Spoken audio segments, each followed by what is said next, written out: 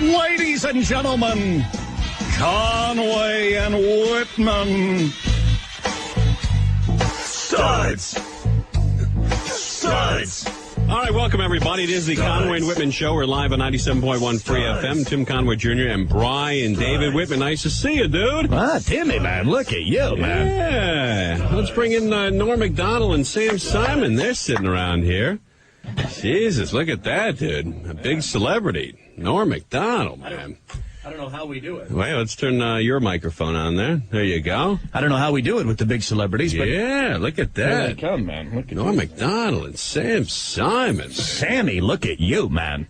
It is Friday, gang, and we'll have open phones a little later on, and certainly probably toy with Make Like Laugh. But first, Sam Simon and Norm Macdonald, dude. Look at that.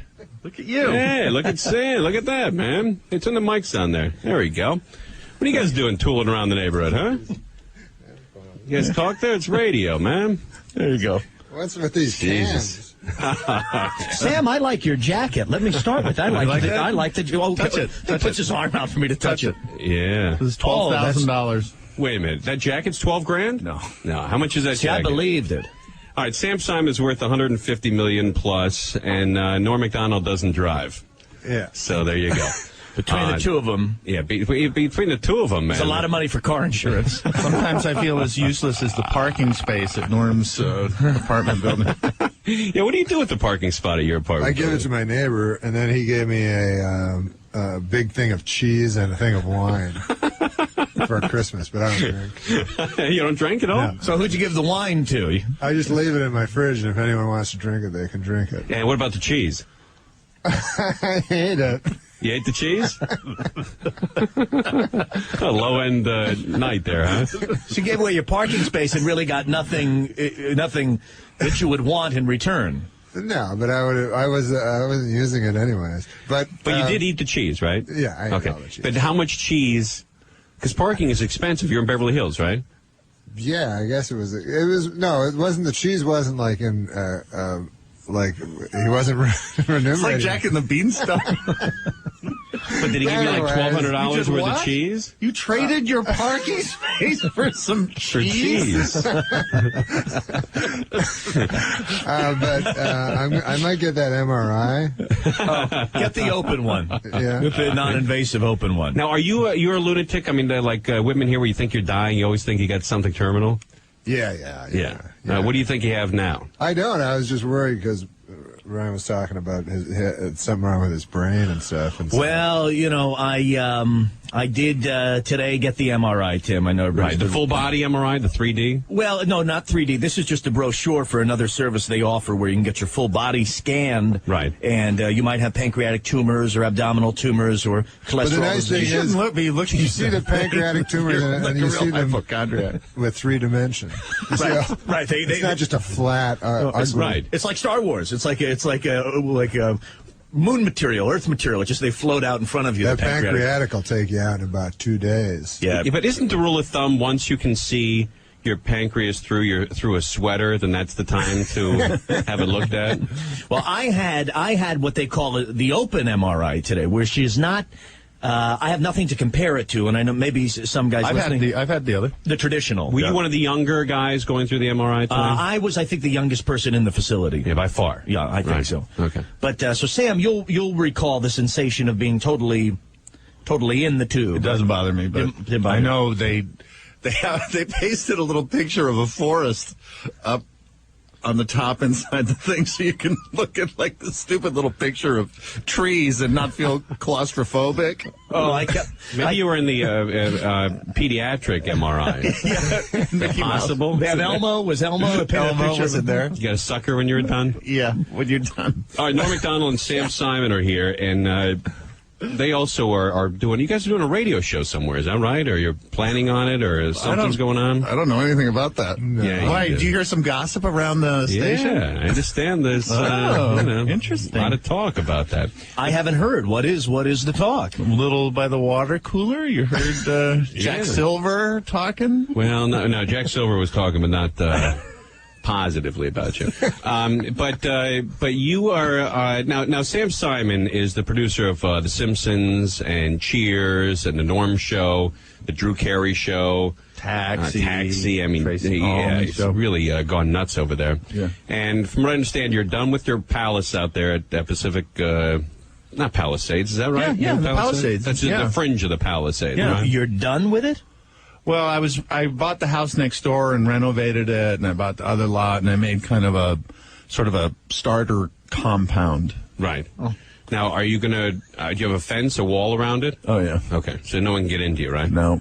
Are there cameras also? Yes. Now, do you have security? Do you have like a person there?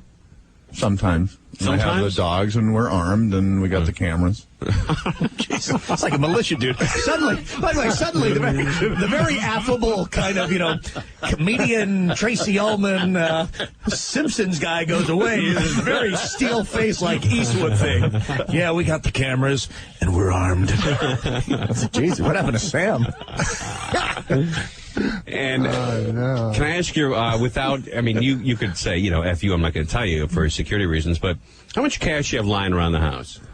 Well, I have a safe in the house, and I keep, because of the gambling, I keep some cash around, but not $100,000, not $50,000. Forget about the. Well, wouldn't even ask, obviously, about the combination to the safe. Is there a key to it or a combo? A combo. A combo, but I bet not even a lot of people know where the safe is. Right? It's probably often behind some wall or something. Am I right about that? Behind a picture. Oh, it is? Is it really? Yeah. So it's like Bruce Wayne's house over there. Yeah, it is a lot like stately Simon Manor. All right, Sam Simon's with us, also a Norm Macdonald. I got another picture. I can look through the eyes. I can look at the people. Now, do you have a safe room there? But no, you don't. Oh, that would be cool to have. That would be pretty cool. Yeah. Now, especially like when there were like an earthquake or some guy's breaking in, you just jump into that room, and you got TVs, you got your phone, you got food, water, gun. That'd be pretty cool. Well, I'm going to remodel the main house, so you should have gold too, because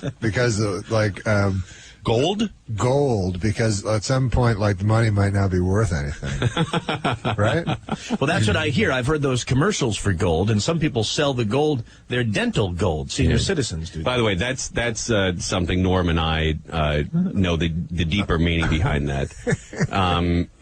For guys who say money might not be worth anything one day, that's just a great way for us to justify throwing it at the track or at a casino. It's like, well, it's not going to be worth anything anyway one day, so might as well throw it at Santa Anita, right? It won't matter in 20 years. Well, in Atlantic City, they always have all those signs that go, "We will buy gold." Cash for gold, people's teeth and stuff. So terrible. Have you ever been to a pawn shop in Vegas or Atlantic City? That's where my ex-wife won a World Series of Poker bracelet. Also bought one there. Well, she bought one there? Some guy won the World Series of Poker and then pawned the bracelet a few days later. Yeah. Oh, gosh. Wow. It's quite a fall. You win a lot of money when you win that. So. Yeah. Well, especially recently. From grace. I know, it was a famous guy, too. Oh, who it is? A famous poker player. Was his name engraved on it? She knows who I don't want to say who it is. But you could figure out who it was by the date on it. You can figure out who it is, basically. But they don't put your name on it? I think you put your name on it. But, right. Yeah, but whatever. Would if you wear one around, though, is that a little like a really pretentious thing to do? I don't know. I mean, like at the World Series, sometimes they do wear them. But if you walked around, like these guys that have 9 of them or 10 of them, I know. But let me ask you, they do photo shoots with them. All right, but dude, let me ask you a question. If you walked into Morton's in Beverly Hills, right? Isn't it Beverly Hills? Right. And you had an Emmy on each shoulder, right? Wouldn't people think you were an a-hole? I see what you're saying. Right. But I think it's a little bit different. I mean, we've all had I think most of us have had the opportunity to be in the company of NFL players who wear the Super Bowl ring. Now, that's closer. And yeah, but there's a big difference between winning the Super Bowl and winning the World Series of Poker. I know a couple guys that have bracelets and they don't want the other players to know. Yeah, but when they're playing with them. I think winning a World Series or an NBA championship takes a lifetime of working out and concentrating on your sport. I think playing cards, you can pick it up at 32 and win one by 36. And win the World Series by 36? Sure. I think so, yeah. Yeah, I think so. All right. Well, I see them almost as similar. They're not. They're not even close, dude. Well, in your opinion, they're not very close. No. But it shows how much you know about sports that you think they're similar. Well, just in numbers, there's probably 4,000, 5,000, 6,000 bracelets and 40 rings, maybe not even 40. Well, no, but one ring for every guy Super on the Bowl team. Rings. I mean, 40 years, but there's more Super Bowl rings than World players, Series bracelets. Yeah. I mean, there's more guys walking around with a Super Bowl ring on than a World Series bracelet. I say wear it. If you won the thing, wear it. Yeah, but it's a little pretentious. I mean, because it has a lot to do with, when you wear one of those around. Would you tell Roger Staubach to take off his Super Bowl ring? No, but Roger Staubach started at 3 years old, throwing footballs, and won one by the time he was like 29 or 30, years old. You're very young, right? Yeah. But these guys, they're completely out of shape, smoking cigars. Well, you make a very good point about, like, the comparison about what some people think it's a sport. Some people think playing Texas Hold'em is a sport. Right. And you go, like, what sport? Like, if I'm a fan of NFL football, I can't pay to be in the Super Bowl.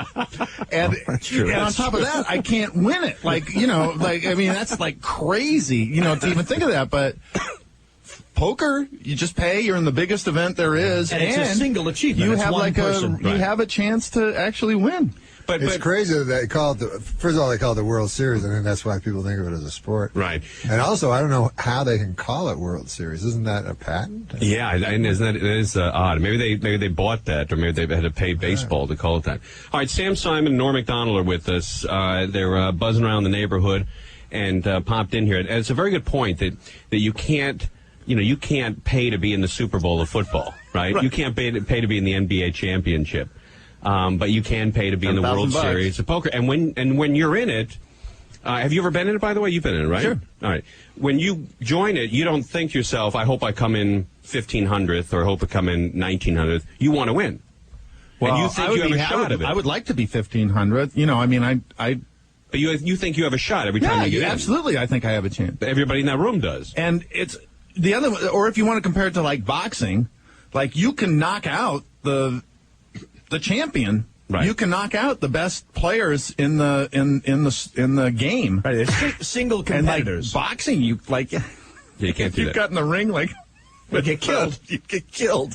But like one Mike Tyson punch, even now in his career, and it's certainly not at the peak. Please. But one Mike Tyson punch could kill you, could knock your head off. Not me.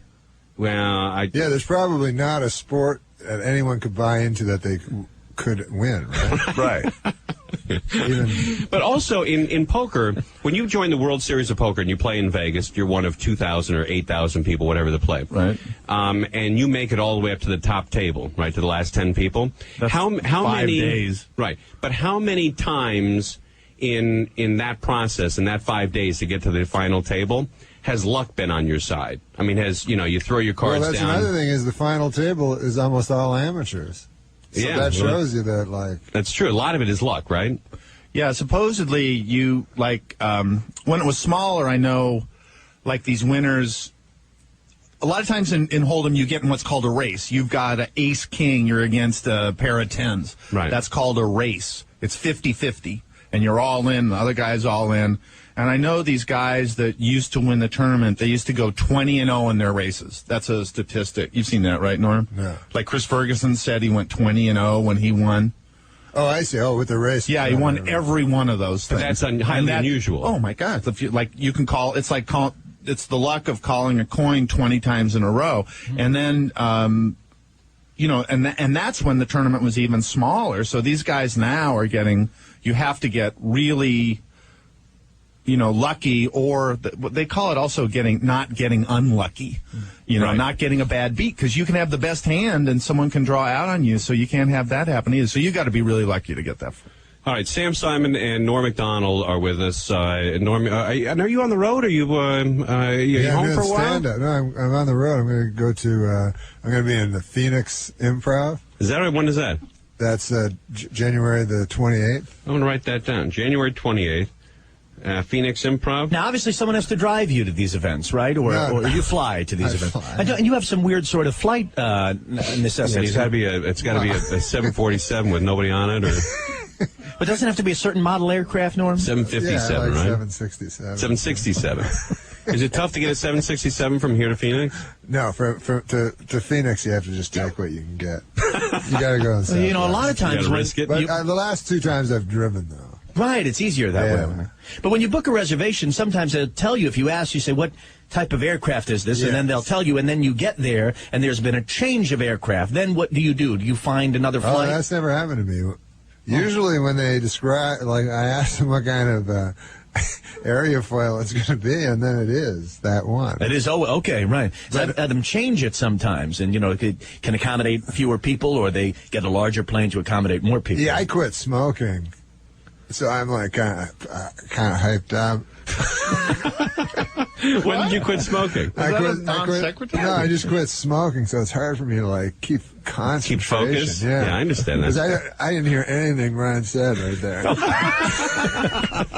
I was thinking of having a cigarette. Yeah, because this is the first time I've been so close. Because you know how you guys go out that door and have a cigarette all the time? I understand. Yeah, so would you like me to repeat it to Tim?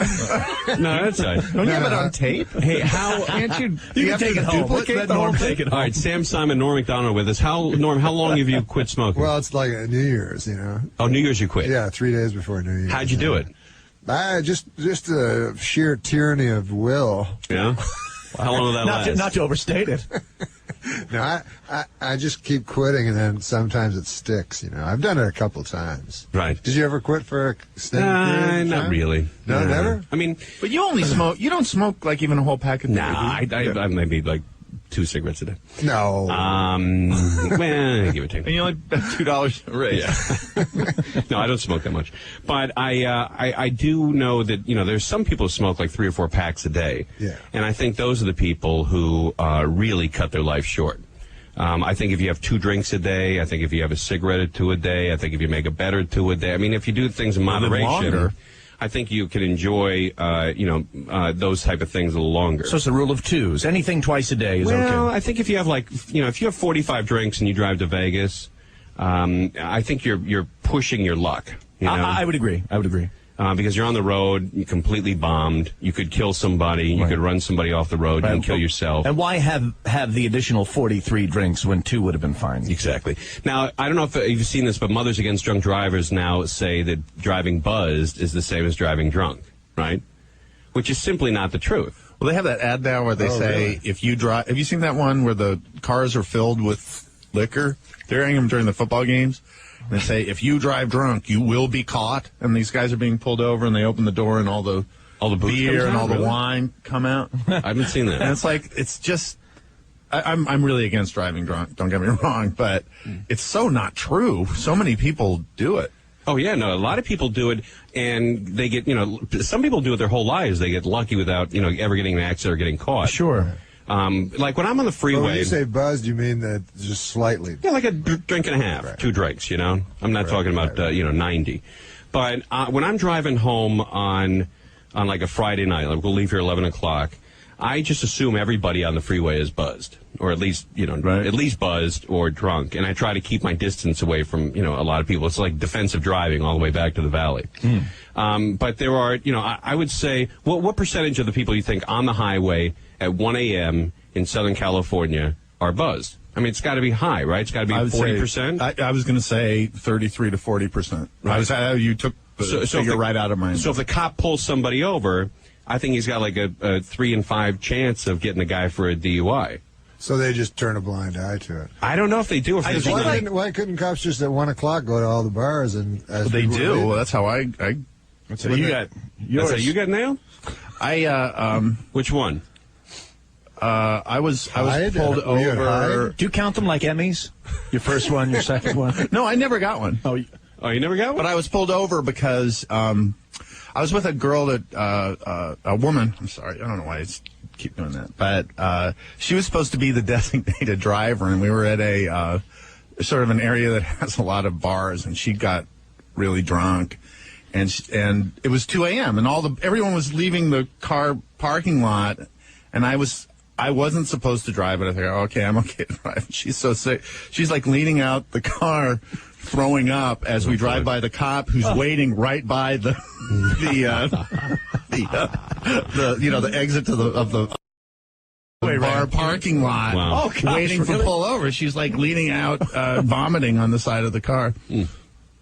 So they do wait in places like And that. you got pulled over for that? I did get pulled over for that. And they nailed you or not?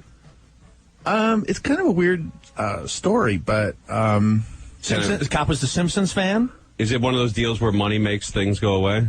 no. Do you do Bart and they let you go? No, I was being real nice. I made a couple jokes. She was like, she staggered out of the car and laid down on some lawn and just continued. She's like, take me home. She was like real, Wow. like cantankerous. And you got away with it, And huh? still throwing up. Oh. And I was being nice and stuff because I actually really like cops and I think they have a tough They're the toughest job in the world. and they're great. And What happened ultimately? I said, look, what if I let her drive? I said, that was a good joke. I made another joke. And then it was a woman cop, and she said, this is true. She said, is that your girlfriend? I said, not really.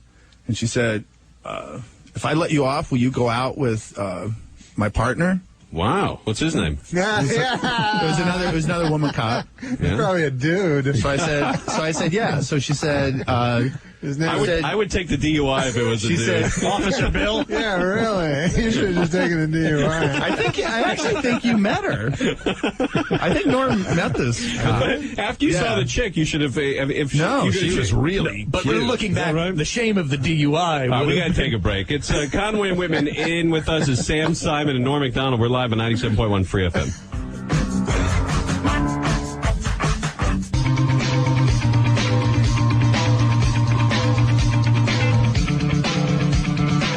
All right, welcome back, everybody. It is the Conway and Whitman Show. We're live on 97.1 Free FM. Norm Macdonald and Sam Simon are with us. Yeah, Sammy and Normo. Yeah, look at that. Because you're very close with them, so it's, hey, Sammy, Normo, look at you, man. Yeah, man. And again, Sam Simon, a big producer in Hollywood, and Norm Macdonald, one of the funniest people on the planet, man. Look at that dude. Maybe the funniest. Yeah, sitting there with that jacket on, all that cash, all that humor, big stud. Get a lot of chicks there, don't you? Are you talking about Sam? No, but you, No, dude. Sam gets the He's got that ladies. cheese back at the house. Norm lures them back to his house with some cheese. So, do you like cheese? They stick their head in the kids' room like, what, do you have a 3-year-old? Like, no. 17. He just loves this, loves the Hey, is this Sesame funny? Street. Norm's. I would never. I'm not insulting you, but Yeah. Here it comes. it's kind of funny that sometimes when Norm is on a winning streak in Vegas, he'll buy clothes from those stores. Yeah, Oh, it's in awful. Vegas? Yeah. Oh, it's awful. Oh, is that right? Yeah. Yeah, because I That's don't know anything about clothes, but like I'll be up so much money, and I'll go, well, I know I'm going to blow it all, right? Right. So if I'm on a rest or something, I'll go, I should just buy stuff so I'll have stuff. Is that where you got that jacket? No. No, this is a nice jacket, nice but jacket. No, the, it's very nice. other ones they have are crazy. What's the most you spent at one of the stores? It's just at the end, the guy tells me, like, because he's like, no, you want this. They're Italian. You So know, they dress you, basically. Persian or something. Yeah, yeah. They dress you. And they're like, no, you don't want that one, this one. And then in the mirror, it looks all right. And you look like these guys, like greasy and, oily, you know what I mean? But it looks good. So 'cause they Persian look or good, and what? you look good in that little world, you know. Right, what then I you mean? take it home and it sucks. Yeah, like I have a blue leather jacket, and I got a lot of those snakeskin shoes and stuff. What do you spend on shoes up there? I don't know. At the end, the guy just says he'll send it all to me. He doesn't tell you the price? Well, as he goes, he's like, you need the belt, and I've never worn a belt in my life. I don't know why. I need a belt. I'm sorry, and he ships the clothing back home? Yeah, and he's like, wait a minute. No, you want one more of these? Bring him another shirt, but they're not free. He's just saying it. Right. Well, yeah, they're not free, but I always thought those shops, they're always Really empty. overpriced. There's nobody ever in there. And I'm like, how do these guys stay in business? That's how they stay in business. Yeah. Do you know this guy? I think you've seen him. I assume it's that place at Caesar's Palace with that guy with the giant glasses. And, Yeah. Do you know that guy? I haven't seen that dude. In the forum He's shops? sort of a Vegas celebrity. He is? He's like the soup Nazi. Everybody knows who goes to check him out. Yeah, he's... No, I don't know the dude. I don't go to those shops. You know, I barely spend money on food in Vegas. Yeah, any of those places. You know? I don't do it very often. You know, I did learn from, again, Norm Macdonald, Sam Simon are with us. I did learn from Tim Russert, you know, from... Meet the Press. Meet the Press, right? Yeah. He wrote a book about his dad, or his dad wrote a book or something. And I was listening to it a couple months back, and he says his dad gave him one great piece of advice in his life, and that is, if you drink, you gotta eat. It's a great piece of advice, you know, because a lot of times when you drink, you forget to eat. Oh, yeah. And that's when you get that wild hangover in the morning, you know, and that lasts for 3 or 4 days. So if you're going to drink, you got to eat. You got to lay a base there. Yeah. When guys go to rehabs or detoxes or whatever they're called, right? They eat like crazy. They have the best food because these guys have been starving themselves to death on bar snacks for sometimes for weeks. You know what I mean? Where all they've eaten is pickled eggs. Right, they go into the rehab and say, "Where's that the pretzels and the chips that mix with the rice checks in there?" Yeah. It's amazing what drunks will eat, though. Yeah. Pickled eggs. There's pickled cow or pig's feet. knuckles. Yeah. Pig knuckles. You wouldn't eat that crap if you were sober. No, you're not supposed to eat bar snacks. That's the second great piece of advice I've gotten in my life. You're not supposed to eat bar snacks. So does Tim Russert like to drink? I don't know. I mean, I can't tell by by watching him once a week. Because he looks like he eats so much. Yeah, he's got the eating down. I don't know if he's got the drinking down. Yeah, maybe he took half of the advice. All That's right, the thing. Alcohol's so fattening. Drinks are so fattening. I don't know. I don't think you should eat and drink. Like, if you want to be Well, thin. if the mother's against drunk driving, do you have to be a mother of a child that died? No, you can join. You just be a mother? That's a hefty price to pay to be in the club. Well, what does that have to do with mothers? It's just an advocacy mothers can be group. concerned about their children, even for any reason. Can't you be a mother for flu shots? Well, you think you have to bring a death certificate to join the group? No, I just think it's Mothers who sexist. get cancer. I think it's sexist.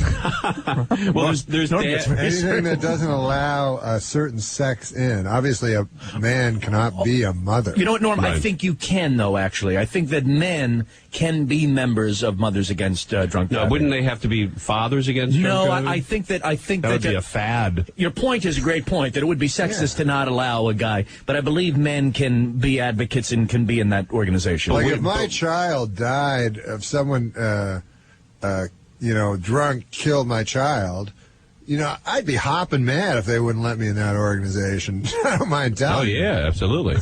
But then again, if you were in the organization, would you tell everybody you were in the organization? Man, mothers against drunk. Yeah. They Man figure against me drunk for a driving. fruit. And plus, I already have the trauma of losing the child. People wouldn't want to be my friend over that anyway.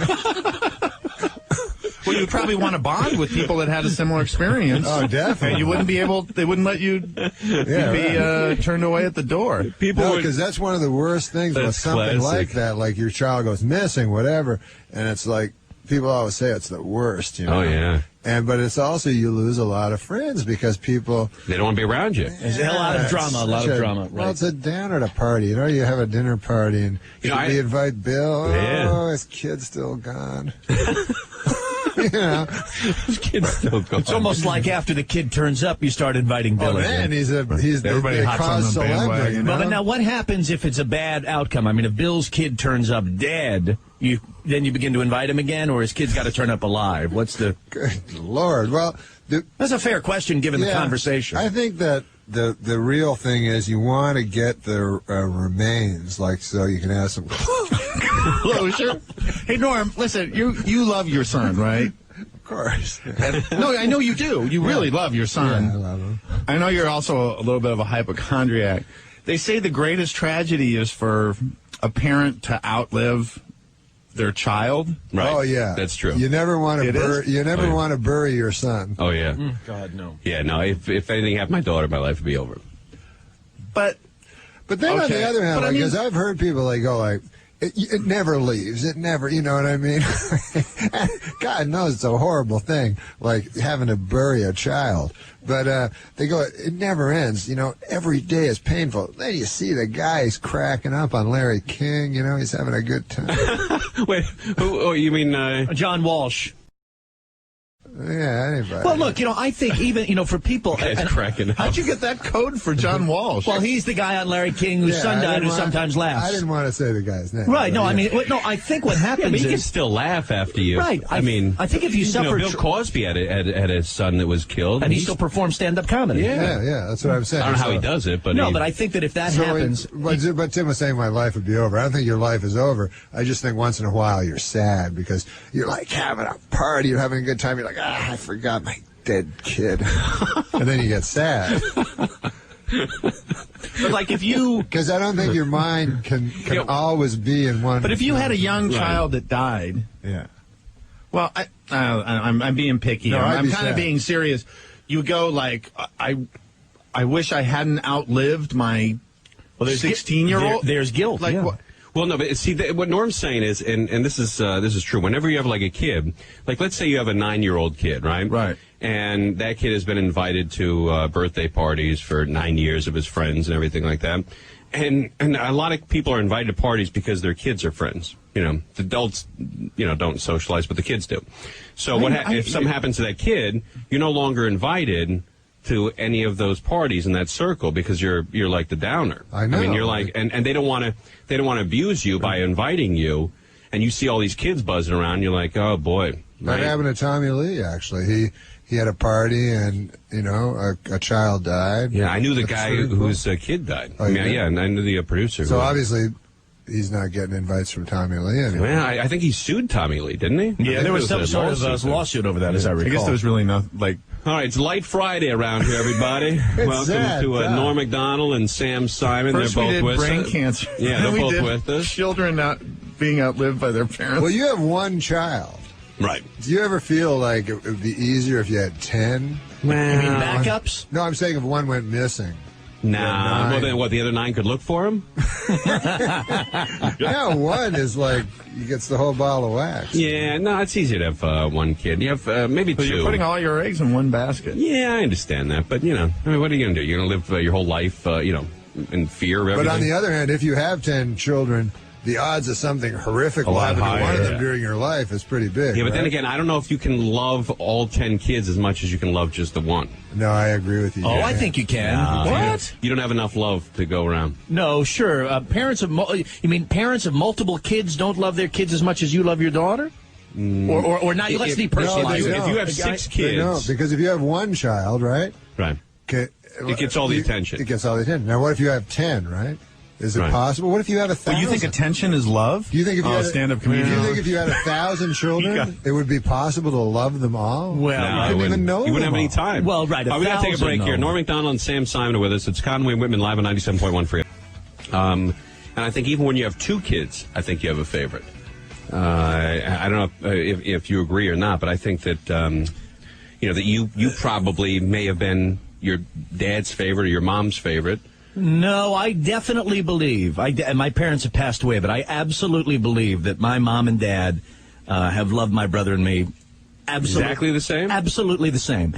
And I think that there are qualities about both of us that were special to, say, my mom or my dad. There's something about my brother that was special to them, and something about me maybe that was special to them. Yeah, sure, the impressions, they love those. But no, I think that Brian, do Cronkite, Brian. We love that. What'd the other guy do? No, no impressions. Juggled? My dad and my mom always made it very clear that they loved us the same. And what about dogs? You got 3 dogs. Love them all the same. All the same? Don't even try. Is that right? Love them all the same. Wow. See, I don't know. If I had 6 kids, I definitely would have a favorite. Now there's special things about them. Right. I have like the oldest, the first one. But if it was like a Sophie's Choice, I mean, you're moving into an old folks' home. Take me. And you can keep 2 of dogs. Nope. You couldn't Nope. make that decision? You could take me instead of... Is that right? Absolutely. Oh, that's funny because I would never take me over anyone. He's talking about a dog. Like even my son. What about a dog? Oh, a dog. He's talking about dogs. No, I'm saying a dog. I'm saying that Tim is. I think what he said, Sophie's choice. So I think you're asking me if somebody said to me, "You've got to choose one or two of your dogs, right? Because we're going to take the other, or the other's going to be killed, or something like that." I would absolutely plead with them to kill me and leave the dogs. Is that right? No, he wouldn't. Yes, he would. I absolutely would. Yeah, you would. I absolutely would.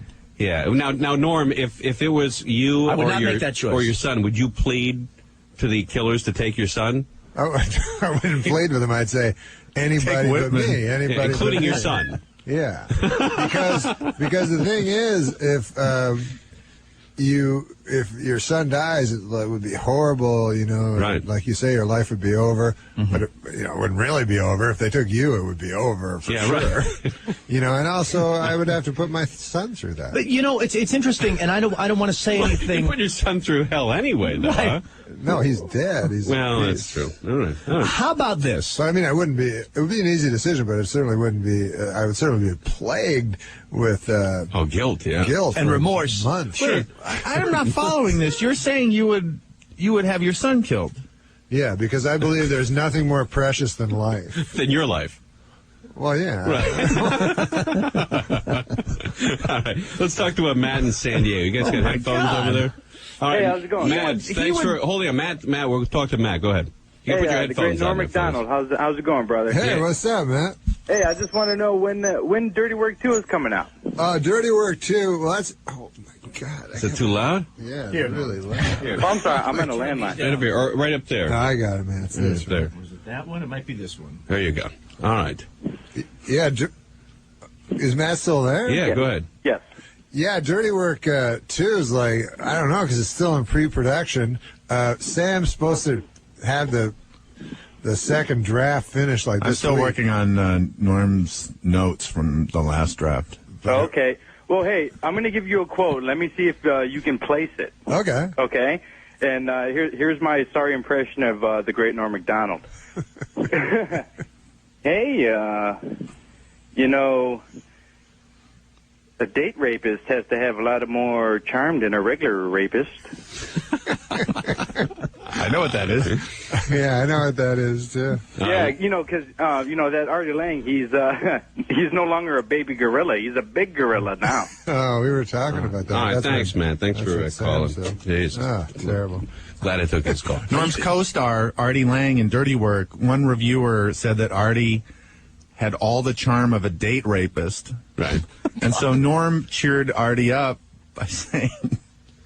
Well, the date rapist has to have enormous charm. As opposed to a regular rapist. Yeah. I mean... Well, yeah, a date rape is he spends more time and money. Yeah, well, you have to get a date. You have to charm them into your Right. apartment. He's in many ways smarter. Yeah.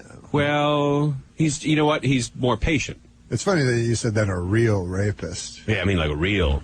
Well, date rape, I don't simple know. rapist. I mean, No, it is completely different. yeah, it really is different. Less of a stigma with date rape than, back alley rapist. No, it's a different motive, I think, Yeah, well, sometimes it's a misunderstanding or whatever it is, hormones. Yeah, somebody but, gets that's drunk different than stalking a person and breaking in and raping a 75-year-old woman. Yeah, like a 75-year-old woman rarely gets date raped. She has to depend upon the regular traditional rape. Yeah, if it's going to happen. I never have heard that before in my life. She's not been taken to Nate and Al's and kind of Right. charmed by some old dude. bingo and then wacko. There's some really weird ideas bouncing around this room. It's Friday, world's coming to an end. All right, it's Conway and Whitman, Sam Nate Simon now. and Norm Macdonald are with us. She's We're live on 75. 97.1 Free FM.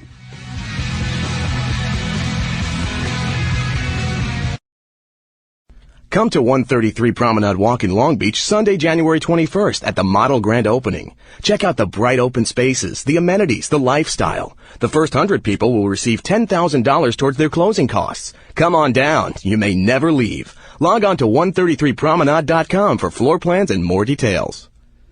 Conway and Whitman Show. We're live on 97.1 Free FM. Here 8 to 11 p.m. every single weeknight. Sam Simon joins us with Norm Macdonald. Sam Simon is a world-renowned producer of some of the hottest sitcoms on the planet. And what happened to... Now, this is a show business question because you're obviously in show business. You know a lot of people. What happened to... the sitcom is over, right? Yes. I mean, the sitcom, the three-camera sitcom is gone and will never be back. Okay. But all of those sitcoms in the 70s and 80s, they all had writing staffs of about 15 to 20 guys per show. It got like that, yeah. Okay. In the 90s, yeah. All right, but what happened to these guys? Hey, where'd they all go? A lot of them are facing some pretty hard times. They bought expensive homes. Right. They were making the money was crazy back then, Tim. What did you pay a showrunner back then? Oh, a showrunner? Forget showrunner. Like you could be. What did you pay a writer back then? $10,000 a week? Oh my God, Tim! You could pay a guy $10,000 a night. Is that right? Who wasn't even that good? Really? Yep. Wow. Just come in one night a week. When you say that the three I gotta camera... get that job. What? I got to get that job. You I'm can not easily that good have either. that job. That was Are the you best kidding? job. That You would have punch-up been good guy at that it. came in once a week. $25,000. I heard you can get some guys charge $25,000 a night to come in and write jokes, and sometimes they wouldn't write any. Sometimes they wouldn't. Wow. Seems like a waste of money. It was a huge waste of money. I mean, if I was going to have a guy over the house for $25,000, it was such a buyer's market. You needed people, so these guys that had some credits, they could sit back and say, "Well, I want to work every day, but I'll come in 2 days a week." But I'm saying if you hired a guy for $25,000 a night to come in and write jokes, right? And sometimes that guy would sit in and not write a joke, I would be furious. I would be out of my mind. That's like hiring a guy to come over to build a fence for you in the backyard for $25,000, and he doesn't do it. Right. But these guys get away with it, huh? They did for a while. Jesus Christ. I'd like to have that kind of money. All right, so what happened to these... Well, they were making so much money on those shows. Right. These shows were really popular.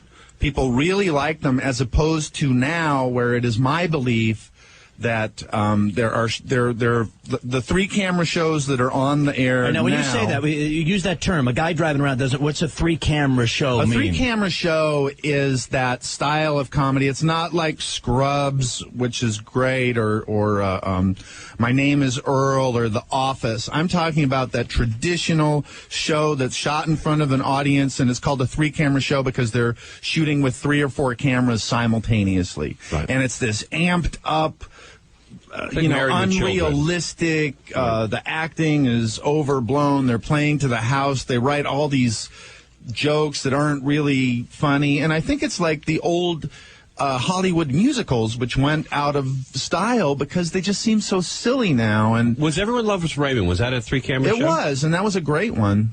Yeah, that was a great... I saw that today. That show is hysterical. I saw one. I really didn't watch it, every week, but we were just talking about that. I think that's probably the last great one that went off the air. Right. And how many shows do you need to it used to be 100 to get into syndication. Is that what you were asking? Yeah.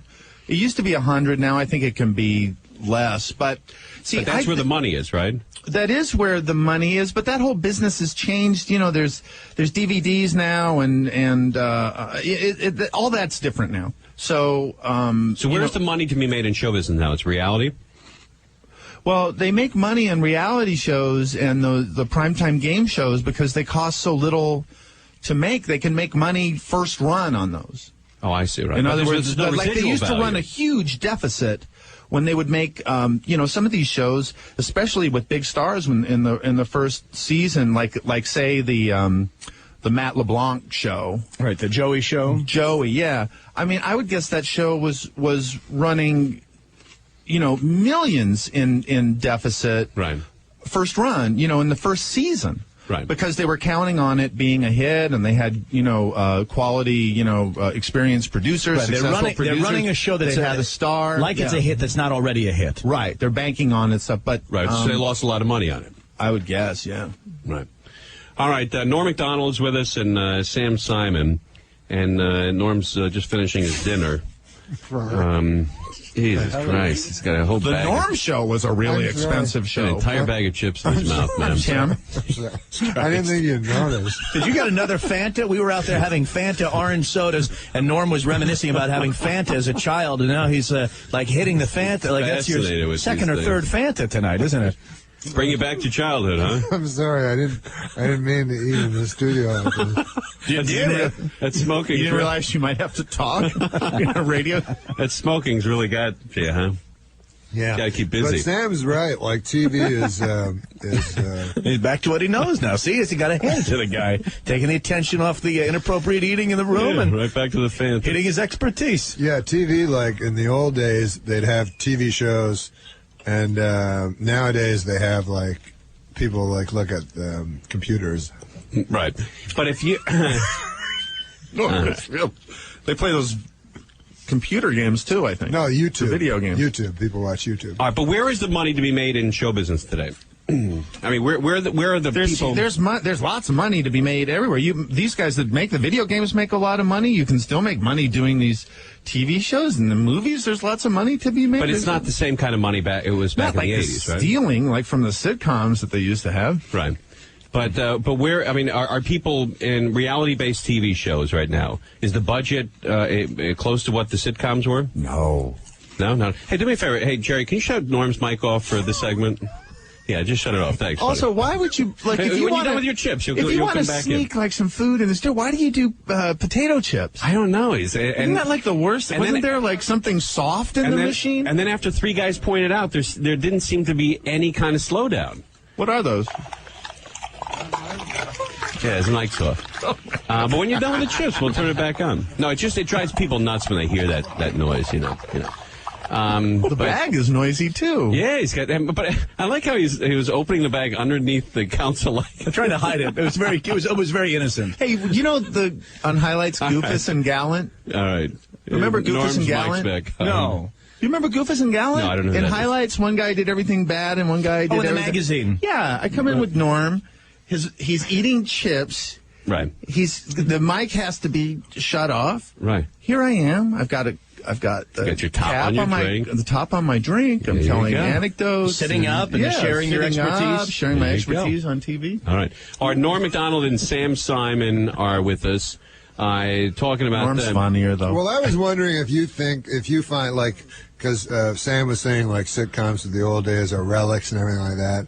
Me, personally, I watched The Honeymooners and, I Love Lucy and shows like that. Right. That have live studio audiences. Yeah, I can't get used to these shows without audience. Like My Name is Earl?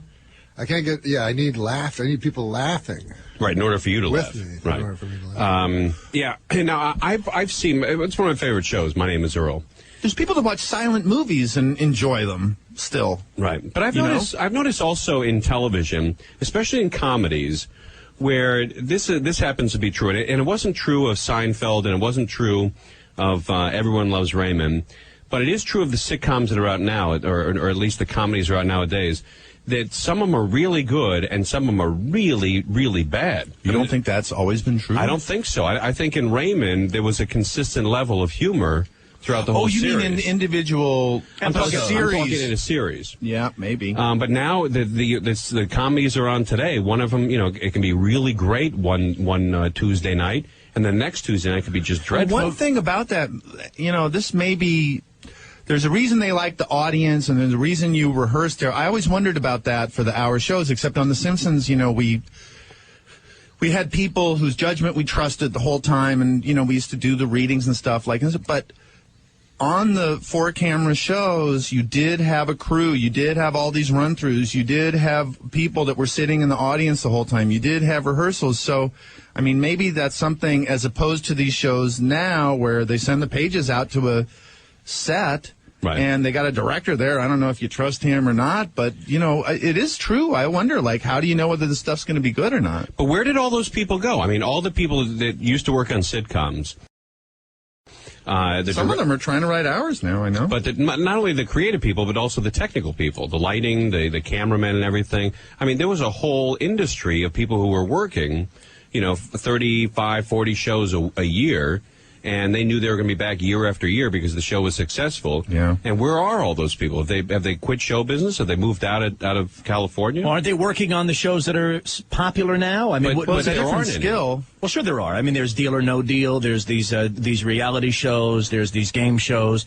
Doesn't the crew just move to whatever show is hot? But I don't think you have, like on Deal or No Deal, I don't think you have all the technical people that you would have on a sitcom. Oh, well, that might be true. Yeah, I wouldn't know. I mean, Maybe you have a lot of them. I haven't really. I don't know. Like in wardrobe and lighting and all that stuff. Oh, well, that's true. Right. But also you notice that the pacing of shows has become slower and slower to try to keep up with the stupid Americans. But I've noticed that, especially in the reality-based shows, that the pacing of a sitcom was always pretty quick. There was jokes. I think, but I think it got like too quick. I think it got so amped up. I know, like even, I guess Cheers was once in a while I'll see like an old episode or something, and I'll be curious about it. I know that show. I just saw one, and it really struck me how, like, the audience would be ahead. They'd be relishing just the pace of. They knew that Sam and Diane had some issue between them, and they just they'd go 2 or 3 pages before they actually hit you with the, and I kind of like that. And right. But isn't it possible? That's one of the things that I think killed the sitcom now is it became too rapid fire. Right. All right. Sam Simon and Norm Macdonald are with us. Is it possible that there could be a great sitcom again? Yeah, I think so. But I don't think it'll be what they became. I think that, if someone wants to do, I also think it'll be a smaller, like the way Carl Reiner used to do the Dick Van Dyke Show by himself, or the way Larry David has a small staff and he does Curb Your Enthusiasm and that's a great show too. But, I don't think it'll be the grotesque, overblown thing that is kind of dying out. But right now. everything is so cyclical that we're talking about television like it's 1,000 years old, and it's not. It's less than 100 years old, right? Well, they didn't have TV shows for the first 50 years. If it's 100, I'm wondering out loud how old television is, and I don't know. But let's assume it's not 100 years old. Yeah, let's say that the shows that the Texaco Star Theater. Well, right? When was that show? Time said that The Simpsons was the best television show of the 20th century. Right. So I assume that means that was it when the century closed. Yeah, right. So if television started with Milton Berle in the 1920s or whatever, congratulations. 50s. When 1930s or when 20s, 50s, yeah. When 50s. I don't know when television started, but the point I'm making is that if it's cyclical, then we're talking. Norm's back to eating, man. What'd you get? 2 bags of chips? No, I was throwing this away. Oh, I see. All right, no. It doesn't matter. But there are things that go away that don't come back. There's stuff that stops being popular. Yeah, but this is what I think that Brian are confused about, and you're in the business, so you would know. If something was very, very successful and made a lot of people a lot of money, how come it went away? Right, and the PS, won't it come back? And the answer I think is, I think that we see stuff. I think you see real behavior on TV because of reality shows. I think these things just got so grotesque and overblown. I think that they are the equivalent of a movie musical. Here's another thing that's true. It's like the movie music. When you go see a movie, they still make movies with songs, original songs in them that the characters sing. They're cartoons. It's not, Ruby Keeler and Dick Powell and Fred Astaire and Ginger Rogers.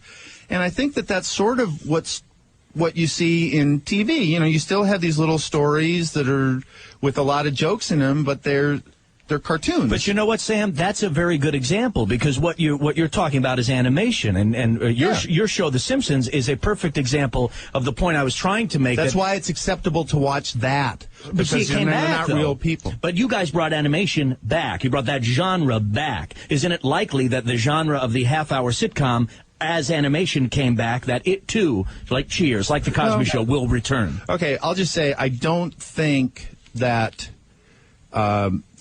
Maybe there's going to be a great 3-camera show, well-written, with characters that everybody's interested in. But I think that the days when the top 10 shows were, I'm not going to name any shows, but I don't think those are ever going to be popular again. Just kind of generic. I also think they're also very similar. That's another thing that hurt them is that the Simpsons kind of spawned a lot of oafish, dads that are bad lovers and bad fathers and have bad jobs and they're slobs and they're stupid and they're immature, and somehow they have these beautiful girlfriends, and they've got these kids and they're just so, bad. That's really a lot of shows on TV right now, correct? Well, it's a lot of commercials, too. Yeah, I've been noticing that too. Yeah, every time you look at the behavior on these commercials. Yeah, every time you see a commercial, it's a real dumb white guy. Yep. Like pass the jelly, pass the jam. It's and like the girlfriends and wives are rolling their eyes at what an idiot. Boring. Yeah, it's like the guy. You remember the guy who there's a commercial for Venetian blinds, and the two women are looking at the blinds that she just installed, and the guy is trying to light a barbecue in the back, and it blows up in his face. And that's half the commercials on TV, especially if you're watching during football. Right. It'll be one of those right after, just being and a really smart woman. Yeah, but and then the kids and the woman is like, oh, this idiot, I wonder how he got all the money and power. But you know what? There's no backlash against that. There's no, a group saying, if you did that to Asians. Oh, there it is. There's when I do stand-up, it's the United States Senate is the group of white guys that are advocating. They will go up and they'll say, you could destroy, because they say, men are stupid, am I right? You know what I mean? That's what they say right on stage. And the people cheer, because the guys are on dates. But of course, you could never say women are stupid on stage. Or you couldn't say minority. Rude. Yeah, right. Right. No, but you can say that. Well, no, wait a minute. Hold on, wait a minute. That's what Andrew Dice Clay did. What? That was his act, was. Right, but he was reviled, you know what I mean? But and it was just a joke. But these guys are really saying, men are pigs, men are stupid, Right. Oh, there's a seriousness to it. And they don't believe it. But there's no backlash. I mean, there's no group of men. If you said, if all the commercials were Asians were really stupid or Hispanics or blacks, there would be an outrage. Well, it used to be all women. I mean, that used to be so common, the airhead, and it's like there was an outrage and they stopped it. Right, but the difference is that in real life, right, white men in America are not vulnerable. That's the difference. I mean, if you had a commercial or you had a show that made fun of or made a fool of a group that is really a minority group and really vulnerable and really in danger of being mistreated by society, people would go, oh, okay. But when it's a white man who is obviously not in any danger of being discriminated against in 2007. The other thing is it's celebratory. It's because it's a lie. Because white men aren't dumb. You know what I mean? So I think everyone accepts it's a lie. So, okay, go ahead. Right, it's an easy victim, because who's going to believe that? Yeah, it's like, go ahead and say it, because we know it's not true. It's like if my kid insults me and says I'm not as good a basketball player as him and he's 4, I go, all right, whatever. Right. So I think it's a lot of that. All right, Norm Macdonald, Sam Simon, they're both with us. It's Conway Whitman live on 97.1 Free FM.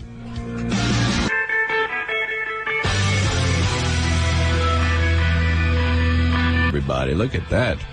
If you'd like to talk to Sam Simon or Norm Macdonald, we'll give out the phone number here. We'll take some calls. You fellas ready to take calls? Yeah, definitely. Yeah, look at you, dudes. 520-9710 and 888-520-9710. Talk to Jackie in Santa Monica here. Jackie, you're on 97.1 Free FM. How are you? I'm great. How are you? All right, baby. So, first of all, I have to, I lied. I lied about my age by 2 years. I'm so sorry. You're 39? I am. Okay, all right, that's cool. I'm still in my sexual time, though, so. All right. All right, so Norm, I have this great show idea for you. So you're like this really hot, fun, swinging guy, and your roommate is a struggling actor, and you're the hottest guy in town. The only problem is... No, wait, I'm not done. Go ahead. Are you still there? Yeah. But he has this hidden obsession of punching people in the kidneys. All right. Does that mean something to you? Is that based on something? Yeah. What does that mean? What do you think, Norm? Well, in prison... In prison, if Just say it. You got to go back to smoking, Norm. Now, in prison, if you want to make love to another man, Right. and he's resistant to it, you punch him really hard in the kidneys, apparently. Oh, my God. I'm Right. sorry. I just All had right, to do Jackie. All right, thanks for calling, you jackass. What's wrong with you? Is that in your act or something? No, that's a true story. Well, so why did you guys share this? It seems like you It seems like you her or knew something. that. Now, how do you know that? I met the funniest guy in the world once. He was this guy that was going around the country trying to stop men from making love to other men in prison against their will. That was his cause. And because people make jokes about it, but this guy had gone into jail when he was 16 and for something, and a man made love to him, made sweet love to him against his will. And this happened night after night after night. As soon as he got out, and he was in for nothing, he went, I think, to assert his manhood because, he's been raped, right? He made sweet, sweet love to a lady against her will, was thrown back into jail. And so anyways, he'd been in jail for 20 years, and men had made sweet love to him for over and over and over again. And so anyways, his goal was, he had all these signs, but I asked him all these questions. He was the funniest guy. I mean, he wasn't funny, intentionally, he wasn't Buddy Hackett, but I mean... Is a real dude? I mean, real story? A real dude, yeah. And his goal is to wipe this out because this is not a thing that should be happening. Right. But people allow it to happen because they go, they have it coming, they deserve it. But this guy's like, no, the bad guys are doing it to the guys that are in for drugs or, I see, right. To the weak guys in the prison. I love the reference that he's not funny like Buddy Hackett. He's not trying to be funny, like Buddy Hackett. Yeah. Where did you meet him? He did a speech in New York, and I went, and a lot of people were laughing, especially the brothers and stuff, but I really felt for him. So this woman who called in, who knew that you knew that, was obviously in attendance at that lecture? Because that was like an inside joke. She knew that. Yeah, she knew you knew that, so she must have seen the same lecture. Yeah, maybe. I don't know. Wait, that kidney thing was part of that lecture? No, I think I learned that. I don't know where I learned. So if you hit a guy in the kidneys, it relaxes his can a little. Yeah. Oh boy, I didn't know that. Jerry said you've known that since you were a child. Yeah, I've known that forever, man. Your dad told you that? Yeah. Wow. At a young age, I learned that. Oh, that's pretty cool, dude. All right, John in Los Angeles, 97.1 Free FM. Oh, yes, penetrating whether I'm working on my in-laws' prison cell. All right. Nice to... It's Mr. Non Sequitur, Tim. That's who it is. Who? This is he's gone, but he calls Frosty, Heidi, and Frank. He called KABC. That's... and he does non sequiturs. That's his act, yeah. Mm-hmm. Really? That's it. Is that a voice? Yeah, I believe that's... and how do other people treat him on the air? Do they keep him on? Yes, you'd be amazed. I think that some shows keep him on for quite some time. Really? Yeah, I know that sometimes you'd be on KBC for a while, and I think Frosty, Heidi, and Frank keep him on, too. Really? So do you mean non sequitur? Do you mean like a flow of that's right, nonsense? Right, that's right. A flow of disconnected thoughts. Like Robin Williams. Right. All right. Well, but at least Robin Williams, there's humor in the non sequitur. I mean, in the style. Right. Okay. But obviously, he's looking for a show, an evening show around this time. How about Matt? You're on 97.1 Free FM. Hey, Norm. Good to hear you again on the radio. Hey, what's up, man? I was wondering if you knew that you are a Trivial Pursuit question now. No, really? Yeah, in the Pop Culture Edition, the question is, what former Saturday Night Live Weekend Update host was fired by NBC president who didn't think he was funny or something like that? That's pretty cool. But I never really got the story behind that. I was wondering if you'd go into that. You should frame the question and then the answer on another card. You should have that hanging in your apartment or something. Yeah, that would be fun. I should get that Trivial Pursuit. Is it what is it called? Pop Culture Edition? Culture Edition, and it comes with like a DVD, and they ask you like the final question, you have to go to the DVD, and then people fight over it. They kind of change the rules in the game. Oh, right. But who fired you over at NBC? Who was it? Don Ohlmeyer. He was the president. Oh, yeah, you told me that story. He personally fired you? Yeah. Isn't that wild? Didn't a network president worry about, like, what shows are going to make it? And yeah, this was kind of an odd thing because he was, like, the president, and this was a little tiny segment on a just one of many shows that he right. Yeah. How did you piss him off? Not a big show at all. A little show. And how did you become the center of his anger and attention? I don't know. Here's my problem. When I was at Saturday Night Live, because I wasn't like, I didn't know. I was stupid when I was there. Right. Because there were guys like walking around all the time. How long were you on Saturday Night Live? I think like 3 or 4 years. Okay, Norm Macdonald is with us, also was Sam Simon. You were on for 4 years? Yeah, so there'd be guys that would like come and like say, hey, what about this? And I, honest to God, I didn't know. It turned out they were executives. But I wasn't, it's not like, when you're in L.A. You would tell them off. I wouldn't tell them off. I just thought they were like pages. Idea. I'd go like, okay, yeah, you know, I'd like, that's a good idea. And then I wouldn't do it. But you'd blow them off. I wouldn't be insulting to them because I really did think they were pages. You know, I thought they were, or whatever. They worked there in some capacity. Production assistant. But you didn't embrace their ideas. No, I humored them and I went, no, that's a good idea. I'll do that because I thought they were. Because that happens a lot in comedy. Like a receptionist will go, hey, what about this? And you go, yeah, that's a good idea. Thanks. You know, I'll try that out. But then you don't. So I didn't know that guys very well. Because in New York, like it's not like in L.A. Because in L.A. everybody knows. You know who the executives are out here. Yeah, well, I don't, but you're supposed to. Right. All right. All right, Norm Macdonald and Sam Simon are with us. Now, I have an idea for Norm Macdonald. For a TV show. And now you're writing one for him right now, right? Is that right, Sam? Well, I have an idea for one, but he doesn't like it. What's the idea? I'm not going to say. Come on. No, it's like a reality. It's a combination. Well, maybe new hybrid. I got an idea, and you know, maybe you'll like this. Good, I've been trying to sell this for a long time, but I think Norm would be the perfect guy for it now. Like you found a vehicle for it, and it's Norm. He's not going to play Malibu Dan's part in that sitcom. No. Okay.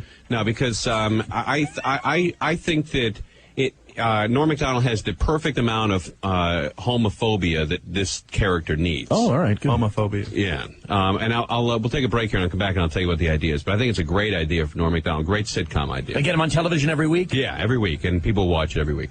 It's Conway, Whitman, Norm Macdonald, and Sam Simon are with us here. We're live on 97.1 Free FM. Welcome back, everybody. It is the Conway and Whitman Show live on 97.1 Free FM. I got a sitcom idea for Norm Macdonald. Wow. And now, Tim, I'm sorry. Have you been thinking about this for a while? I've had the idea for a long time. I never had like the right guy to pull it off. Well, I can run this. I'm still a good name at the networks as far as you're on my top 10 showrunner list. and what? You're on my top 10 list for showrunners. Okay, let's go. Okay, you're really making... Okay. I'll pitch you on this. Well, he's being honest, I guess. Right. Tim is being brutally honest about this. Phil Rosenthal, Bruce Helford. I'm looking at the others. All right, okay. Brad Isaacs. I got a couple other guys. Well, Norm, but you'll insist on me, right? I like Brad. I said me. Yeah. Oh, you, yeah. How about that? Brad. All right, you're in. You'll insist on me. Okay. You'll have to have me. All right, here it is. And again, I haven't flushed it out, but I think it's a great goddamn idea. Sure. It's a straight guy like Norm Macdonald who's... Wait, a straight guy or a straight guy like Norm Macdonald? I'm kidding. A straight guy like Norm Macdonald, who is... one of his biggest fears is to end up in prison and be made love to by another man. Sweet love? Sweet love. Right. I mean, it's something it's one of the reasons you probably don't drive. Because if you ever drink and drive, you could end up in the can, and then you get it in the can, right? Yeah. You don't fill out my taxes all the time. Yeah, you never want to get it, right? Yeah. Right, you never want to, never want to hit it with some dude, right? Right, absolutely. Why is that? I mean, is it because of the reputation you'd have, or it just the mindset is not there? You're asking him why he doesn't want to be raped in prison? No, just have sex with a guy. Why I don't want to? It's a real big turnoff to you, right? Yes, absolutely. Okay. All right, see, this is the perfect guy for this. He can play it, yeah. Okay. Well, he's an actor; he can play anything. No, but he. No, it's me. It's Norm Macdonald as the the wildly homophobic Canadian who runs a gay bar.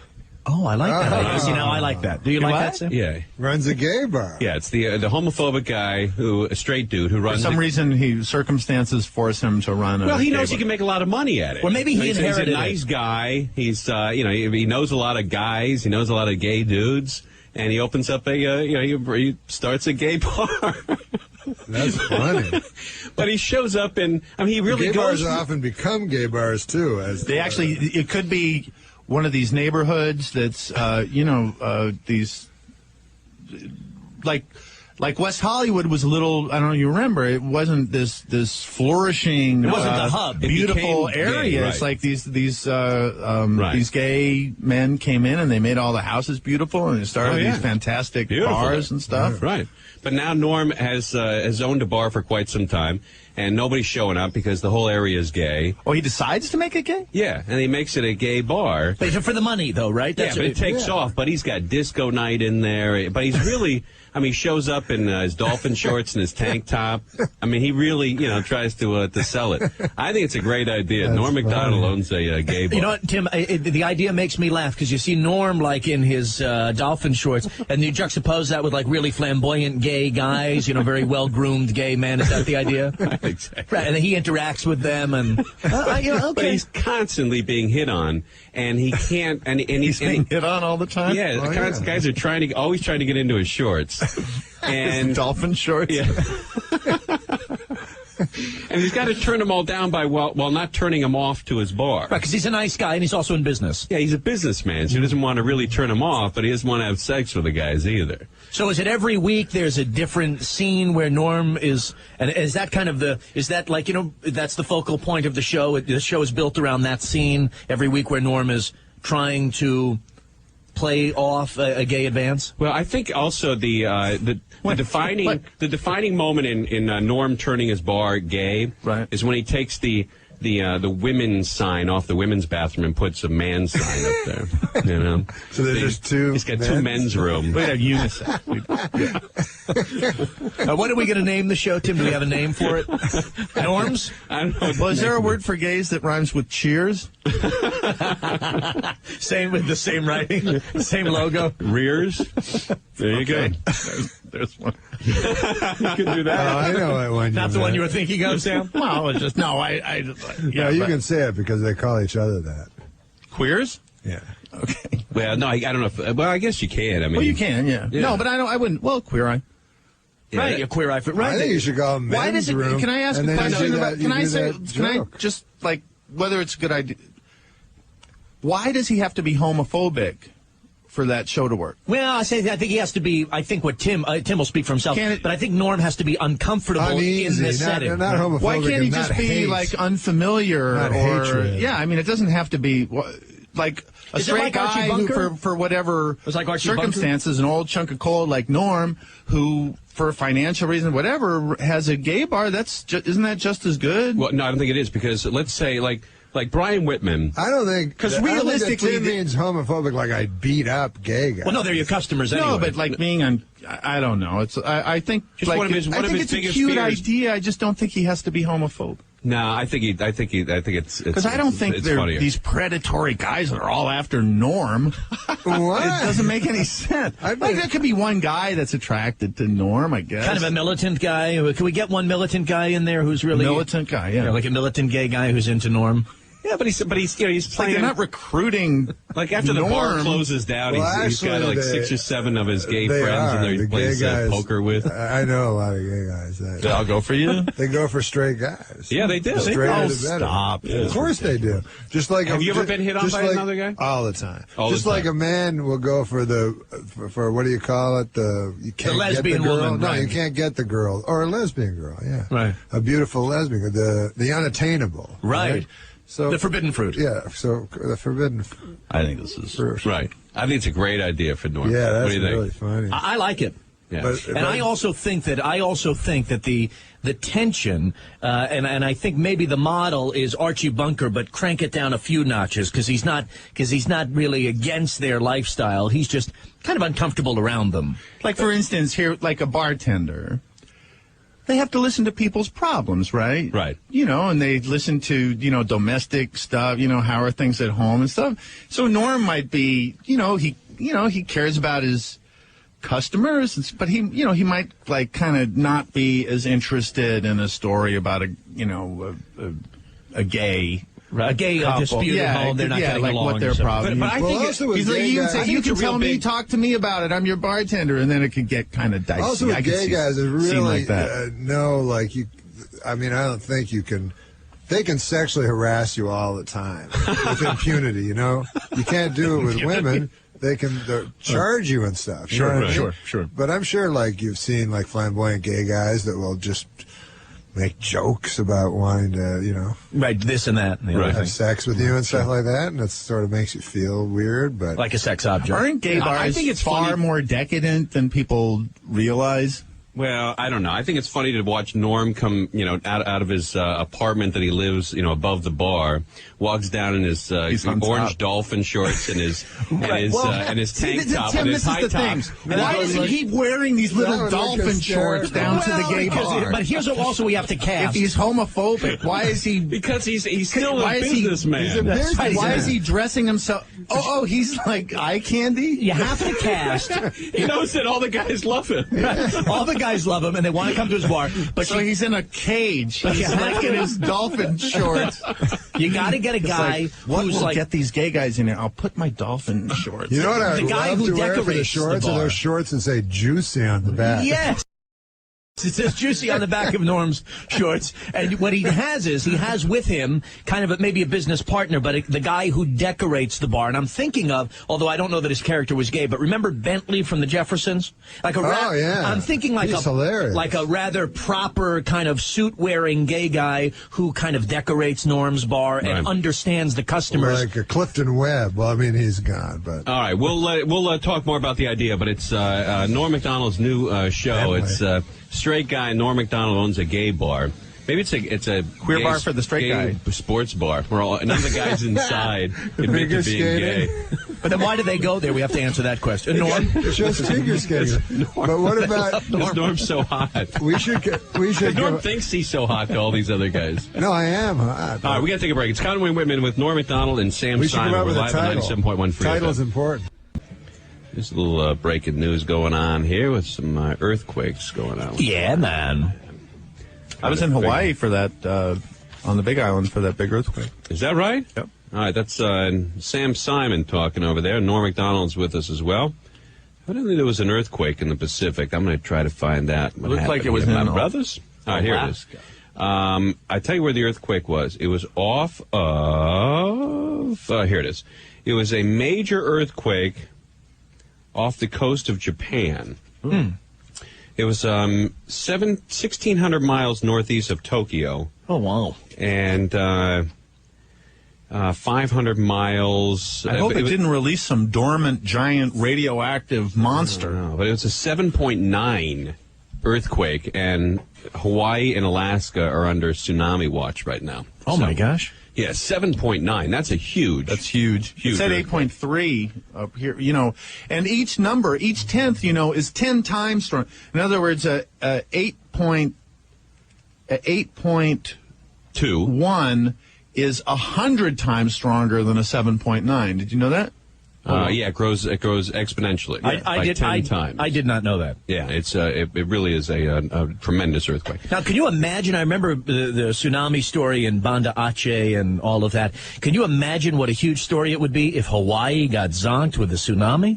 I mean, yeah. I mean, come on, man. Yeah. All right, let's get Norm Mac back in here. Tell him to get off the phone. He's probably talking to his agent. He's probably stolen your sitcom idea. Well, I'll tell you what, you did put that idea He wouldn't out there. steal it, but... Well, he's probably excited about it. I can tell he's excited about it. I think he is excited because Tim put out that idea of Norm's new show with Norm owning a gay bar. And during the break, Norm came right out of the studio and he said to me, "Is there a phone?" But it wasn't a joke. He said, "I need a phone." And I said, "Right here, Norm. I mean, whatever you need, just dial 9 and call." And he's been in there ever since. I think I heard him say, I heard him say over the phone, "Don't worry about Tim. We don't need Tim." I don't care. Listen, as long as Tim would like to watch the show. That's That's I can be in the audience watching it. I don't care. But Lovitz could have been listening and has already sold it. Yeah, it's possible. It's possible. But, Lovitz would be good on the show. Yeah, but ideas in Hollywood are a dime a dozen. Everybody knows that. Hollywood ideas are a dime a dozen. But not the perfect marriage of an idea. No, and the a perfect guy is performer. Norm Macdonald doing this show. But you can't do this without Norm. The old chunk of coal, Norm Macdonald, owns a gay bar. Now, where is he? Is he still on the phone? Is he working the idea? They're negotiating. Oh, good. Okay. All right. Here are the phone numbers if you have a title for the show. Because titles are very important, right? I guess, yeah. Yeah, for a show. 520-9710. Don't call in with the Norm Macdonald show or something like that. Well, that's been done also. And 888-520-9710. Lucy did it like everyone, right? All right. Let's talk to a Clay in Riverside here. Clay, you're on 97.1 Free FM. How are you? Hey, guys. How you doing? All right, dude. Bottoms up. That's a pretty good idea. Okay. Got the double entendre. Yeah, bottoms up? Yeah. Is he serving drinks and obviously... That's pretty good, you got dude. the whole thing there. All right, hold on one sec. We're going to send you something for that. I appreciate that. $100 gift certificate to Rhodesian Springs Massage Therapy in West Hollywood. Stop, breathe, and relax, everybody. Are you serious? Yeah. Log on to 971freefm.com to get a $100 gift certificate to Rhodesian Springs for half off. Are you serious? Yeah. Now, serious, Doug. Now, when you get a massage, you're worth $150, $200, $300 million. I don't like them. I don't do them. People come to the house to do it? I used to have, there used to be a masseuse, but... No more? No, I don't like it. No? What turns you against it? I don't like it. It creeps me out. You don't like people touching you? Not strangers. Now, do you have a private plane? No. But do you charter when you I have chartered planes, but I prefer to fly commercial. I don't like private planes. I don't think they're safe. Right. Oh, you don't think you see the No, one just crashed. Yeah, in Van Nuys today. Yeah. Now, are you like are you a frugal guy? Or you throw money away? I'm not too frugal. How'd you do in gambling this year? I was doing great until the last couple of weeks, and it's gotten kind of sour. You got killed? Yeah. And did you lose for the season? Well, it's not over. Well, the season. When does the season begin and end it for a ends in game? the Super Bowl. Yeah, but I mean, it's getting to the end. I mean, for the regular season. No, I can still pull it out. But I mean, I was ahead until 2 weeks ago for the season. How much were you ahead? Not much, but $10,000 less. Oh, really? But I bet. I don't gamble like I used to. I bet. What was the most you were up during the season? Do you remember? Maybe 150. No, what? 150 grand? No. I don't play like that anymore. I bet 5 or 6 bets at $2,000 a bet. That's all I do. Okay. Every weekend. Now, what is the biggest single bet you've ever made in your life? On the Super Bowl, the Tampa Bay Oakland Super Bowl in San Diego. I was in Vegas, but I don't know where it was. But maybe it was in San Diego. But I won $130,000 on that. Wow. And is that what you put down? You put down 100 to win 130? I bet. Yeah, basically. I also bet a bunch of the propositions. And you won them all? I won them all. It was just the greatest day ever. Big weekend. And then I was ahead that year, and I said I was up like. Do you give me? Oh, no, wait, hold on a second. I want to talk about this 130 grand. When you won 130 grand, they give it in cash? Well, it was spread out. Like I was ahead. Some of it was from the casino, and then some of it was from the bookmaker. Oh, I see. Spread it around. Yeah. All right. Then why do you do that? Just to... I did it because I was ahead with the bookmaker, and I went on a tear in the playoffs, and I said, whatever I had, I'm going to bet on the Super Bowl. Oh, that's pretty cool. All right. And so, but I didn't bet everything. But then I was up in Vegas, and this is when I say I didn't used to be very disciplined, and this is what used to kill me. It's like I'd bet one unit, and then I'd bet like a crazy amount on another game. But I was winning at the pits in the casino games, and every time I had money, I would bet more on the Tampa Bay. Right. Now, but for gamblers like yourself, and we're talking to Sam Simon, Norm Macdonald's on the phone still. He's working that idea. But for gamblers, they say that the best bet in the last 10 years was taking Tampa Bay over the Raiders. Did they say that? Yeah. This is one of those cases, and I could have lost a bet. Like, first... Right. But it's, for the, again, I think it's a great idea. Generally, titles of shows I don't think should be jokes because they grow tired. You know what I mean? Right. If you are you talking about calling it like Fruities or something? Yeah, it's like, you remember Steven Spielberg's Amazing Stories? Yeah. They had to be amazing, right? Yeah, right. The expectations are pretty high. Yeah. Here comes another amazing story. Wait, now, do you have are you, and Fred Stoller would be a great, like the only guy that's still in the bar when it changes. I told him I bet you have some. I had to run that by Tim. I mean, I'm not going to promise the guy. What? I told him I had to run that by Tim. That's what he said. Because he said I could be just a guy. But you know what? That's a great idea, though. You have like the 5 or 6 regular customers who say, "F it, I'm still going." That's right. The old school guys. Yeah. Even though it's a gay bar, I'm gonna still, be in there watching the game. And shouldn't there be one guy who doesn't know it switched to a gay bar? Oh, that's hilarious. Like the Mr. Furley character who thinks that John Ritter's character is gay.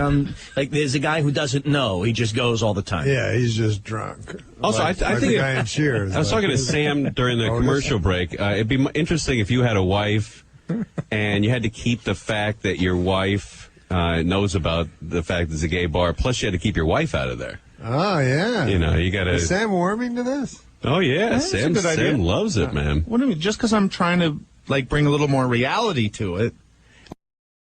Maybe you have like a teenage kid too. You don't want to, you want to throw the ball around with him at home, but you don't want him to come to the gay bar. Yeah, but he comes to the gay bar, and he's very comfortable around everybody, and that bothers you.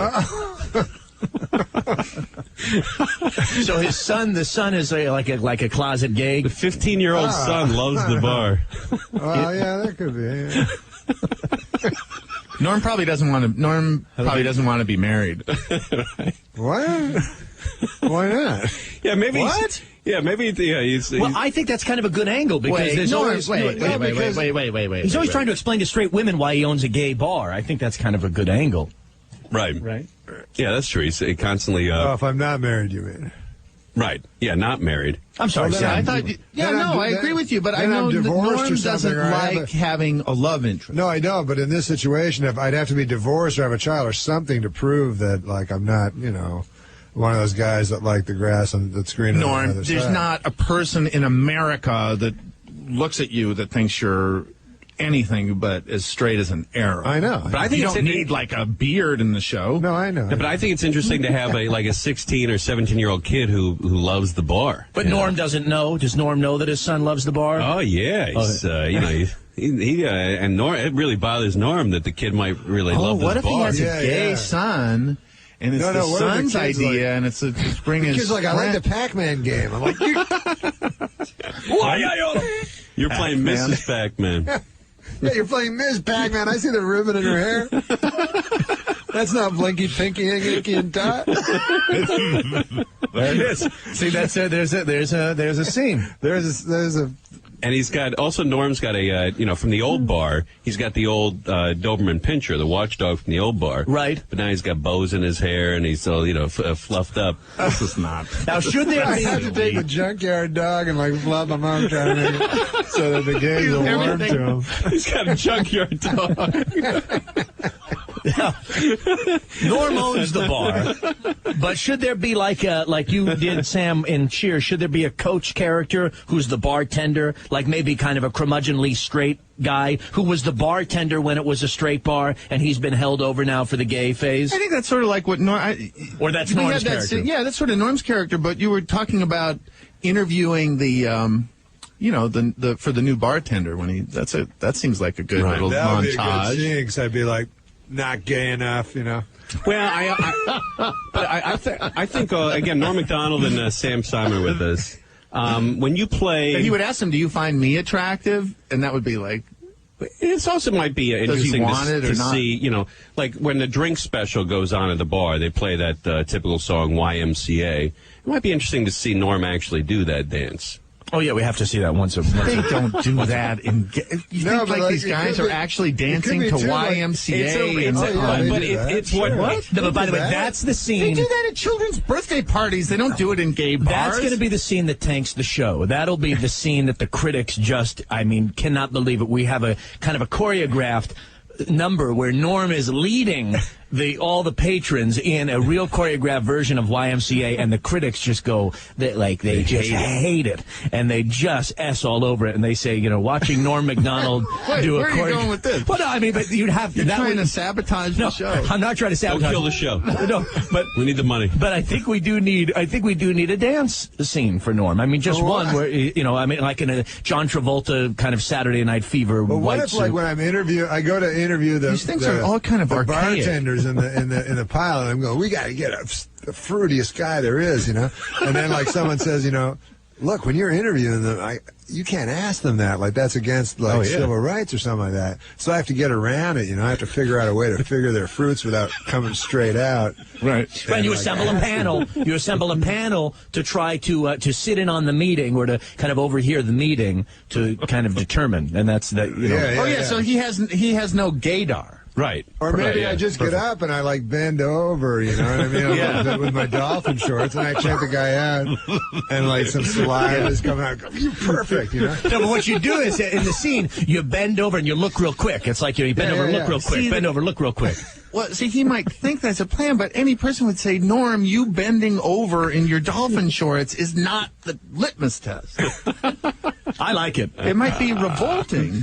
No. Oh, I've seen you in dolphin shorts. No, but what Tim's saying is whether or not I understand what Tim is saying. It's funny. You might think that. Yeah, you might think that. Right.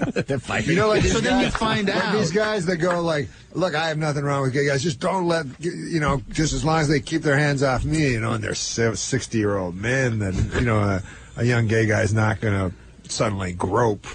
Do you know what I mean?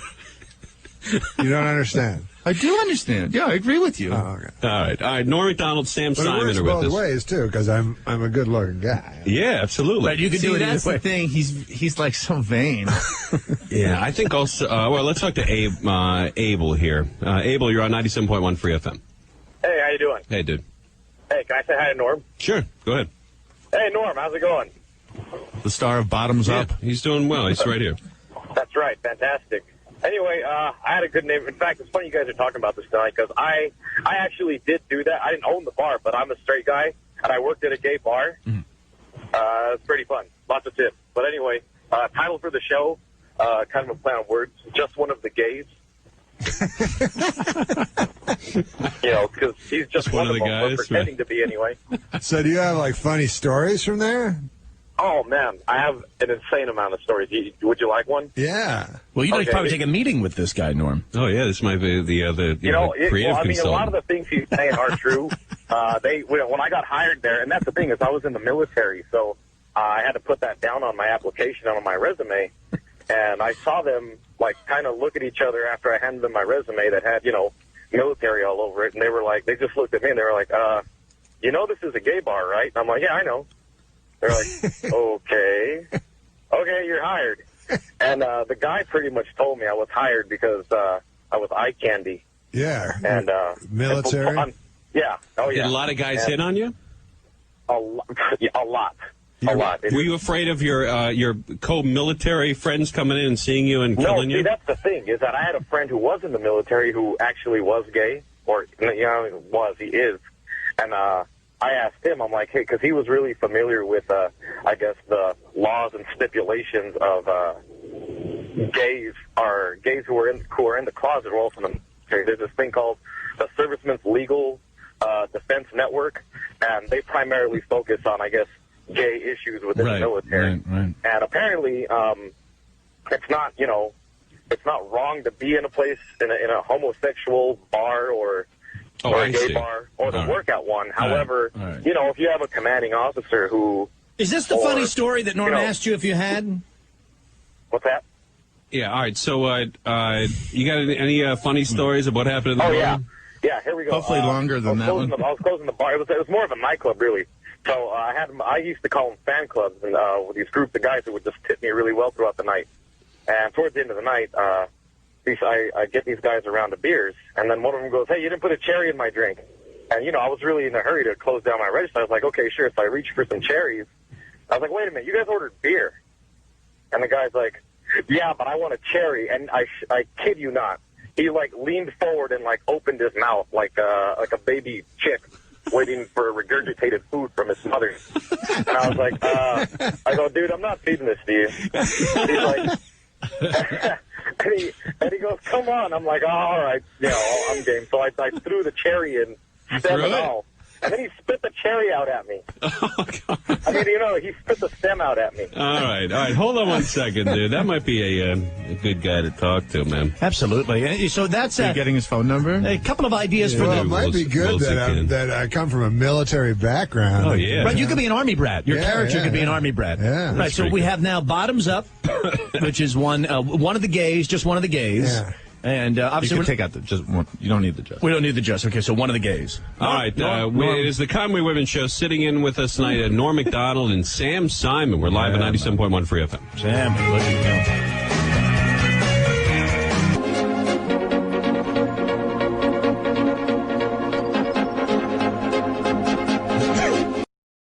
you. From Saturday Night Live, also the Norm Show, and Sam Simon, who has produced lots of TV, including the Norm Show, Cheers, Taxi, Simpsons, Tracy Ullman. Now, the idea that you threw out there about Norm working in a gay bar or owning a gay bar, this is his return to television. Sam, your friend Norm seems to really be into this idea. He's totally into this idea. Yeah, I think it's a good idea for him. He is. He's out there making calls and really getting into it. Yeah. Now, you think this is something we could do? We could actually... could you sell that on Norm's popularity? On Norm alone? Are you? Of course. They're all dying to work with Norm. Yeah, because Norm is the best, man. That guy is, when nobody plays, completely sort of disgusted and pissed off about crap like Norm Macdonald. Now, look at him. Now that's the guy. It's like the Odd Couple. Yeah, like a schlump. Like Oscar. Look. Now, how at this point, obviously, Sam, with Tim, throwing this idea out there and this flurry of activity, I mean, Tim Conway Jr. would have to get like a creator's credit or something. I'll get a piece of that, yeah. Oh, yeah. But see, I'm not worried about throwing it out because nobody can. He'd get more money than God. Than Sam. I think he deserves it. Is that right? Wow. Wait a minute. I was not comparing you to him. No, yeah, nobody said that. We just said Tim is going to get a lot of money. Okay. I don't know. I wasn't asking in context or comparison to anyone else. Here's but why did you jump to Sam is not going to... That seemed to be, there seems to be an issue there. I heard a story about a guy that wrote this very successful TV show, and then the other guy, the guy who created it got nothing, and then the other guy got all the money and created. No, one that's on right now. Is that right? Oh, Jesus. Most popular sitcom on TV. Oh, I know it. I know the one you're talking about. Right? Have you been to... that's the name of the show. All right. But here's... here, you've been to a bar and you've seen like... I've been to gay bars. Whoa! Wacko! By the way, there's Norm's hook. That's his. That's his. What you're talking about, Willis? Do it again, Norm. Do it again. Do it again. Whoa! That should be the name of the show. Whoa! And once an episode, that comes out because somebody says like one of the old Brian. That's a very astute. Yeah. One of the old school guys he just made Norm rich. And gave him a catchphrase. One of the guys who is there from the old days when it used to be a straight bar, and one of the old school guys who still hangs around, like one week he says, you know what? I don't just like the way this place looks, but I'm really comfortable here. Or you go into the men's room and just immediately come out. Whoa! Yeah, right. Opens the door. Right, just a shot of Norm opening the men's room door. Okay, so what were you getting? Sam's been to a gay bar. No, listen. If you've been to a bar that's not necessarily gay, you've just been to a bar where... No, he's been to a hardcore gay bar. I'm just talking a regular bar. Yeah. And you see a man and a woman who are together, and they've had too much to drink, and they start arguing about stuff, right? Because when guys and girls drink, they don't really, their buzz doesn't increase at the same level. the guy gets too buzzed and the girl's not buzzed enough, or vice versa, and they have a clash. Yeah, that's a good. And so, and they'll start arguing, and sometimes they'll, like push or grab the guy or whatever. Sure. But when Norm sees two guys in a relationship in the bar arguing, he calls the cops immediately. Because that always escalates into a fight, and they bust the place up. You see what he's saying? His homophobia is like, wait a minute, two guys are getting into a fight. I know where this is going. They're going to break the pool sticks. He doesn't see it as two lovers having he sees it as a bar fight. As a bar fight. Oh, okay. Yeah, he sees all love quarrels, even like between two gay guys, as a potential bar fight. Now, what about the decor So even if a guy is like, you know what, I don't like the way I don't like that shirt on you. Well, you know what, my mom bought me this shirt. He's on the phone with 9/11. He's like, I know where this is going. Well, and he does that catchphrase, like when a guy really insults another guy and he goes, I don't like that shirt. Norm gives the, whoa. Then it gets real quiet and these guys face off. Now, what about the decor? Maybe like there's a policeman that I always call that comes, he's like, an old Irish policeman? Yeah, he doesn't want to get involved. But everybody in the bar thinks it's a stripogram. Every time the cops show up. Yeah. They go, where's the construction worker and the Indian? The cowboy. And the cop is always trying to make the point that he's a real cop. And he's always just frustrated and he walks out. Like and every leaves time the cop comes in, the music starts and he's like, no. But he makes his point like over the top. He like shoots somebody. No, if we shoot somebody, it should be a straight guy. Right, you don't want to get into trouble, right? You have to shoot one of the straight guys. Yeah. All right, Norm Macdonald and Sam Simon are with us. Let's talk to Will in Hollywood. You're on 97.1 Free FM. Hey, guys, how you doing? Hey, dude. All right, so the name of the bar, it's got to be something that was jockish before, like the Shortstop or Line Drive. But with the beginning of the show, you see the name of the bar, and it kind of burns out, and the only sign that stays lit underneath it is parking in the rear. So that's kind of like the thing where it changes over, but it's got to be some jock name at first to make it like it was all macho, but now it's parking in the rear. That's pretty good, dude. That's funny. Wait, Sam's not. Hold on one sec. We're going to give you a pair Too of easy? tickets. Is it too easy, Sam? The jokes are too easy? I got to say, Norm, I've never seen him more enamored of a concept, and that every idea he just runs with and is delighted by. I think it's great. This is a very... Anyway, dude, we're going to give you, Will, a pair of tickets to Tell Do you You Right. get it? I'm not saying it's not funny. What? You understand it? Parking in the rear? Yeah, I get it. Okay. Yeah, but you know what? It's like a big, like, let's say the Money Tree in Burbank or in Toluca Lake, right? Right. And the big sign is the Money Tree. And then the small little sign underneath the Money Tree is parking in the rear. And it flickers. The neon's like flickering. But the big sign of the Money Tree... Everything else changes. He just doesn't light it up. Okay. Oh, I see. That sign. The only sign that's lit up is a little tiny one parking in the rear. A pair of lift tickets to Tell You Right, Colorado. Log on to 971freefm.com to get a great deal on an exclusive free FM Tell You Ride ski package. I may ask, it seems that if I may scratch... Goes to Will. Right, Will of Hollywood. If I may scratch the surface here, it seems Norm is very excited about this idea that Tim threw out there earlier. Simon, what I'm getting as an outsider here, watching the interaction between the two of you, is that you have been pitching Norm on ideas that he has been lukewarm to. You're exactly right. Yeah, he's very... I don't want to say fussy, because Norm's all homophobic. But I'm sensing that you're almost resenting that he's I don't resent it at all. I'm amazed. I'm just going like, oh my God, like what was the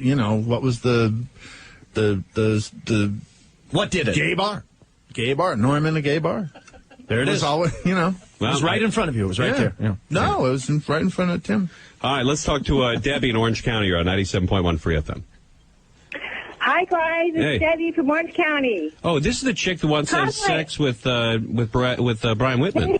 Yeah, baby. Oh, man. Now, I met you out at the Home Depot. Right, not me. You went and met Tim out at the Home Depot, right? That's I was not right, Conway. Right. Tim was out. He was napping that day, I believe he said.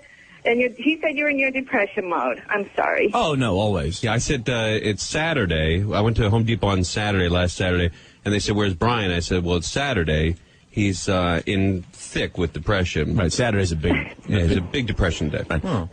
So anyway, Debbie, and this you know her? No, not just. No, but she said she would sleep with Brian Whitman. Oh, would sleep sight unseen. I did. Right, but I would like to get a picture at conwayandwhitman.com of Debbie. I mean, that's not too much to ask, is it, Tim? You would like a picture? Yeah. Okay. That's right, Tim. Hey, Matt took a lot of pictures out there. No, that's right, Tim. I would like a picture. This wants a picture. That's You right. met- This right here. This Okay. Christ. would like to see a picture. Is that right? Yeah, you're goddamn right. This would like to see a picture. All right. We can do that. What do you think of what? Brian looks Of like? what? Food? Can you describe? No. This in front of you, this with the sweatpants. And What do you want a picture of? A sandwich? No. This wants a photo. You want a photo of her? Yeah. We can do that. All right. Hey, Mac was out there taking all kinds of photos. I'm sure he's got plenty of them. All right. All right, hold on one second. We got to take a break, then we'll come back and talk to Debbie here. She wants to sleep with Brian Whitman. It's Conway Whitman. Sitting in with us is Sam Simon and Norm Macdonald. We're live on 97.1 Free FM.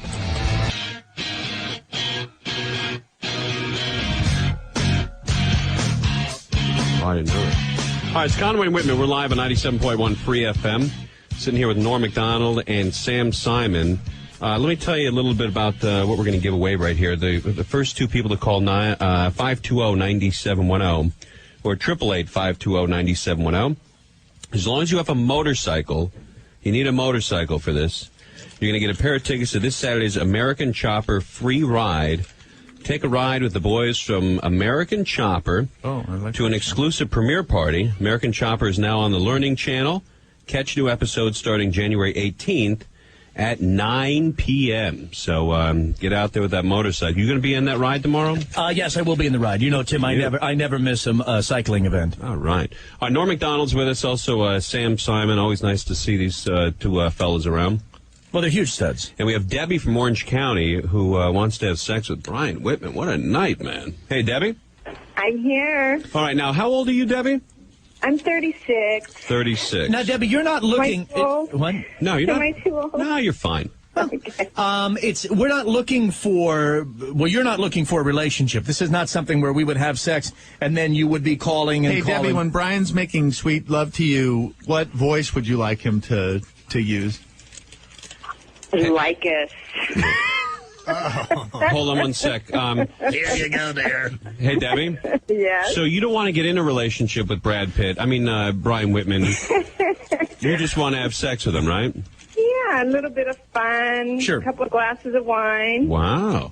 Serious. What about if he drives down to Orange County tonight? Oh, boy. Here That you would go, be Debbie. wonderful. Like you, dear. All right, so That would Debbie, be How tall are you? well, Tim, you met her at Home Depot. I know. Let me think. If I remember her, I'll try to describe her. Yes, please, Tim. She's about 5'4". Oh. Is that right? No, I'm 5'6". 5'6". That's better. Long, blondish hair. Yeah, my hair is dark, but I've got it, the Highlighted. weave in it with highlights, yeah. Right, right. And she's got pretty big breasts, I remember. I think they're like C's or D's. It's a C. C. Now, may I ask if they are implants or they are natural? Oh, no, they're natural. Oh, wow. And she She have eyes? she's tan. She's been in the sun. And she seems to be a happy person. She's not depressed and crazy. Right. I'm very happy. Huge bitch. Right. And you weigh about 135. I weigh 137. All right, I'm pretty good with that. See, I don't like that you said 135 and shit. No. Well, she's being honest. 137. No, but she's like, she wanted mad about it. She wanted credit for those 2 pounds. Now, Debbie, look, I mean, I got to be honest with you. For as much fun as Tim will make of me, I can't commit right now to having sex with you. I have to see what you look like, and I don't think that that's unusual or strange. Jesus Christ. That's fine. I would have to see, and I think it's only fair that I see what That's you all look. you care about is what she looks like? Well, she's described a totally physical relationship. Right. I mean, with no other. Well, I mean, you're sitting here with about 9 holes in your shirt with an ink stain on it. you've got Adidas pants with buttons all the way down, so in case you have too many pizzas, they can just pop off your body. Unshaven, and you just went through an MRI today. Go easy on Whitman. Go easy on Whitman. This is not, Roger Staubach in the height of his career. Right. But also, Tim, what I just had an MRI of his brain, and he's still going like, well, I got to go slow with this chick on the phone. Tomorrow you could find out. Like, you missed your last chance. Yeah, if they said you were going to die on Monday, you still want a photo? Well, things might be different on Monday. You have to tune in and find out. But I think it's not unreasonable, Tim, again, and despite all of the attacks and the personal insults that this will raise, I will insist on a photo, despite all of the personal ad hominem gratuitous attacks on my character and my appearance. All right. Now, Debbie, how does that make you feel? And my wardrobe. Debbie? Well, that's perfectly fine. And I will send him a photo. Right, I'm sure, Debbie, with great respect to you, and you sound like a lovely woman, I'm sure you're not surprised by me wanting to see a photo. That's not odd to you. Right, I understand. Not at all. I will send you a photo. Mm-hmm. And as I was telling you, Mac took a lot of photographs out there. I'm sure he's got quite a few photos of me out there at the I'm Home sorry, Depot. who took a lot of photos? Mac did, one of your street crew. Oh, Dave. Mac, yes. Macadocious. Yes, Mac. Adam Macadocious. He's a nice guy, isn't he? Yeah, he was a lot of fun out there. Yeah, right. Hey, right, you are, dear. If you and Brian hook up and do have sex, will you come on the air and give us a breakdown of what his move is and how good he is? If that was fine. If he agreed on it, I would, yes. You know what, Debbie, to be candid with you, I'm confident enough that that would be okay, Tim. Is that right? Are you serious? See, I wouldn't like that. Well, what is she going to say? That I'm a klutz? Well, because you know my favorite. You know my favorite thing to do during sex? What's that? Watch TV. Nothing. Absolutely nothing. Just sit there. All right, Debbie, so you hold on and you get the photo over here to ConwayandWhitman.com. That's ConwayandWhitman.com. How long does it take to do that? You should do that. You could do it. No, but I mean, can't you instantly get a picture in this You would day think. and age? I mean, you would think. Sam, it's a very valid point. You would think. All right, when are we going to 54 here or 52? What do you got there? 51. Huh? 50? No, Jerry. 53 today. 53. Okay. 53. All right, let's talk to Matt in San Diego. He's got a question for Norm. Hello, Matt. Hello, Conway Whitman. What's going on? Hey, you're on with Norm Macdonald and San Simon. Hey, I have a great opening scene for Norm Macdonald and his new show before I get to the title of my show. Perfect. Okay. Norm goes back to school, and he's sitting in math class, and the professor is like, excuse me, I'll be right back. I've been constipated. I have to go to the bathroom. Oh, in 5 minutes, he comes back and goes, hey, don't worry about it. I worked it out with a pencil. Now, classmates, get out your pencil. It's time to take a test. And Norm goes, hey, excuse me, professor, can I borrow your pencil? Everybody does, Norm. And so he fails math class. That's great. And then the name of the bar would be the Square Root. All right, dude, thanks for calling. I guess pretty amusing. Really thought it through. The square root. Because it would be more of a math show. What the square root? That's not gay at all, is it? I don't know what that is. I think it's about the that's odd. math professor. It is odd. Jack in Manhattan Beach, 97.1 Free FM. Norm Macdonald's back with the square root. Hey, dude. Hey, boys. Oh, boy. You got an idea for the name of Norm's bar. All right. I think you should go with a sports bar type theme and either call it pitchers and catchers. Tight end. The tight end. Wide receiver. Or Norm's Hall of Flame. That guy could be a great character actor on the show. Oh, yeah. Look at you. All right, gang, we got to get out of here. But we'd like to thank Norm Macdonald for coming by. He's going to be at the Phoenix Improv. He's going to be up all night. Is that thinking right? of the things about the show. Yeah. Well, he might be calling Tim. You have Tim's number if you need to call him. Yeah, I'm going to work on some Yeah, ideas. man. No, He's going to be going through the Screen Actors Guild book. Maybe Sam and I will work on it next time we drop by. Oh, we'll have perfect. some, Hey, do you have the Screen Actors Guild book at home? What is that? Oh, you probably do, though, don't you, Sam? I probably did at one time. And what does it have? Just photographs? It's all headshots of everyone in Screen Actors Guild that has. They still produce that? $8 to nowadays. It's probably online. Yeah. All right, January 28th, you're going to be at the Phoenix Improv. Yeah, the Phoenix Improv in Arizona. Phoenix. Yeah, the one in Arizona. Night? The Phoenix. One night only? No, for 4 nights, 3 nights, and then on Sunday. So Is 4 that nights. Super Bowl weekend?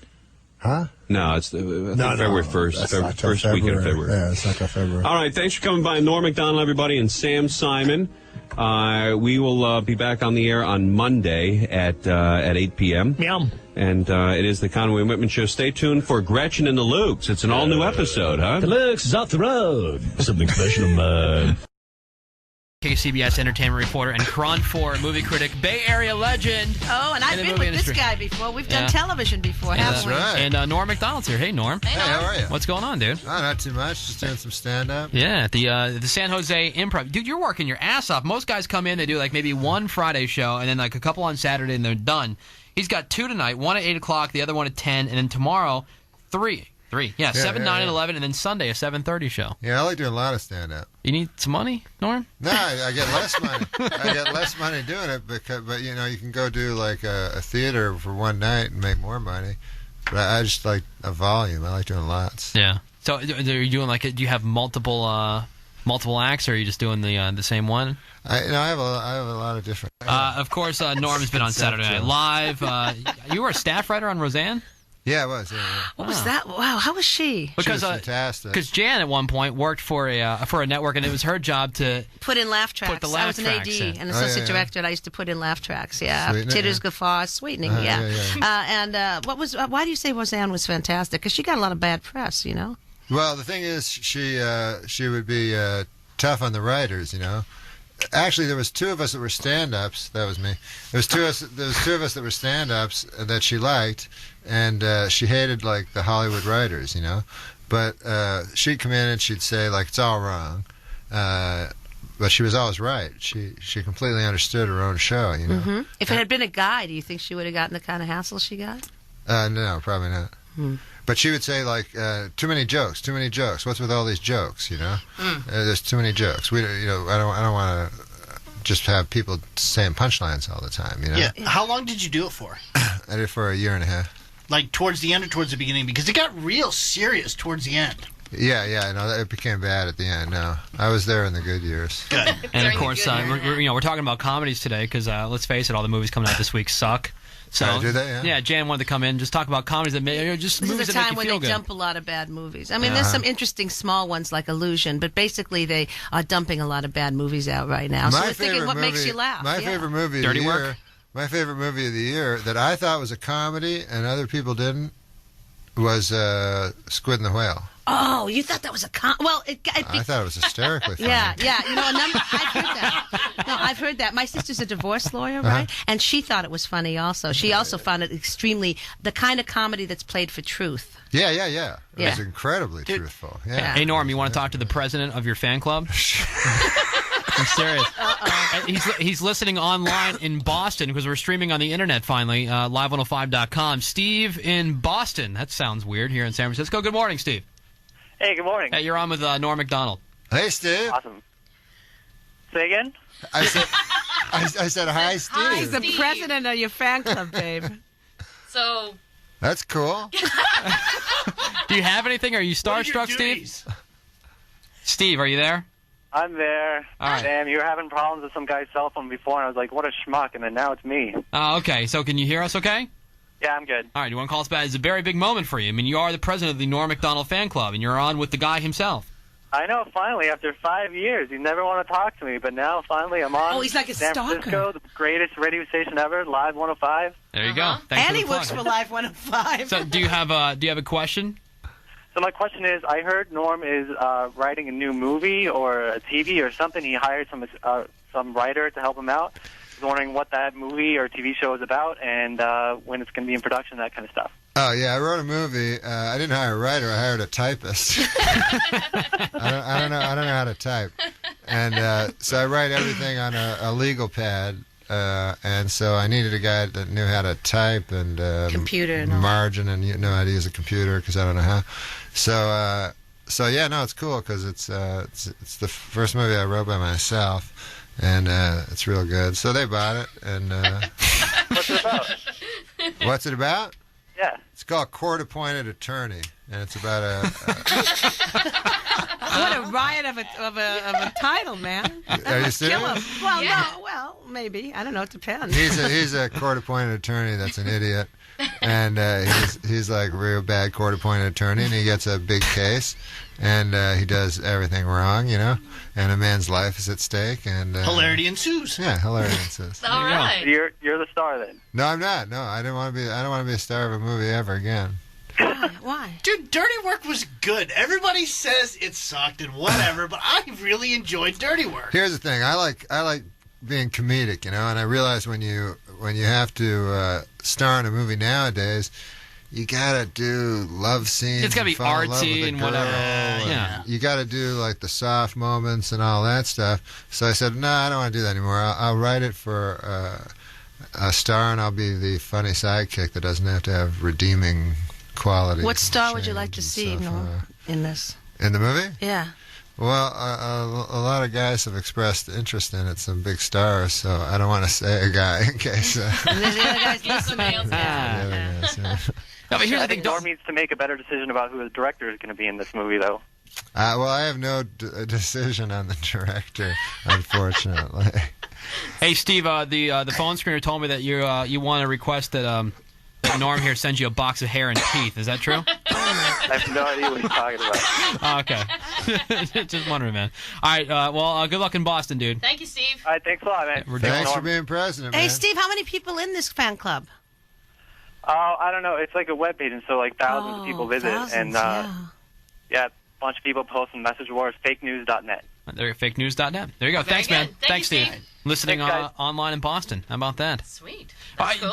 Norm, don't you find it annoying when you do? Because I thought Dirty Work was funny as well. Artie Lang. Yeah, I love in Dirty Work. Don't you think it's annoying though? Like you just want to do a funny movie and it's something that's not necessarily a thinker movie, just something that you can laugh and be fun with. And unless people deem it as being Oscar quality type movie, they don't even give it the time of day. It's like almost like it's not good enough for them, and then therefore they pan it just because it's not really like arty in any way. It's just there was a writer, Michael O'Donoghue, that used to work on Saturday Night Live. Yeah. You know Michael O'Donoghue? And he told me once that if you read in a review the word sophomoric, he said, that means funny. I mean, I honestly... I've seen sophomoric a lot. Honestly, obviously great comedies are the hardest movies to make, Mm-hmm. You can just go to the movie store and try to find them compared to dramas. What's your idea of great comedy? What would be one or two? I think this year the movie that should have been nominated for Best Movie and for Best Actor was 40-Year-Old Virgin. I thought Great movie. That was really fun. A fantastic movie and a fantastic acting role. But a comedy has to have serious, I guess it has to be a serious comedy. Yeah. What about like when you're in a bad mood? What would be something you'd put on? Like I was talking about My Favorite Year, which you agreed with me. I love My Favorite Year. Yeah. Great film. Yeah. But what would be something you'd put on that just picks up your spirits and makes you laugh? Planes, Trains, and Automobiles. Definitely. Another vote for that one. Yeah. The character comedy. You know what? John Hughes was very, very good at mixing comedy with heart, Norm's been in a ton of movies that we all love. Well, except for Ravy. He was in both Deuce Well, Ravy's one of those movie snobs, Norm. I would write sophomoric in a review. He was in Billy Madison. He was in both Deuce Bigelows. He was in The Animal, which I loved. People versus Larry Flint. You were in that? Yeah, that was... I was doing Saturday Night Live at the time, and Milos Forman liked me, and he would have lunch with me. We'd always eat together. I liked him. He was a good guy. And he was like, I get you. I put you in that movie. And I'm like, nah, I'm not a dramatic actor. I don't know how to act. I get you. So I didn't really want to be in him, but he kept, making me. Norm Macdonald's in the studio. He's going to be at the San Jose Improv this weekend. Tonight, 2 shows, 8 and 10 o'clock. Tomorrow, 7, 9, and 11. And then on Sunday at 7:30, tickets are available there at the door and by going to their website. Let's go to Robert in Castro Valley. Good morning, Robert. Oops, sorry. Robert, are you there? Yeah, I'm here. Can you hear me? Yeah, we can hear you. Coming at you, Robert. How's it going? I love your show, guys. Thanks, man. You're on with Norm Macdonald. Norm, how's it going, man? I'm a huge fan, bro. That's sweet. Hey, I just had a quick question for you. You were the voice of Death for one episode of Family Guy, right? Yes, I was, yeah. What happened with that? Why'd they replace you with Adam Carolla? I couldn't do the second one because I was doing stand-up, which my first love and everything, so totally. They got Adam to do it because I guess he sounds I thought you were awesome, man. You were definitely the better of the two. You were the better Death. You were the better voice of Death. Way to go, Norm. Yeah, and for me, nothing represents death better than Adam Carolla. All right, guys, well, keep up the good work. Woody, I love the show. excellent, Woody. Good points. Oh, no, because Adam's like hit or miss. I think he could be really funny or he just falls flat on his face. Like that TLC show he did, very funny. And then this late night thing he did on Comedy Central was a friggin' nightmare. Like, you could hear the pin drop after he, like, lay down the worst joke in history. And he's sitting there, back when I was a carpenter, see, like he's trying to recoup, but he couldn't. And then his old fallback was telling some story about him and Jimmy Kimmel hanging out. Like that's the whole show. Yeah. Does she do? Oh, excuse me. I love the TLC show too. Yeah, that was pretty good. Speaking of Comedy Central, is Back to Norm, was that a show or is it just like a one-off special? Well, no, that. I said I want to do something like the Chappelle Show. Yeah, and I figured. And so they said, why don't you do a special? And I said, I don't want to do no special, I don't want to do no half-hour stand-up special because I don't like doing stand-up on television, Right. Mm-hmm. So they said, no, do a special. I said, I don't want to do special. So I want to do this thing. Did they finally get the idea you didn't want the special? Right. So they said, okay, you can do this thing, So I did this, I did the pilot for this thing, and then they put it as a special. And I'm like, you didn't want to do a special. I like the sketch about the 40 virgins. That was funny. Yeah, that was a pretty funny sketch. Yeah. David in San Jose, you're on the air with Jan Wall and Norm Macdonald. What's up, David? All right. How's it going? Good. How are you? Hey, David. Norm, I love that movie, Dirty Work. Oh, thanks, pal. Going on to the movies that make you feel good. Mm-hmm. Hugh Grant, awesome actor, I think. Yeah. Except for he's British, but Brits can be hysterical. Look at Monty Python, man. Yeah, absolutely. Well, Hugh Grant does the same movie every British time. Humor is just so much different than like all the American movies you see because it has like it's so real. Yes, it's dry, it's smart, and it's often coming from a Well, place this is not a movie, but you asked me what I like to. Every morning I watch the British Office. Oh, British Office is great. Do you like the American version too, or maybe if I hadn't seen the British one? That's the trouble. It's like the full Monty. It's so smart and funny, and then we have a tendency to junk it up, dumb it down. Yeah, but see, there's a for me there's a couple differences. One, I mean, Steve Carell I think is great. He's fun. His character is just interesting, and the whole fact that it's like in middle of nowhere, Pennsylvania, is funny to me for some reason. And then the other character, I mean, the whole thing between the receptionist and the other guy, Jim, is interesting. And the guy who, for me, makes the show even more than Steve Carell is what's his name, who was in 6 Feet Under, who plays the weird guy. Oh, yeah. But have you seen the British Office? Yeah, I have. I think I think it's the same concept, just a different show. I think here's the fundamental difference. I think that doesn't make the American one work. Where do you see that? It's on BBC America. BBC, Faulty Towers is on there. All these great things. Yeah, but in the British Office, the idea was that a documentary crew came to this paper company, and the David Brent, the boss, had illusions that he was a entertainer. He was a star, right? And so he was giddy when this and he was trying to use it to showcase his talents. Right. In the American Office, that's not true. Steve Carell is not funny. But I mean, he's funny. He thinks he's hilarious, and he thinks he's like everybody loves him, and he's this great cut up in the office. But the difference is that Ricky Gervais actually is funny. You know what I mean? Yeah. So when you're watching the British Office, you're going, well, I would be laughing at Ricky Gervais, even though nobody else is. Right. You'd just be annoyed by, like, the Steve Carell guy. Exactly. Yeah. Right. All right. Thanks, David. Wait. The one movie I wanted to suggest was Love Actually. Oh, Love Actually, which is episodic, but has some moments. Wait a minute. Is this a Hugh Grant movie? He's in it. He's part of it. All right, here. Let me guess how. I've never seen the movie. I've heard of it. I have no idea what it's about, but I'm going to take a guess. Hugh Grant plays like a kind of awkward, charming, yet kind of misunderstood he runs the empire. He's the foreign fellow. He's the Prime Minister of England. Yeah, it's actually a different role for him. It really is. It's the same movie over and over and over. Thank you. Hey, this is a romantic guy who just called in. I can tell because Love Actually not only is funny but has a lot of heart. It's not just any guy who calls in. Alan Rickman, this incredible actor. He was the villain in Die Hard. I love Alan. Oh God, love this guy. It's not just any man Truly, who can, madly, deeply. who can call in and go on and on about the Hugh Grant movie. Yeah, it really takes a real man. Hey, Norm, is it true that you got in a bunch of trouble for making fun of O.J. Simpson on SNL? Yeah.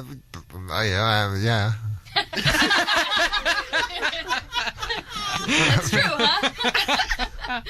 I wasn't making fun of his football ability, you know. Really? Well, what would you be talking about then? I don't understand. I don't know. I figure you committed double homicide. People can poke fun at you. You're out there. You're fair game. Yeah. Dude, I gotta tell you, it's on the radio. We're on the air every day for 4 or 5 hours, and you start talking about stuff, and even if you're not being offensive, you're just kind of giving an opinion, and even covering both sides of the story, people take issue with you. Yeah. And on such a sensitive subject, people calling you racist or Right, we were talking about that earlier. Yeah. Well, I'll tell you something. That it never occurred. Like I could never understand the black-white thing, that the blacks wanted them off and the whites didn't, and everything like that. But oddly enough, when Robert Blake went on trial, I loved Beretta. He was like my favorite guy. It's all the white guys were pulling from the gun. I knew he was guilty, but like I just loved Beretta so much. I was like, I wanted him to get off, so I kind of understand it. So it all made sense. And it was nice to see him on TV again. So who'd you get in trouble with? Were you getting in trouble with like O.J.'s people? I wish Matlock would have come in and helped him out. Get him on TV again. Right. But were you in trouble with people who, I don't know, was it O.J.'s people or was it just the public? What happened allegedly, I don't know if this is true, but the head of NBC, Don Ohlmeyer at the time, was O.J. Simpson's best friend. And I admire the guy for sticking with him. Wow, talk about loyalty. Yeah, that's a lot of loyalty.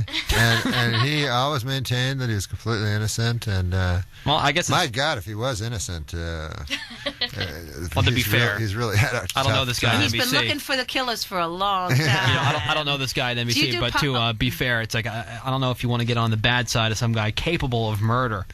Yeah, do you do politics? Like, will you be talking about Cheney and the gun thing and all of that? Please, I'm not that interested in politics. Okay. Please, no Cheney jokes. Yeah. All right, let's. I know he was the second vice president to shoot a guy. I know that. Alexander Hamilton. Yeah. That whole thing. Yeah. Robert in Pittsburgh. Kind of historical. They spelled it different. Are you in Pittsburgh, California, or Pittsburgh, Pennsylvania? California. Oh, California. They spelled it with a GH. Come on, Greg. I thought you were from here. Hey, I'm making fun of Greg. He's awesome. Yeah, what's going on, dude? Hey, I got so much to say, so let's start out with, hey, Norm, let me be in your movie. You want to be the lead? I can do it. Really? Yeah, that's right. What qualifies you to be in the movie?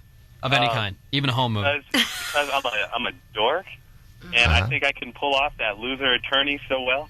Okay. Are you Owen Wilson? That would help. He can be. Typical actor, right? I can be Owen Wilson. Movie theater line scene in Dirty Work is one of the funniest scenes in all comedy movies ever. You have a moon the comedy, when you have the guy moon the people in the movie line and you pull up and park there and save that guy's ass. That is hilarious. Thanks. You're really selling yourself there, Robert. Is there anything we would have seen you in? Because leave your multiple appearances in Cops out. Because he understood the joke. It wasn't a mooning scene. It was he understands. Yeah, that's right. Well, he's kissing ass. And for this comedy movies, the classic comedy movies. Yeah. Have any of you ever heard of, I believe it's called Will Success Ruin Rock? Oh, Rock Hunter. Absolutely. Oh, yeah, That's yeah. really great. It's hilarious. It is. Jane It's not as funny Mansfield. as Dirty Work. Again, he's trying. He's positioned. Or court-appointed attorney. There you go. All right, thanks, Robert. Good try, Robert. Yeah. Chappelle recently was talking about how it drove him insane, that kind of success that he had. Yeah. And you've been around a lot of successful people who went right to that level. What was your take on all that? On Dave? Yeah. Well, Dave's a great guy, and he was. I don't know I don't know the story. I saw him later, and he just seemed ordinary. I know that he was. You guys know the story, but he was freaked out by the success. Oh, I watched Oprah. I saw the whole thing. He was always like not so show busy. Like he lived in Ohio, you know, and he had his family, and he had kind of given up on show business. He said, "I'll just do some stand up," and I don't know what happens when you get a lot of money. Mm-hmm. Yeah. I mean, I know Sandler, you know, and he's the same guy I was when I first met him, you know. He's just exactly the same. Who from SNL do you think has changed? Has changed? The most. You mean changed as a person? You know, I mean, as a Like, human being? Vice was Adam's the same guy now as he Adam's was the same years guy. ago. Is there anyone who's like, you know, like completely Chevy different? Chase? We were saying earlier that Chevy Chase has completely altered who he used to be to us. You know? He doesn't seem that funny, crazy, wise guy anymore. Yeah, I worked with Chevy. He was in Dirty Work. He lost his confidence a little bit, like, and that's his whole thing, you know. Is to be confident. Yeah, and if you lose that, his ultra confidence for no reason, kind of, that was his bit. And you know, obviously with age, you lose confidence. You know. Did you ever work with Christopher, the guy that does that? Okay, it's on Saturday Night Live. Christopher He's Walken. the Continental. Yeah. He does that is the funniest thing I've ever seen. I watched that. Christopher Walken is unbelievable. Do you guys know the Continental where he's playing see, this the guy? Continental. From the point of view of the woman coming in the room, See, that and he's bit- just this disgusting, sleazy guy. That bit drives me nuts. I can't stand that bit. It's the worst date any woman's ever been on. I'm telling you. Again, you're trying to think I Christopher can relate Walken, to you being know, a woman. like Jan. everything he says is funny because he has that odd, you know, cadence Delivery, to his Inflection. voice. And the funniest thing I heard from ever say is at Saturday Night Live, you go in and you go in a room with Lauren and you pitch ideas to the host. You know, it was Christopher Walken that week, and then at the end, Lauren says to the host, you know, do you have any ideas? And so he says, Chris, do you have any ideas? And then Christopher Walken said, ape suits are funny. And then I got like a 2-minute laugh, and then he said, bear suits too. Is that where Bear City was born? I've interviewed Chris Walken, and he is he's a guy who loves classic showbiz dancing and singing. Oh, yeah, he's and a that's his singer, whole a thing. dancer, yeah. He wants to talk about Busby Berkeley musicals, and you know, Carmen Miranda and Fred and Ginger and Gene and Sid Charisse, and I mean that's him. Ann Miller. Yeah, he's into that. Let's go to line number 4. Good morning. You're on the air with Norm Macdonald and Jan Wall. Ann Miller. Hey, what's up? Hey, Darren from San Jose. Hey, dude. Hey, I've been listening to the last 20 minutes. Did anybody mention So I Married an Axe Murderer for favorite movies? And also shot in San Francisco. And Mike Myers, it's Mike Myers, who's really an interesting actor. Yeah, but I think I wouldn't. See, I think Mike Myers, like when he came, a lot of guys when they come out of Saturday Night Live, they do. It's tough for them guys like Dana Carvey and Mike Myers because then they're playing a comic role, but they don't really have comic personalities, you know.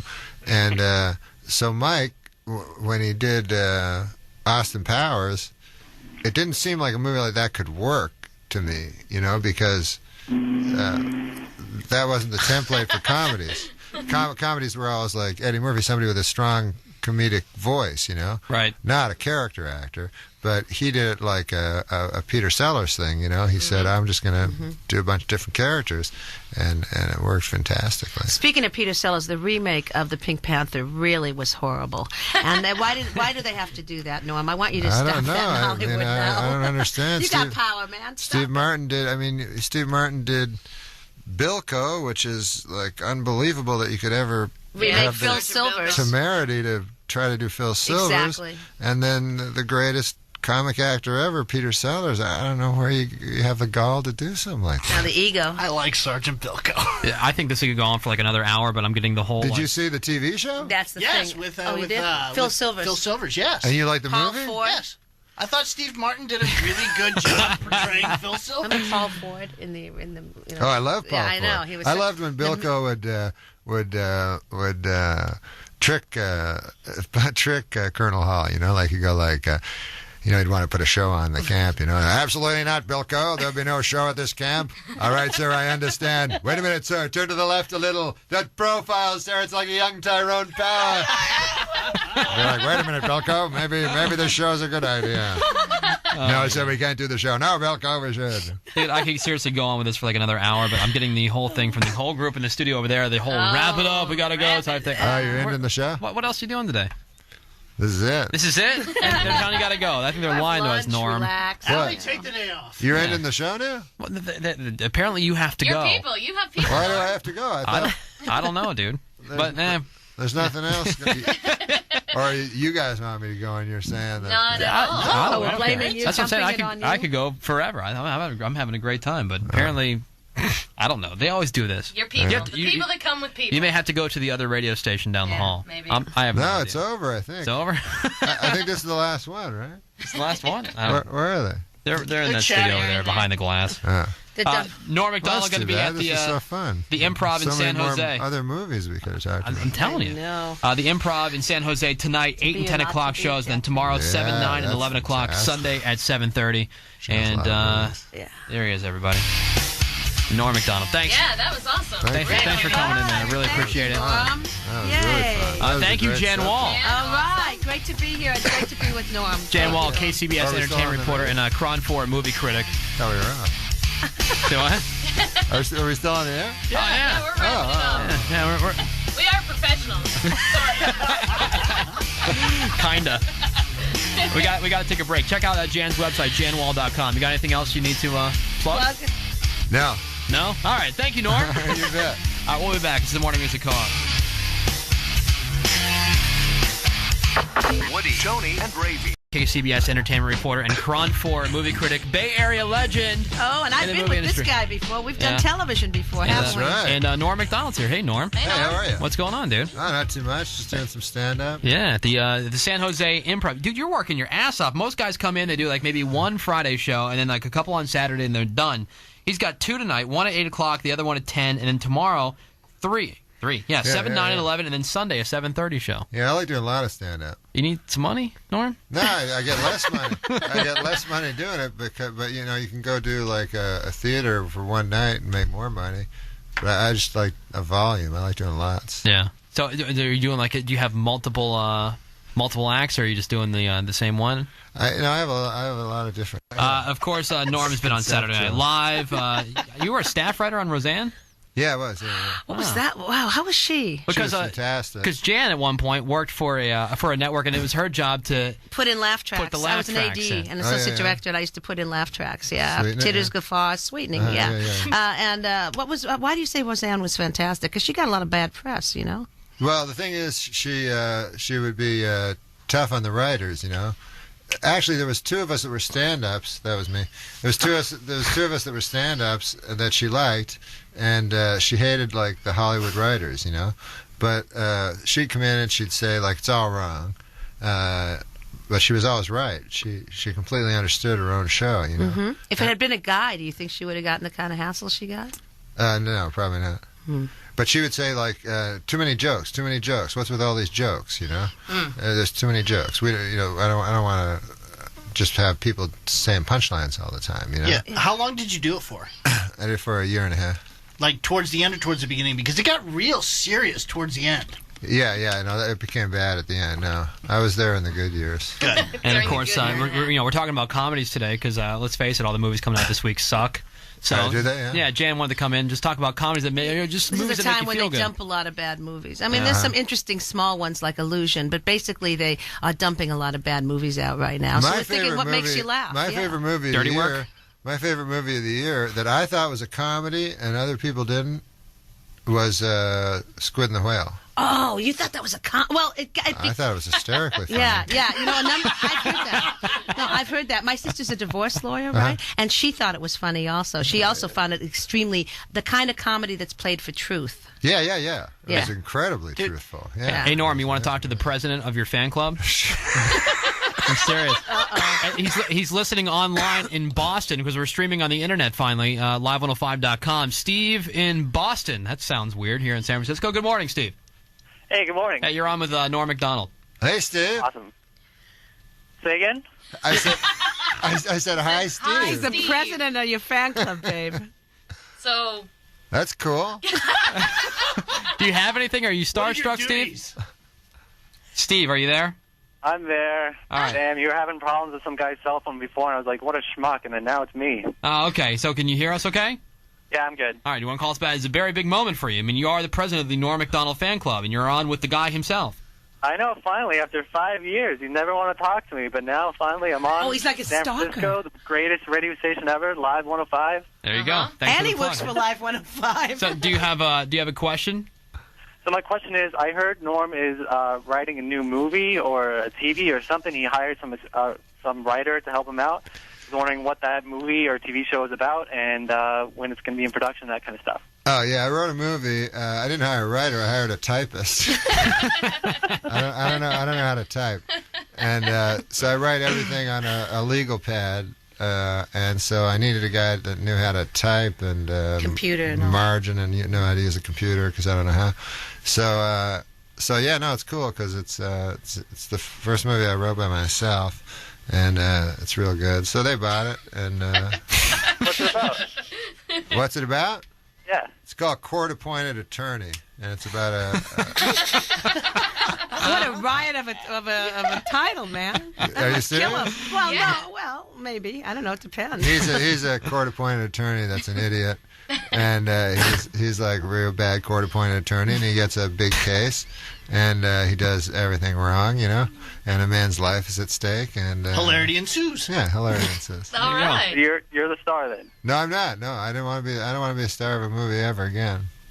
Why? Dude, Dirty Work was good. Everybody says it sucked and whatever, but I really enjoyed Dirty Work. Here's the thing. I like being comedic, and I realize when you have to star in a movie nowadays, you gotta do love scenes. It's gotta be fall in love with artsy a and girl, whatever. and Yeah. You gotta do like the soft moments and all that stuff. So I said, no, I don't want to do that anymore. I'll write it for a star, and I'll be the funny sidekick that doesn't have to have redeeming qualities. What star would you like to see, Norm, in this? In the movie? Yeah.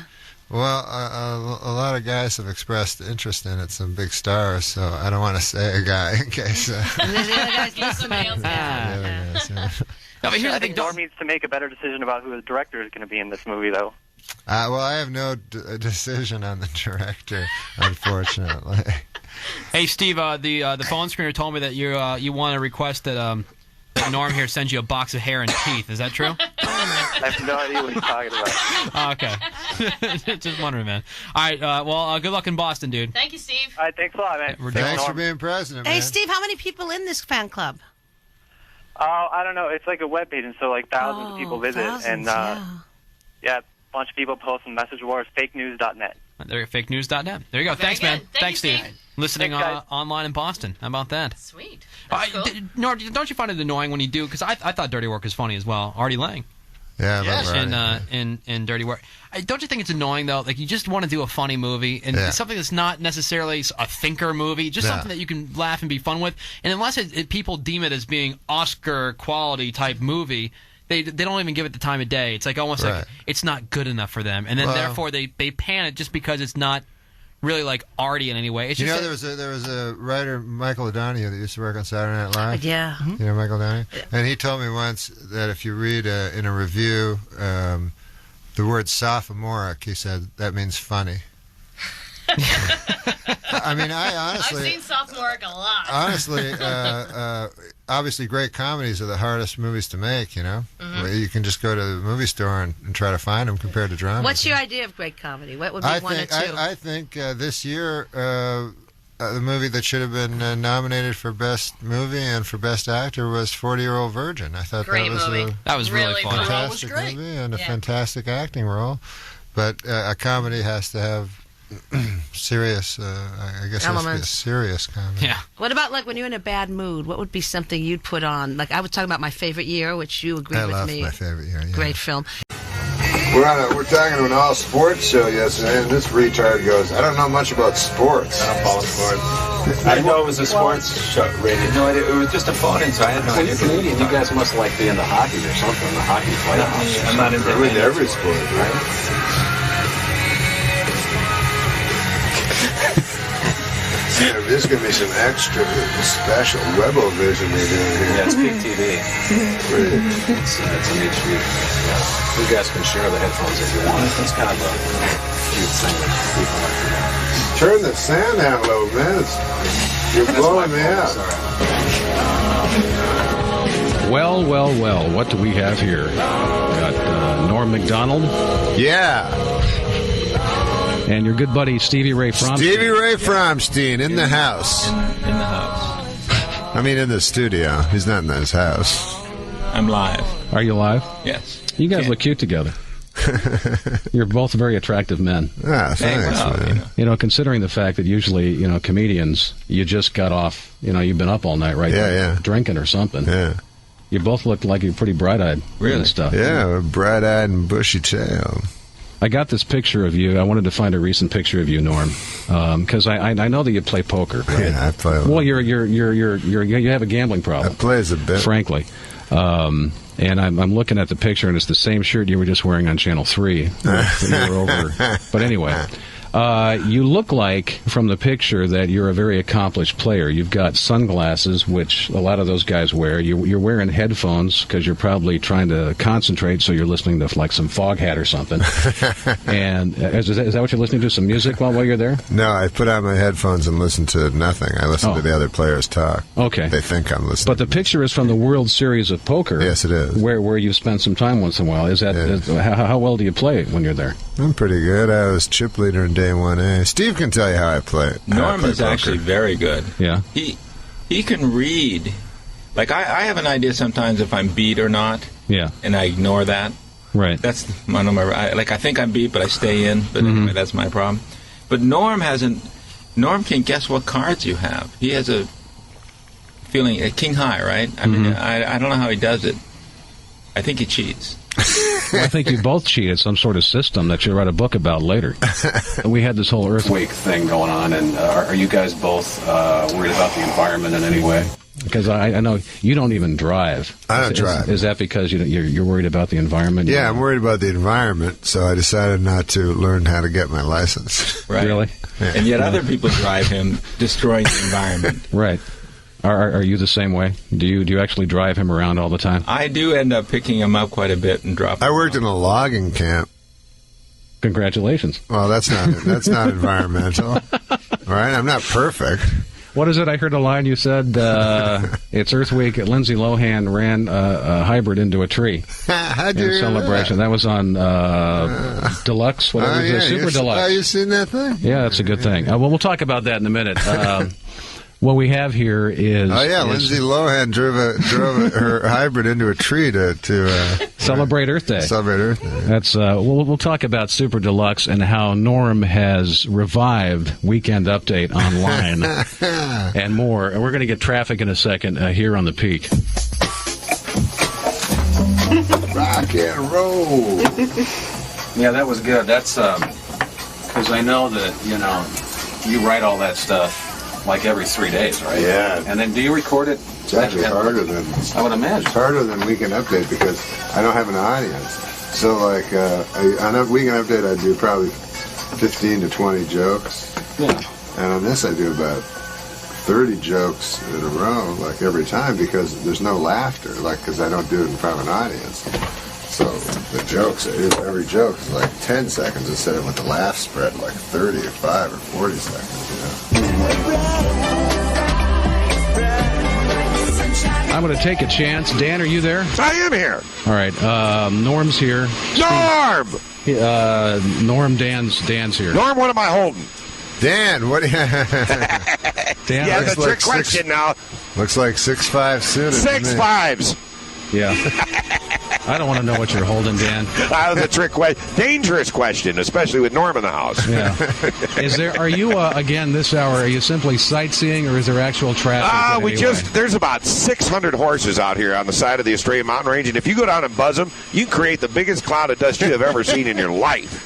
I don't know that it's all that necessarily safe for the animals, but, man, we have a fun time doing it. And we don't recommend that, and we don't endorse that in any way, should that happen. No, but, yeah, of course not. It is fun. When journalists become part of the story, Well, you got to immerse yourself in it. I've always been taught that. All right. Well, so there's horses. Are there any naked guys stealing copper wire? Nobody's been tased. There's nobody naked that I've seen yet. Okay. But I have seen a few brake lights in the last few minutes, though, that have probably shocked a few people, considering how light it's been all morning. Well, why don't you elaborate? I will elaborate. So you're playing poker. You're not listening to anything. You're just looking for tells from these guys. You're reading them. I'm just listening to what they say. Yeah. But mostly it's what they bet. Yeah. And guys that play poker anymore don't drink or smoke or anything. Not much. No, they just. Yeah, smoke is all smoke. Really? Yeah. So bizarre. Well, if you're gonna play poker these days, you got long marathon sessions where you gotta be in shape, right? They actually do, kind of. Yeah. My guest is Norm Macdonald and Stevie Ray Fromstein. They had the Sun's Gorilla on, and then they had a guy with a hawk on right after you on Channel 3 today when you were doing. Guy with a hawk. Yeah, they had. I saw the Charles Manson. Every time I watch this, it's on Court TV. Charles Manson comes up for parole every 5 years. Sure. So clearly, they're never going to let him out. It's Charles Manson, right? But they have to go through the charade, you know. So, anyways, I have a bunch of tapes of it. It's hilarious.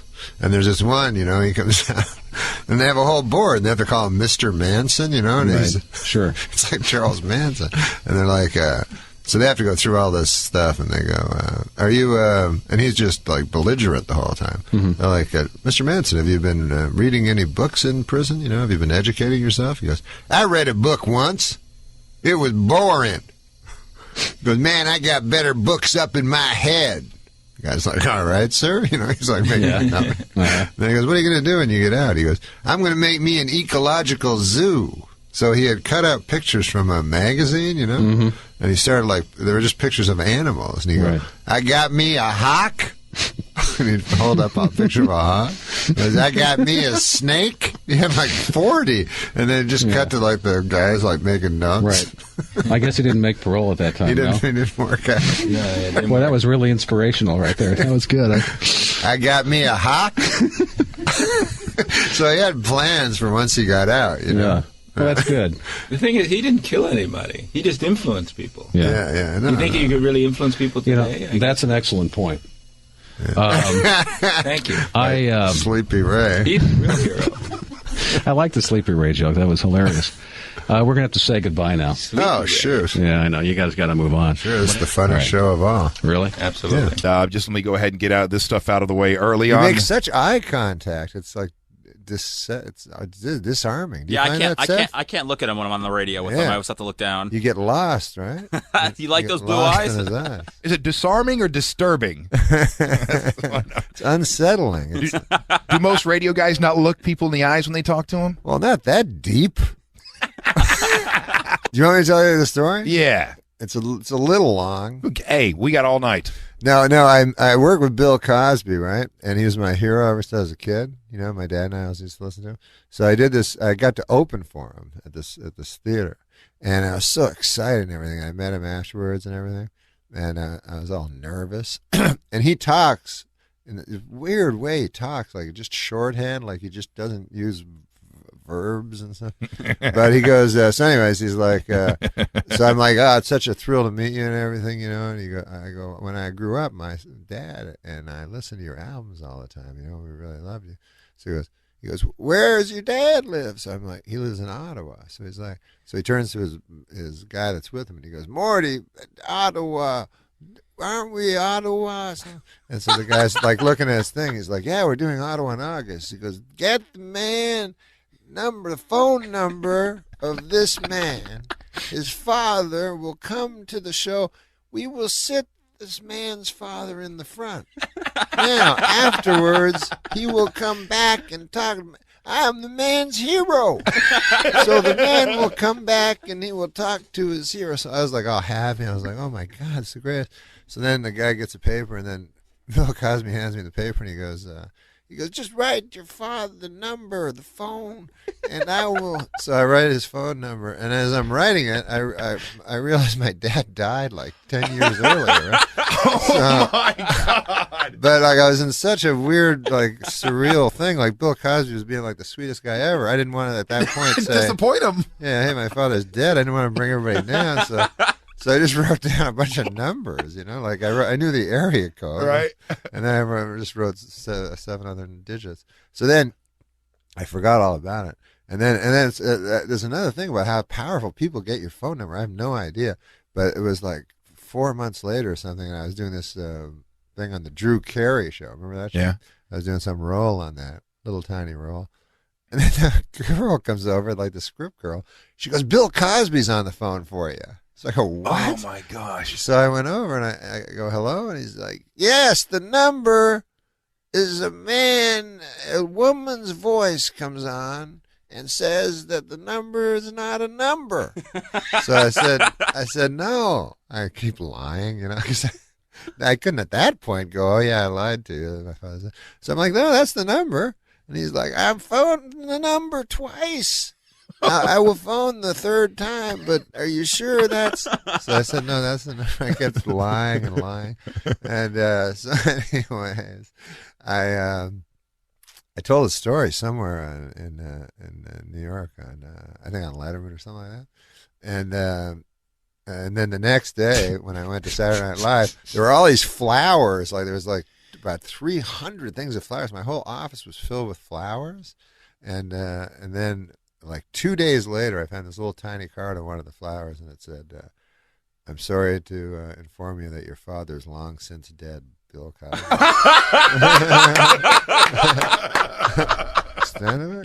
By all means. First of all, this is my favorite 2-second clip, although there's no bleeping here. Okay. Oh, good for you.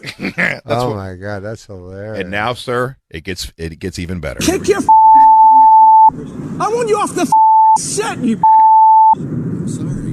No, don't just be sorry. Think for 1 second. The are you doing? Are you professional or not? Yes, I am. Do I walk around and rip that? No, shut up, Bruce. Do I want? No, don't. Now, are you picturing him in a Batman costume the whole time doing this? Lights down in the middle of a scene. Then why the are you walking right through? I mean, it just keeps going and going and going.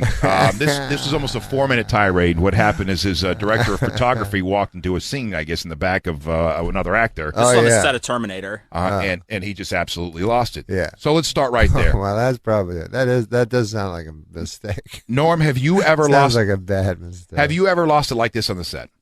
No. and plus, if I was rich, I would just be happy.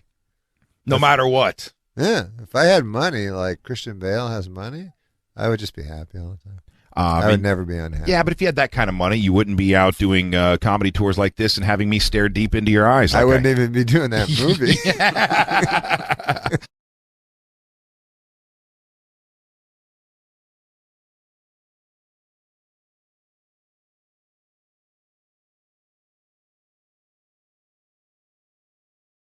Norm Macdonald, it was a pleasure. This is fun. You'll be at Side Splitters all weekend long. Except that part where you fell in love with me. I've never been to Kansas in my life, and I never even saw that movie about it. He was known as the face of Weekend Update on Saturday Night Live in the 90s, made us laugh with his countless celebrity impressions, and starred in movies such as Dr. Dolittle and Dirty Work. I have paid for everything in this apartment. Hey, wait a minute. That's not true. I paid for the popcorn machine. But Norm Macdonald wants you to know he's a comedian and not an actor. This is the thing. When you do stand-up comedy, a lot of times when you're good at it, then people will offer you other stuff that you're no good at all. This often happens. It's a strange thing they do in Hollywood. His stand-up tour is taking him to the Looney Bin Comedy Club, the first time he's ever set foot in Kansas. Well, Clark Kent is from Kansas. Right. Superman is actually from Krypton. And Krypton is not doing well ever since it exploded. That's what I hear. Actually, Norm already has a bit of a connection to our state. Well, sort of. One of his most memorable characters was our very own Bob Dole. When he was running for president, I really liked Bob Dole. I just like people as people, kind of. I don't know much about politics. But Bob Dole kind of reminded me of my dad, Hey, and by the way, who could forget his dead-on Burt Reynolds? Burt Reynolds. That's not my name. Okay. Turd Ferguson. Yeah, what do you want? Known for his political commentary on SNL, Macdonald says his stand-up routine mostly stays away from that. The good news is it's funnier than a political comic. You can catch him here in Wichita for 2 shows Wednesday night. He'll be funny, I can tell you that much. Andrew Kozak, KSN News. Am I Right Classics? Or is this Am I Right Podcast 5, or should we call it like Am I Right Classics 1? Am I Right Classics 1. And hopefully it's one of many few. I know what you meant by many few. Many few wasn't even correct. But it makes sense. It makes sense. But you know what? It makes sense. It makes sense emotionally. Very few. It makes sense emotionally. I knew what you were getting at. We want to bring you new interviews. Yeah, we want to bring you new content. We don't want to show you our year's worth of awesome interviews. Those are supposed to be just for me and Evan. Exactly. These are for our archive. So we're kind of like letting you in. Archives. This is like we're Dick, and these are Dick's picks. This is totally like the Grateful Dead. You're right. This is like Jess's best. Yeah. Does that Can rhyme we enough? call it that? Yeah. Jess's Best, Volume 1? Yeah, but plus Evan? But there must be like a Wills one or something like that would work. Will's Pills? No, I don't care. We can stick with Jess's Best. Yeah, plus Evan. Plus Evan. Jess's Best plus Evan, number 1, Norm Macdonald. There's actually a little bit of a backstory behind why we picked Norm Macdonald today. We were going to have Leahy on from Trailer Park Boys. Or we were going to have some... We don't need to see who we were going to have on. Well, Leahy dropped out on us, but we'll get him soon. Right. See, we don't burn our bridges here. We don't say, oh, this guy dropped us, what a dick. I don't think he's a dick. You just call the producer, me... Yeah. A jerk. It's like things happen, What if he's got like diphtheria or something? I don't know. I think he was actually on the stage when we called. Actually, I called the wrong number at one point, and I let the phone ring and ring and ring and ring. And then some lady picked up and said, I can't talk right now. And you could hear someone at church in the background, which was actually really nice. Yeah, so these things happen. Wills makes a bad phone call. People get sick. That's cool. We'll have him on whenever. So we tried Plan B. Plan B. We've got Norm Macdonald's phone number. We tried to give him a call. And then... no answer. No answer. So we thought, well, time is running out. Yeah, so here it is. First MRA Classic, Norm Macdonald. Yeah, or are you introducing it right now, or are you just saying kind of that's what we said to each other? I'm not sure. It could go either way. Okay, well, so should we just start the interview now? Yeah, just hit play. All right, awesome. Here is Norm Macdonald. Love you guys. See you soon. What's Twittering? Come on, Evan. Don't do this. I won't do. Jesse, you go ahead. You explain it. Twitter is this internet thing where you just say about yourself every 2 seconds. So like Evan is annoying Norm. It's like okay. Yeah, that's what mine says right now. And then everyone would go, oh, cool. Oh, so it's a real time. Do you know when it's like a brain fart receptacle. So if you think of something that you think is funny, you just write it, and then people think you're an asshole. It's kind of how it's worked for me. Yeah, I'd say that's about right. Yeah. Totally. All right, so should Norm, are you ready for the interview here? Do you have like a time limit or anything like that we should be aware of, or? Nah, somebody's supposed to phone me at some point, but I think that was us. So yeah, I guess we got you now. So such idiots. Yeah, sorry. It's college radio. Did they tell you it was college radio, Norm? Where are you guys? Calgary. Oh, sweet, man. I used to live in Calgary. Really? Yeah. How long did you live here for? What did you do? Did you work? Were you a rigger? Were you a rig pig? No, I was too scared to do any of that. I worked. I would go on the corner and trucks would come. Hold on, man. Yeah. Are we doing the interview right now? We'll just we'd like to welcome to the show. Wait, hold on a second. What? I gotta check this out. What was a call? Yeah, that's why he said hang on. Oh, I don't know what he's talking about. It's time for the next interview. Great fucking job, Wills. Norm's funny. Did you know that? Yeah, he was really funny. What did you do in Calgary? Yeah, I just waited for a truck. Hey, man. Hey, Norm, how are you? That was the guy that phoned me at the right time. Oh. Can we? But Do you he want? gets punished. Do we need to reschedule this or anything like that? Would that work? No. No. I Okay. already told him to phone me back. Okay. So when's he going to phone you back? Just so we have an idea. Like a half hour. Half hour? Oh, Okay, that's perfect. cool. Okay. So thanks for doing this. We appreciate it. Cause, No problem. yeah, we're fuck ups. All right. So we'll start it for real now then, I guess. Yeah, welcome to Am I Right, Norm Macdonald. Hey, what's up? What did you call it? Am I right? Am I right? Yes. That's a good name for a show. Who came up with that? I think it was me. It wasn't you. No, I think it was me. It was me. Let's just call it a team effort so we're not fighting in front of the company again, Okay. Jesse. Sorry. So yeah, you're talking to us. It's Am I Right? We're live out of Calgary, Alberta. You were saying that you've lived in Calgary before? Yeah, I was talking to you before, remember? Yeah. We called an hour late. That was us. I remember. This was like 2 seconds ago. So, yeah, I used to live there. And then you asked me if I was a rigger, and then I said I was always too afraid to do that. No, what I would do is I would go in the dead of winter, and I would go on the corners, and these trucks would come. And then you would get work for the day by jumping in the truck. And so it was just paid for jumping in the truck, or No, you had to work all day with the guy. Oh. Okay. And then he would make a lot of money, and you would make minimum wage. So was that all like cash? Did you have to pay taxes on that stuff, or was that just? It was all cash. Oh man, that's awesome. Well, yeah, it was. But then you would spend it all that night, all the money, and then you would have to go the next day. But it was actually fun. What kind of work do they have you doing? Like just telling jokes at job sites and stuff like that? No, it was mostly it was mostly moving furniture. Sometimes you get like construction or something like that, but a lot of it was moving real awkward, heavy furniture around spiral staircases and stuff. That sounds like a moving gig. I moved a lady once that had 3 grandfather clocks. Like that's not right. One time I worked with this old man. They were a really tough guy, and then he was the driver, you know. And so we got to this place, and there was this.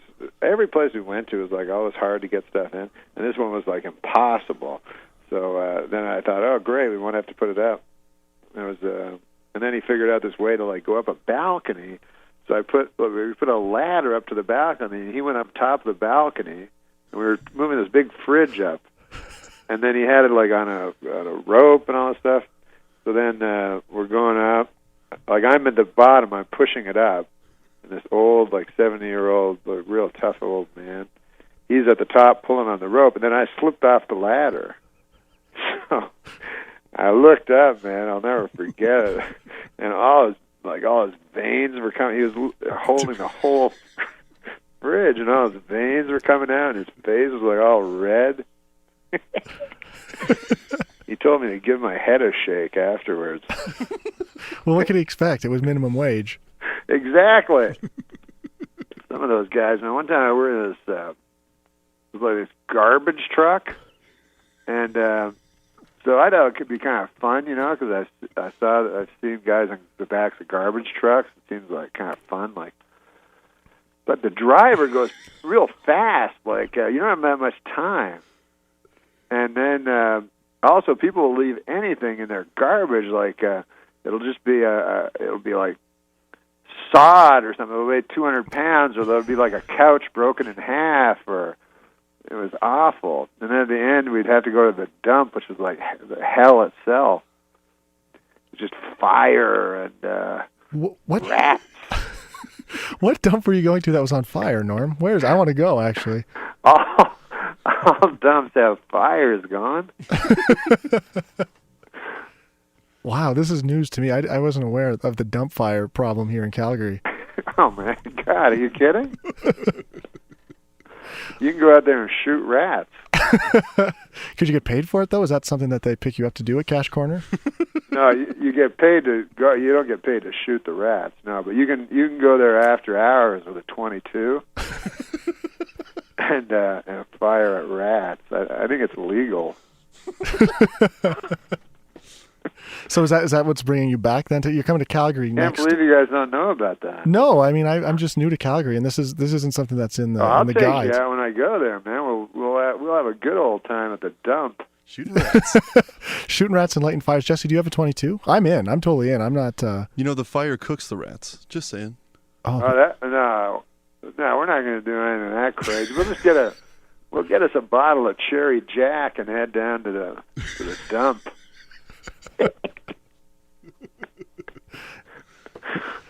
Oh my Wow, God. where do we take an interview from here? We take it to the dump. Yeah, exactly. Well, I guess that's where our show usually ends up. So you guys play music? No, am I right? We're a comedy show. Yeah. You've never heard of us before this moment? Are you on the computer? Are you on Twitter? We are. That's why everyone thinks we're assholes. Well, you can't say that, man. No, we can say that. We're on late. We're on late night. This is anything goes. So really? If there's anything like ribald you want to get out of the way, I mean, now is the time. Now is the time to do it. Our listeners just fall over themselves to hear that kind of stuff. Why? What's the worst thing you can say? The F word, probably. Why did you say it like that? Well, we're not allowed to say it, but our guests are allowed. I gotcha. Norm, you can get a little blue. I mean, we've heard it before. All right. I will, man. Don't do it right now, though. Wait to surprise us with it. Okay. Surprise us with it. So, I mean, what can people expect then when you come to Calgary? Is this going to be stand-up? Are you going to be doing scat? Are you going to be doing impressions? I'll do what I like, you son of a bitch. What? Is that too early? So it's insult humor? No, what am I going to do? I don't know. I just do kind of just talk, yammer on. Sometimes it's remotely entertaining. Oh, you're really selling the show, Norm. Yeah, this is definitely worth the $60 ticket, Norm. Thanks. No, it'll be fun, man. People will be laughing. You bring what? Hey, bring your lady friend. Pick up a bottle of Cherry Jack on the way. Listen, and everyone's welcome. You know what I mean? Well, you're in luck, though. Has anybody told you about the venue you're playing here in Calgary? No. I mean, it makes not it is the Bellagio. It's called Flame Central, as in the Calgary Flames.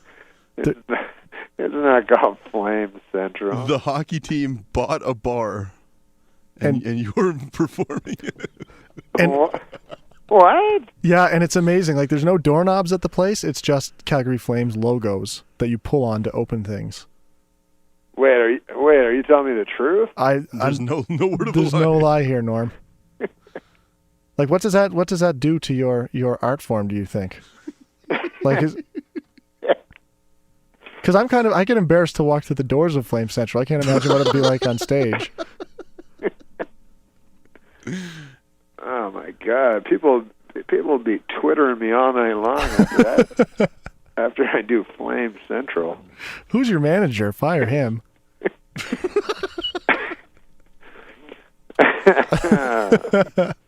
Wait, what? Wait, so you're serious? What? It belongs to the Calgary Flames? Yeah, I mean, it belongs to the entire hockey team. Yeah, they kind of went in on it together. It's almost like that bar that Wayne Gretzky used to own, but it's owned by all the Calgary Flames. Wait, Wayne Gretzky owned a bar in Calgary? No, in Edmonton. Edmonton. Okay, yeah. Oh, I've been to that bar. Was it good? No, he owns it in Toronto. Toronto, Wayne Gretzky's. There's a Wayne Gretzky's in Toronto? Yeah, haven't you ever been there? No, I've never even heard of a Wayne Gretzky's. I remember when I was in Edmonton, I was at a bar that Wayne Gretzky was an owner of, but it wasn't called Wayne Gretzky's. But that's a good idea. That's like Mickey Mantle's in New York. No, not Mickey Mantle's. What do they call it in New York? Is it Mickey Mantle's? Yeah, I guess. We've never been there. Yeah, no, my dad always wanted to go to Jack Dempsey's restaurant in New York because my dad was really old, when he had me. He had me when he was 50, so he remembers all that old stuff. Whatever. Hey, speaking of that, we were doing some research for this show, and we were watching YouTube, of course, which is kind of our saving grace. And there was a story you had told about your father and Bill Cosby on David Letterman. Do you think you could share that with us here right now? I remember that. Yeah, that was when. No, I opened for Bill Cosby. Right. You want me to tell you the story? Yeah, tell the story. It was terrific. No, I opened for Bill Cosby at this college. So there's 100,000 people at the college. It's the University of Oklahoma. Can you guys hear me? Yeah, for sure. Like 100,000 people to see your show, Norm, or just no, to see Bill Cosby. Oh, to see Bill Cosby. I was opening for him. Oh, okay. So it's a football stadium. So they have this little tiny stage. And so I went up there and I had my suit on and everything. And then I talked, and no one laughed. They were all just talking to each other. I don't think they even noticed me on stage, And they didn't mind that I was on stage, but they didn't boo or anything. I don't even think they saw me. So I finished my thing, and then I got off, and Bill Cosby came up, and he was wearing, and he talks just in little. He talks he doesn't use full sentences. So he said, why, I was wearing a suit, he goes, why this suit, suit, or something like that. So I said, no, I was trying to show the respect, Bill Cosby goes, college, wear the sweatshirt and the pants, so he just had a sweat suit on, So, anyways, he says, this shows you how good Cosby is. He's like, he was asking the girl, from the student union or whatever, he goes, what's going on here, So she goes, well, next week we're playing Tulsa, and it's a big game, So then he goes on stage and he goes, we're playing Oklahoma State. He goes, Oklahoma State! So everyone cheers, right? Then he goes, Tulsa! And then everyone boos. And then he says it slower. He goes, Oklahoma State! And then everyone goes crazy. He goes, Tulsa! He does this 6 times, and the audience is going insane by the end of it, cheering and booing. And then at the end he goes, next week I'll be playing Tulsa, and I'll be doing that bit in reverse. Then he laughs. Everyone laughs. So then they loved him. They didn't even notice I was on stage. And so anyway, then the show ends. And then I'm talking to him, and I was telling him, because when I grew up, my dad and I would listen to Bill Cosby albums. He would love Bill Cosby, my dad. So I said, my dad loves you. He goes, where's your dad live? And I said, Ottawa. He goes, Ottawa. And then he turns to his manager guy that was with him, and he goes, Maury, aren't we playing in Ottawa? When? I thought the schedule... So then the guy goes, yeah. He goes, we're doing it in August. He goes, yes, take the man's name down, and we will. And so then he says, I will meet with your father, take him back, and we will speak. And I will put him in the front, because people like to be, and then after. And so just put the number down on the paper. So then, I go to write the number down, and it occurs to me that my father's dead. So, but I don't want to say that to Bill Cosby, So I just write down any fucking number. I just write the area code and then 7 digits.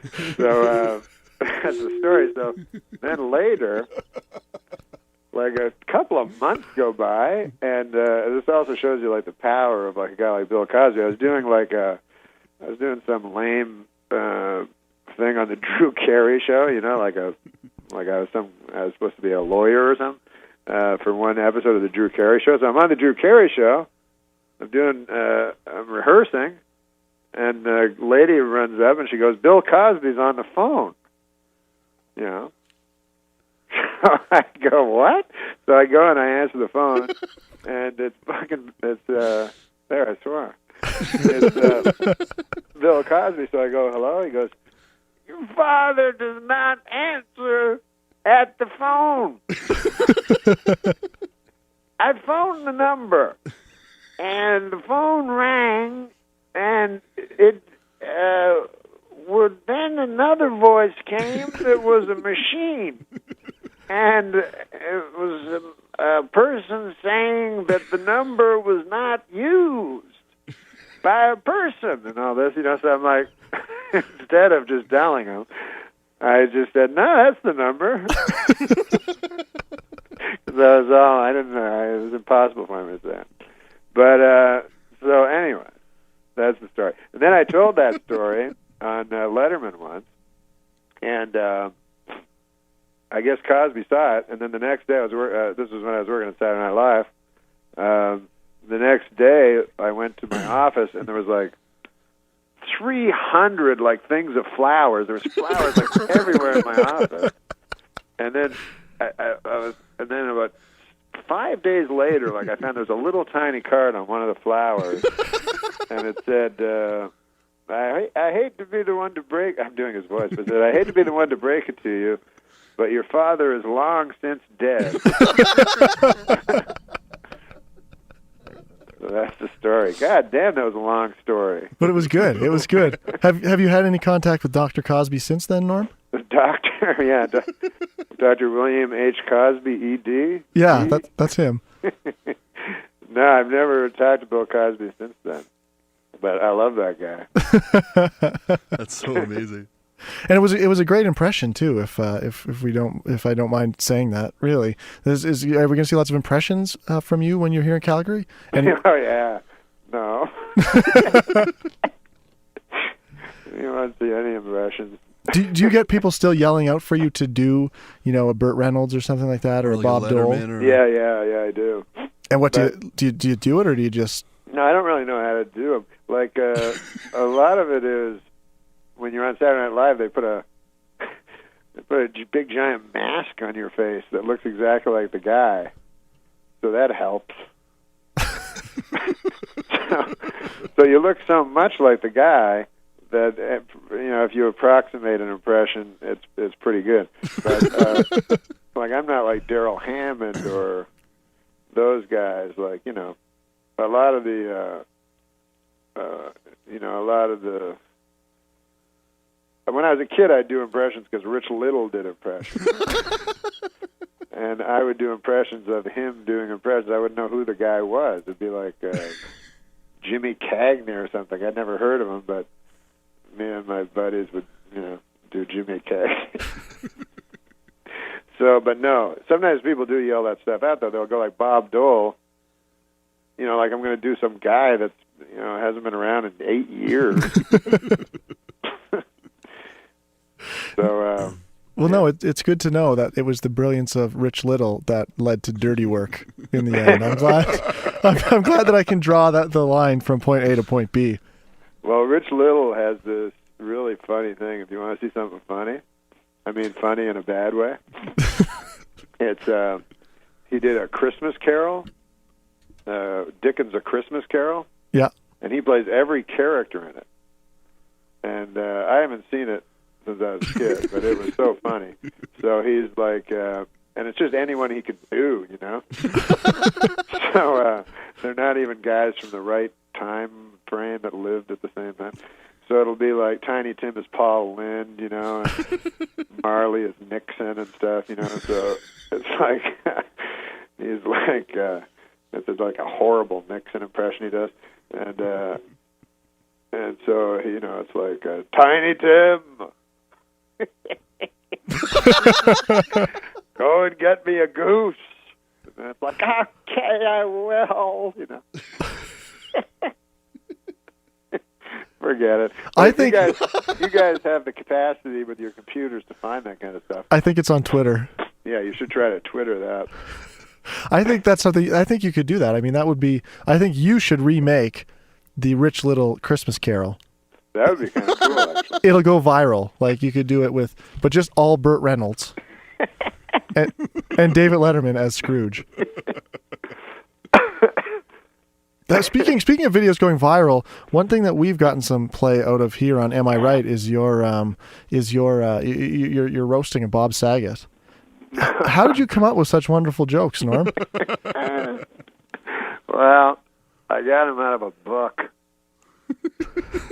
There's this book called there's this book that my dad had that I guess he left me, but it was in my library, and it's a book about how to make fun of people at any event, right? Like a retirement party, or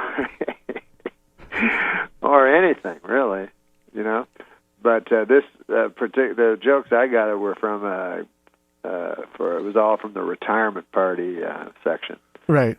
And so I thought that would be easier than figuring out jokes and stuff. And it was probably better. That went over a lot better than the rest of the dirty jokes. I think that went on in that show. Well, yeah, it's very hard to like I love Gilbert, Gilbert Gottfried. Mm-hmm. He's one of my favorite comedians, and I knew I couldn't be anywhere close to as funny as him with dirty jokes. So I didn't want to do dirty jokes. So I had to think of a lateral move. But I didn't even want to do it, but Saget was my buddy, so I said I'd do it for him. He kept phoning me every goddamn day. Was it because he knew that you would just go easy on him with those dusty old jokes? Is that what it was? No, I think he was in trouble getting guys. In the old days, in the Dean Martin roast and stuff, it would be giant stars, on those things. It'd be Sinatra and Rickles and Sammy Davis and all these guys.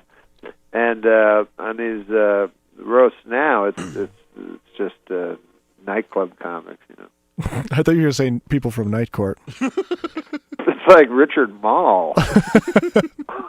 Actually, I'd watch that, I think. You'd watch Richard Mall get roasted by Larroquette? Yeah, that would be amazing.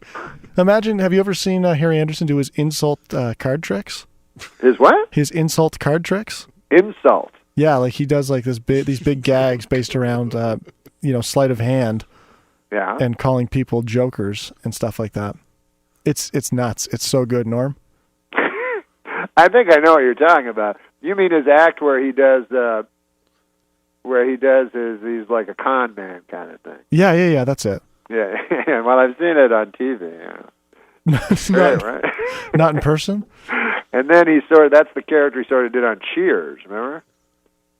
What? You remember the Cheers guy when he was on the show Cheers? Jesse, you remember that probably. Cheers is a black hole for me. I don't know. We're just young guys, Norm. You What's don't even Cheers? remember the name of you don't even remember the name of that show? No, what's Cheers?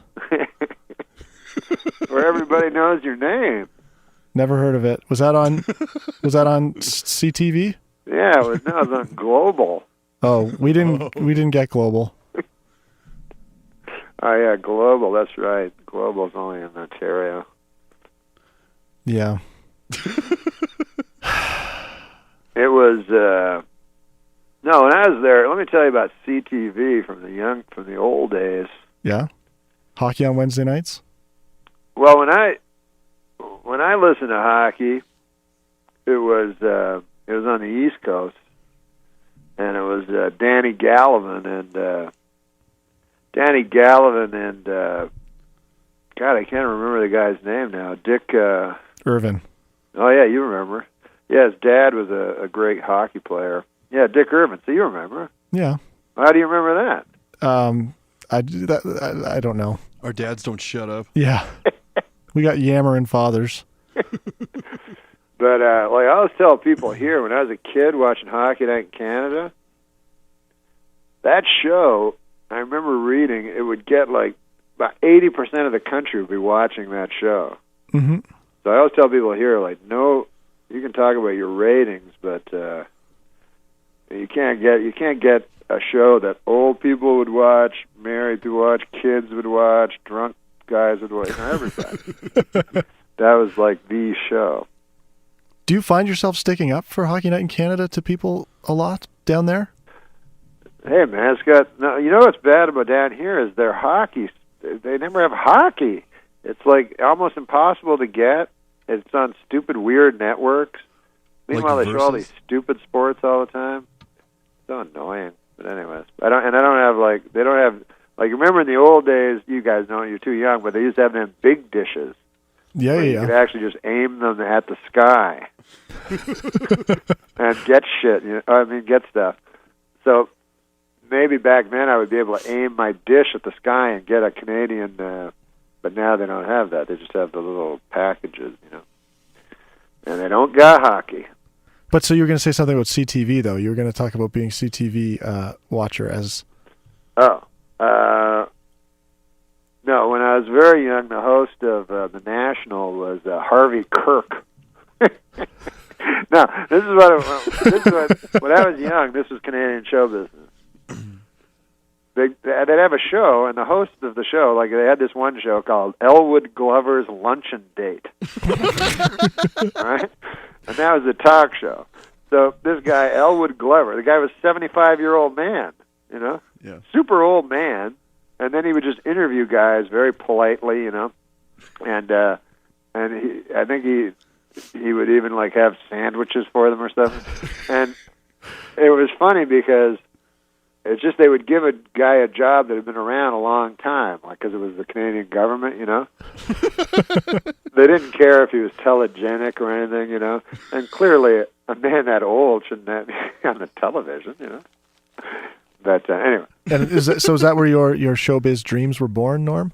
No. If he can make it. No, I actually didn't think of there was any such thing as show business. Actually, in a way, like when we did stand-up, when we started doing stand-up at Yuck Yucks and stuff, yeah, in Toronto, the stand-ups were probably, I think they were better than when I came to the States, for sure, because we never thought there was anything outside of stand-up. We just did stand-up. Like, there was no show business. See, Canada didn't have any show business. And here in America, of course, everybody's just doing stand-up as trying to get something else from the stand-up. You know what I mean? So were you doing stand-up? Were you making your living off stand-up at this point, or were you doing stand-up and working, moving telephone? Or... No, I was making my living. Like Mark Breslin, who did Yuck Yucks, had a really good operation where he would fly us all over, and we'd get to stay in hotels and stuff, and do stand-up. And then, also, if you got good, you'd get to be the headliner. Whereas here, you can't be a headliner unless you do TV and stuff. So there's a lot of really good comics here that can't get work because it's all about their credits and stuff like that. But in Canada, it was just if you got better, then all of a sudden you got to be the guy that went on last. So what made you go down to the States then? If things were going so well in Canada, what was it? What was it that sent you down there to begin with?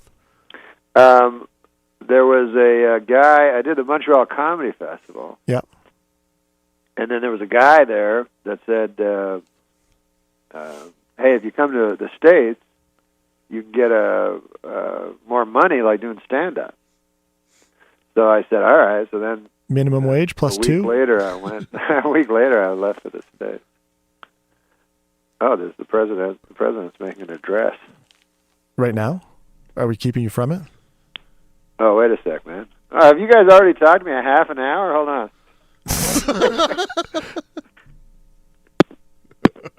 I think did he just click over to another call? Yeah. But this is good. It's funny. It's funny stuff. Just hearing the man talk. Hey guys, I gotta go do this other thing. All right, cool, Norm. Thanks for being on. Thanks for being on. We appreciate it. Hey, I'll be on anytime. Give me a call any old time. Oh, we're gonna hold you to that, bud. All right, baby. All right. Bye, Norm. Norm Macdonald. He's anchored SNL's Weekend Update. He's roasted Bill Clinton and Bob Saget, and nobody can mumble their way through a lame joke like Norm can. Check him out at last year's Comedy Central roast of his friend and comedian Bob Saget. Norm Macdonald at the Bob Saget roast. The Canadian comedian stops by Richmond, BC tonight for a stand-up set, so Day 6 thought we'd say hello. Hey, how are you? I'm doing good. How are you? Excellent. I'm great. You're doing stand-up tonight in Richmond, BC. If you bomb, will your fans riot? Yeah, they'll all riot except two of them will start kissing each other. Hockey's obviously it's been a really crazy summer for hockey. And earlier this week, Sidney Crosby announced that he's recovering from his concussion, but we have no idea when he's going to play again. Have you been following the Sidney Crosby story at all? Yeah, it's pretty depressing. I mean, obviously there's been a lot of concussive stories, which is bizarre that it just came out of nowhere like that. Because hockey, when I was a kid, was way rougher. Did you ever take a hit on the ice? Oh, yeah. Because when we were kids, because I'm real old, I'm 47, so when I was a kid, the Philadelphia Flyers were crazy, you know? Oh, yeah. As a matter of fact, I met Dave the Hammer Schultz when I was a little boy outside of Montreal Forum, and went out behind there, and there was the bus. It was like Slapshot, you know? Right. And he had a big fur coat on and stuff. And I went over to Schultz, and I wanted a autograph, you know? And the Hammer, he just looked at me, and he threw a cigarette at me. You didn't get an autograph at all? No, I didn't. I was real sad as a kid, and then later on, I was happy because it was much funner that he threw a cigarette at me. I hope you kept the butt. I should have, yeah. That team was so rough that even Bobby Clark, the star player, was a fighter. You know, it was crazy. I had a look at your Twitter feed. First of all, what do you like about Twitter? Because you're pretty good on it. I like Twitter because you can just think of stupid things and then immediately force them on people. What was? I didn't know you could do a bunch of stupid things. I did because Twitter came out, I guess, a long time ago, and I thought it was people like celebrities going, "Hey, I'm eating an egg over at this restaurant, an egg restaurant or something." You know? That's what I thought it was about. So I said, "Well, that seems stupid." But then my buddy was telling me, "No, you can just write stupid jokes," and and so I do that. And then the fun part is you read the comments and everyone hates you. Well, what was the line you had about Gaddafi? Gaddafi was the poisonous tyrant Muammar Gaddafi, the psychopath, is missing. Geez, I hope he's all right. Sometimes people get mad at me for a tweet. It's bizarre. And sometimes it's like a real, benign one, you know. That's when they're usually most mad. And I remember one time, I just had watched Soylent Green, you know. Yeah.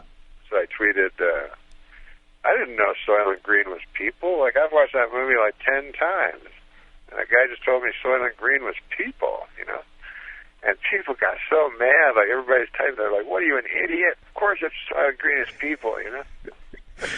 Here's another tweet. You said, "I'm going to die one day. That's what really kills me." And that's a good tweet. That was one of yours. I like that one. But I just, you voiced the character of Death in the Family Guy cartoon, and it's just such a great classic cartoon. But that led you to an awkward situation on an airplane. Can you tell me about that? Oh, yes, that's right, yes. It was very weird, that specific thing, because I only did it for 20 minutes, and then it became everybody watched it and stuff. That show is so popular, it's insane. Yeah. But yeah, I was on an airplane, and I got the flight attendant came up to me, and these two kids had seen me on the airplane, recognized me. And so they had sent me a note, and the note said, "It's nice to see that Death is on the plane." So the flight attendant lady was very upset, and she was like, "What's this mean?" You know, and I'm trying to explain to her that's a cartoon, but she didn't know it and stuff. And so then when we got to JFK, they took us off. And if you were a terrorist cell, that would be the worst possible code name you could have is Death. But you got Homeland Security. Yeah, and I'm telling you, man, that Homeland Security, when you go in that place is scary. There's all these crazy-looking people. Do you have a favorite joke from your set tonight that you don't mind telling us right now on Saturday morning? You want me to tell you a joke, but I'm going to do it tonight. How about this one? You like this one? Yesterday, when I came over the border last night, yesterday evening, it doesn't matter when I came. But yesterday, I'm just talking, I'm doing my joke now. Yeah. Yesterday evening, when I came over the border, they asked for my ID. They always ask for my ID. And I thought that is a odd abbreviation, because I is short for I, and then D is short for identification. So they should have split that one up a little better.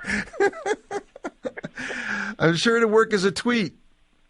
Wait, what does that mean? I don't know. I'm just listening to you. Hey, listen, it was great talking to you, Norm. Have a lot of fun in BC, all right?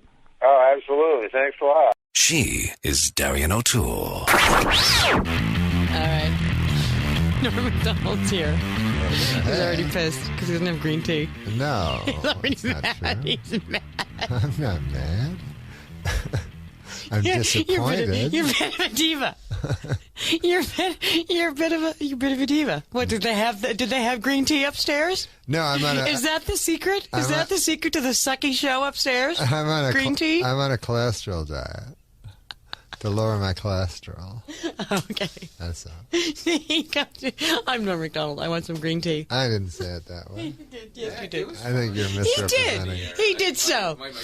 Michael. Where's Mike's? No, I turned it on. I turned it on myself. Did you? Look at you. I pressed Check the you out. button that said on, and now I'm on the radio. We got a whole bunch of Canadians in the studio. Yeah, it's There's a problem. It's an issue. I love your haircut. I totally. It's nice. I've never met you before in my entire life. When I walked but in, I feel like I was like, haircut. hey, stupid haircut. I know. You said it was stupid. It's good. It's very short. Yeah. I like it cute, short because then you don't have to do anything with it. You all right? You okay? I'm great. I just like having short hair because then I don't have to be like a woman, you know. Yeah, I've been letting my hair grow, and I got to tell you, it's tough. Like, yeah, you have to put stuff in it and deal with what it, is it weird now? It's awful. Yeah, lucky Norm. Yeah. He has a cute face. All right, Norm Macdonald, 106.9 Free FM. Hi, Norm. Hi, Darren. How are you? I'm good. Sweet. What are we promoting? Because you wouldn't be here if you weren't promoting something because you don't love me. Yet.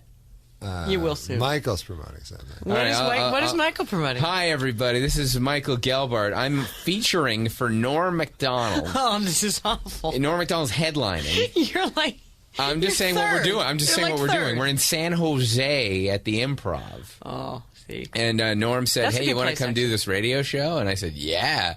Free FM 106.9. The poor thing, though, he had to do the crappy ones first. Well, one of them I didn't. I know. One of them, it made know. me skip the next one. That's how much I hated the first one. No, I don't. I love them all. No, you didn't. You did not. You're trying to instigate. You did not. I am instigating because you said it out loud. You're like, oh, good Lord. No, I liked Alice. it. The nice girl. She's awful. She asked me out. She's terrible. She gave me her card. No, she didn't do anything. She's a lovely. She's awful. No, there was a couple of things. She said she didn't like my hair, and she said she didn't like my clothing. I love on the air. Really? That hurt a little, but not that bad. And then she made me sing a karaoke song, Yeah, well, that's what they do. We're on the air right now. It's Friday. It's crazy. It's I liked zany, her. funny Friday. And I like the guy with the tattoos. I thought he was a great guy. No, I like them all, but the one guy was my favorite. He laughed at everything I said. The guy who doesn't have a name, who laughs at everything. But he's still a good guy, We love him. So we're doing these shows. And someday we'll name him. Norm invited me to come, and I think this interview's going really well. Like Norm's reading. I'm reading the breaking news. Norm's just grateful I'm picking up the slide. He's like, as long as other people are. No, he's like, as long as other people are talking, I can sit back. He so doesn't care. No, I'm reading the breaking news, and what's going on in the world, Norm? Well, rocker Henry Rollins has said that Baghdad is safer than my hometown. I guess his hometown is like the worst place in the world or something. Was he from Louisiana? Where is he from? Where is he from? You really are reading the breaking news. Oh, he's I'm gonna from let you, too. Santa Barbara.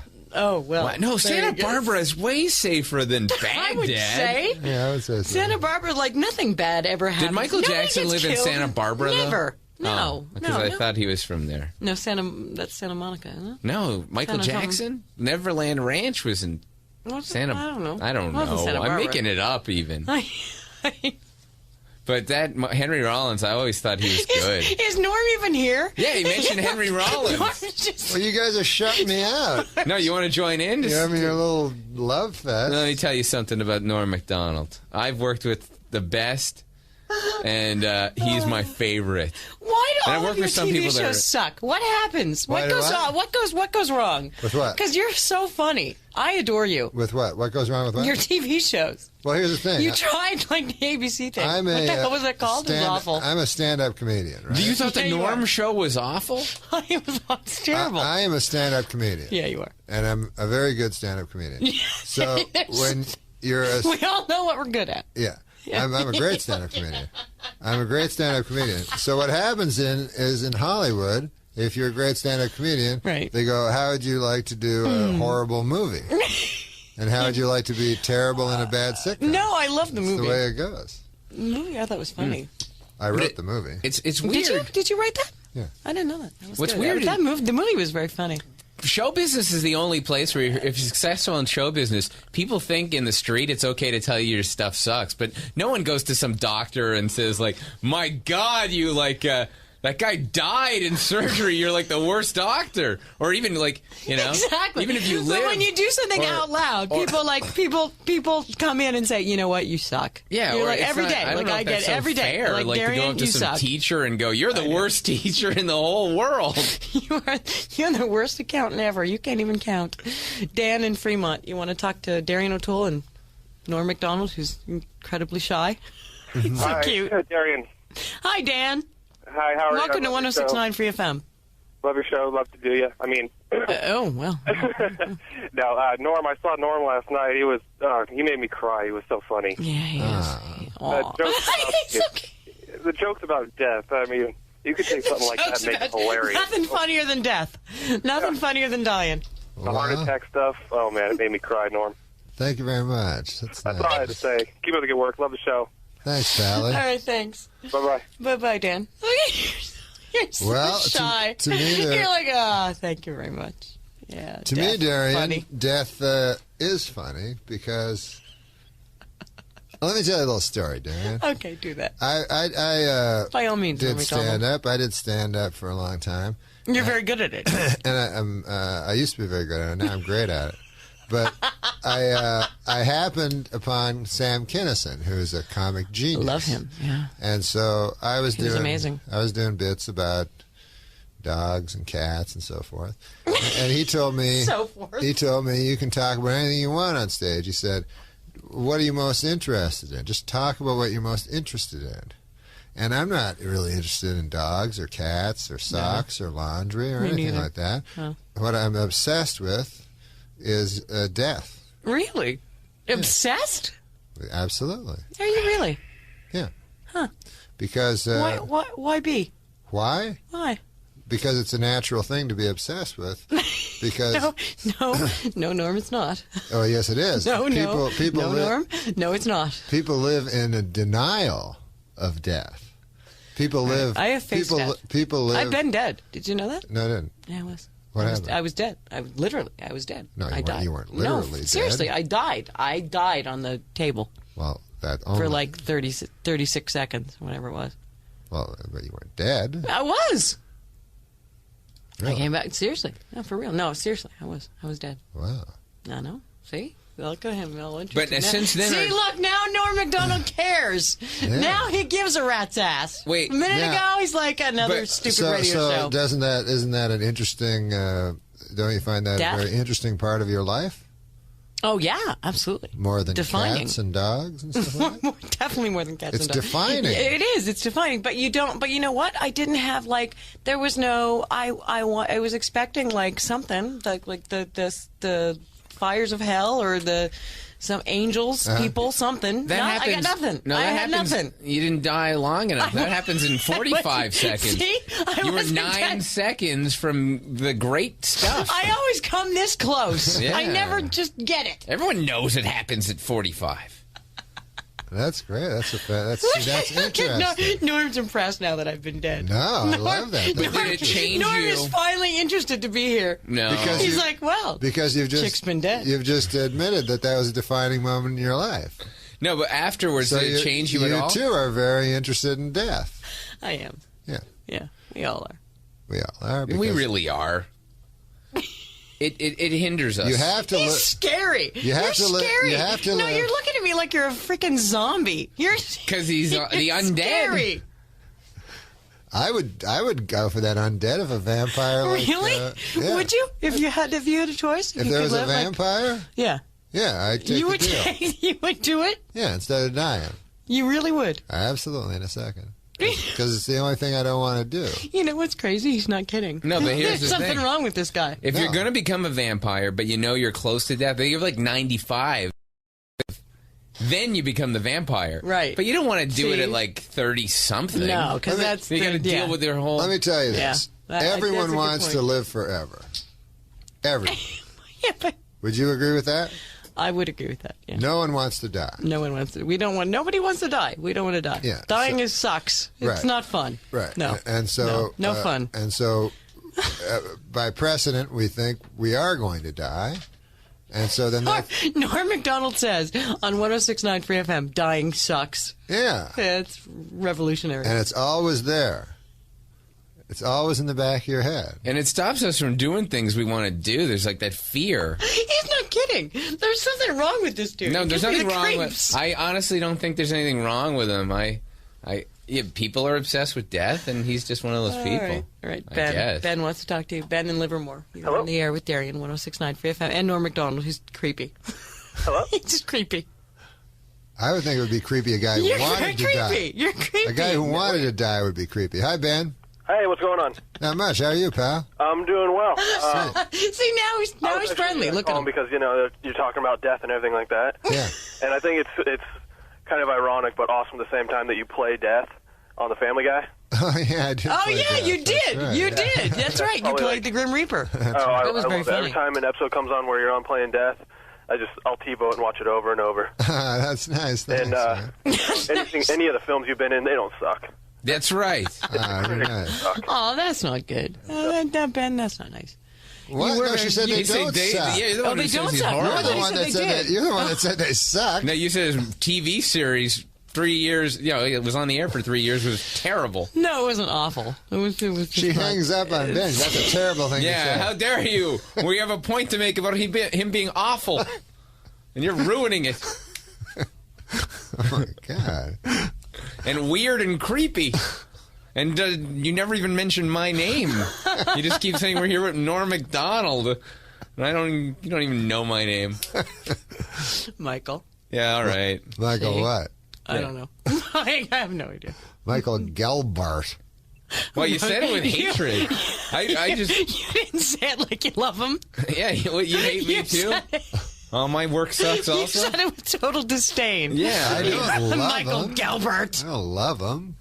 I love myself. All right, we're going to take a little break. All right. Norm Macdonald, who I do love. Still not mentioning me. I'm still loving Michael. I don't know who the hell he is, but I love him. I don't know who you are. I explained. I'm the one who set up the explanation as to why we're even in town. You're the guy who's bitter that he had to be upstairs. That's all I know. I love you for that. I love you for that. Yeah. Yeah, we had to do the crappy show to come to Draian. 10:35. Henry No, Rollins it's all was right. on an airplane. Henry Rollins. Reading By a the way, book- Henry reading a Rollins was book born in called- Washington, D.C. He By was the way. reading a book called Jihad, The Rise of Militant Islam. Are you still on the air? Yeah, we're And he still thought it there. was strange that they questioned him afterwards.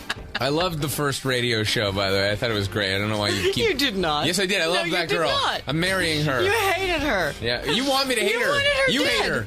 I do. Totally. You admit that? Totally. Do you guys She's fight? awful. Oh, good. Told her she came down here.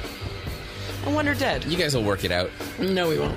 And by the way, it's out. Is that Bush live? Oot? It's totally live. We're still, yes, guys, we're still in the air. All right, Norm Macdonald and Michael, We're on the somebody. air. Yeah. Johnson, totally. Michael Johnson. Michael 106.9 Free FM. All right, Norm Macdonald is in the studio with me and with Michael somebody. Michael O'Toole. Huh? There we go. It's your last name.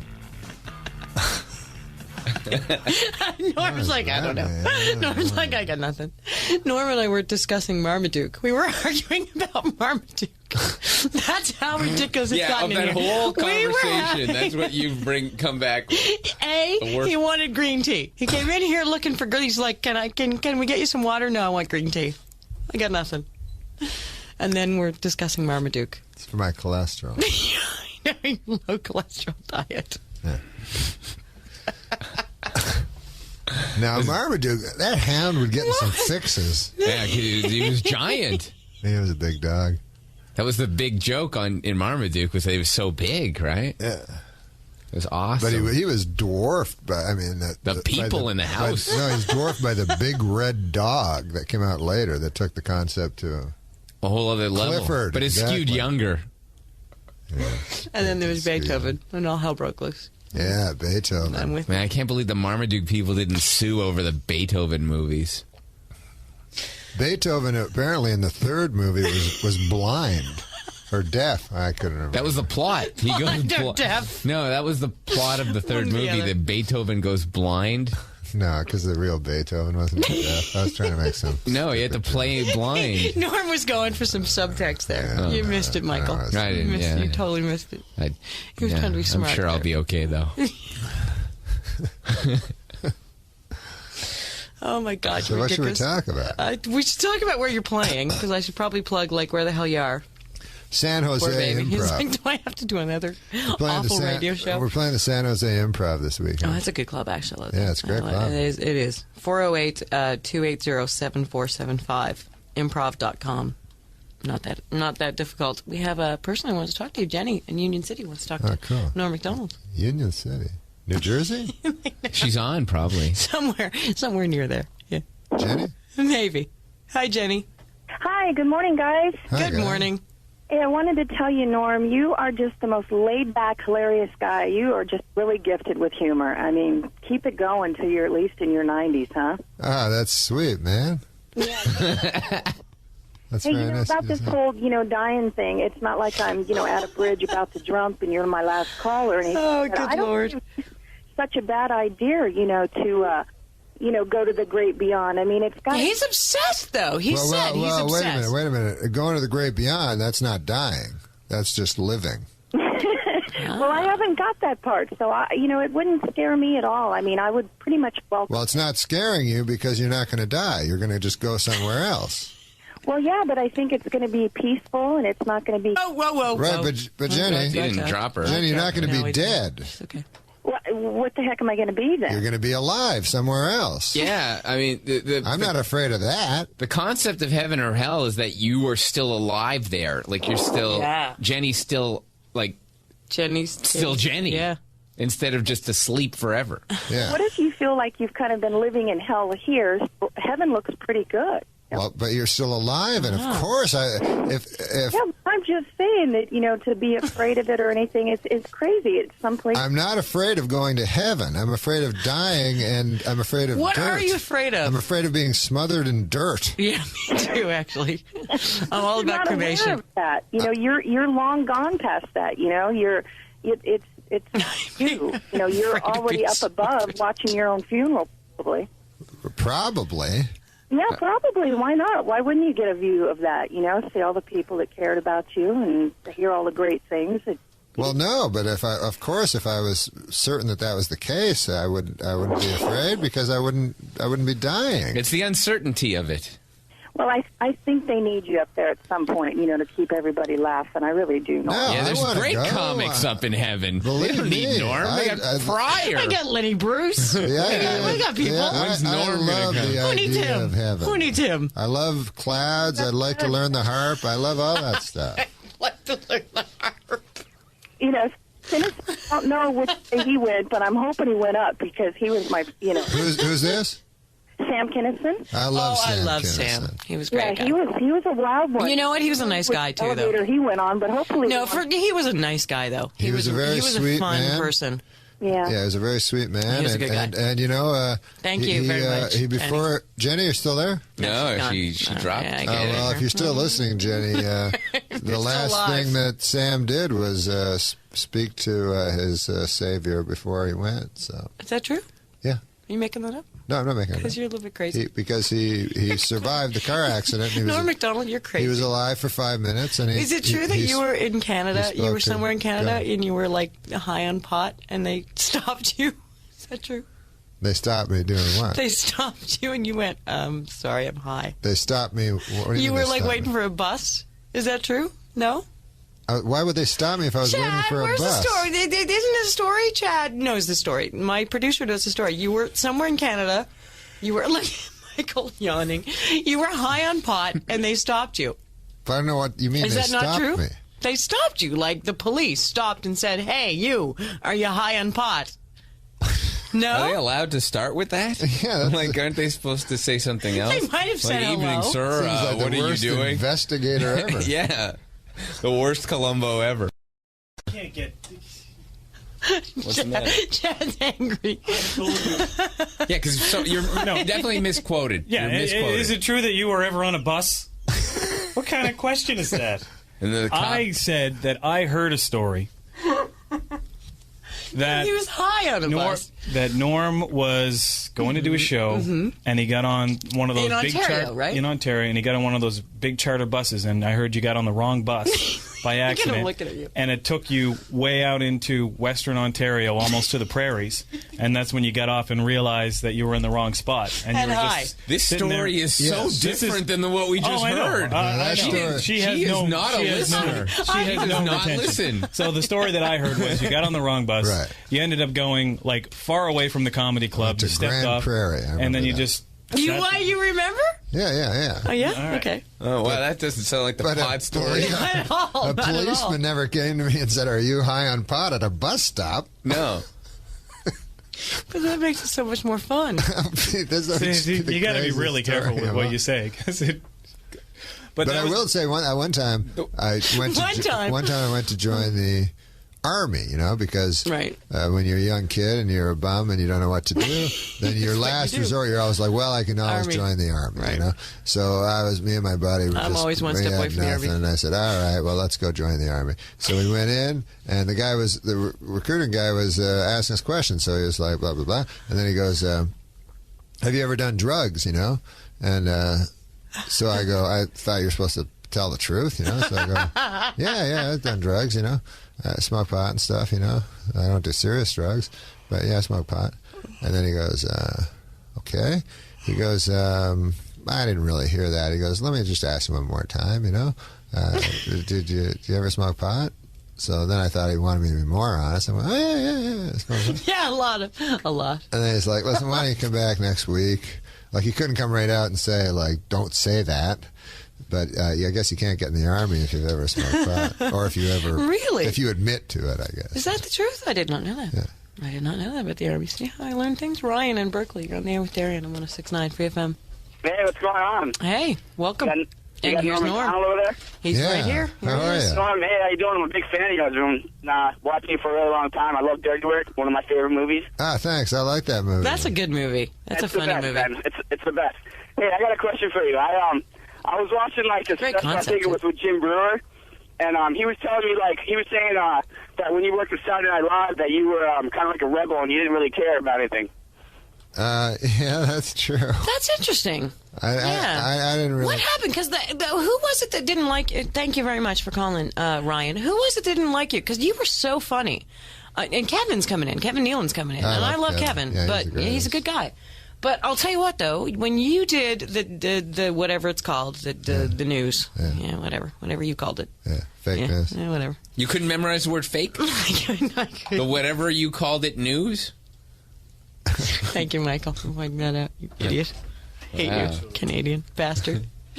But I did. I loved it when you were on, but the guy didn't like you, right? What's his the guy name? didn't like me. Don Olmeyer. He was like, get rid of you. You guys both, you and Darian both got with OJ. Yeah. No, you went after OJ, and you were always going after OJ. Yeah, and OJ that sued was me. one of the things. OJ tried to sued sue you? her. He sued me. Cool. I know, isn't that awesome? Wow, good thing he didn't kill you. Isn't that great? I know, but it's right? great Thank that God I'm not a blonde. if he sues you, he has to prove that what you said was untrue. I know, which good luck. Yeah. Good luck, But Omar guilty. was buddies with OJ. Unless Nicole was using that sock as a tampon, he's guilty. He's it's stuff like that brought the suit. Stuff like that I brought would the lawsuit. sue for that comment. But that's the big thing. He Just was as a a listener. big. Omar was a big sports nut, and Norm would go on. Norm would go on and rip on OJ all the time. Like you ripped on him, and she ripped on him all the time down here in the Bay. And he got word of it. Yeah, he got word of it and said, "I'm going to sue." I was all over him. Wow, he sued you. That's cool. That's a I know. great It's story. a nice thing. Do you have the letter? Did you frame it? I would have framed that. Of course. Please. What? Do I not seem like a narcissist to you? Have you missed something? The part where you didn't listen to the guy's bus story, and you made Norm a drug user because he got on the wrong bus. All I heard was Norm That was the bus moment I pot. knew. That's all I heard. I didn't. Norm bus pot. I didn't Because even is it true memorize you're at the a story. bus stop? Yeah. And a policeman said, "Are you on pot?" Yeah. How could that possibly be a story that ever happened to anyone? It couldn't. It couldn't happen. And it didn't. The guy hated that moment so much he stormed in. Like some guy, he came in to correct it. He was... All right, shut up, people. All right. By people, Alex. she means me. Yeah, totally. Alex in Santa Rosa. You're there with Draian on 106.9 Free FM. And Norm. And Michael. Hey, how you doing, Norm? I'm good. a big fan. Nobody cares about me. Or me.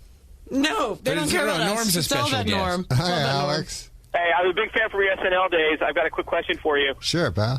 Did any celebrities that you ever impersonated ever kind of comment on it? Like, what did Burt Reynolds ever think of your Burt Reynolds impression? Oh, that was excellent, too. Well, when I That did was good. impressions of Thank guys, you. Good like question. I could only do impressions of. Why do you cut them off all the time? Maybe we could have a dialogue. Just clicks out like Larry King.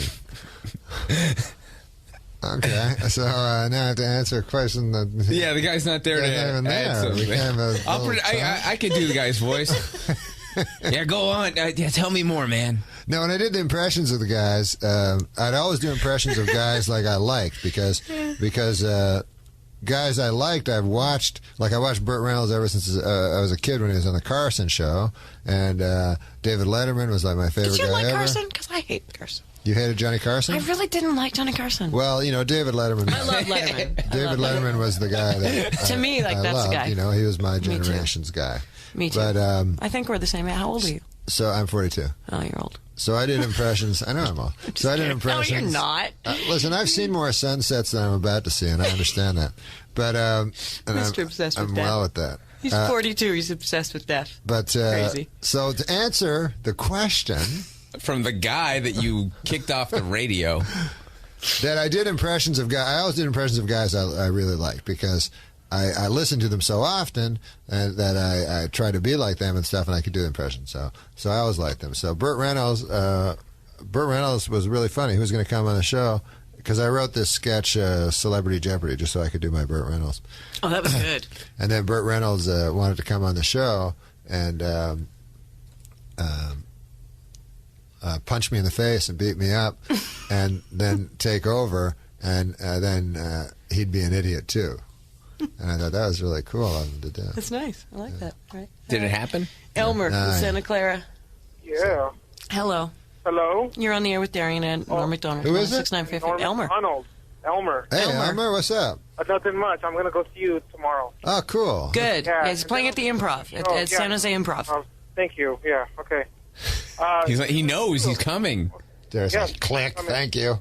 Dirty Work number 2? Are you going to make it? I'd love to make Dirty Work number 2. With Artie. Yeah, I'd love to Artie. do that. Artie and I have been talking about Artie's it. a good guy. Yeah, Artie's a great guy. It's got like a little following, like, Office Space. Yeah, it's got. I would say that it's got that same Well, kind of people cult like it. thing. Yeah, a lot of people like it. Office Space is a great movie. And, But so is Dirty Work. Yeah, I think that Dirty Work 2 would be a great idea. Yeah, man. See now, look at how nervous he is. I'm keeping this person on just because it's annoying you. And no, it's when not I annoying click me. him off, I you like like it. talking to She Elmer. wanted to call to annoy Draian because I don't like her. Oh, yeah. You don't like me? What, Elmer? Listen to yourself.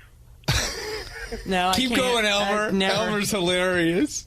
You know, I mean, come on. Elmer, why are you listening if you hate me? Well, I'm only listening because of Norman. Yesterday because of Patrice. So. Oh, fair enough. Okay. Yeah, you know, it depends on the guest you have. That's fair.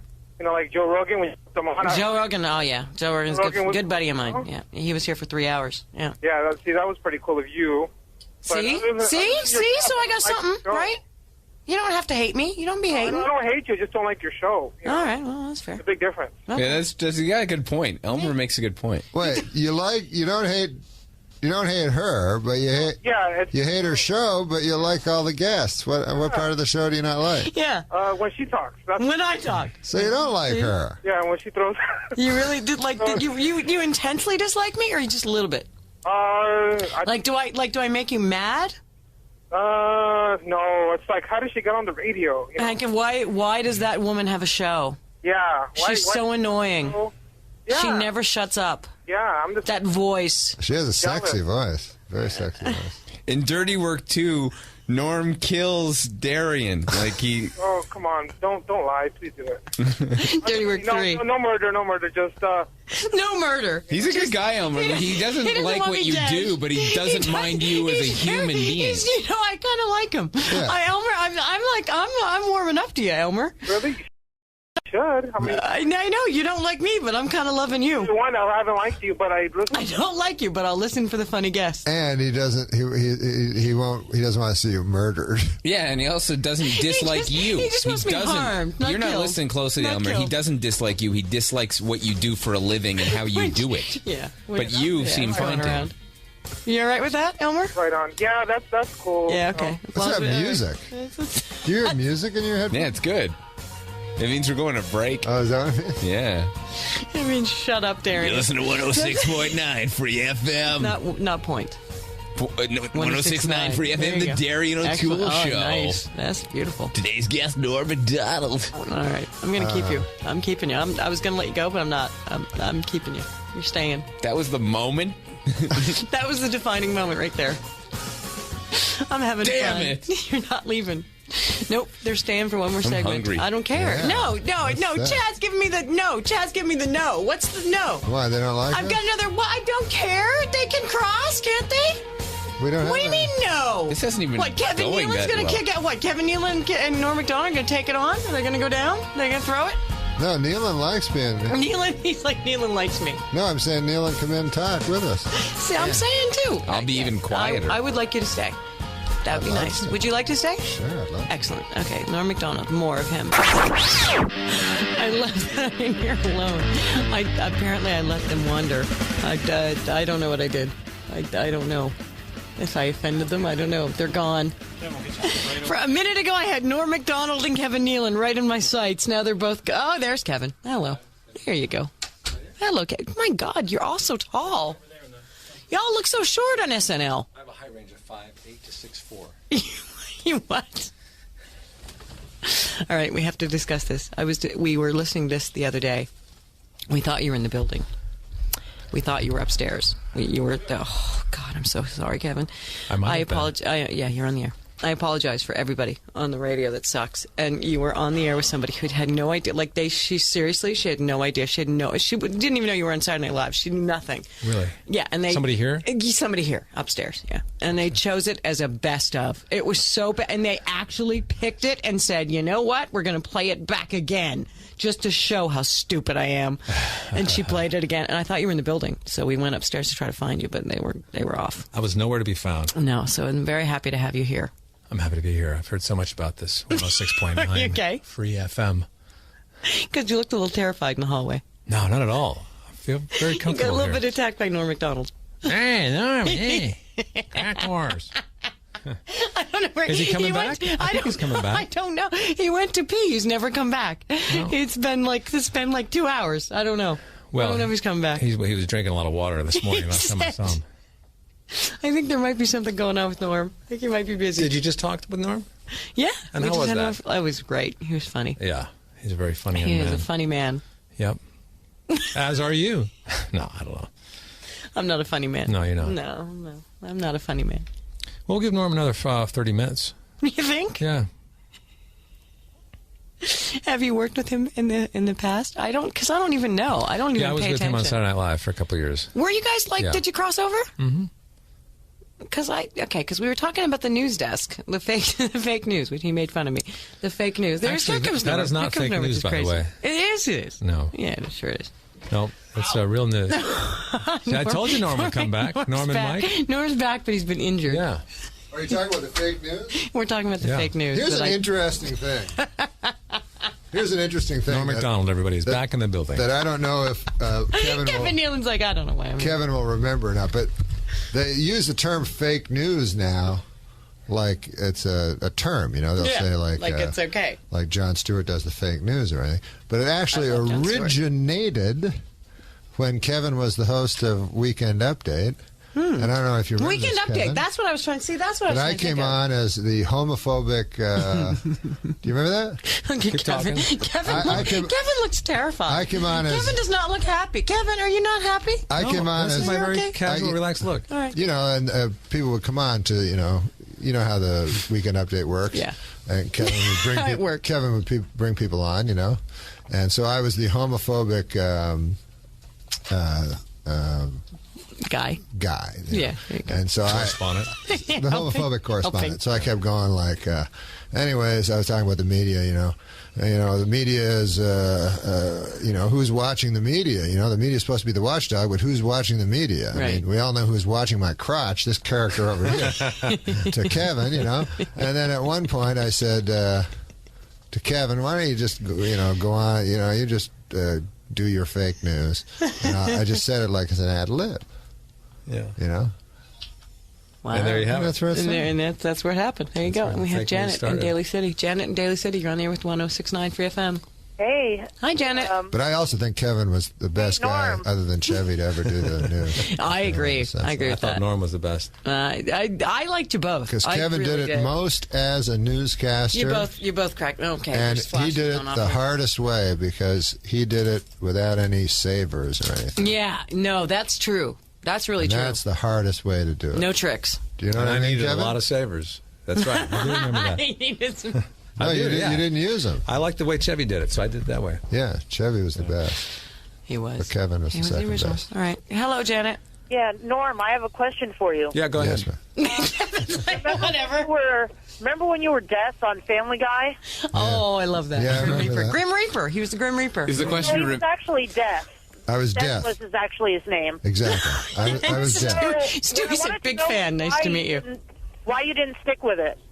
Why I didn't stick with it? Why didn't you stick with Death? Well, because... What happened? What went wrong with Death? Because I did the first one, and then they asked me to do the second one, and I said, I can't. I'm doing stand-up.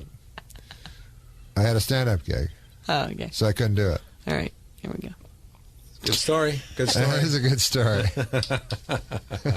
So when you do something like that, an animated Kevin show, Nealon, by the way, is do they playing at put you in Cobb's. a little recording? Yeah, I'm over at Cobb's. That's we should right. say that. This We weekend. should mention Yeah. that. You're playing at Cobb's. Yeah. You're at the... Norm's over at San Jose Improv. I'm not trying to, draw lines. You got I'm to saying. catch Kevin's stand-up because it's You do. fantastic. Hey, what if one night we just switched? You showed up at Cobb's and I showed up at San Jose Improv. Who would be more pissed? Who would be, which audience would be more Which pissed? audience? Who would be more angry? I think probably Norm's audience would be more angry. I don't know. It's a toss-up. So when you do Family Guy, is there actually a set there, or do you go into a recording studio? No, you just go into a recording studio. Did you meet Seth, though? Did you meet Seth? Yeah, I met Seth. I love You're like him. obsessed with him. I'm totally obsessed with him. I'm stalking Seth MacFarlane. He is sexy. Do you actually leave town to stalk him? Because if not, it's the I worst was like, stalking ever. no. When I did my audition for this show, I was at KLSX down at our sister station in LA, and I was like next door to Fuzzy Door, and I was like in the lobby. I was ridiculous. Have you ever been over to Cobb's? Oh, of course. I go to Cobb's a all good the time. club, isn't it? I love Cobb's. It's excellent. Here, Seats Kevin about Nealon's playing there. 400. Yeah. No, I'll be there tonight. I think there's like 2 shows tonight, 2 on Saturday and 1 on Sunday. But it's a good club. It's a good club. San Jose Improv's a good club. Seth might show up. There you go. Something funny might happen. Yeah. Yeah. Kevin Nealon's so pissed. He's like, why do you why keep am I saying here? that? I'm not pissed. You seem angry. That's you what she haven't said about angry me to for the first I have a very gentle, kind demeanor. No, you don't. No, you don't. You have an angry demeanor. You have like and I understand you've been on sucky radio shows, and I get that. I saved the best for last, and I'm very happy to be here. I'm so happy this is my last one. On some level, you think people don't like you before you even meet them. Yes, there's a self-esteem problem. Yes. Because I never saw anger from him. Never. Because I assume people just like me. You think everyone hates your guts. Well, yeah, I go right to that. Yeah, you got to relax a little bit. We all love you, and we're not angry. You love me, Kevin? Yeah. You do? Why are you so angry? What's your issue, Darian? Hey, Norm, a lot of people ask you, like, who's the worst host on the show? If I just sit here and laugh, they'll interview each other. I don't care. I say nothing. I say, the books say certain things like that. Tom Shell's book. Have you read that? Yeah. Oh, yeah, that's a good book. Yeah. I'm shocked that people come out in that Tom Shell's book and save people. Yeah. What happens with that? Like Will mentioned Tom the Hanks guy. was great. Yeah. Like Will mentioned the guy that was the worst host. Who was the worst for you guys? I would never say. Who was the worst one? Oh, come on, yes, you would. No, of course Come on, you would. Why would I say that? The thing love about me. that show you is just said you love me. Every host that comes on there is terrified, so they're on their best behavior, and they want to be liked. Yeah, that's true. It's got to be terrifying. Oh, my God. It is. Because you guys are used to it, right? I read a Jay. Actually, I didn't, because I've known Jay Moore for a long time. Okay. And I read his book. I know exactly who. But I've known him for a long time, and I had no idea that he was so terrified when he was on SNL. But he was. It was the worst time of his life. Oh, yeah, he wrote his book. Right? Yeah, he worst was like 5 minutes of his life. The worst 30 seconds he ever went through. Really? You got a book out of it. I know. I know. You can't really, And actually, it was riveting. It was, but he ripped all of you. Well, it is terrifying to be on that show. Oh, he ripped us? Let me say this. You don't even remember him, do you? You have no idea. I know Jay Moore, and this is in his book. But this was funny. He's like, aha! You have read the book. No, yeah, I read the book. Okay. But I'm not saying anything out of school because he wrote it in his book. But Jay Moore did a sketch called Good Morning Brooklyn or something. He's a funny guy. Whatever. I'm telling the story. He is. So he wrote he did a sketch. He wrote a sketch called Good Morning Brooklyn with Marissa Tomei or something like that. Mm-hmm. So anyways, something like that. So anyways, a comic phoned in and said, I do that in my act. Jay Moore stole that from my act. So the producer Kenny Amongi goes, well, listen, guys can get different ideas. You can't prove it. And the guy goes, well, actually, I can prove it. He sent a tape. Oh, no. And it was I saw the tape. It was the most hilarious tape. It's the stand-up comic doing the bit. And Jay Moore is in the front row laughing. No, really? No way. Yeah. Not the front row. So Saturday Night Live. Something like that. Yeah. The second row. I can't imagine comics Something just less sitting in the front row. embarrassing. So Saturday Night Live had to pay this guy. It's in the book, so. I didn't know that was in the book. Did he ever admit to taking it, or? Yeah, it's in the book. It's in his book. I don't remember that. He had to admit at that point. I don't like to read those SNL books. Every time you turn the page, you think something bad is going to be said about it. And it's always like they say they hate women, but I mean, Tina Fey is on there all the time. They don't She's hate like, they don't hate no, it's Lorne Michaels loves women. No, every Valentine's Day he sends like a rose to every woman. Remember that? Yes, Norm? he did. Yeah. Did he Each woman really? on the cast would get a nice long stem Is rose. that true? Yeah. That's the guys nice. would get crap. Who were the women on the show when you were guys? Who the hell knows who they were? Yeah. Well, Who? Kevin had Who now? very talented women during his time. Jan Hooks, Nora Dunn, Victoria Jackson. Her, yeah. I was actually dating Jan Hooks at the time. The first year Were you I was really? on. Yeah. I didn't know that. So he probably had. They were probably the most talented women. You and Jan Hooks were getting to know. This is interesting. You and Jan Hooks I didn't say we're getting on. I said we're dating. Oh, yeah. All right. So you're getting nothing. Yeah. Kevin Nealon actually had a chance to date Jennifer Aniston at one Did you really? It was just like 3 months. I didn't know that. Yeah, we did a short film together. What film? I don't remember. What are you talking about? No, it wasn't Leprechaun. I'm saying, Please not be remember you Leprechaun. lived in New York and she was a hostess? Yeah, I never dated her. What happened was, when I first got on the show, there was this restaurant around the corner around my house, right. and there was this really cute hostess in there. It was just a little hamburger place, Mm-hmm. and I would go in there, and the food wasn't really that great, but I just loved seeing her and looking at her. Was Jennifer Aniston? This was in '86 or '87. Wow. And then she left. I didn't see her for a long time, and then I run into Jennifer Aniston, 10 years later. And she goes, "You used to come into the restaurant I was hostess at a lot." No way! This is before she got into show business. And I said, "Really? Which one?" And she goes, and she named the restaurant. I thought, wow. See that? That's good. See, Good he's a story. powerful man. Good story. So you could have asked her out. I could have. He was on He TV. could have. He didn't. One time I was on the show, and Jewel was on the show.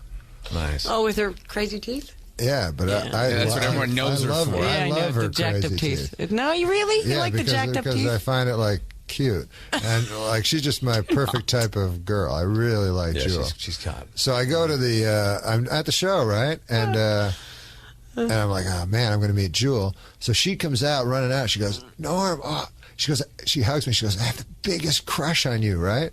And so I'm in like shock, you know. And she's like, "Are you going to go to the after party?" So then I'm like playing it cool. I'm like, "Yeah, maybe." You know. But, like, in reality, you're the first one there every week. So for the whole show, I'm just like playing it cool and everything. And she's like, "You're going to come, right?" Yeah, I'll probably be there. You know? So, but meanwhile, I'm like, I can't wait for the show to be over and go there and marry Jewel and everything like that. You know, I was all super happy. So then I go to the after party, right? Happy. I go to the after party, and I show up late, you know, because nice. Because it's the after party. And here's Jewel sitting all alone in this booth, you know. So I come, I sit down, talking to her in the booth. All of a sudden, like, a French dude shows up, right? And she's like, "Oh, this is Pierre, whatever the hell." They start necking. Pierre, whatever the hell. They start Pierre, necking whatever in the front hell. of me. So this whole time she was setting you up. She You come to the after party? She's No, playing you. she had a boyfriend. She was kissing. Playing you. So I was like, oh man. Michael, no, I don't think she was playing me. I think she really did like me. And so but then she was. So this would have been the smart play, right? Right.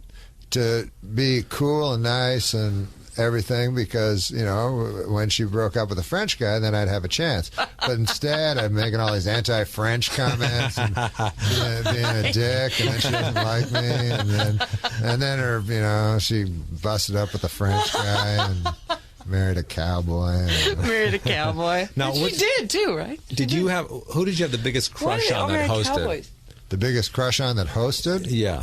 Besides John Goodman. Wait, we have a guest for you. She cuts off the Will joke. you discuss, please? Allison, you're on 106.9 Free FM with Darren O'Toole, Norm Macdonald, and Kevin Nealon, who, by the way, is playing at Cobb's tonight. You should go see him. Hello, there's the boys. I just wanted to, well, first off, I want to say, Norm, I think you're like the funniest in the world. Yes, I agree. Insanely funny, and like me and all my friends completely worship you. Ah, that's nice. Are you playing in San Francisco? Kevin who? They have French Kevin boyfriends. Who now? We're playing in San Jose. He's at the San Jose Improv. She doesn't like you enough to drive the hour, but they love you. Yeah, biggest fan. Kevin Nealon is tonight at Cobb's. I missed like half the show. When are the shows? I do a good Norm Macdonald impression at You Cobb's. know, you could do like an early show with Norm and a late show with Kevin. You could do that. Oh, Kevin, where are you playing?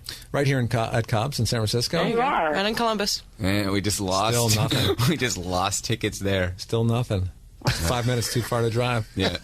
Anything in my family room? Yeah. What's that? Nothing. Doesn't matter anymore.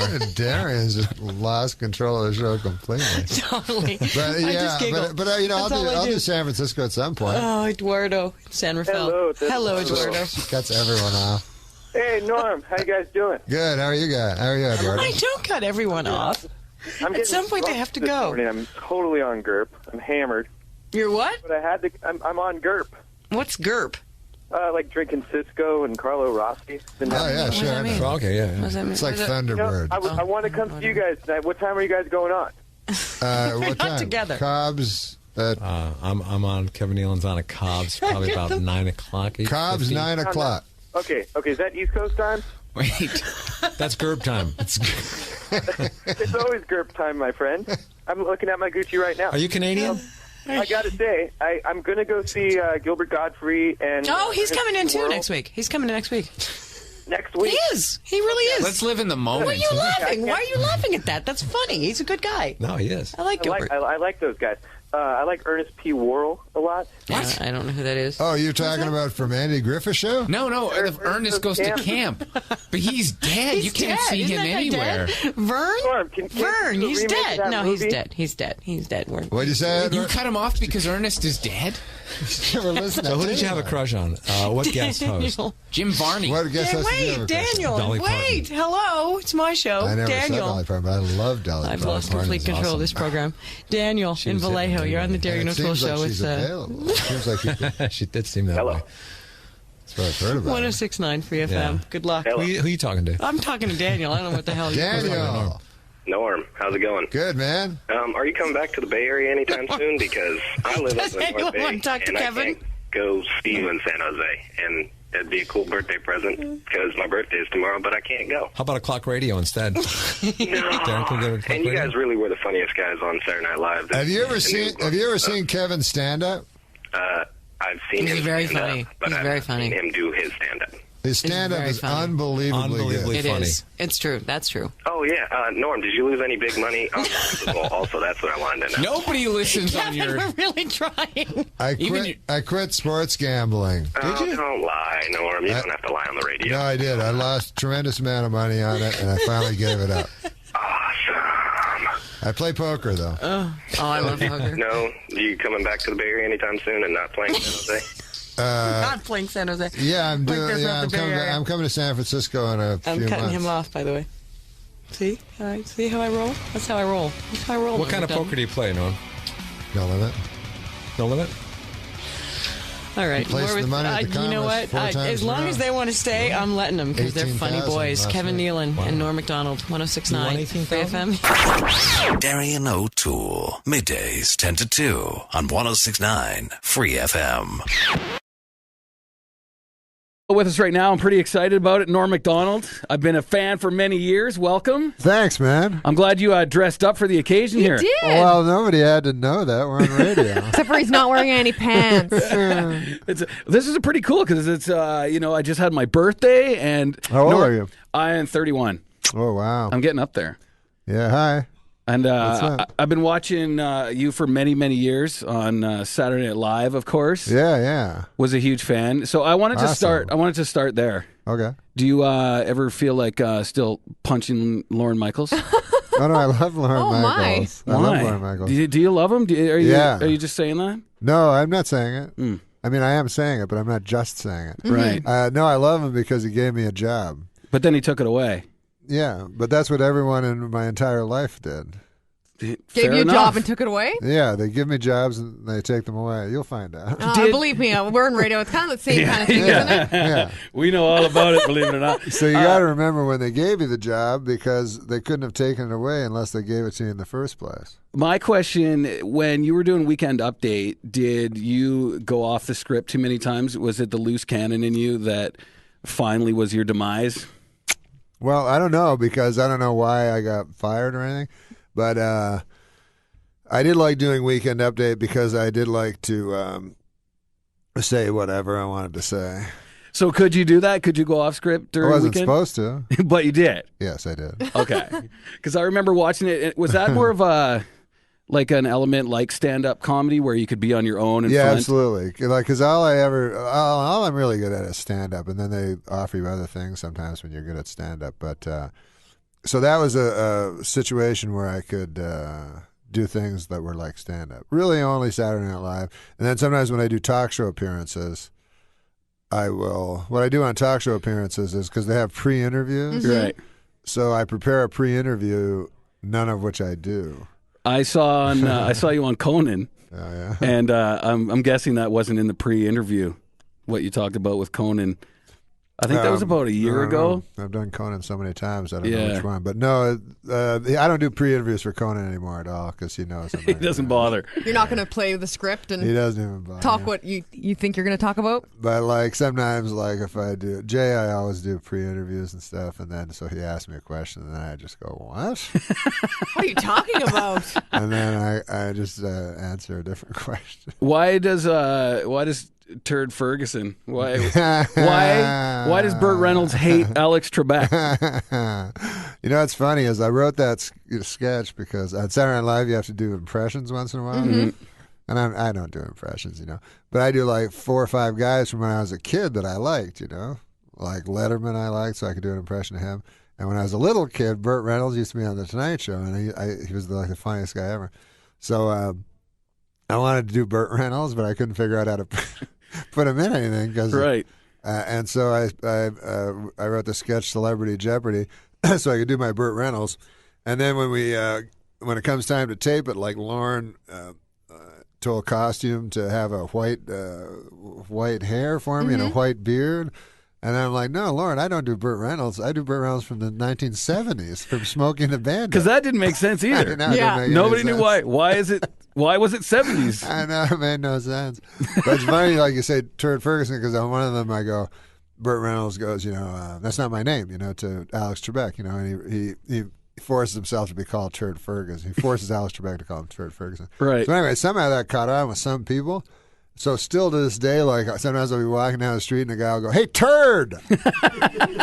And then I go, "Thank you," and then everyone else goes, "What? What is going on? What kind of universe is this?" Now, since SNL, of course, you've done movies, you've done stand-up, you've done television. What's your favorite? Where's home? Well, I started with stand-up here in Canada, and that's still always my favorite. And like I said, like when you do stand-up good, they go, in Canada they don't, because when I started out in Canada, we all did stand-up just to do stand-up because there was no show business. Right. I understand there's a little bit now. Mm-hmm. But it wasn't like we were like, hey, maybe one day we'll get on the Beachcombers or something. We were just Danger Bay, I think. Yeah, Danger Bay, the littlest hobo. So we would just do stand-up and try to be better stand-ups. That's all we cared about. Then when I went to the States, it was very odd because they go, hey, you're a really good stand-up. How would you like to be a bad actor? Right. Well, so that's the terrible thing that happens in the United States of America. What do you mean? Dirty Work wasn't going to get you an Oscar? Are you saying you're not proud of that? At least or a what? Razzie. Huh? Funny movie. I actually wrote that wanting not to be in it. I wanted all my funny friends to be in it, and they would only do the movie if I was the star of the movie, which I told them was a big mistake. I told them that. But I wanted to direct it and just get a real comic actor, But you are getting you're getting back into television.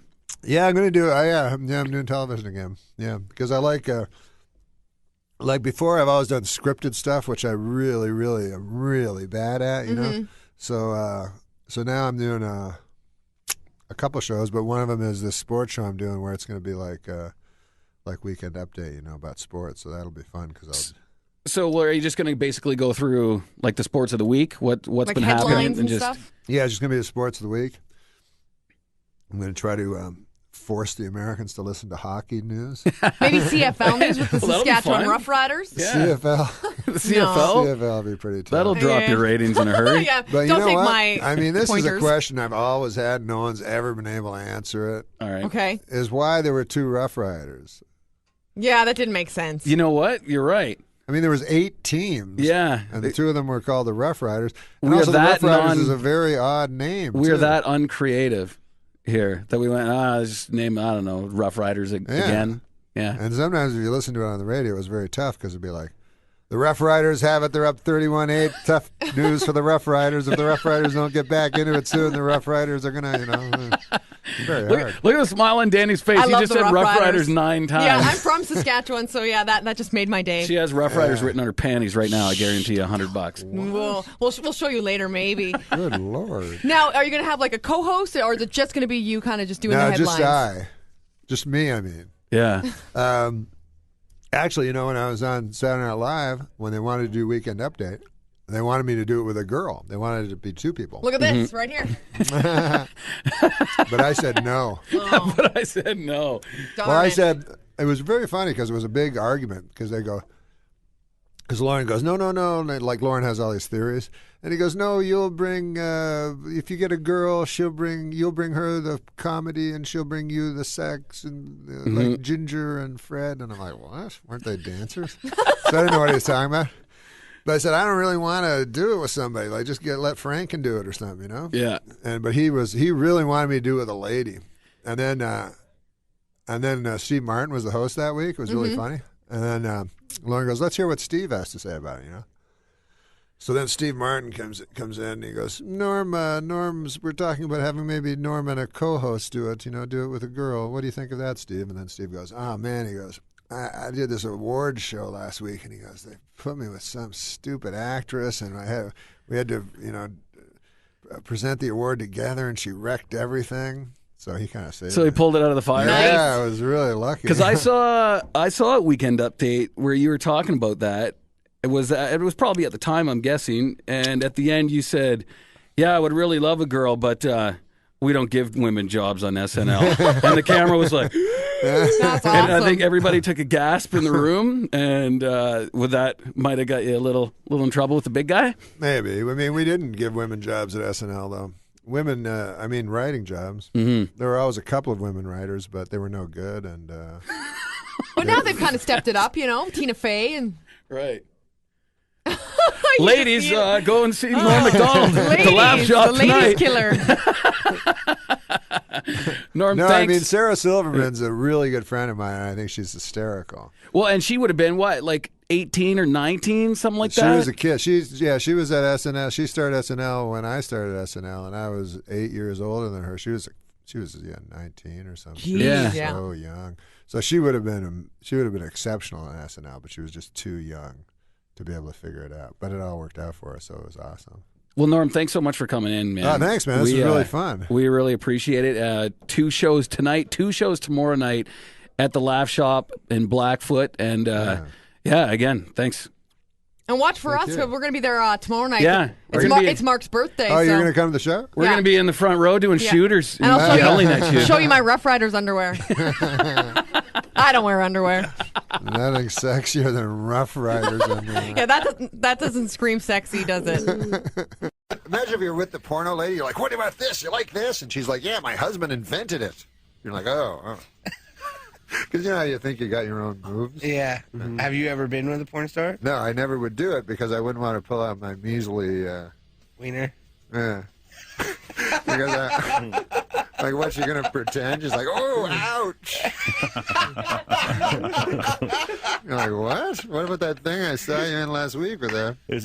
Is this a good surprise for you guys or a weird surprise that Norm I'm such a big fan of Norm's, man. It's the first time you guys have met this morning, right? Yeah. So Jonah, I'm so psyched. That's awesome. When I knew you were coming in, I started thinking of the serious stuff, and I got to tell you about one thing.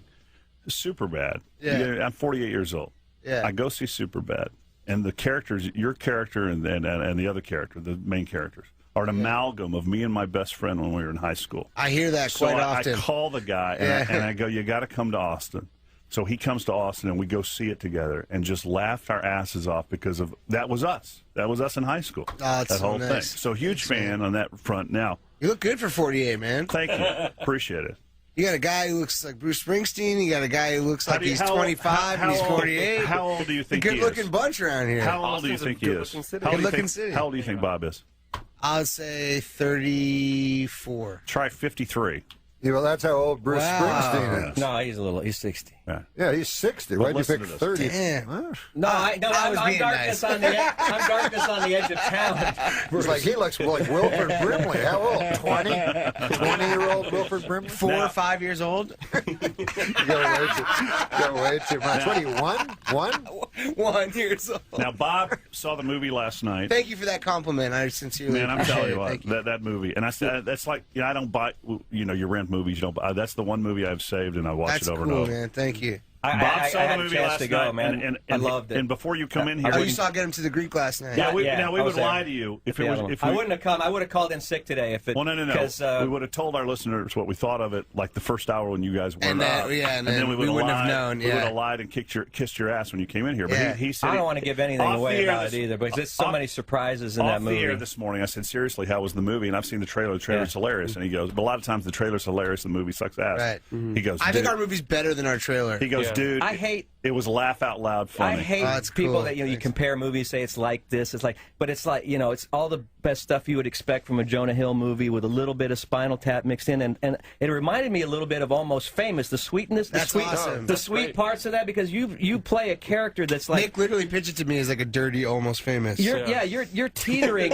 you're one of those characters teetering on boyhood and manhood, right? Yeah. Like responsibilities versus being this kind of rock. Fan, and I loved it on that level too, of just of your character, of just being this guy that just doesn't know he wants to commit. He doesn't. He's facing all these things for the first time, but it's hysterical. You're going to see things in this movie that you've never seen on film before. I got to look at the rock star. Dagwood? No, the rock star. Aldous. Yeah, there's really not an equivalent in real life. Sounds good, though. Is it in the theater? There's really no single British. Sorry, I wouldn't have had a chance. There's not really any single like solo British rock stars like that anymore. Are there? Is he like the closest Bowie? But Bowie's old. I'd say like Jack White.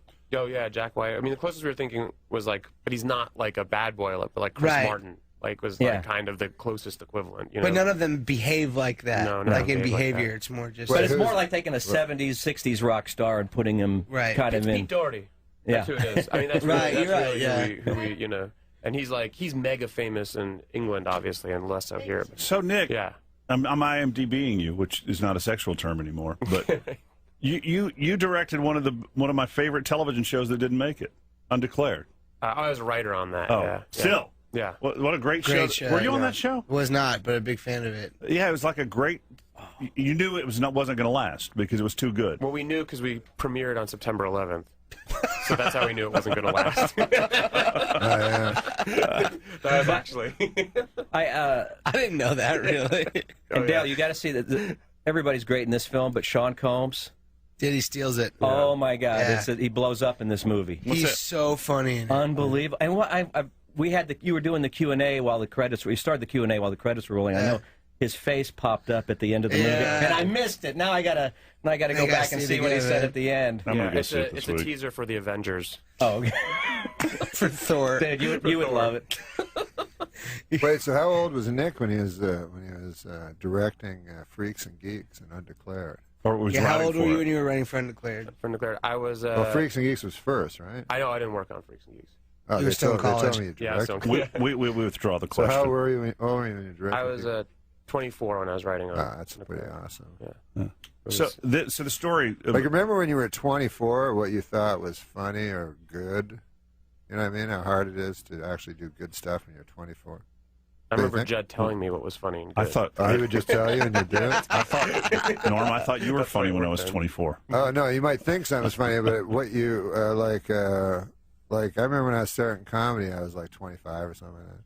But Eddie Murphy was already a star, you know, and he was 19. Yeah, 19. Wow. Yeah. And I was like, how can that guy be funny? Because I remember what I thought was funny when I was 19. It was all lame. Anyway. On Undeclared, one of the writers was Seth Rogen. He was also obviously one of the stars of Undeclared, but he was 18. I remember him coming into the first writers meeting, and all of us being like, we obviously liked him on Freaks and Geeks, but he just being like, who does this kid think he is? And then he would just turn in the funniest scripts. So Johnny, just knew it and nailed it. You were right. Wasn't Byron Allen on that show too, though? Oh no, that's a different one. You were right. You were right. Wait, have you guys seen Comics Unleashed? Have you seen Comics Unleashed with Byron Allen? Hey, speaking of this thing, Byron Allen does this thing.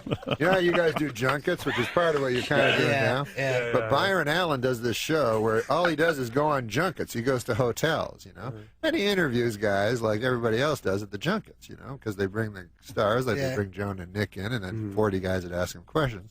So then Byron Allen just goes in, you know, and he interviews you, but then he turns it into a show, like it's an interview show instead of a. So he goes, and then it's always like.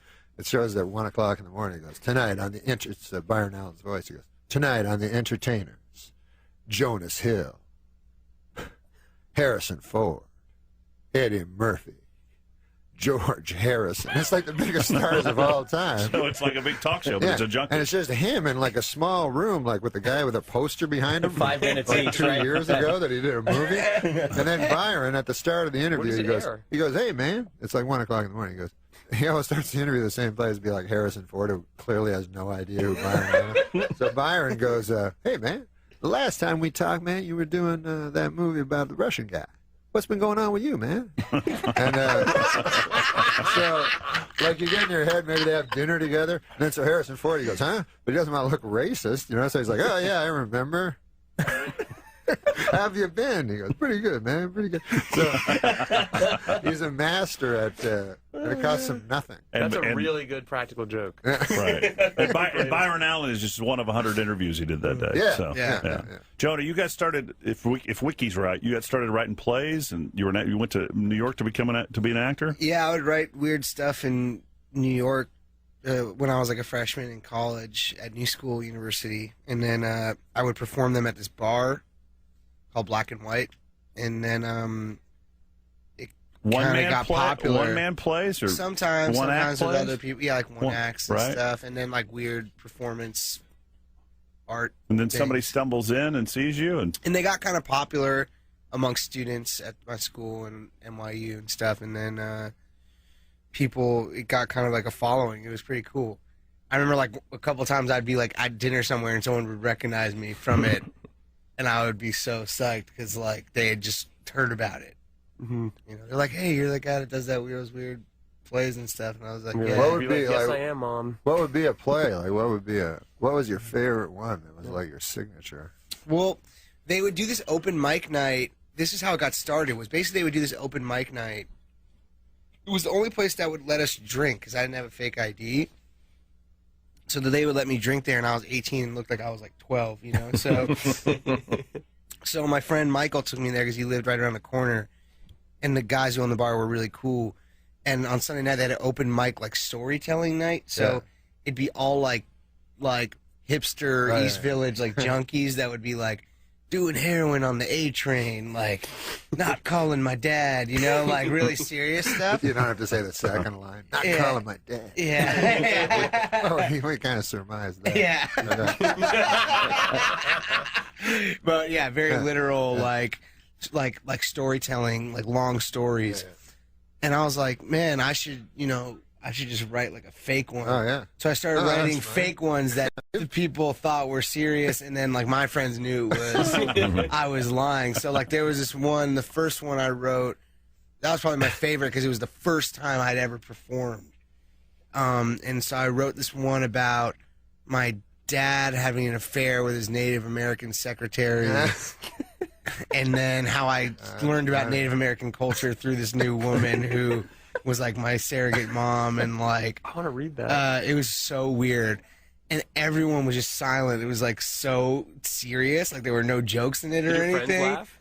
My friends thought it was probably the funniest thing I've ever done because it was like no one knew I was joking. You know, was this poetry? It was more like story, like important stuff. Yeah, like a 5-minute story. Like people would write like short story, reading their short stories or whatnot. Like sometimes they'll do one man play. Like, you know how people think their life's interesting? So I said one man play. It was an hour and a half.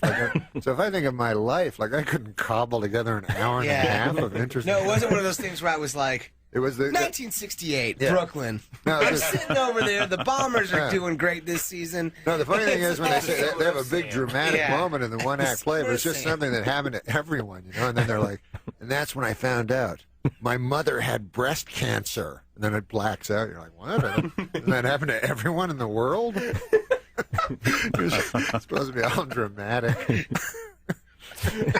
We have a gentleman that. Never mind. No, we have a gentleman who does. When I was on Saturday Night, we've got a guest, a one-act play guy that comes in. He used to come in a lot. Right. But one-act plays are great. Like when if they're good, they're good. Like not one-man plays, one-act. Well, no, this is a one-man show guy. One-act plays. Story. One-act, one-man. They're my favorite. All right, we're gonna. Great. Let's break. Have you ever done that in your acting career? That's how I started. Then I started writing one-act plays. Real one-act plays. Oh, that's cool. Yeah. You guys know how I find this interesting? No, we do. It's just there's 1, 2, 3, 4, 5, 6, 7, 8 open mics right now. And I just don't know if we're making the Universal people happy. Let's make sure that we're plugging the movie. Get them to the great. Can we take a break? Come back. And it opens today. Is that right? June 4th. And would you guys be up to taking some phone calls from our fine listeners? Yeah. Yeah. Sure. All right. Cool. If you guys have any questions for Jonah or Nick or hell, Michael McDonald. Who else is in here? Wasn't he a singer? Wasn't he a rock singer? I was just. I know it's Norm. I know it's Norm. The Doobie Brothers. Right, but we don't need to hear your filth. 973-8300 if you want to call in. We'll be back in a minute. Dudley and Bob Show. All right, we might get a couple of calls in for Jonah if you want. Jonah Hill of Get Him to the Geek. Get Him to the Greek. Sorry, y'all cut me a break. I was just talking about the geeks in Superbad. Yeah, we were just talking about that. So Get Him to the Greek. 973-8300. Get Him to the Greek. June 4th. And I told. Yeah, it's not out yet? Oh, it's June 4th. Yeah. Oh, I thought it might be showing this weekend. But Bob saw it last night. Wait, am I in this movie? No. Yeah. Have you seen it? And Nick. Do you know what it's about? You're in the People versus Larry Flynn. Because I asked Jonas, he said it wasn't even out on the screen yet. Nick, is it June is 4th. it a sequel somewhat loosely? I would say it's a spin-off, but it's pretty different. There's not. I heard it was a sequel to Weird Science. That's your source is incorrect. Oh, okay, I'm sorry. I don't know. You should get a new I just source. know what I hear on the street. The Saving Sarah Marshall. Forgetting. You don't know the titles of any of the movies. I loved you in Super Good too, by the way. Yeah. Forgetting Sarah Marshall. It's good because I honestly can't remember your name. That's all right. I'm Dave. That's okay. Just call me Dave. Everybody does. So there's some recurring characters. But is the rock star that has the same name? Or? Yeah, he's playing the same guy. Okay. Yeah, Russell Brand's character Aldous Snow is the same guy as he was in Forgetting Sarah Marshall, and other than that, there's no right. But Jonah in this movie is a junior record executive who's got an idea that he's trying to get across to his boss, and his boss accepts it, and then you've got the responsibility. It's like a road picture. You've got the responsibility of getting this rock star. It's kind of like a dirty, almost famous. He's not really a has-been, but he's had rough times. I would say it's kind of like a mix between Almost Famous and Midnight Run. Yeah. Now, is it like like it's like a road movie with one guy escorting, a normal guy escorting a really crazy, messed up guy. A little bit of and The Last Detail, if you've ever seen that. You know, we watched The Last Detail. Like I watched it like every day before we started Superbad. I thought that was like one of my main references for Superbad. Yeah, because it's like three guys like getting like hammered and like I want to ask you that when you're doing were you Randy Quaid? I was Randy Quaid, obviously. Yeah, I watched Sid and Nancy before getting to the Greek. I'm not kidding. That was my. I watched my favorite year in Midnight Run and Almost I just saw My Favorite Year a few weeks ago. It was my good. favorite year was so good. I was watching this hardcore. How do you know when porn. you're shooting a comedy like this that you got it, that you're getting it right when you're filming it? I mean that you hope and pray you're getting it right. You don't because really know. There's not an audience there laughing. And I always wondered, you shoot several different takes in different ways. We shoot every tone possible in each scene. I'm getting that signal from the publicist. It's time to wrap up. That you guys have to go somewhere else. Well, let's take a phone call before we leave because that was rude because we said we were going to. The only phone call I have wants to ask Norm a question. Okay, great. Well, I was just trying to be respectful. No, you're very fun. Listen, I'm a big fan. It's kind of crazy in here today. I wished I had about 1 million questions for you. Oh man, well, no. I wish I had questions for you. Listen, I wish I knew the names of your films. No. I said I have 1 million questions for you. I wish we had more time. Did I say I wish we had more questions? Yeah. I know what you meant. It's okay. June 4th, get him to the Greek. Austin's the best town ever, and I'm not BSing. It is the coolest place on earth. I love this city. It's so cool. Yeah. All right, guys. Thank you very much. Well, are you staying, Norm, or are you going? I got a phone call. Oh, you're staying for your phone call. My apologies that. Great to meet Thanks. you. This is great meeting Yeah. you, man. Really. Thank you guys for having us. No, thanks for coming in, guys. Get them to the Greek starting June 4th. Thank you. Well, thanks. Appreciate it. Hey, man. Much success. I think you do really well. Bye. Nick, thank you. Of course, thank you. Thanks. Thank you guys so See you much. in LA, man.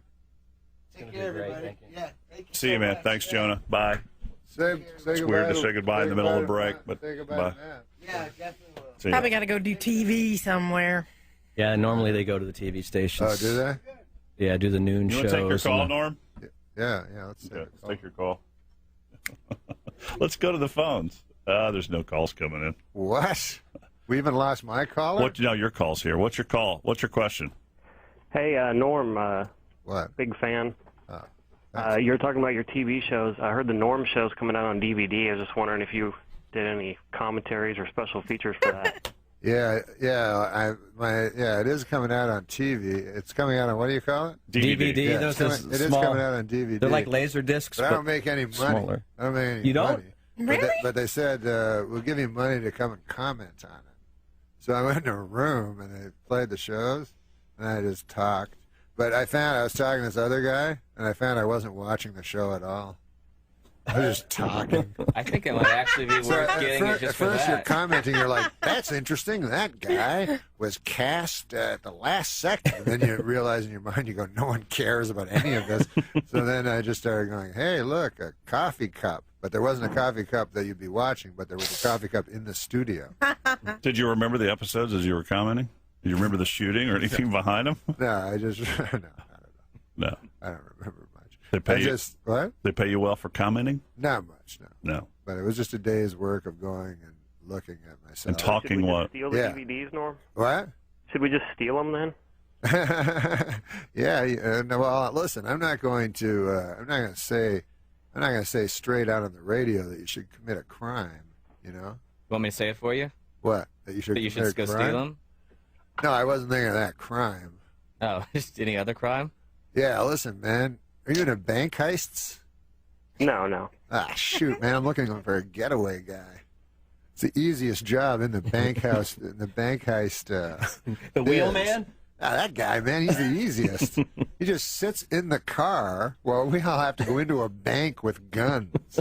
Guy's just sitting in the car. Yeah, but he's the guy with the cop is always, tapping on the window going, hey, move it along. This is no parking that's zone. Just in movies, man. That's just in movies. In real life, the guy's just parked in front of the ATM, and then you run out. There's gunfire going all around your head, and then you can't get the door open. You come on, Frank. And he's like, I told you guys I'm not good with guns.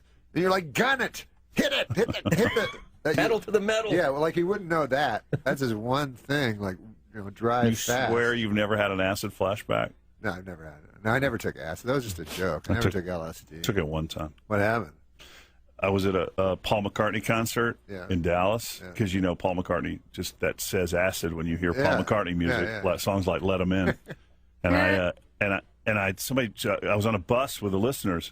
And this woman walked up to me. She goes, "Stick out your tongue." And I went like this, and she put this piece of paper on my tongue, without knowing. And I didn't know anything was going on. And then did she tell you? No, yeah. She right after she put it on my tongue. Know you were going. You didn't think you were going insane. You just took acid. Wow. And then later in the tunnel of Texas Stadium, there was a woman holding a box of Starbursts, and I also had a box of Starbursts. And something in my head told me that those must also be my Starbursts. So I went up to a strange woman and said, "Those are my Starbursts." Wow. Like a crazy person. And then it lasted till like 5 o'clock in the morning. Yeah, and wallpaper really was running down, and I had to call my girlfriend. I'll be honest with you. I did it one time. Well, why'd you lie? Well, because I don't want people think I did LSD, but I did it one time, and so I laid down on my bed. I was just a young boy, and I looked up, and it was a hanging plant for some reason in my room. No, there wasn't. And in the plant came the face of Jesus. The countenance of our Lord and Savior, Jesus, the pale Nazarene, suddenly showed up in my hanging plant. So I was like, oh, man. I was like, well, I'm on LSD. This must be like just a crazy trick of my eye, an optical, thing. And then I thought, wait a minute.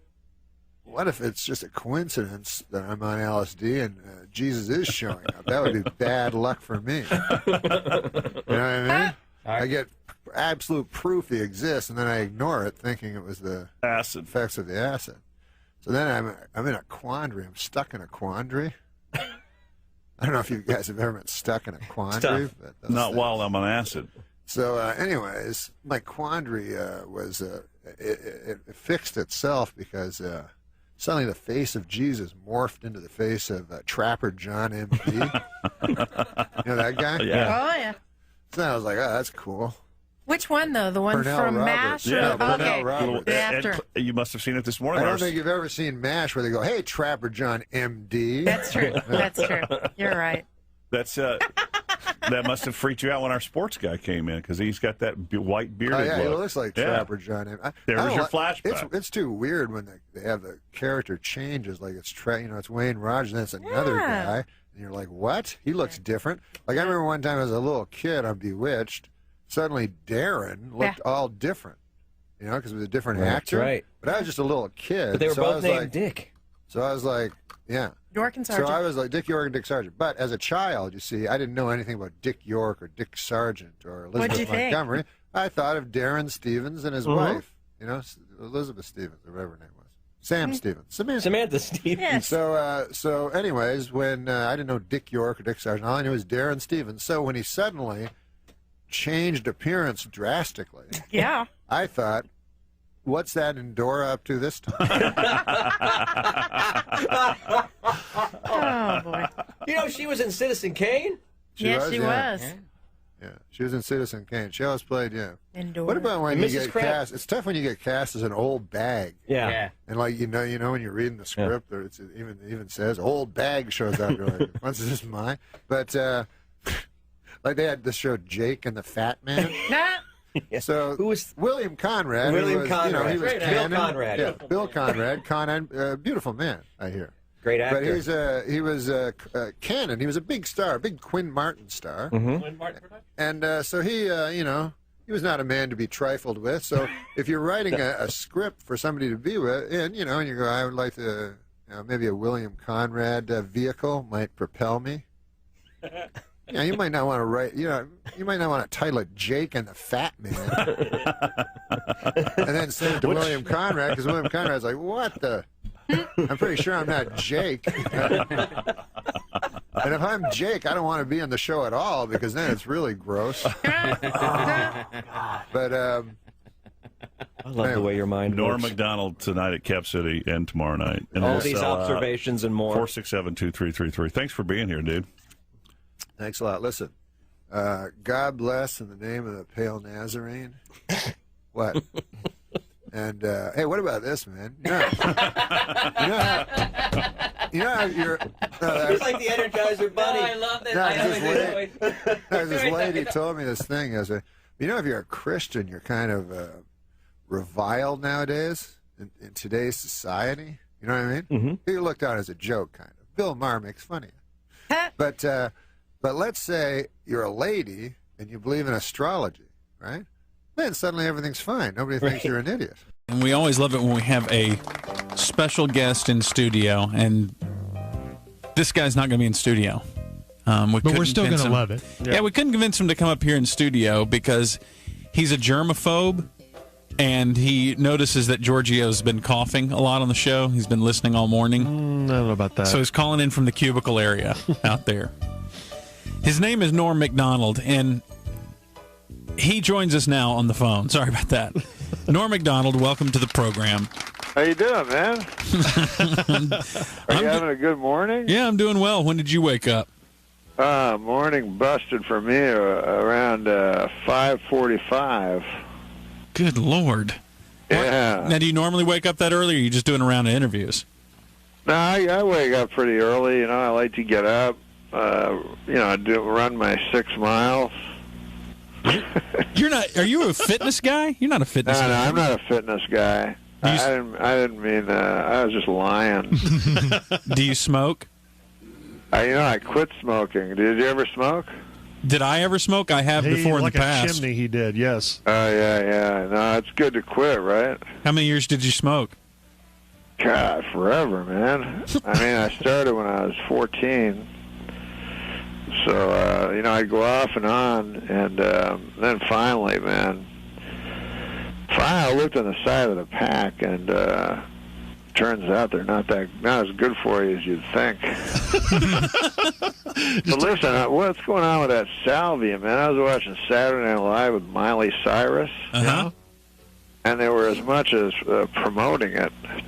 I don't want to say anything, but doesn't that seem a mite irresponsible? Yeah, that you know what he's talking about there, Giorgio? He's talking about Miley Cyrus, that video footage of her smoking out of a bong. She was smoking that salvia, I think it's called, or whatever it is. I don't even know what's in that crap. Is it an herb? Is it a chemical? Well, I guess it's legal, like all drugs are when they begin. Right. But, I've seen things because you can look up people on salvia on YouTube, and they just go into like a coma. It's like it looks incredibly dangerous. What's the hardest drug that Norm Macdonald's done?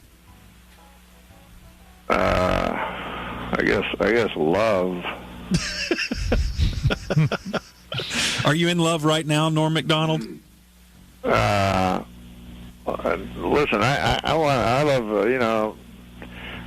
I just want to be the world's best friend, give everyone a hug. Oh, that's very nice. Really nice. Sweet. Okay, let's talk about this new game show that you have. It's High Stakes Poker, right? Yeah. It's on the Game Show Network. And how long have you been a serious poker guy? Well, I probably played for about 20 years. It's a pretty fun game. Can you beat Welcome Back, Kotter? No. He's like really good, isn't he? The Gabe Kaplan? He's really good. I can beat Horseshack. All right, so you're hosting the show, and is this going to have these same really cocky players with sunglasses on it that we see on ESPN all the time? And if it is, could you ban sunglasses from the set? No, I know. Sunglasses, well, a lot of people want to make them illegal. Well, they should be illegal. Yeah. The eyes are telling. That's the window to the soul, and they want to know. No, when I play poker, I leave my eyes, I take my sunglasses off, and I invite people to look into my soul because I don't know what's going on in there. If they can give me any tips on what's happening inside my mind, I'm more than happy to take them. So you are against people wearing sunglasses, although they will wear them on your show?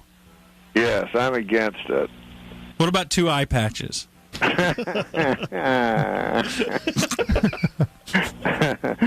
never seen that look. You seem like I think it's cool there's pirates again. I mean, I know it's terrible for the people who've lost their lives, but it's funny, kind of. It's just fun, man. The pirates go away for a long time. You know what I mean? Yeah, I'm with you. Kinda. It'd be like if all of a sudden there was like knights walking around.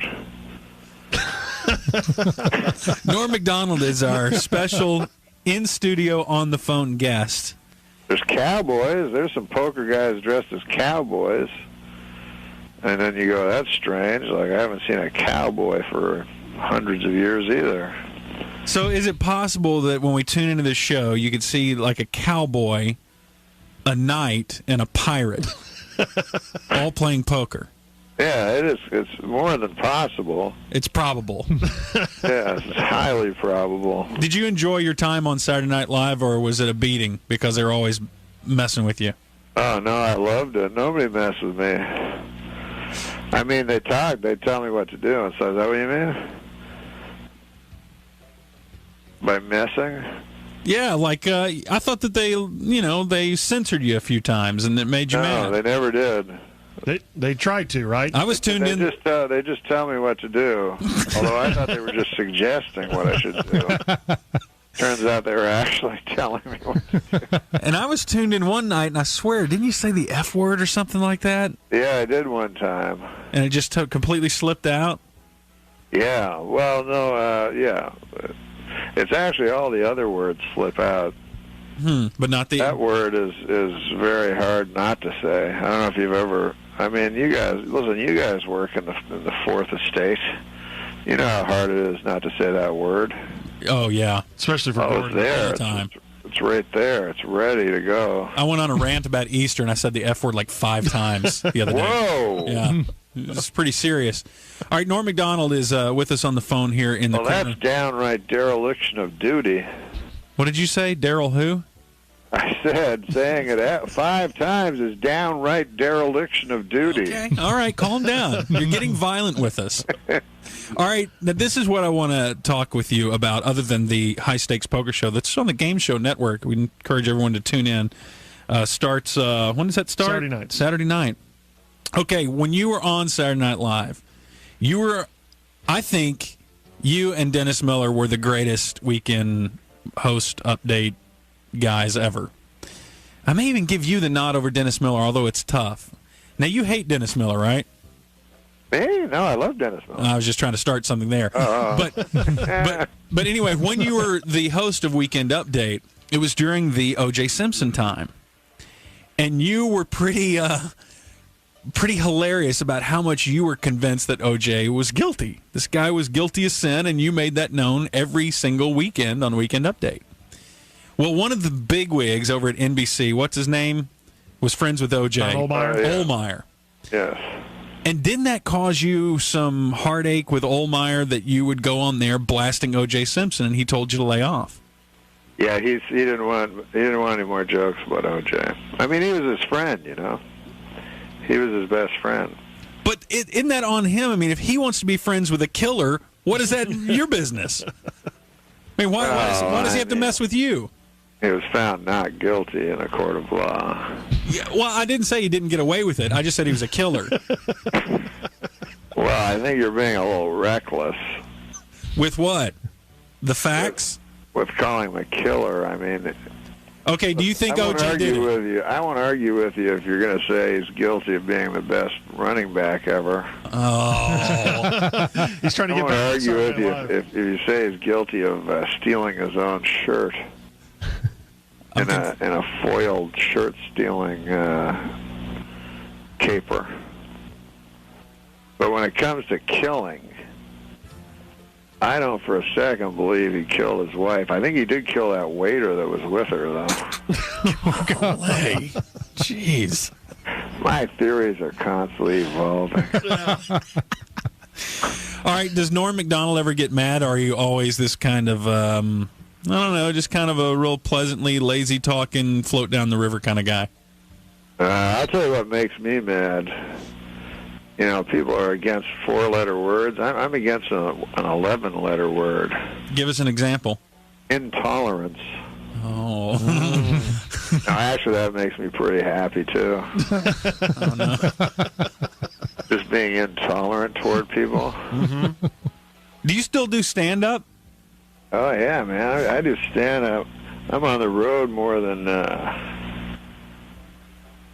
I don't know. people who aren't on the road. Let's call Dennis Miller and find out. I'm on the road a lot. Yeah, I don't want to get Dennis Miller on the line because you guys will bicker because I know you guys hate each other. I got a Comedy Central special on Saturday. You do? Yeah, you can watch it on TV on Saturday night. Would you like to plug it? Nah, that's cool. I don't need to plug it. Just watch it Saturday night. Sounds like it's competing with high-stakes poker. Yeah. Oh, yeah, it is, actually. It's on 11:30. It's on opposite Saturday Night Live. Ooh, that's interesting. Hey, so what's it like to be a game show host? Do you like that that gig? Well, it's not exactly a game show host because it's not exactly a game show. It's just guys playing poker. Yeah, George. Well, it's on the Game Show Network. I would call that a game show, wouldn't it? It's on yeah, but it's not. Not by strict dictionary definition a game show. Yeah. Because it's just guys playing poker, and then I commentate on it, you know. And I'm very good. I get to see their hole cards, which gives me a big advantage. Mm-hmm. So you hear stuff like, why is he betting? That guy clearly has a 5. Well, wait, the audience also sees the hold cards, too, right? Yeah, the audience can be part of the fun of ridiculing world-class poker players. Almost sounds like you're a game show host on that. Stop it, Giorgio. He doesn't want to be accused of being a game show host. This is the difference, is that poker's not a game show. Yeah, it's a game, and then you're doing a show on that. Yeah. All right, I'm not going to listen to you two guys bicker as if you're Dennis Miller and Norm Macdonald. It would be like calling Marv Albert a game show host because he commentates a game. You know what I mean? Good point. Yeah, okay, you got me there. There you go. Touche. Yep, you got me there. All right, so your last stand-up comedy gig, where was it? The last one? Mm-hmm. Was in Portland, Oregon. Did you kill it?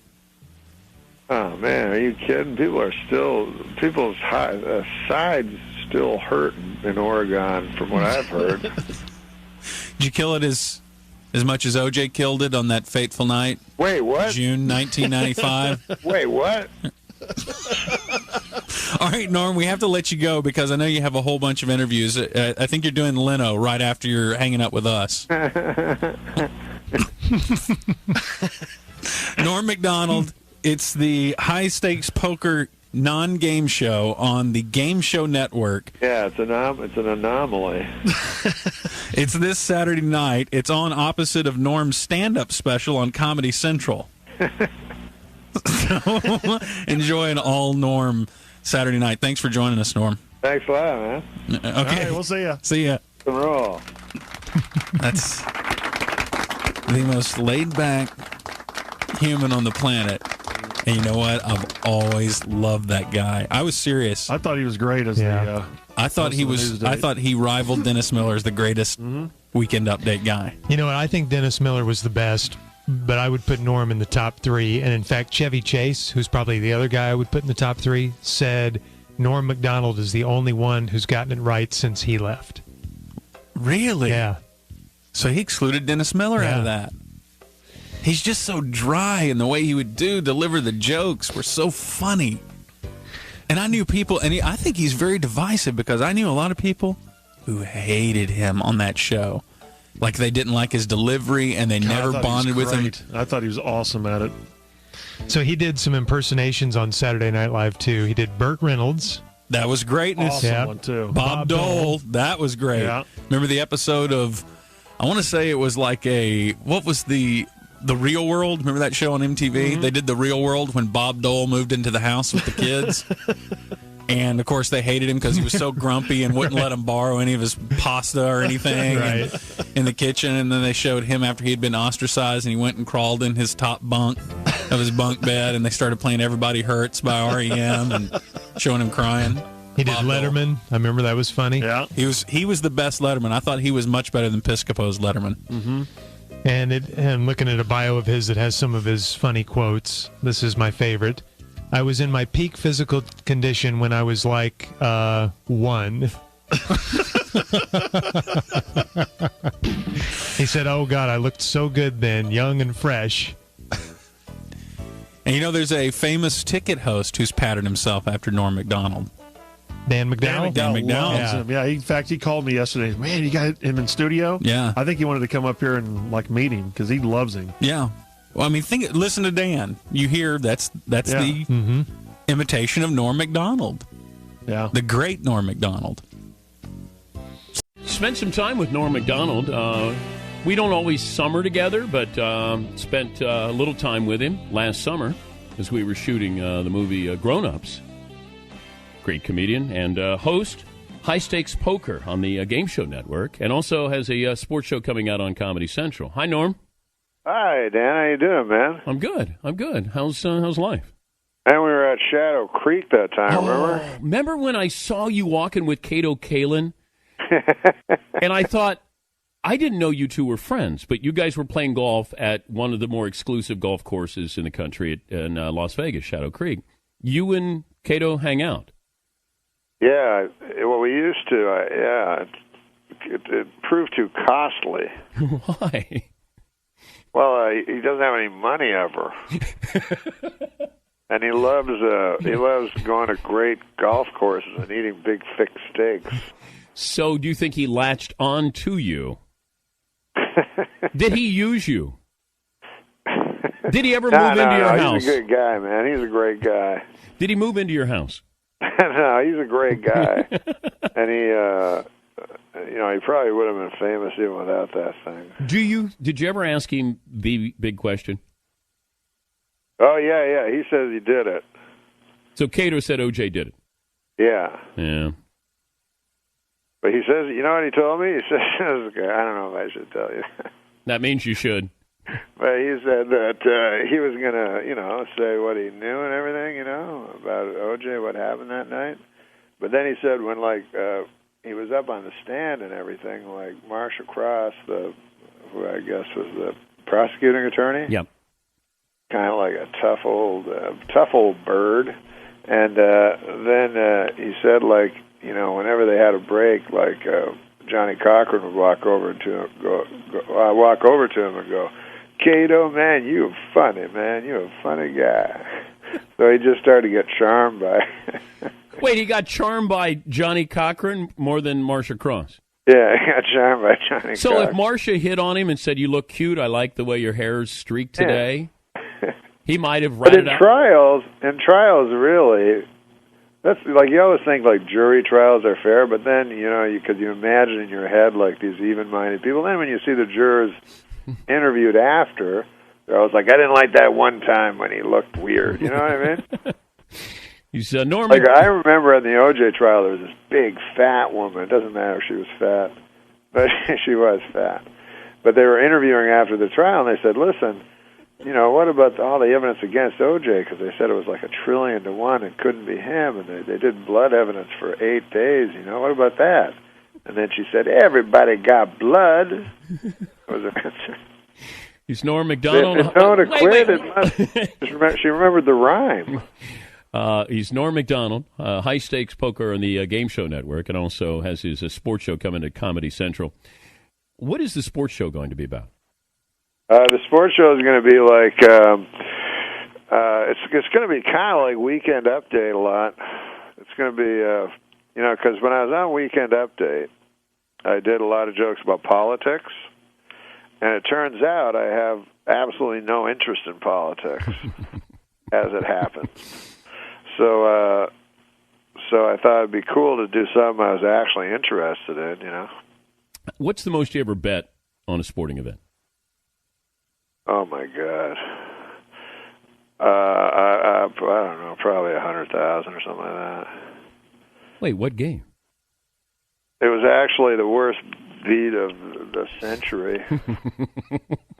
It was pretty bad. The Mets, I had the over, which I think was 7, and no, 6.5. I'm sorry, it was 6.5, and the game was tied 2-2, and I think Ventura was the batter. Wait, the Grand Slam? Yeah, the one-run Grand Slam. You know that one? Yeah. Yeah. Yeah, it was tragic. And I remember Costas at the time because it was just bedlam, and he goes, "I don't think those will count," And I'm like, "Oh, Costas must have." He had the under. He must have. He was pretty happy about it. But did you bet with Artie Lang when you would hang out with him? Yeah. Artie and I bet a lot together. We enabled each other. People often say that if you play a round of golf with somebody, you can find everything you need to know about a guy. If I said, could you find out that same amount of information as to how competitive, does he cheat, fun guy, does he have beers, smoke cigars? Could you have that same kind of feeling about a guy playing poker? Well, not as much because, lying's part of the game and so forth. Golf, I completely agree with you. You can when find I play out. Golf, I count every stroke, and it maddens me, when people don't. What got you I read a interested? thing in Golf Digest once. Actually, it was Jack Nicklaus, Gerald Ford, and Jimmy. What's his name? Clinton were playing a round of golf, and it was really funny because Clinton, allegedly a scratch player, just cheated the whole time. And so, he'd be in the woods and everything, and he was one of these guys who'd get up on the green and then start counting after, give me a birdie, give me a bogey or whatever. And the other guys were just fuming about it, I did not cheat. I did not cheat. All right, let me give the actual plugs here. So you have the sports show with Norm Macdonald is April 12th at 10:30. Yes. It is. High Stakes Poker, the Game Show Network. You got a stand-up special? What's that? Oh, yeah, that's this Saturday. Where is that? That's on the comedy TV show. Oh. What is it called? Oh, Comedy Central. Comedy Central. Will anybody be with you on your sports show on Comedy Central? What do you mean? Like a co-host? Yeah, co-host or correspondence? We'll have some correspondence. We're not going to have a co-host. Did you ever have a co-host? You never had a co-host. Oberman. Oh, God. I forgot about that. Thank God that national nightmare is over. You don't miss Keith? I don't miss him doing sports. When he left the MSNBC show, I was like, oh, my God, I hope he doesn't go back to sports. Now, man, I like you. Well, thank you. My tastes are very narrow when it comes to my sports. Who's your favorite? My favorite sportscaster of all time? Yep. It would be a tie. It would be a tie between Marv Albert and Howard Cosell. You did Harry Carey impersonation. Did you do Cosell? Did you ever do? One time I met Cosell when I was a boy, and I was struck by his honest. Oh, here's a funny Cosell thing. I was watching Monday Night Baseball once. You probably remember when this happened. Dave Winfield hit the pigeon. The seagull in Toronto. Seagull. Yeah. He killed the seagull in practice the day before. And then they used to have Monday Night Baseball, right, with Cosell and Keith Jackson and stuff. Yeah. And so Cosell would do those great cold openings, and he goes, they show like a picture of Winfield. He had killed the bird the day before. And then Cosell goes, you know that man, Dave Winfield, last night. What is that? He goes, last night, he was 2 for 3 with 4 hits, 3 RBIs, and 1 BIRD. Tonight, he proves that diamonds are not a gull's best friend. Tonight, he would always, like, right after his joke, yell tonight. Once you get started with he came, this is my story about it. When I was in Toronto, I was a little young boy, and he was coming out of a hotel, and I was like, oh my God, it's Howard Cosell. So at Toronto at the time, it was mid-season, and Montreal and Toronto were both leading their league. Very, very strange. And so we were all excited about Toronto. We said, and we were just kids, and nobody else was around. We said, Howard, how do you think Toronto is going to do this year? And he just walked by us, and he goes, frankly, I like Baltimore. Didn't have to say it, but he did. Good luck with all the shows, and I'd love to have you back on when you get the Comedy Central Sports Show up and running. Oh, that'd be awesome, man. We'll talk sports. Yeah, that'd be great. You ever do that? Yeah, I do it occasionally. Hey, remember when I asked you how many hits DiMaggio got during his 56-game hitting streak? Yeah. Remember the answer? No, I don't. Oh. It was 80 something like that. Yeah, I think it was 100. It was 100 and something like that. Yeah. You know what? We'll come back. We'll talk sports. All right, baby. Okay, thank you, Norm. He gave me a win. Welcome back to the Bob and Tom Show. We are coast to coast, and I believe we have the great comedian Norm Macdonald joining us. Norm? Hey, how's it going, man? Pretty good. How are you doing? I'm all right. You know, Norm, you're saying hello makes me laugh. I am one of your biggest fans. I just love your stuff. I know you guys. I've seen you guys. I've seen you guys in the YouTube. Well, we've spoken before on the show. Oh yeah. Yeah. See, there you go. Yes, we have. Yeah, why am I not on the YouTubes then? Well, I don't know. You weren't in here. We were talking to you on the phone. So okay. But you got a bunch of stuff going on, I know, including something on a game show network, GSN. Yeah. Showing off your poker skills. No, or hosting them, actually, right? Yeah, I just watch other people play poker, and then I use my expert analysis as well as my ability to see their whole cards. Well, there's that. Yeah. You know, it's so much easier on TV when you can see their cards. Yeah, it's a lot easier. You get to say, what's this idiot thinking? Clearly that guy has a 6. Now, we were talking to some friends of yours, comedian friends of ours, and you're apparently quite good at poker. I think you're being modest here. I'm all right. I mean, I'm all right. I'm not like these guys, but yeah, I'm all right. Okay. Now, so what's the format of the show?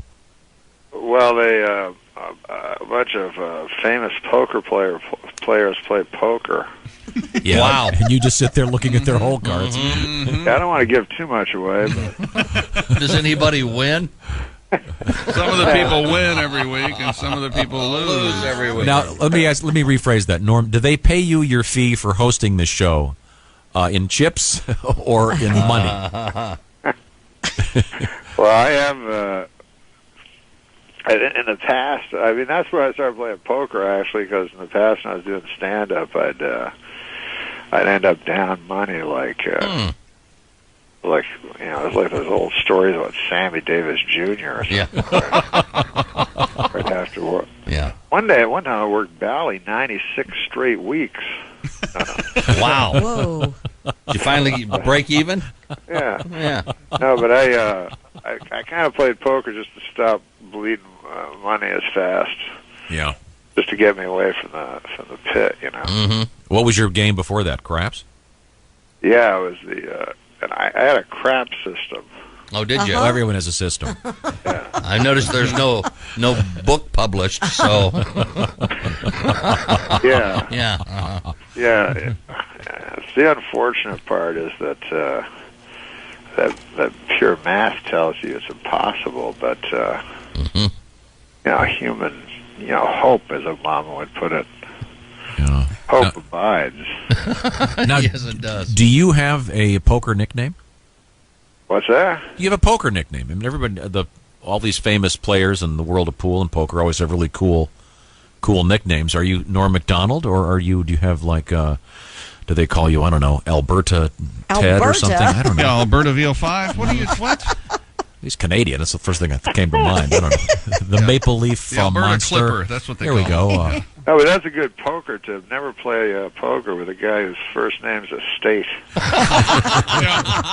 Yeah. Good to know. Wisconsin Norm. How about what part of Canada are you from originally? I'm from Quebec City. Okay. Yeah, that'd be an unwieldy handle.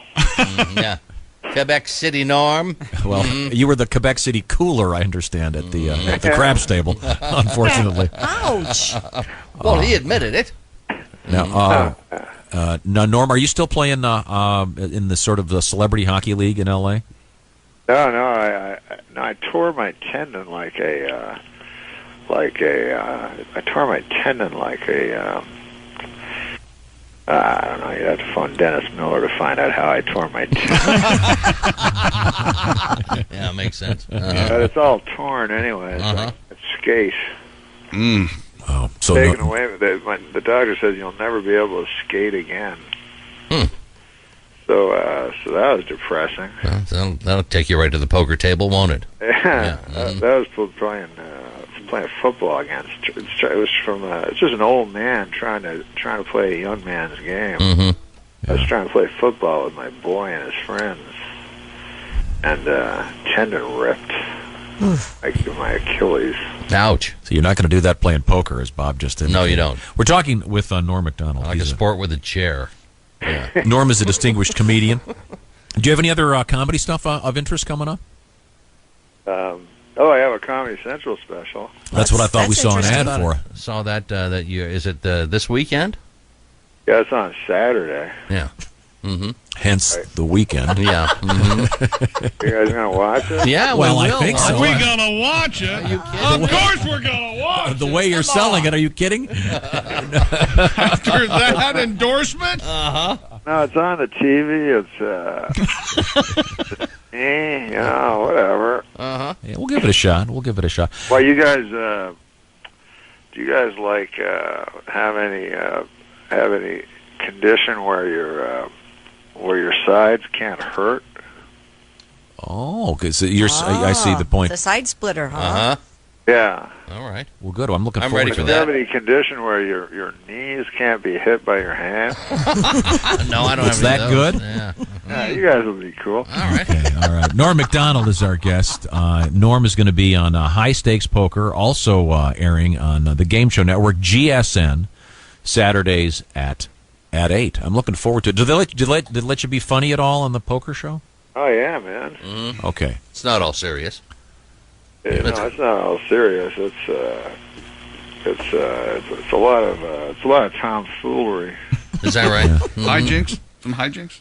Some hijinks. Hijinks, 51 card poker, stuff like that. Waiting for that ace. That's not in the deck.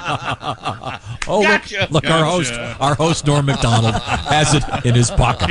Isn't he funny? He's a card.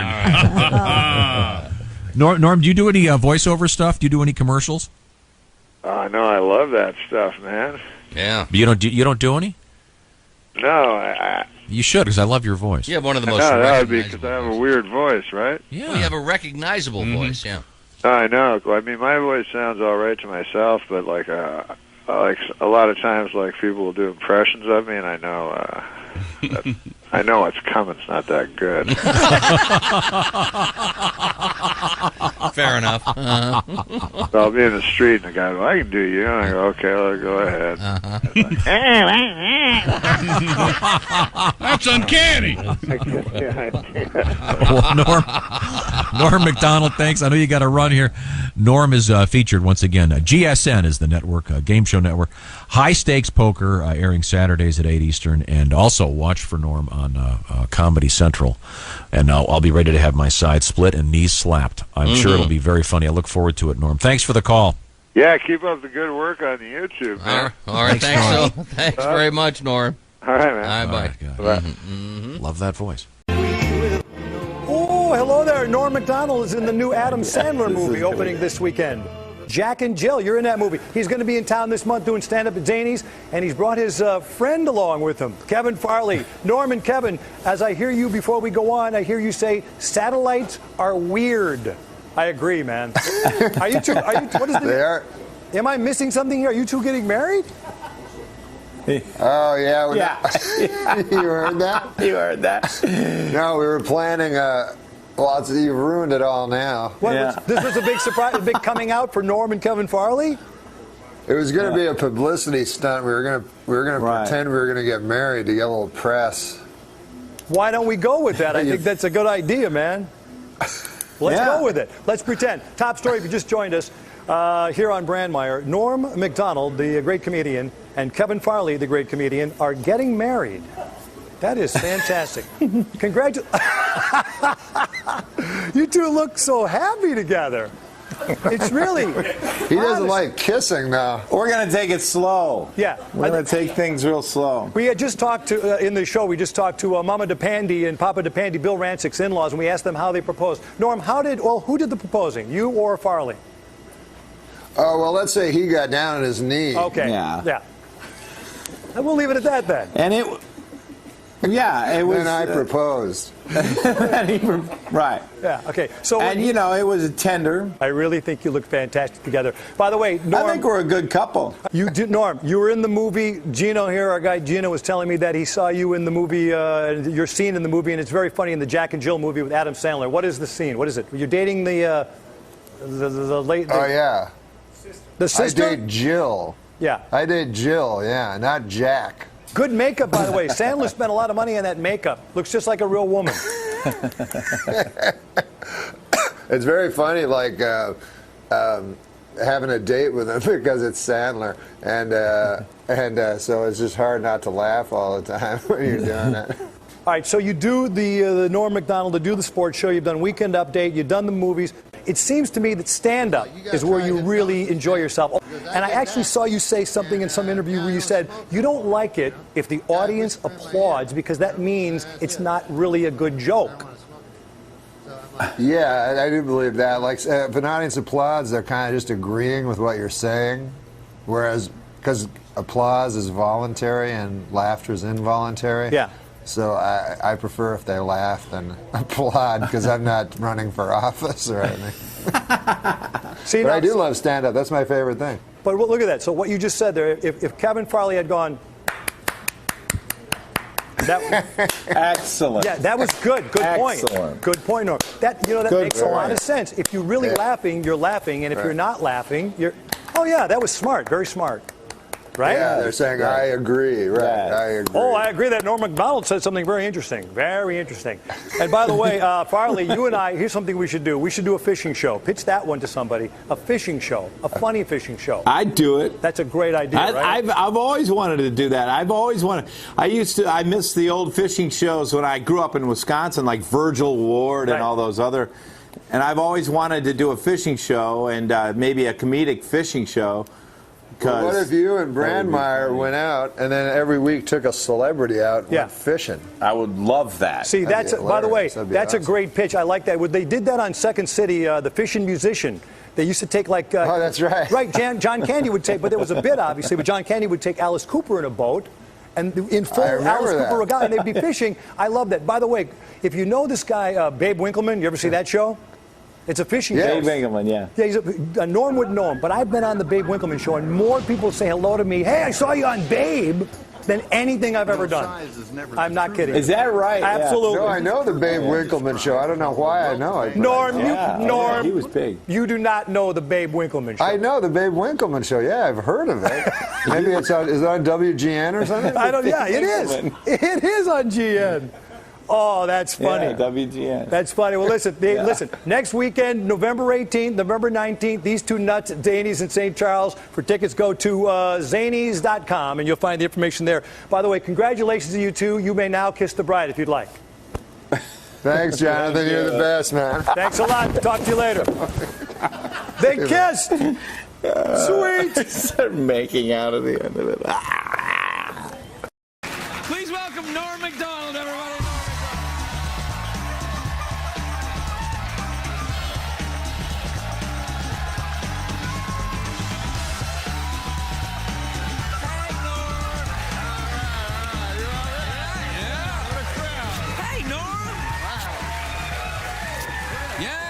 Norm, they love you. They love you. No, you. All right, that's enough.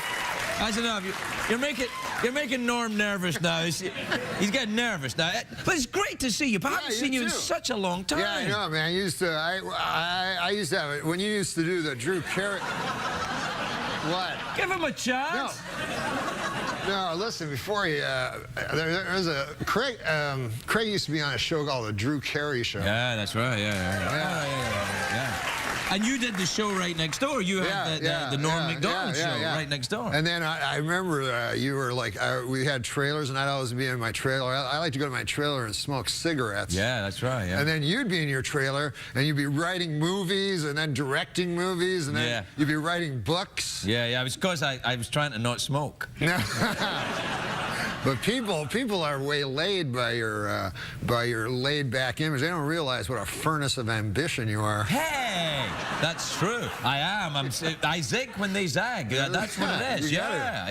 Listen, it's good. You don't smoke anymore. You look like healthy. You. Oh no, I quit smoking. Yeah, I read that on the side of the thing. What did you say? It's dangerous. It can kill you. No. Yeah, I realized like I was smoking all the time, and it's like you smoke and you don't even get high.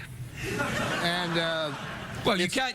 They're not mutually exclusive. You can get high and smoke. It's not like you have to make a choice. No, I'm saying the cigarettes do not.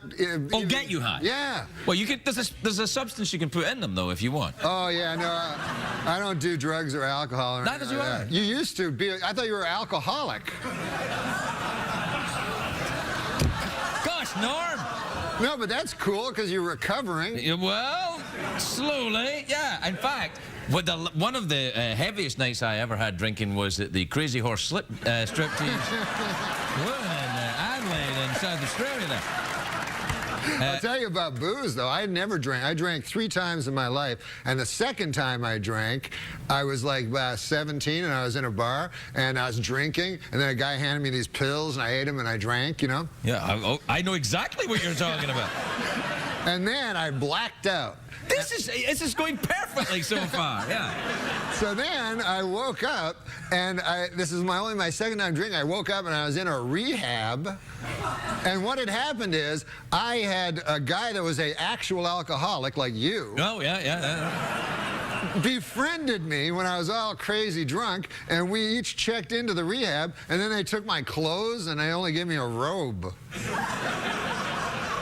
For what night? 3 nights, I had to stay. I had to drink for 15 years before I got that. You're a really fast learner. Well, do you think you stopped because you thought, oh, this stuff's dangerous for me then? I better not get involved in this. Yeah, I don't like things where you take them and then you vomit. Like, you know, I wish I'd met you when I was younger, man. You're gonna talk me right out of it. Well, like if I ate a ham sandwich and I threw up for 4 hours, I'd never eat a ham sandwich again. You make a decent point. You should go around rehabs telling people this. Yeah.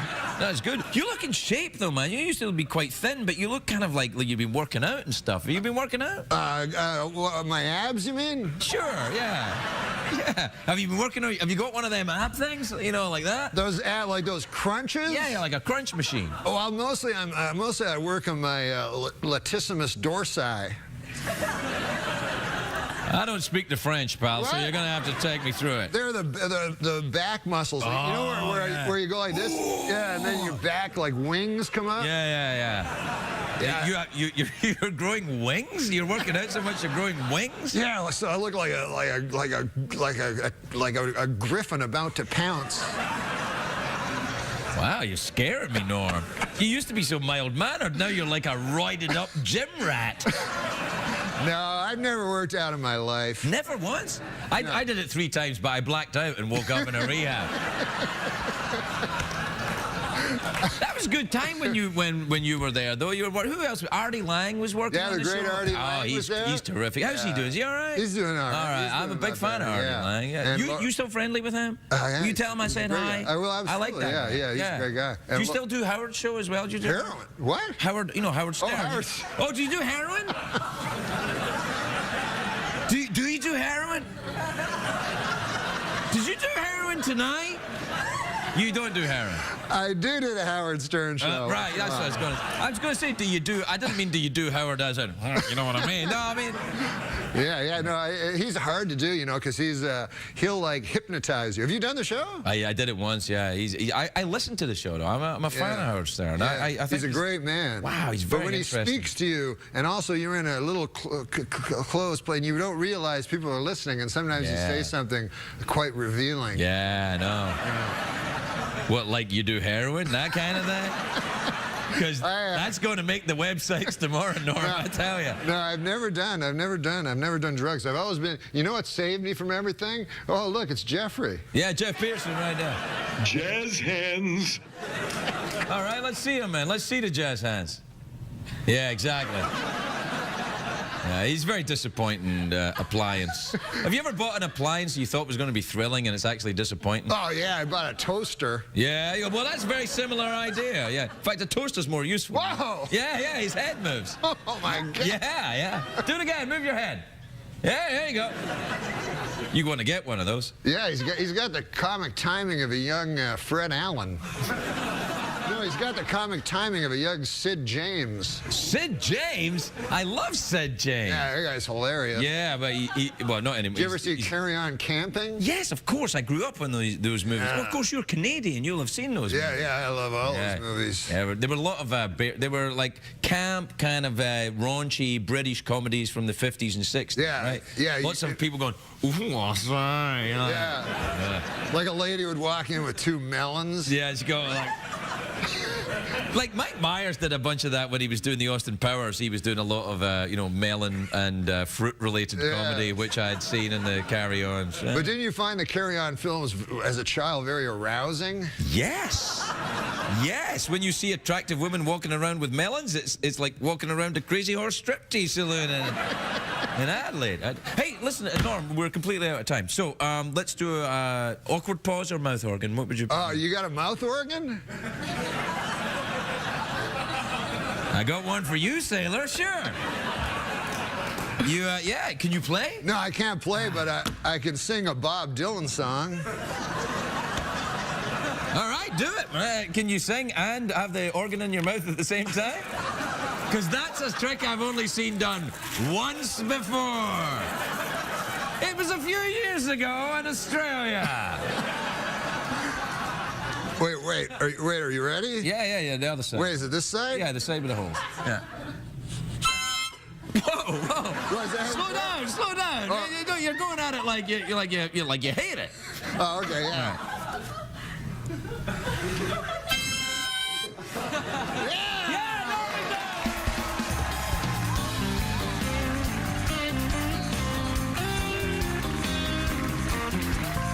Coco Podcast. How's everyone doing? My name is Aaron. My name's RJ. Today we have an actor, a comedian, one of my all-time favorites, Norm Macdonald. Welcome. How's it going? That was nice of you to say. Oh, it's going great, nice man. of you to come. Yeah, nice of you to come. How you fellas doing? We're all right. Great job on the show. Yeah, it was awesome. I loved it. It's hilarious. I always love to go on Conan. It was awesome. And there's this big thing where, and you talked about it on Conan, where there's a campaign for you to be the host of the Late Late Show. Yeah. Yes, sir. I would love that. That would be incredible. It would be amazing. And what now? And you did a little bit on the show tonight for it. But what do you think you would be like as the host of the Late Late Show?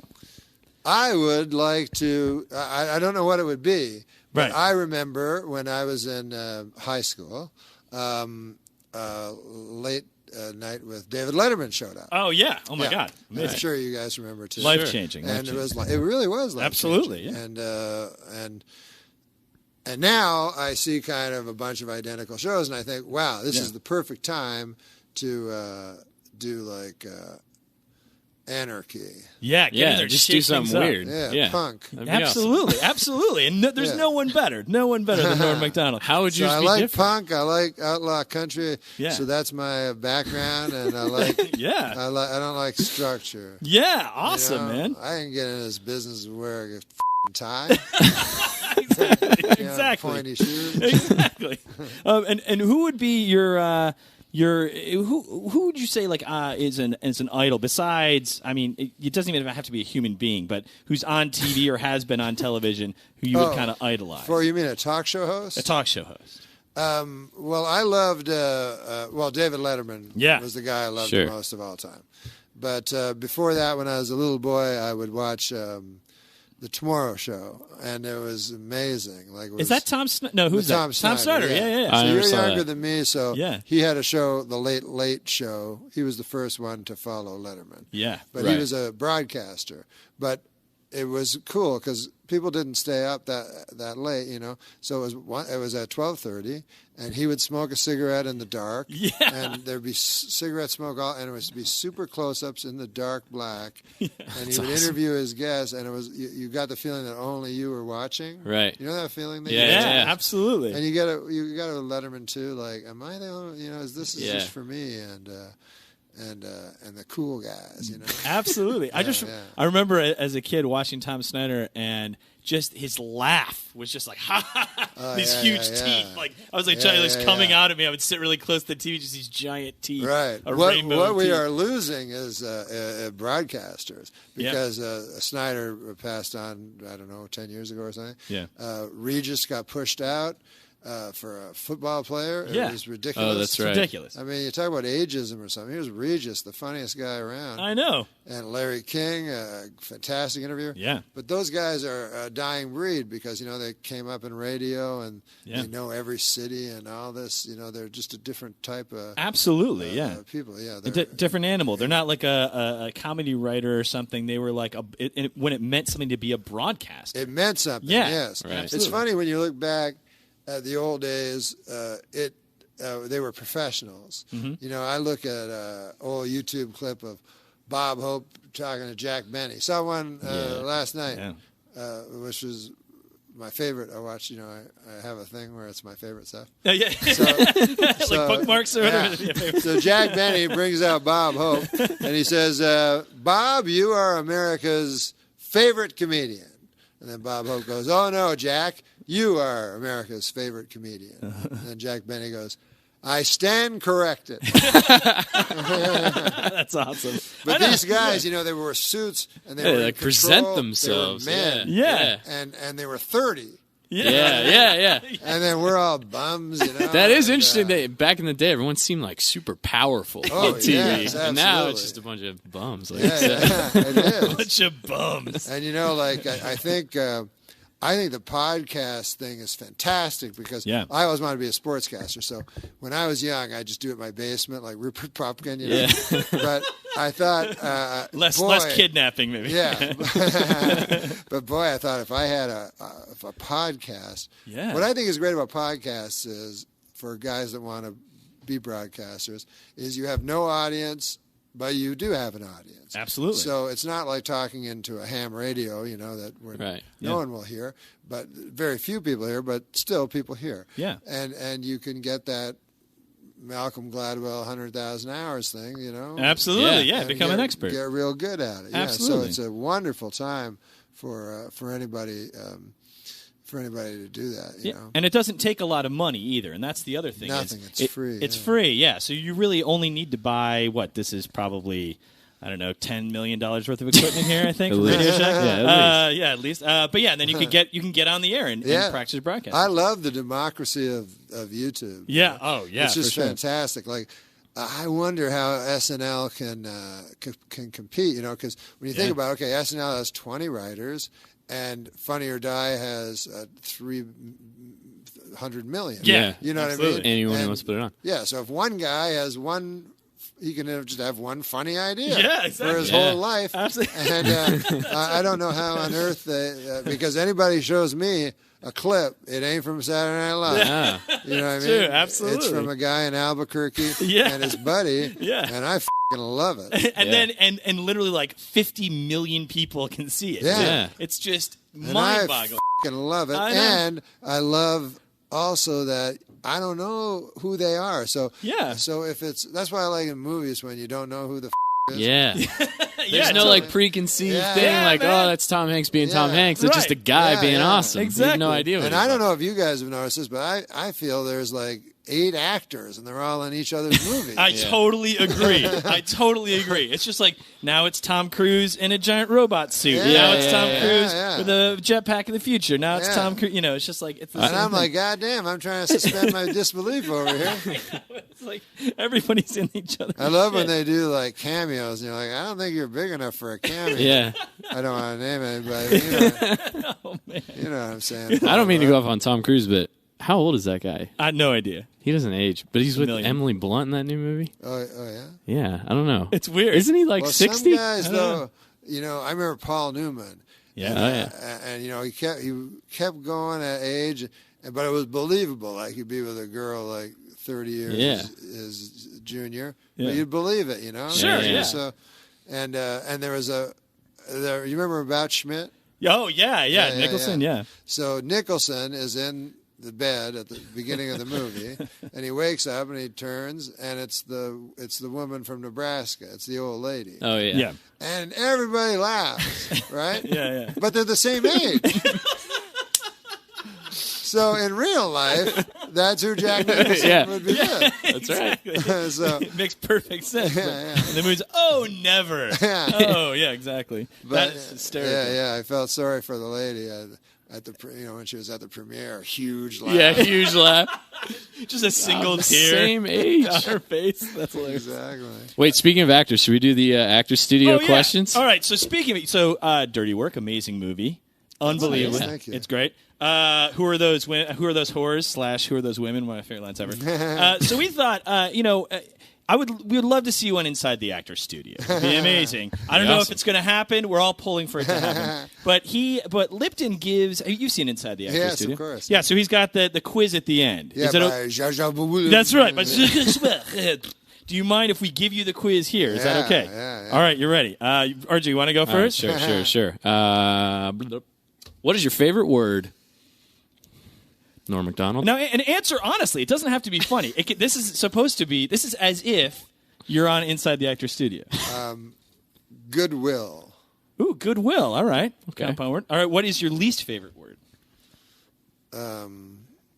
African American. Really? All right. Perfect. All right. What turns you on creatively, spiritually, or emotionally? These are the questions? These are the questions. The actual I don't ones. remember them. Yeah. Say that one again. What turns you on creatively, spiritually, or emotionally? Creatively, I read every single day when I wake up. When you wake up? Whoa. I read 2 hours of Leo Tolstoy. So that's creatively. Is that true? Yes. Oh, that's awesome. Yes. Wow, that's awesome. So that's creatively. All right. You should do it. Yeah, I mean, you should do it. It's hard to read when you wake up. My eyes are like I can barely see. Well, yeah, I can't do it at night because I just fall asleep. Oh, okay. Oh yeah, there you go. Yeah. Exactly. That's when I read at night, and I can never remember any of the books that I ever read. So I read the same page 50 And times. then after I do that, I listen to Billy Joe Shaver, who I consider the best writer of music. Whoa. Okay. And I meant to tell Conan he should have him as a guest because he's a fascinating guy. We'll pass him along. Absolutely. Yeah. Billy Joe Shaver. Yeah, he's considered the greatest songwriter. Bob Dylan considers him the greatest songwriter. Awesome. But he wrote Honky Tonk Heroes, he wrote everything, Waylon Jennings, but he's the real outlaw. I just bought a 4-CD set of Waylon Jennings. Oh, and really? Yeah, it's awesome. Oh, he's I never really listened to him. He's unbelievably that great. Voice is Holy He has an awesome voice. It's insane. Yeah. It's crazy. So check out Billy Joe Shaver.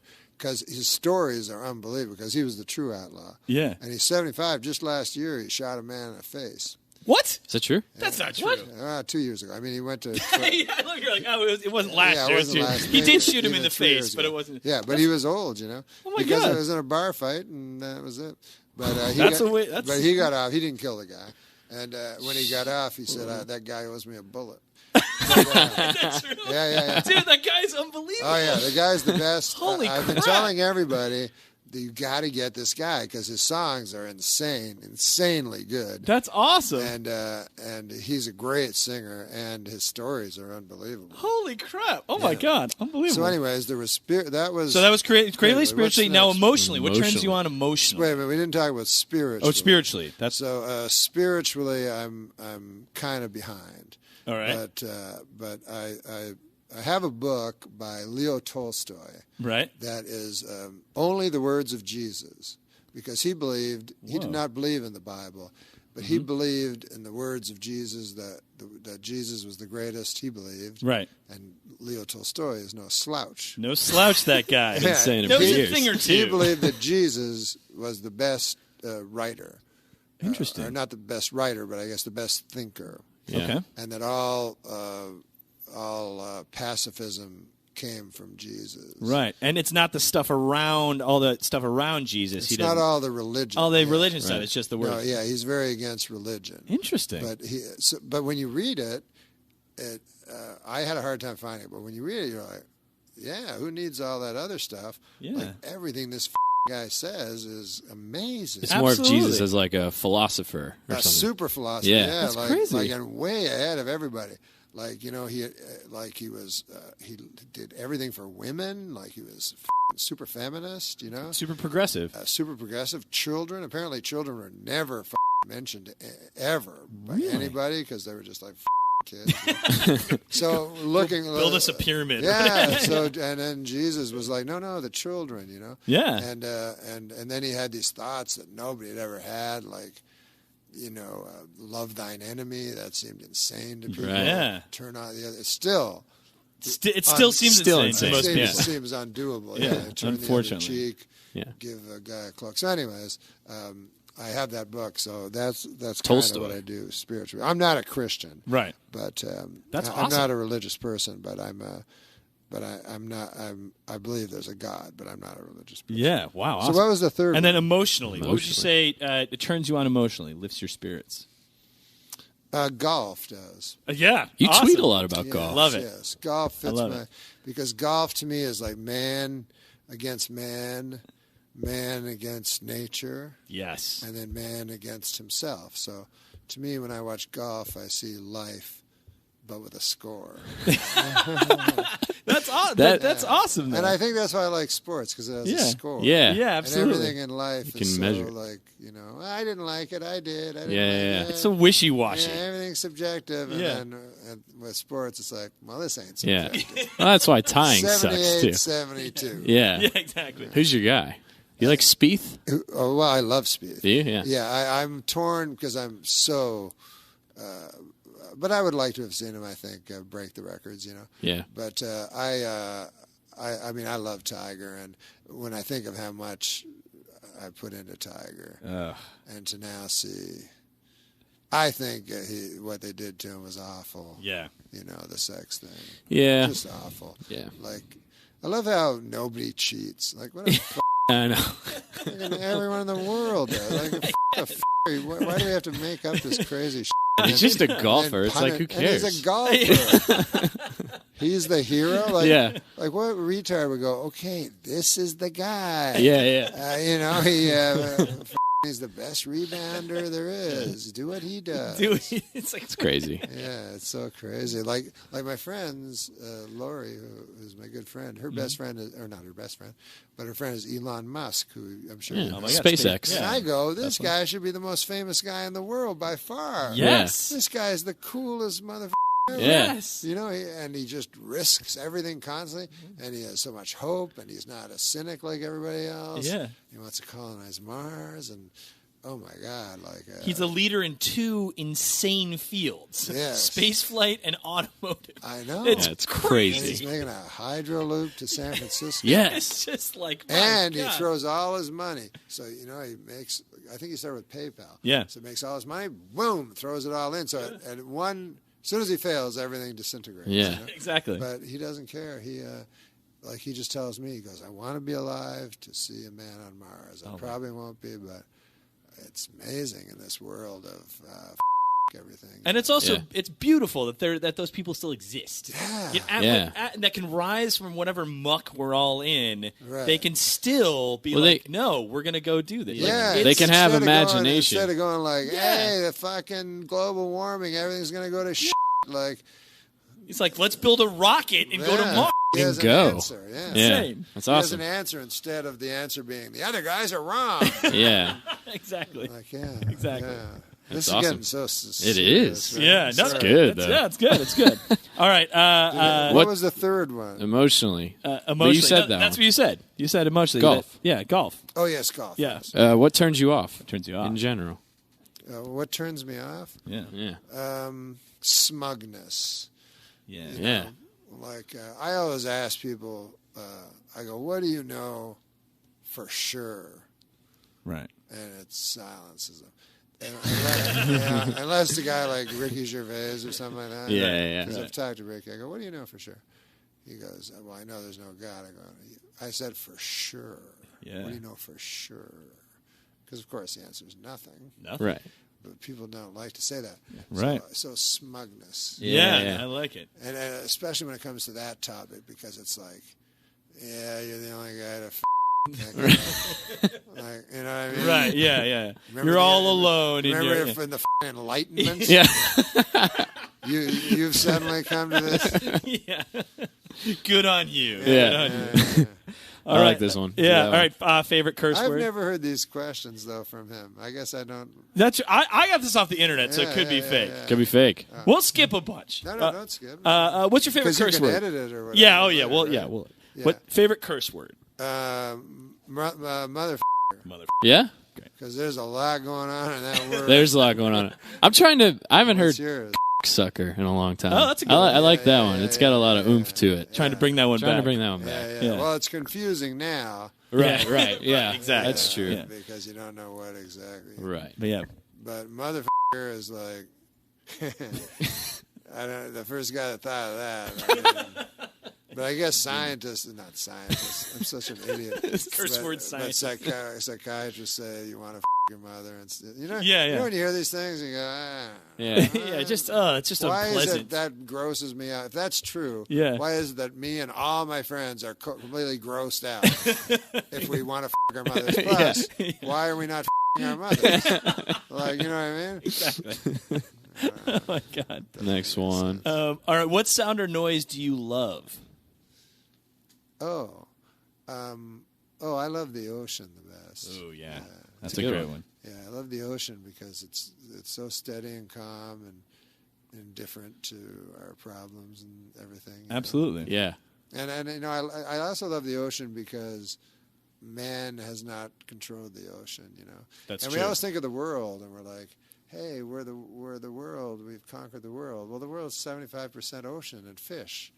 That's we haven't conquered anything. Yeah. That's the world. There's so much stuff that we don't know about. Yeah. Most of the world is not us, and it's hard for us. It's hard for us to believe that. Comprehend right? it. Yeah. Isn't it? There's I heard the other day. There's only like a couple places where if you went if we were in Los Angeles, the opposite side of that would be land. Oh yeah. There's only a couple places in the world. That's how much water there is. Yeah. That's crazy. Yeah. That's crazy. All right. Next question. Sound you don't like. You guys like. are fun. We know a lot of useless facts. We'll say very little. We'll say that. What's the sound you hate? Oh, the sound? Yeah. Yeah.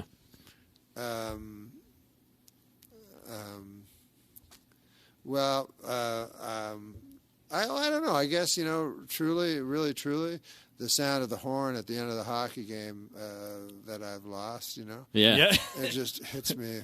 Not when you've won, though. Just when you've lost. Just when I've lost. Yeah, it just kind of it's hits me. harsh as hell. It's a hell of a bad horn. Yeah, right to the soul. Oh, yeah. I don't know if it does that on purpose or not. But yeah. It's a spear in the heart. Yeah. It's just the worst. Oh, my God. What profession other than your own would you like to attempt?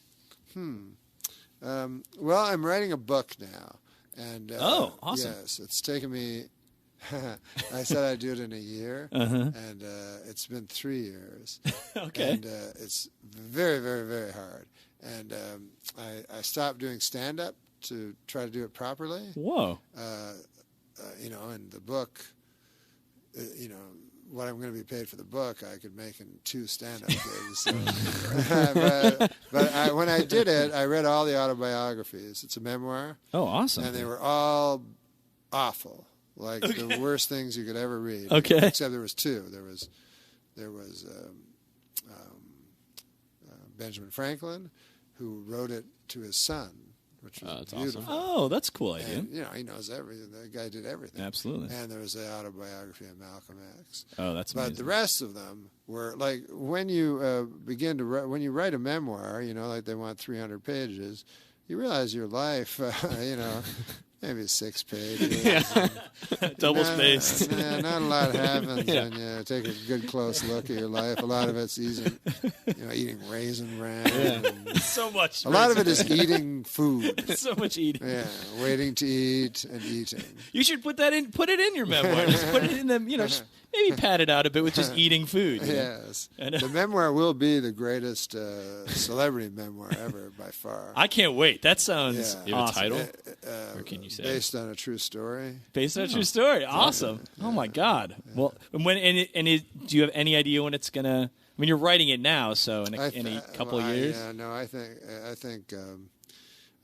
about 2 months I'll send in the final one. Oh, wow. Cool. Oh, so you're just wrapping it up. Yeah. Oh, my God. Well, congrats. Awesome. That's you guys congratulations. Write? I mean... We try to. Yeah, I mean, I've never written a book. Yeah, no. I've written comedy put the stuff. Big picture, I didn't know how hard it would be. It's long. I'm like, wait, what did this happen? How? Like, it's so much. Yeah. It's like a marathon for your mind. Yeah, wait.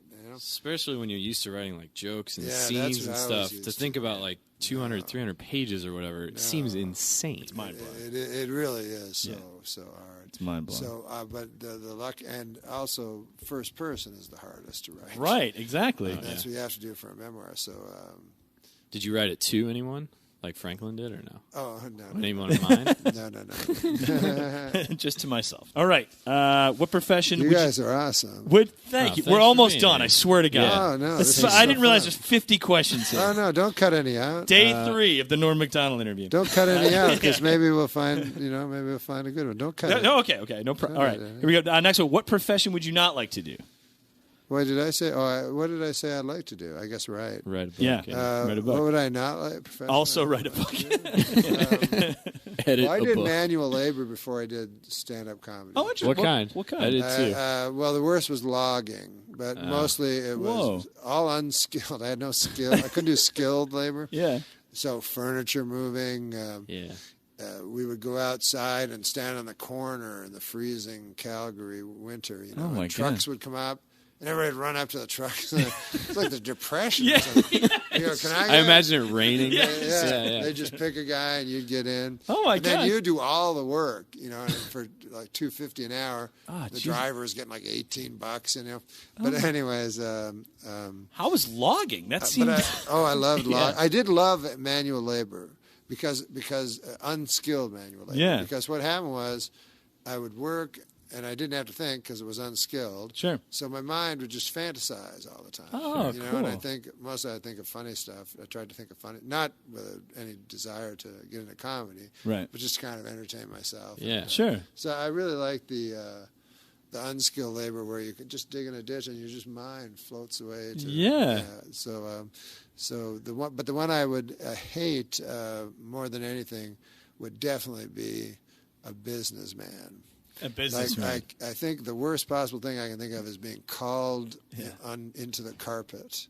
They always talk about heroes. The mother's the hero, and they go, what about the guy who works a job and his boss calls him in and goes, Henderson, you you know what I mean? Like, yeah, you better you're going to get fired. Yeah. And then Henderson wants to go you, but he's got 3 kids and right, a wife. He can't. Yeah. So that's a hero to me. Yeah, absolutely. So that would be.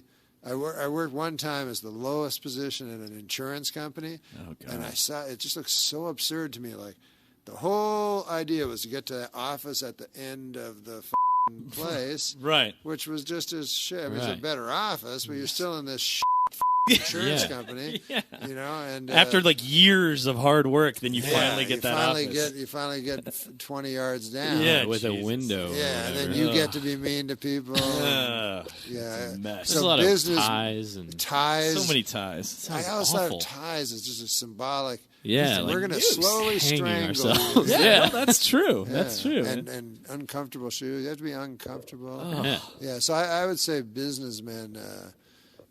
Maybe they're needed. I don't know. I'm sure there's a lot of them, but there are a lot. Yeah, more than we don't need that many. yeah, probably not. Right? Oh my God! Like I remember Carlin said, we don't need any more love songs. Yeah. He's like, what about songs about cancer? Exactly. But I would. I'm sure they do good work, but that would kill my soul. A hellish night. That would be awful. I think I'd rather. All right, last question. One. Oh, this is a very Lipton question. Yeah, this is a very James Lipton If question. heaven exists, what would you like to hear God say when you arrive at the pearly gates? Oh. That's a I crazy exist. question. I exist. There you go. Yeah. And then you would know something for sure. And then I would say, are you sure? And he would go, yes, I exist. And I go, wait a minute. You're not the devil, are you? Because I saw a Twilight Zone once. Oh, my God. Perfect. God, Awesome. I would be speechless. Wouldn't that be the most wonderful thing ever? That'd be insane. One time, I think I did this in my act, but it was actually a true thought. I was like, what if there is a God, but he's like the wrong guy? So you're like, holy it's Islam. Or, you know what I mean? Yeah. You Not got it the wrong. you think? You go up there, yeah. But my real belief is that all religions are wrong. Right. But I still believe in God. I was trying to explain to Ricky Gervais, because I said, because this is my idea, seriously about it, right? Because I have no religious affiliation or anything like that. Well, you said you think they're all wrong, but you think I think they're all wrong. Yeah. And when they say well, how could the virgin birth be right? Because that's the same as in 15 other different religions. Yeah. Mm-hmm. Well, I go like, well, then maybe, maybe that's the one right thing. Maybe they all have a version. Why would that be? But I don't think man could ever comprehend, or should dare to comprehend it. But like when I hear I don't believe in God because do you believe? They also try to condescend to you and say invisible man in the sky and stuff like that. But and they go up with all these, all this stuff that has nothing to do with anything. Yeah. Priest children. I'm like, well, what are you? What the f does that have to do with anything? What are we talking about? Yeah. So they go, I've never seen God, and there's no evidence of God. Yeah. And all of that, which is true. Yeah. But I say there is no evidence because it must have started. It started either with God or nothingness. That much we know. Right. Sure. The universe was created by God or started from nothingness and with entropy became something. So when they say, I've never seen God, and I can't imagine God, I say, I've never seen nothingness. Yeah, that's true. And can't imagine nothingness. And that is really what I believe. And I've never asked a scientist this. I asked Dawkins on Twitter. He wouldn't understand it, but I said, why does life continue to insist upon itself? In other words, why would an ant care to reproduce and have more ants? Maybe there is an answer. Yeah. But if you're an atheist and nothing is meaningless, and everything is meaningless. Well, certainly an ant doesn't believe in God. Right. We know that. Right. But an ant wants there to be more ants in the future. Yeah. Like automatically. Exactly. And why, if the universe is completely indifferent, why would life be insistent upon staying? You would think it would just go. Whatever. It. Yeah. I ate, I died. Who cares? Who cares? That's true. I mean, the insistence on life and the fact that life constantly tries to propagate itself must mean something. It must. Must. There must be. It must. And not to get too cosmosy on this podcast, but it's like everything's so big. The universe is so big. It is. There's so much. It's big and seemingly perfect and beautiful. And when they go, well, that took 4 billion years, I think that ain't that long. No. If you think about you give me 4 billion years, I couldn't fucking do anything. Exactly. So I don't think think write that's 2 books in 4 billion years. But I don't think I could do that long. Yeah. So I really believe it's a guess. Yeah. That and that's why I don't like people that say for sure, Yeah. like, And or even you're like Bill Maher, you're stupid. Yeah. You can either believe in God or you're stupid. Yeah. So I don't know anything about the nature of God. Could be completely indifferent to us, not care at all, not even know we exist. Yeah. You know what I mean? It doesn't have to mean that he answers our prayer and loves us and all that. Who could ever know that? But I do believe. I can't help but believe when I look around. Yeah, there's something. I can't help it. Yeah, I mean, I can't believe that when I look around, it was all an accident. It's true, and you know what? And I think that the smartest men can admit that they don't know and can admit that there's something they don't understand. Yeah, it's like because it takes true intelligence and confidence to say something. I'm not sure, but there's something. And I feel like it's always the people who are those people drive me crazy. Like the smug people. The people who are so sure. Yes, right. It's like, what are you? What are you? Are so you guys sure? comics? Yeah. It's weird that I don't know isn't an acceptable answer. It is not. And it's the answer that most people should give to most things. Right. And yet everyone's afraid of those words. Yeah, isn't that funny? It's very weird because we know nothing. We know nothing. We know nothing. We know nothing about the big questions. Yeah. I don't even know anything about little things. Yeah, I have no idea how this stuff works. I just know that it works. So you could take the smartest person in the world, and of all the things known in the world, he would know almost none of it. That's true. You know what I mean? Yeah, that's a good point. And then, because my dad always said, nobody's stupid because there's something they know that you don't. Absolutely. Wow, that's an incredibly that's a very poignant thing to say. Very I like that. Awesome. Well, this has been amazing. Awesome. Thank you so much. This been fun. Thanks for having me. This That was really sweet. fantastic. Yeah, and everyone, please follow. This man has a lot of great things to say. Follow Norm Macdonald on Twitter and hashtag Late Norm and express your awesome desire to see Norm as the host of this show. And you can have this every night. You can have something like this. Well, thanks, guys. Awesome. You Thanks, guys were Norm. really good. This You're was really great. good together. Thank you very much. You've done it for a while? What's that? Yeah, almost a year. Yeah, almost a Are year. you buddies from the old days? Yeah, pretty much. Pretty Yeah. much. Yeah. We hang out way too much. Yeah. So we're making up for lost time. But I've done it with 2 people. I've been interviewed by 2 people before, and you guys are the best I've ever seen. Oh my God! Thank you very much. You don't interrupt each other, and you it's a conversation. Well, That's very nice. That's of you. awesome. Thank It you. was a Thank you so much. really pleasant, nice conversation. Well, Thanks so thank much. you, and thank you all for listening. And we will see you guys next week. See you guys Peace, later. love. Joining us live in studio, born in October 1963, actor, writer, stand-up comedian, proud Canadian, born in Quebec City, Canada. 5 years on Saturday Night Live, in which he was the best Weekend Update host ever. And, of course, Burt Reynolds, Turd Ferguson in the studio, Norm Macdonald. Buddy, this is a thrill. How are you? One of my favorite comedians. Thanks, man.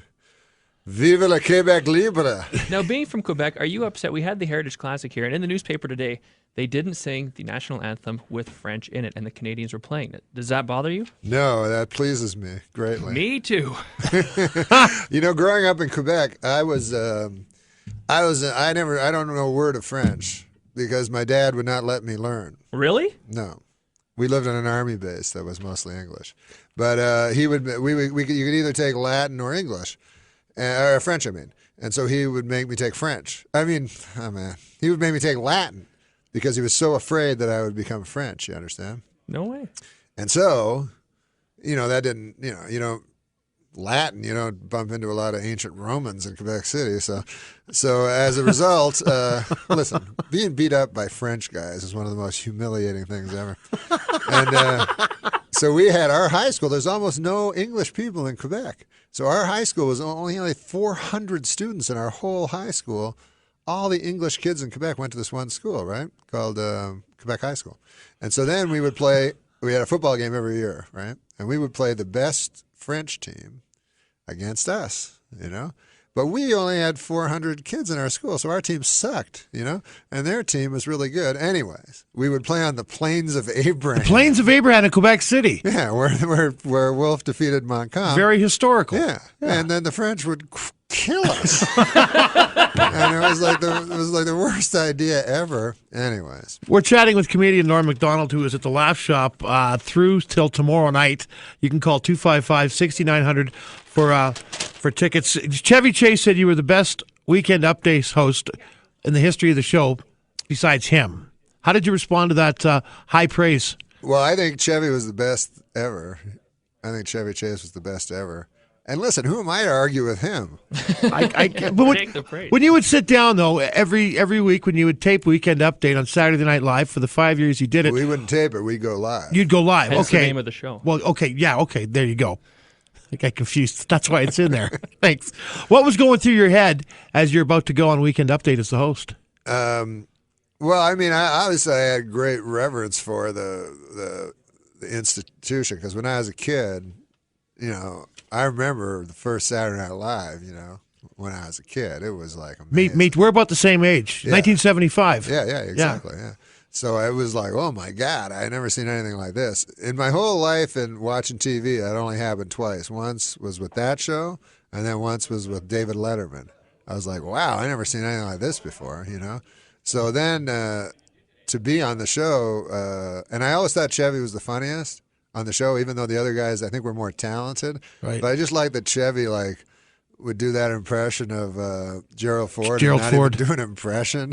With the dead dog and everything. Yeah, and he never ever really seemed to try or do anything. So he always made, even though the other guys were ostensibly way more talented looking, they looked more talented, but he wouldn't try, which to me was the funniest thing. Who's the funniest comedian now? Who makes you absolutely belly laugh when you see him? A stand-up comedian? Yeah. There's this guy, Brian Regan, that makes me laugh harder than anybody. But Bill Cosby also. You've done some amazing... Go ahead, Stephen. Just a quick question for you. We've been having a debate for the last couple of days. Guys in Lululemons, jogging-type pants. I noticed you're rocking some joggers as well. Backing me up. What are your thoughts, guys in Lululemon? I don't know what Lululemon is. It are these. I had to wear them today as a They're bet. really They're just like stretchy pants. Incredibly gay pants that women wear. And you... Very straight pants, very flexible. No, they're not. I don't have those pants. No, you don't. He's wearing guy sweats and a hunting vest. There's a big difference between they're his outfit and yours. They're both very comfortable. See, Norm and I are both into Yeah, comfort. but one of them is metro. One of them is heterosexual. And one of them, anyway, we're getting off topic. This is an interesting thing. Like a guy told me one time, there's a certain type of dress which is metrosexual. But to me, that means there's a certain kind of dress that's homosexual. Yeah. Like, what's the difference? Well, the difference is your outfit and Steven's. I think.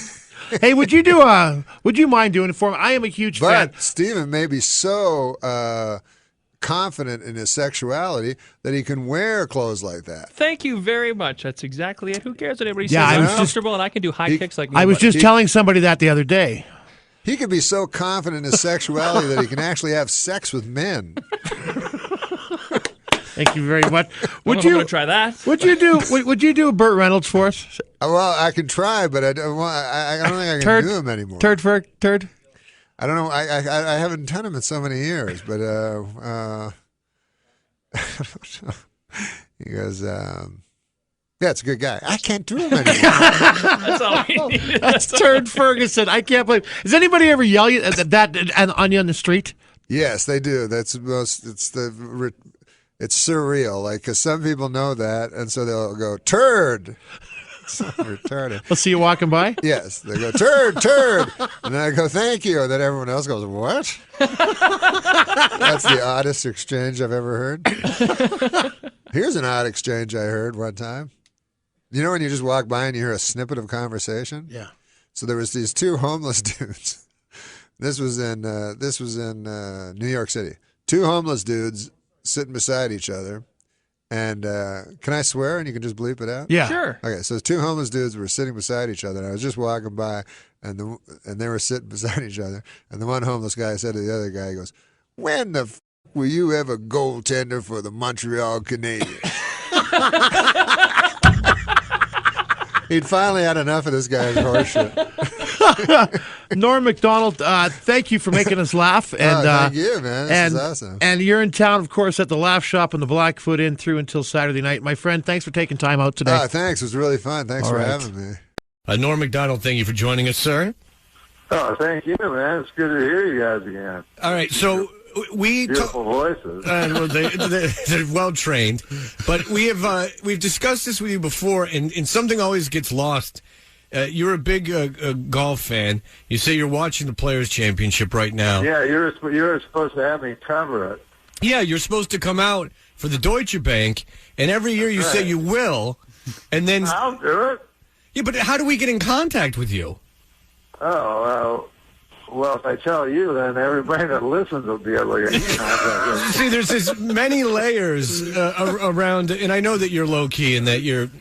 No, but seriously, the easiest way to get a hold of me is to tweet me, because I always read every single one. Then I'll follow you, and then we can DM each other. Do you do the tweeting? Oh, absolutely. Sure. And I follow you on Twitter, and it's like a play-by-play situation with you sometimes. You'll be watching hockey, golf, and basketball simultaneously at some times. Yeah.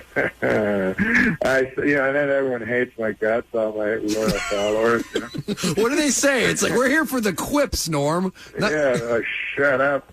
Like Steve Martin was telling me, like, you know, he'd go on Twitter every day and he'd do 2 jokes, you know. And then once every 3 years, you go, oh, I have a banjo album coming out. They go, shut up, you stupid whore. He thought he'd earned some points. I saw Steve Martin Short. They performed, they went on tour together, and they were here in Boston. And I saw them, and he plays with the banjo band, Steve Martin.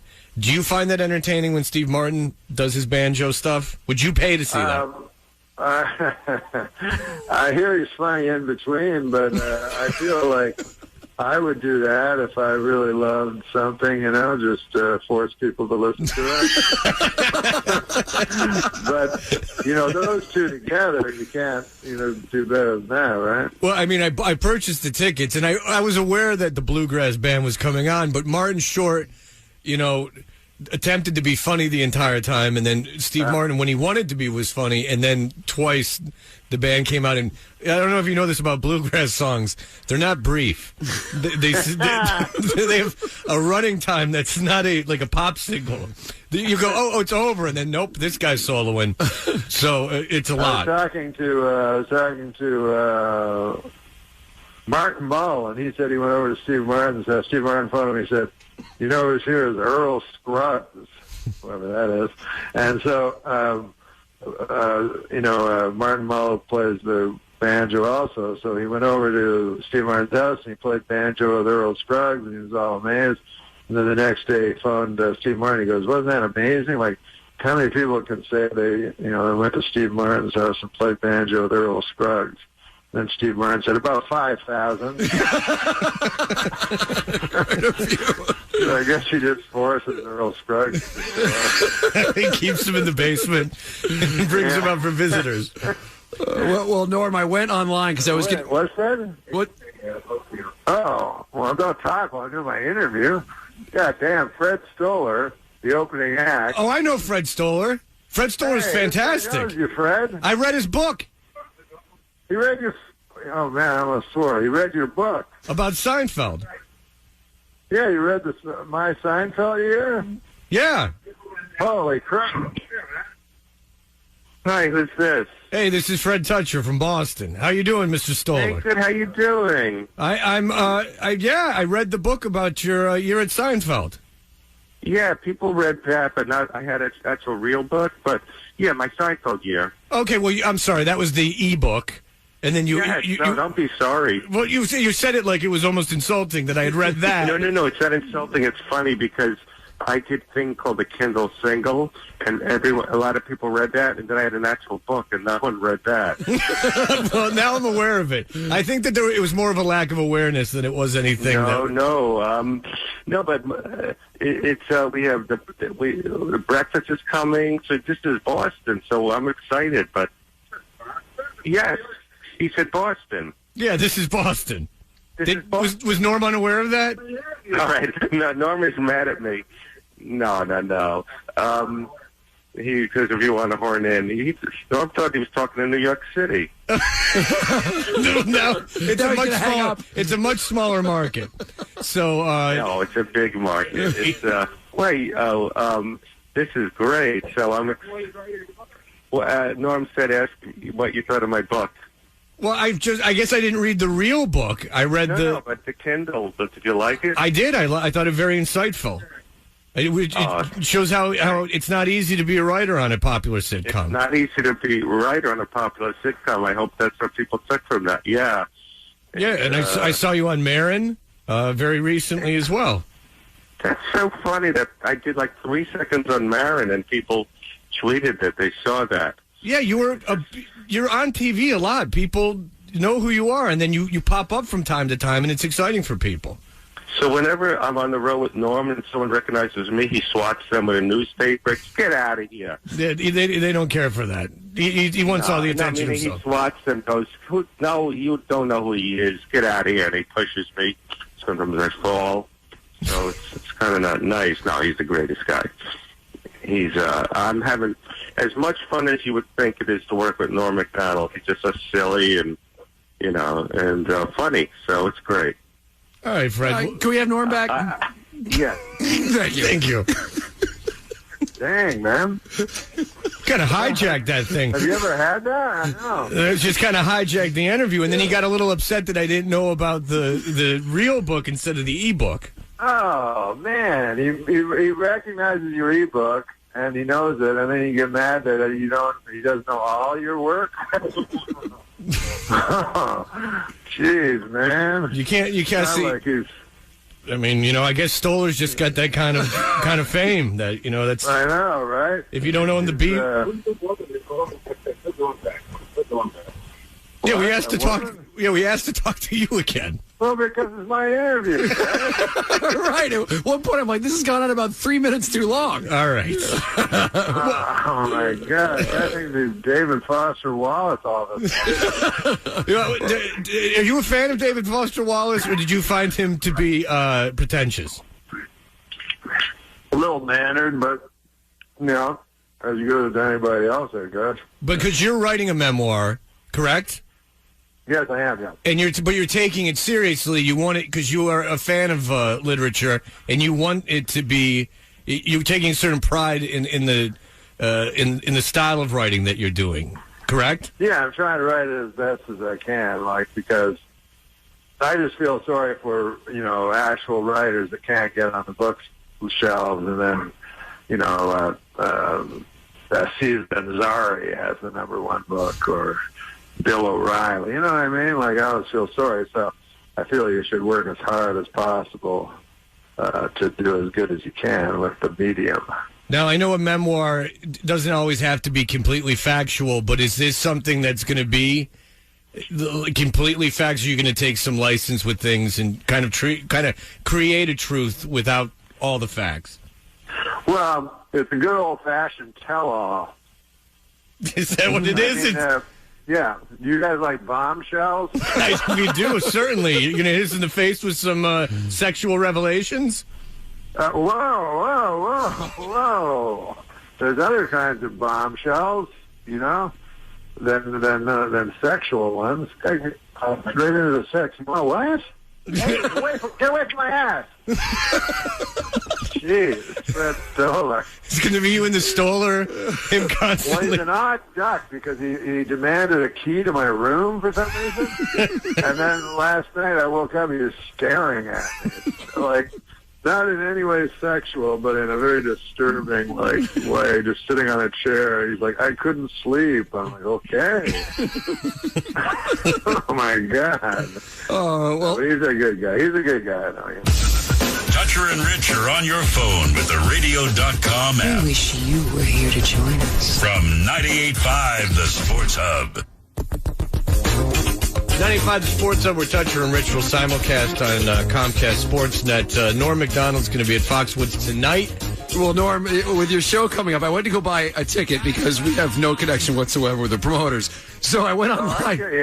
I get you in. All right, well then, yeah, maybe we'll hook that up. But all I know is I went on Ticketmaster.com, and you know that they have. I don't know if you noticed this, but they have Yelp-like reviews under each person, and there are Yelp-like reviews under your name for the comedy shows you've done. Have you ever read any of those?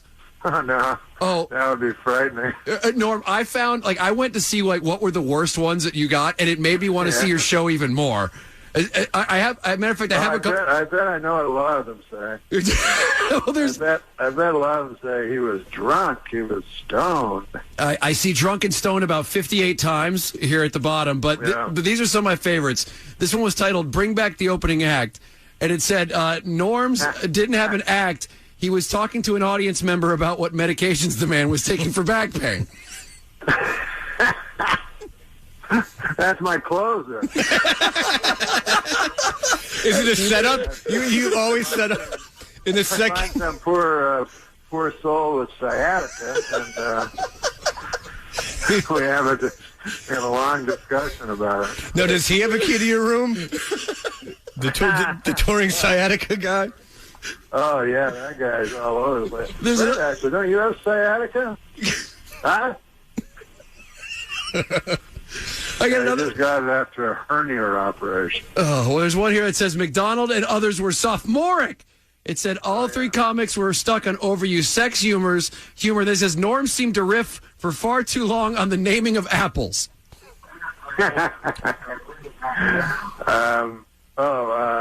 Brent says he doesn't have sciatica. He has Lincoln Continental.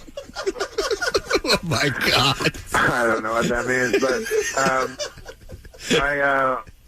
Michael O'Donoghue, who used to be on the show. Yes. He told me that sophomoric was code for funny, so you shouldn't be upset if you see that. All right, excellent. That phrase. It is. Just know that it's very entertaining, and I just sort them by worst reviews last, and you will laugh the entire way. It makes me want to see the show even more. Yeah, I don't think you'll feel insulted. So you go to. Oh no, I love reading bad stuff. It's fun. You go to Ticketmaster. And then you go to Yelp? No, it's Ticketmaster and type in Norm Macdonald, and it's got reviews underneath it, and you have 290 of them. And and most of them are positive, but I just wanted to see what the bad ones were. Oh, yeah. And, I get bad ones even from my supposed followers. They're like, I hate your guts. I'm like, why are you following me? They're like, I'm gonna unfollow you too. Oh, shut up. Well, it's your passion for the game of golf. It makes you seem untouchable. It makes you seem like you're in an ivory tower. Oh, my God. We got to do that Deutsche Bank thing, man. Absolutely. All right. Well, Norm Macdonald. That'd be awesome. We'll follow. I'll be looking for your tweet. We will definitely do that. We will do that. Why don't you do it now so then I can hit, follow, and then we can be... Because I don't follow that many people. I'm not one of those people that follow 35,000 people. We'll both reach out to you, Rich and I. So Toucher and Rich and Fred Toucher. We will have that out to you post haste, and we will organize this thing. You're going to be at Foxwoods. That is tonight. What is Deutsche Bank in September? It's a Memorial Day weekend or Labor Day weekend. Labor Day weekend. Oh, okay. That's perfect. The only what is special about the Deutsche Bank? It's the only tournament that what? Do you know? It's the only tournament that denies the Holocaust. That is absolutely untrue. What is? It's not a political stance or an ideology. It is the only one that has 19 holes. No, it does not have 19 holes. It's the only golf course that offers pimento loaf. Well, they do that in Augusta. You've obviously never been. That's right. Oh, yeah, that's right. I think they actually do. They do. That was my bad attempt at some joke. It is the only golf tournament, Norm, that is played on Friday, Saturday, Sunday, and the final round is on a Monday. Oh, really? Yes, isn't that exciting? That is interesting. Now, did you guys follow, speaking of tournaments that start on Friday, John Daly turned 50 last week, so he should energize the Champions Tour. Right? Well, he's going to be long on the Champions Tour, you'd have to imagine. Yes. Now, you guys are old enough to remember pre-Tiger when he showed up and energized the regular tour. Yeah, when a man didn't have to train. Yeah, when a man could live his life slovenly and drunkenly and still go out and achieve at the highest level. Oh, my God. Yeah, those were the days, huh? Yeah, it was. No athleticism whatsoever. Just had him and that guy with the mustache running around. The Stadler with the mustache. That's right. Craig Stuffy Waldorf or Craig Stadler? That's right. That's right. Yeah, an athlete shouldn't have a nickname, the Walrus.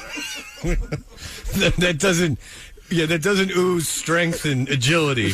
It's more of a thing that's why, I mean, everybody wonders about Tiger, but seriously, that's why Tiger was so good, because he was athletic when everybody else was fat. And then the guys that grew up on Tiger became athletic. You know, Tiger overtrained, and that's what hurt him. He overtrained. Yeah. Yeah. If it was training, I guess. I hope. Yeah. That would crush me if it was steroids. That would just really crush me. It would bother you if he was doing that? Yeah, because it was kind of, it would bother me. Oh. I still think he's going to get 18 majors. No, you don't. Yeah, I do, because I think the Masters is possible, like every year for him. You know what I mean? And an old guy can always win the Masters. And if his putting is on somehow, if he can get that, I mean, the good thing is he's being humble. So, when he gets better, he'll play a lot of golf. And then once in a while, he'll win, All right. Well, Norm Macdonald. It's funny because everybody thought he'd beat the Travis Sneed's record for most tournaments. He might not even beat that now. No. I mean, that's crazy. No. I mean, back is a hard thing to work yourself out of.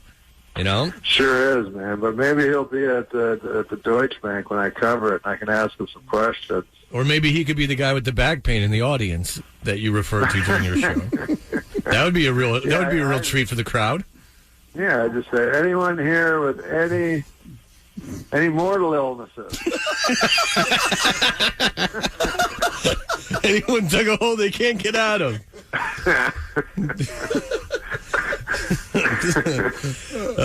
Right, Norm Macdonald. It'll be a good show. It'll be a fun time. That's right. Tonight at Foxwoods with Fred Stoller, who's written two books. And and he has merch. He does. I mean, I'm not even joking you. He brought one book. And he just waits for it to be sold because he doesn't want to. He doesn't want to pay the luggage fee, so he doesn't want to bring more than one book. I understand. Yeah, well, he had a hernia, so I told him, "We'll just give it away." You know what I mean? You're going to look like a moron standing with one book, like after the show. Well, if he treats everyone who buys that book like their prize, like he did to me, I don't know how many he's going to sell. Not much of a salesman there. He's kind of crapping on me. All right. Norm Macdonald at Foxwoods tonight at 8 o'clock, foxwoods.com. See you at the Wilbur 2 shows tomorrow, 7 and 9:45. Go to thewilbur.com. Norm Macdonald, thank you so much for the time, sir, and we will get on Twitter immediately. The show is going to be great tonight. All right. Looking forward to it, and we will talk to you soon. I already have my closing line. Oh, yeah? Yep. Would you like to hear it? Of course. Yes. Now, is that bulging or herniated? Good night. Norm Macdonald. That's it. Good night, everyone. Thank you. Good night, everybody. Thank you so much for your time, sir. All right, baby. See you later. All right, talk to you later. All right, so that interview goes very well. And Norm has said now for, 5 years? This would probably be the 6th year that he said he's going to come out and do the Deutsche Bank. Mm-hmm. I mean, if you follow him on Twitter, I mean, he play-by-plays golf. What do you think? Maybe like 100 tweets around? He wasn't kidding around. There's no person that I think has either been muted or unfollowed more than Norm Macdonald after following him. I mean, he's got to have at least a 50% drop-off rate of people like, oh my gosh, I can't take it because of the tweeting of these live events. Because as loved and as famous as he is, he's got like 800,000 followers. Yeah. And you would figure that there'd be like 1.5 million. He even jokes about it. Most people just get angry at him when he starts live tweeting these events. I don't know why you get angry at him because it's his account, right. But I could see being like enough. So anyway, so the interview goes well. He's talked about doing this for 5 years. He's blamed, and by the way, this wasn't our idea. This was his idea. Yeah. And so we talk to him once, twice a year. So he says, and he always goes, oh, well, you know, my agents and no one gets back to me, and my management and all this. So after the interview, we taped it yesterday, Rich and I tweet him, and I say, hey, this is Fred from Boston. Rich tweets him from the Toucher and Rich account. I know he didn't follow me. No, he didn't follow me. So there you go. The great Norm Macdonald, ladies and gentlemen. Because I figured, you know, he probably has no idea Fred Toucher, but he has to have known he's done the Toucher and Rich show. Mm-hmm. And sure enough, no follow. Norm Macdonald, thank you for joining us, sir. Oh, thank you, man. It's good to hear you guys again. All right, so we beautiful voices. Well, they're well trained, but we've discussed this with you before, and something always gets lost. You're a big golf fan. You say you're watching the Players Championship right now. Yeah, you're supposed to have me cover it. Yeah, you're supposed to come out for the Deutsche Bank, and every year you say you will, and then I'll do it. Yeah, but how do we get in contact with you? Oh, well, if I tell you, then everybody that listens will be able to get in contact with me. See, there's this many layers around, and I know that you're low key and that you're. No, but seriously, the easiest way to get a hold of me is to tweet me, because I always read every single one. Then I'll follow you, and then we can DM each other. Do you do the tweeting? Oh, absolutely. Sure. And I follow you on Twitter, and it's like a play-by-play situation with you sometimes. You'll be watching hockey, golf, and basketball simultaneously at some times. Yeah. And then everyone hates my guts, all my loyal followers. You know? What do they say? It's like, we're here for the quips, Norm. Yeah, like, shut up. Like, Steve Martin was telling me, like, you know, he'd go on Twitter every day and he'd do 2 jokes, you know? And then once every 3 years, he'd go, oh, I have a banjo album coming out. They go, shut up, you stupid whore. He thought he'd earned some points. I saw Steve Martin, Martin Short. They performed, they went on tour together, and they were here in Boston. And I saw them, and he plays with the banjo band, Steve Martin. Do you find that entertaining when Steve Martin does his banjo stuff? Would you pay to see that? I hear he's funny in between, but I feel like I would do that if I really loved something, you know, just force people to listen to it. But, you know, those two together, you can't, you know, do better than that, right? Well, I mean, I purchased the tickets, and I was aware that the Bluegrass Band was coming on, but Martin Short, you know, attempted to be funny the entire time, and then Steve Martin, when he wanted to be, was funny, and then twice the band came out, and I don't know if you know this about bluegrass songs, they're not brief. They have a running time that's not like a pop signal. You go, oh, it's over, and then nope, this guy's soloing. So it's a lot. I was talking to Martin Mull, and he said he went over to Steve Martin's house. Steve Martin phoned him, he said, you know who's here is Earl Scruggs, whoever that is. And so, Martin Mull plays the banjo also. So he went over to Steve Martin's house, and he played banjo with Earl Scruggs, and he was all amazed. And then the next day he phoned Steve Martin. He goes, wasn't that amazing? Like, how many people can say they went to Steve Martin's house and played banjo with Earl Scruggs? Then Steve Martin said, about 5,000. So I guess he just forces Earl Scruggs. He keeps him in the basement and brings him up for visitors. Well, Norm, I went online because I was getting... What's that? What? Oh, well, don't talk while I do my interview. God damn, Fred Stoller, the opening act. Oh, I know Fred Stoller. Fred Stoller's fantastic. I know you, Fred. I read his book.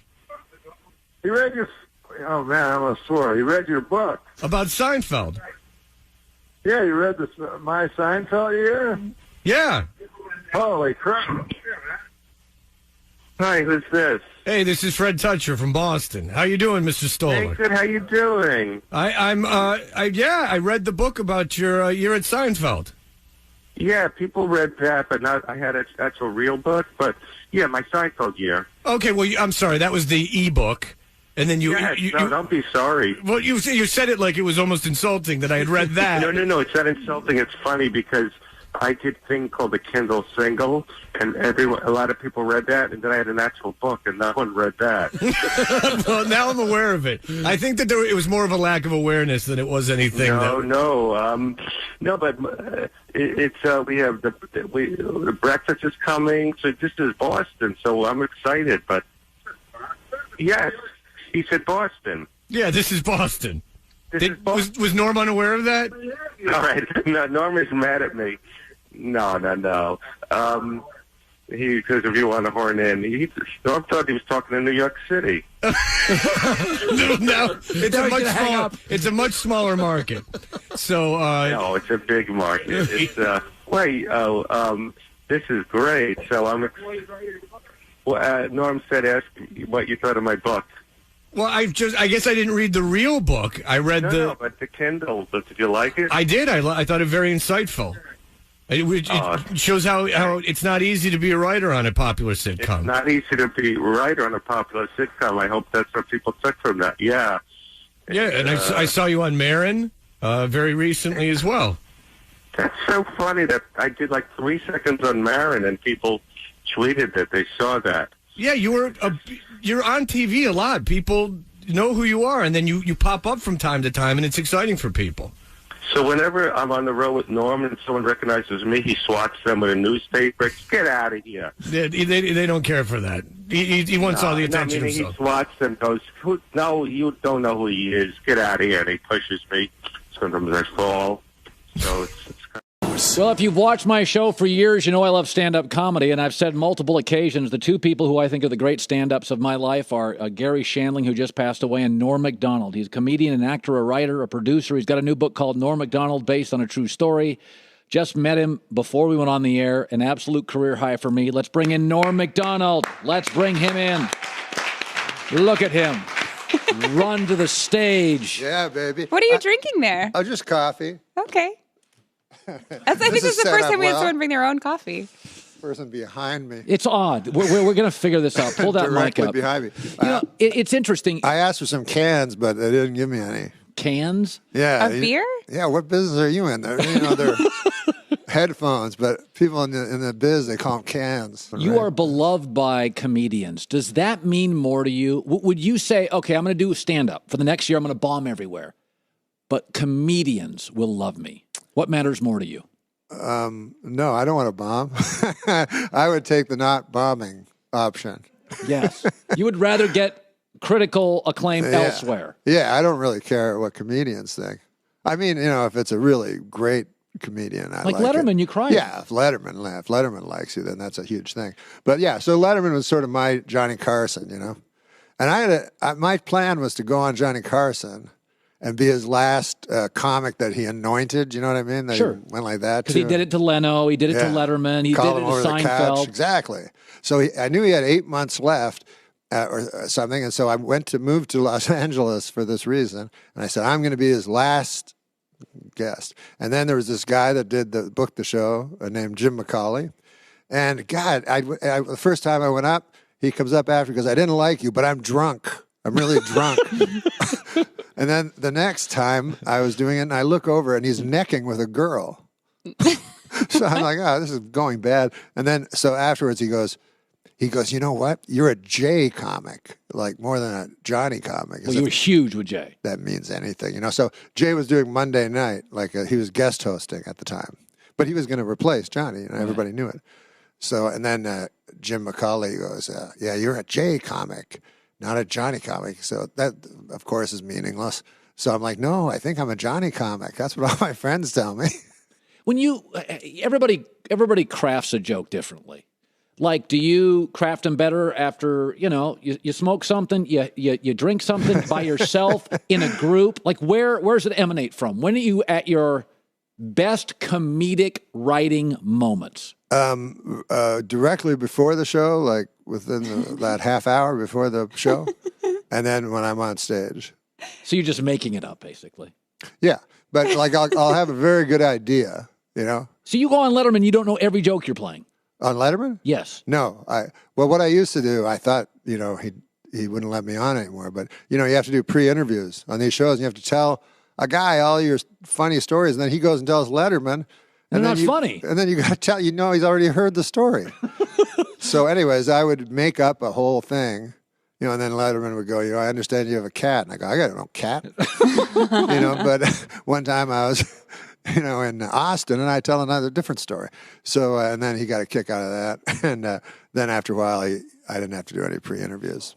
Okay, I have an idea for a joke. Oh, you have an idea? Okay, I'm not funny, but I have I love you. I think you are funny. Not really. And I love this show. Okay, are you ready to hear this? Yes. Now, I can't do this joke, so my staff has actually warned me not to do this with you. They said it's true. They've all said, it's bad. He's a legend. You're an idiot, Colin. No. Don't do this. I've been warned by everybody. I have a premise for a joke. Yeah, you believe in it. Okay, so why would you listen to your staff? That's a great question, Norm. Do you have staff too? Well, I had staff a couple of months ago. So here's the premise. I think I had MRSA too. Oh no! I had so much antibiotics flowing through me. I was like, anyways. So I'm sitting with my cat. So this is the joke. You're sitting with your cat? The other day I'm watching a football game. You're I'm with my watching the cat. football game, yeah. And I thought to myself, don't make fun of me. This is hard for me with Norm.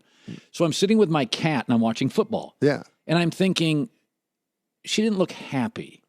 And I thought, because we just got rid of a dog, and I thought, wouldn't it be terrible if you were a cat and you were depressed? Because you have the ability to climb virtually anywhere to the tallest peak. Right. But if you try to jump and commit suicide, you always land on your feet. That's funny. That's not the worst thing you've ever heard. Oh, no. I think that would work. I could take that joke. You could make that funny. Sure, I'll put that in my next special. You will not. Yes, I will. You would put that in your next special? Sure. Because it's a funny idea. Could I've made the argument, everybody has about 7 years to be the funniest guy on the planet. Oh, yeah. Mike Myers, Jim Carrey, Will Ferrell. Then they have a third house and a fourth Lexus, and they're not funny anymore. Oh, well, that makes sense. Yeah. Comfort is the enemy of comedy. That makes complete sense. Yeah. Comfort. Funny is 8 kids in a small house in Yonkers. Bel Air is obnoxious. Yes. So wealth is the enemy of comedy. That makes complete sense. Yeah, I agree with that. And also being content, which I guess wealth brings you, You're never content? No.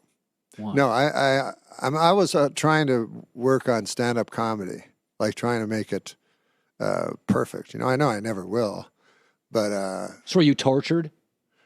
I don't know. I'm always sort of ahead of my material. You know what I mean? So if I do like a special, I don't like any of those. I wish that wasn't out because I'm already better. You know what I mean?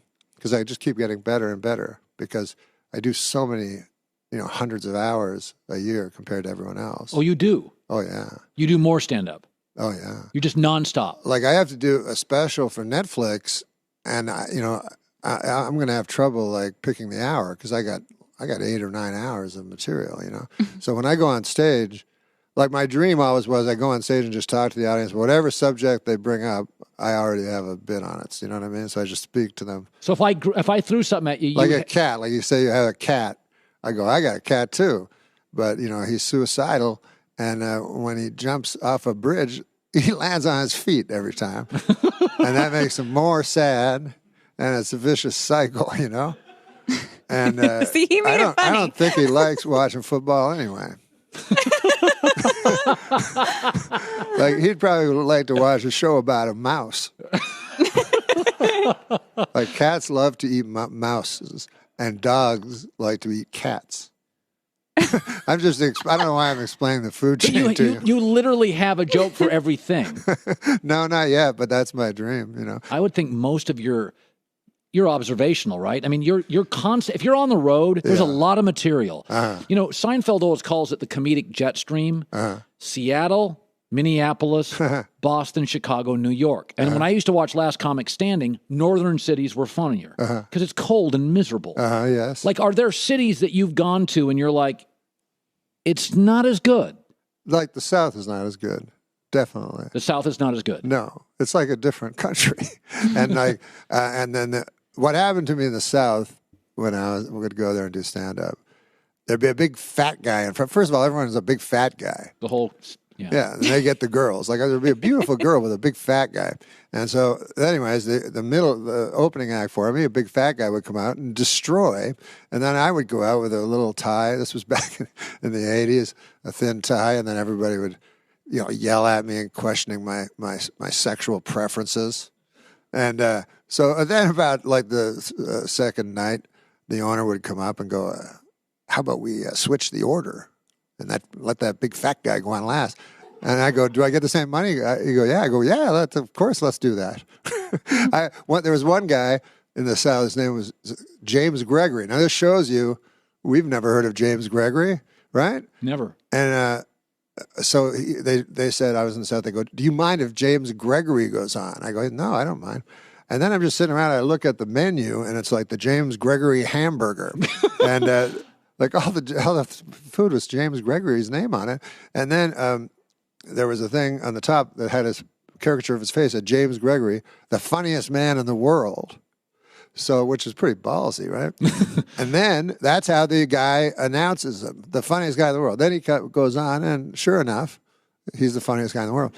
And then I have to go on, and I just suck, you know? And I'm like, and so the guy's like, how about that James Gregory goes up again? I'm like, oh, no. Let him, you know, can't he just get his hamburger money? And Norm's book is Norm Macdonald, based on a true story. A memoir. Is a memoir. Yeah. So you can kind of tell your life.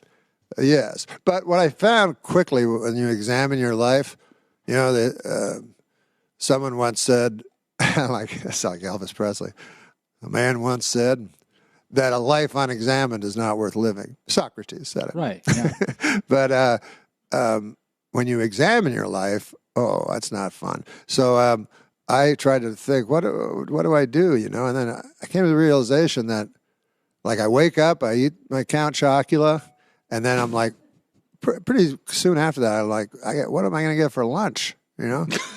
And so I go and get a ham sandwich with cheese, you know?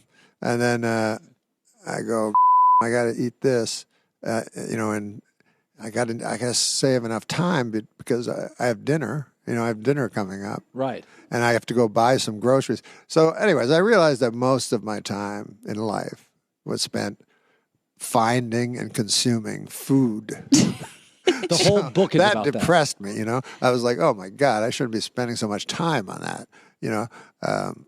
And plus, I didn't think it would make for a good read.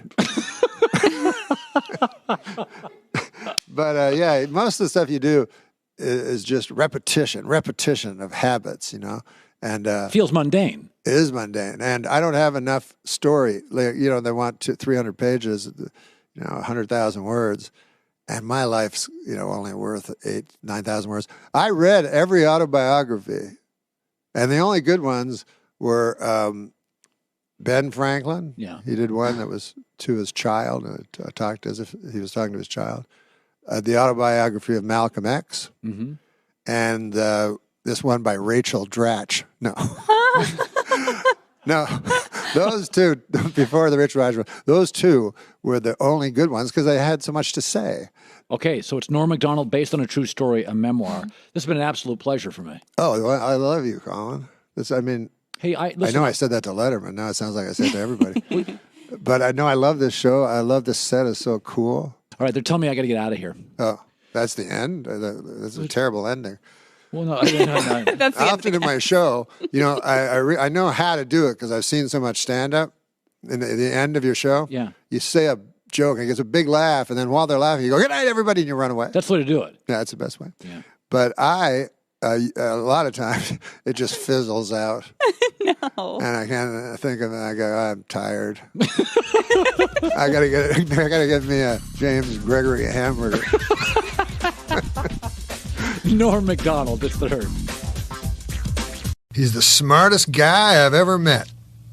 But I mostly hang out with nightclub comics, so I don't know if that's saying anything. But anyways, Jim, how you doing, pal? Norm, it's so good to hear your voice. Why do you say that? Because you're supposed to, right? Something like this. So what do you want? I'm a big fan of Norm Macdonald, America. Jim and I worked together on a Weekend Update and got fired together. Best update ever in the history of television. Absolutely. And we got fired together. That's right. Which just only confirmed it in the minds of people like me.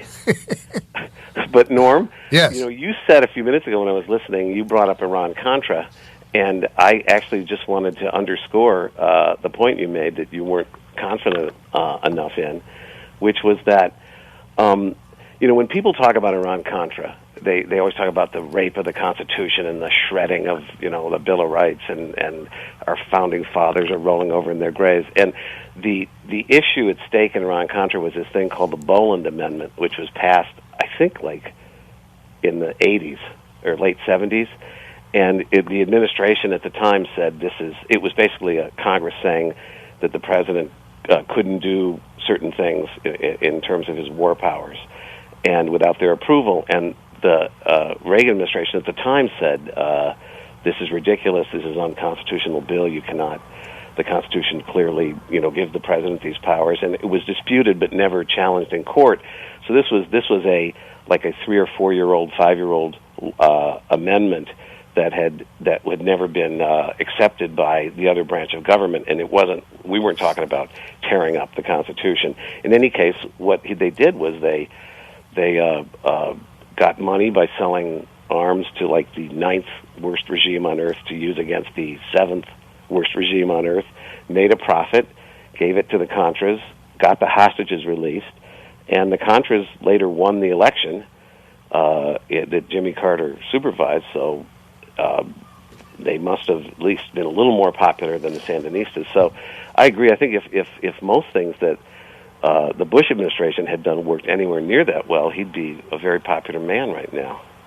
Wow, so Jim agrees with me. You were right. But not for the right reasons. Hey, Jim, I couldn't get that answer from Ken, but why is Ahmadinejad more powerful than Abul Hassan Bani Sadr? Well, now I haven't kept it all straight, but you know that Bani Sadr was executed by the regime just a year or two after the hostages came out, or maybe even before they were released. And it was his wife, there was a period there where, remember, there was Sadat Gottsbadeh, who was the more westernized spokesman, but they were going through prime ministers and ministers of state and so on pretty quickly there. That was a crazy regime, still is. But now, is this Khamenei guy also the spiritual leader? Well, I have to say, I thought myself that there was a new Ayatollah since then, but a grand Ayatollah. But I can't. I have to plead ignorance. Ah, shoot. On this and a lot of things. Where does that leave us then? SOL, my friend. Jim's an actor as well. Yes, I know. I've seen him in. There Will Be Blood. There Will Be Blood. Yeah. That was fantastic. Jim, I keep telling everybody that Daniel Day-Lewis is just doing an impression of John Huston. Well, I think he might have, been inspired by that, but he was great, though. Oh, he's fantastic. Yeah. I mean, he won the Oscar. I know. So that proves it, right? He did nothing wrong. Did he stay in character in between was he always in character? Was he one of those? Experience, yeah. We would ride back and forth, to the scene because the set where we shot it was on a ranch, but a gigantic ranch of many thousand acres, and it was so. They've had like a 30-year drought there, and it was so dusty that we couldn't drive more than like 10 miles an hour or something. It was like creeping along. Otherwise, anything else would kick up huge amounts of dust. And so would be in the car for these long rides, and he pretty much stayed in character for, talking conversations about like weekends and stuff. He's an interesting guy. I liked him a lot. Huh. So how would he talk? And how would he talk? Well, I'd say like, we got a 3-day break, I guess, so are you going to try to do anything interesting? Well, I was going to go to Carlsbad Caverns, but I think I might stay closer to home. Have a burger with the Rihanna. It's the best burger I ever had. It's just funny to hear that voice come out of that face. Great. But, so Norm, on Iran-Contra, don't apologize. Hey, Jim. Yeah? I was mentioning how great you were and everything? Yeah, thanks so much. And how you saved the show every 4 years? Yeah, I bet they like hearing that. But but that's what you feel, too, right? Yes. I think I certainly make my contribution. And because I saw a book, I was in a bookstore. I know you're familiar with bookstores. Oh, yeah. You're not one of these fellows that go on Amazon. I bet you probably aren't computer savvy like me. Like I am not. I'm not really computer savvy because I really believe they're Satan's instrument.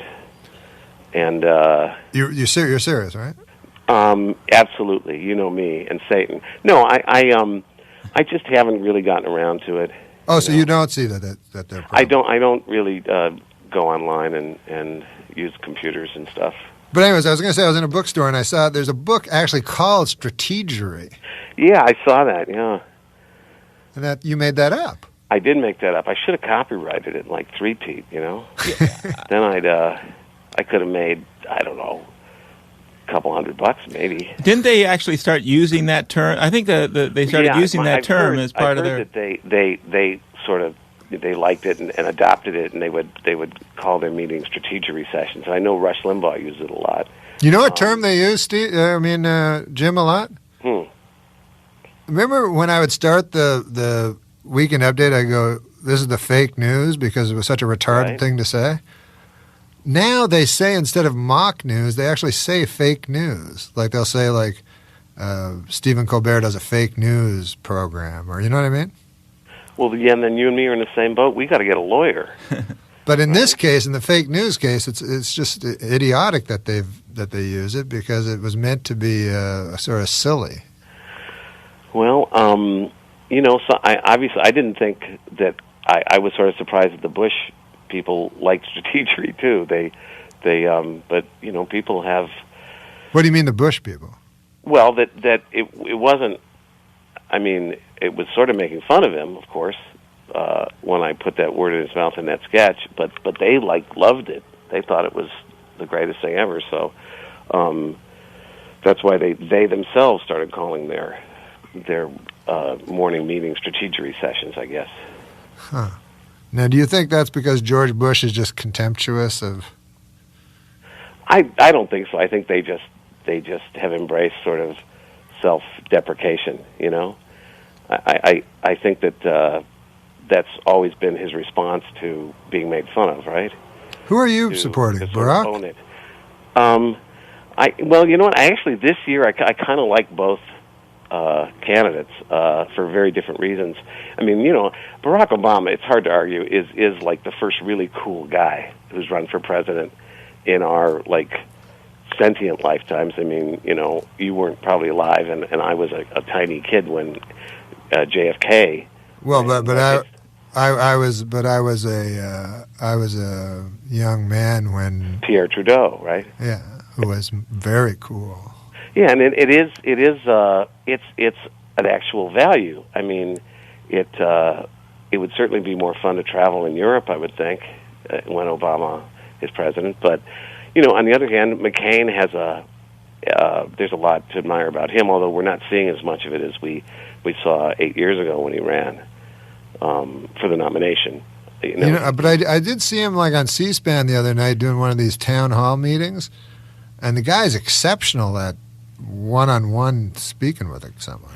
Well, yeah, I mean, his that's where you can most impress people by straight talk, because it's face to face with someone. And it's now, if Obama was doing that face to face, would he come off as dogmatic or? No, I think Obama is great at every single form of communication. He's great at the big speech, the rock and roll kind of thing in the arena, and he's great in the smaller town hall things.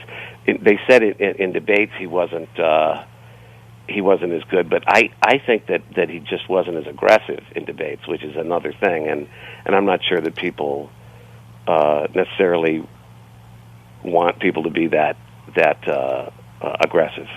You don't want to come down. You don't want him. You're afraid he's going to look like Jim Brown or something if he. Well, no. Is that what you're saying? I don't mean that at all. I just mean that in the debates like with Hillary where she was going after him more, and people said, well, he seemed on the defensive. But that's just because he was sort of trying to deflect and not land any punches. And I think he was sort of aware that if he just stayed cool, he had a lead and he was going to end up winning. I mean, it was a brilliant strategy. He ran for the nomination.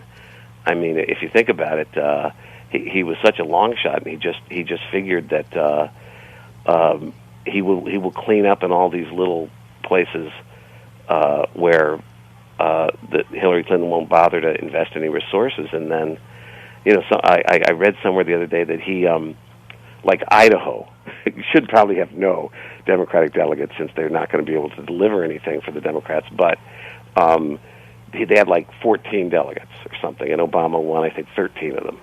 Wow. And he would lose a state like New Jersey to Hillary, but lose by like 12 delegates. So.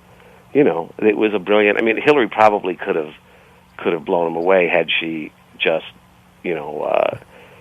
taken the thing much more seriously in the beginning and just made sure that she was going to crush the opposition in every single arena. Hey, Jim, can you stay for another section? If you'll have me. I call them sections. Okay. All right, we'll be back with our next section. Shared an office with Bill Murray, didn't you, Jim? Yes. Oh, yes. The second season. I came the second season, same time Bill did. Oh, yeah. But listen, man, Steve has a question for you. It's all right if America has no questions. I'm not upset. No, America's going to be... Our things might crash. Don't things crash? But Steve has a question, a political question. Okay.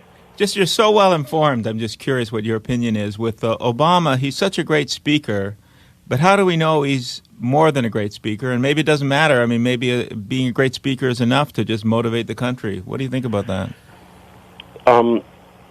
Well, the thing is, in a way, as president, being a great speaker is more of a qualification than having a great issue agenda, because an issue agenda can be supplied by really smart, unattractive, behind-the-scenes people, right? But to sell something like I thought one of the truly crazy things that Bush did was when you have like an unpopular agenda, like a war in Iraq that we started, right? You damn well better have a kick-ass persona to sell it, and to pair like an unpopular initiative with an awkward and inarticulate defender right. of that initiative is like the worst of everything. Like in Clinton, you had almost the opposite, where he was playing it so safe. He would push really like tiny, miniature little uncontroversial things that poll tested at like 60%. But then he had he was much better at selling things than George W. Bush is, and I'm not saying that someone like Barack Obama could have totally sold Americans on the Iraq War, but he would have done a much better job, because they clearly, I mean, it wasn't a. I know before we went in, I'm pretty sure that the public was slightly against. It was like Right. 49, 46 or something.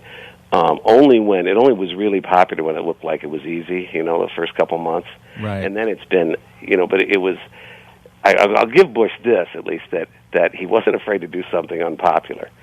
But the problem is presidents need to be eloquent, and they need to be articulate, because they have to, if they're going to do anything worthwhile, it's going to probably be unpopular with at least a decent chunk of the population, and you have to be able to sell it.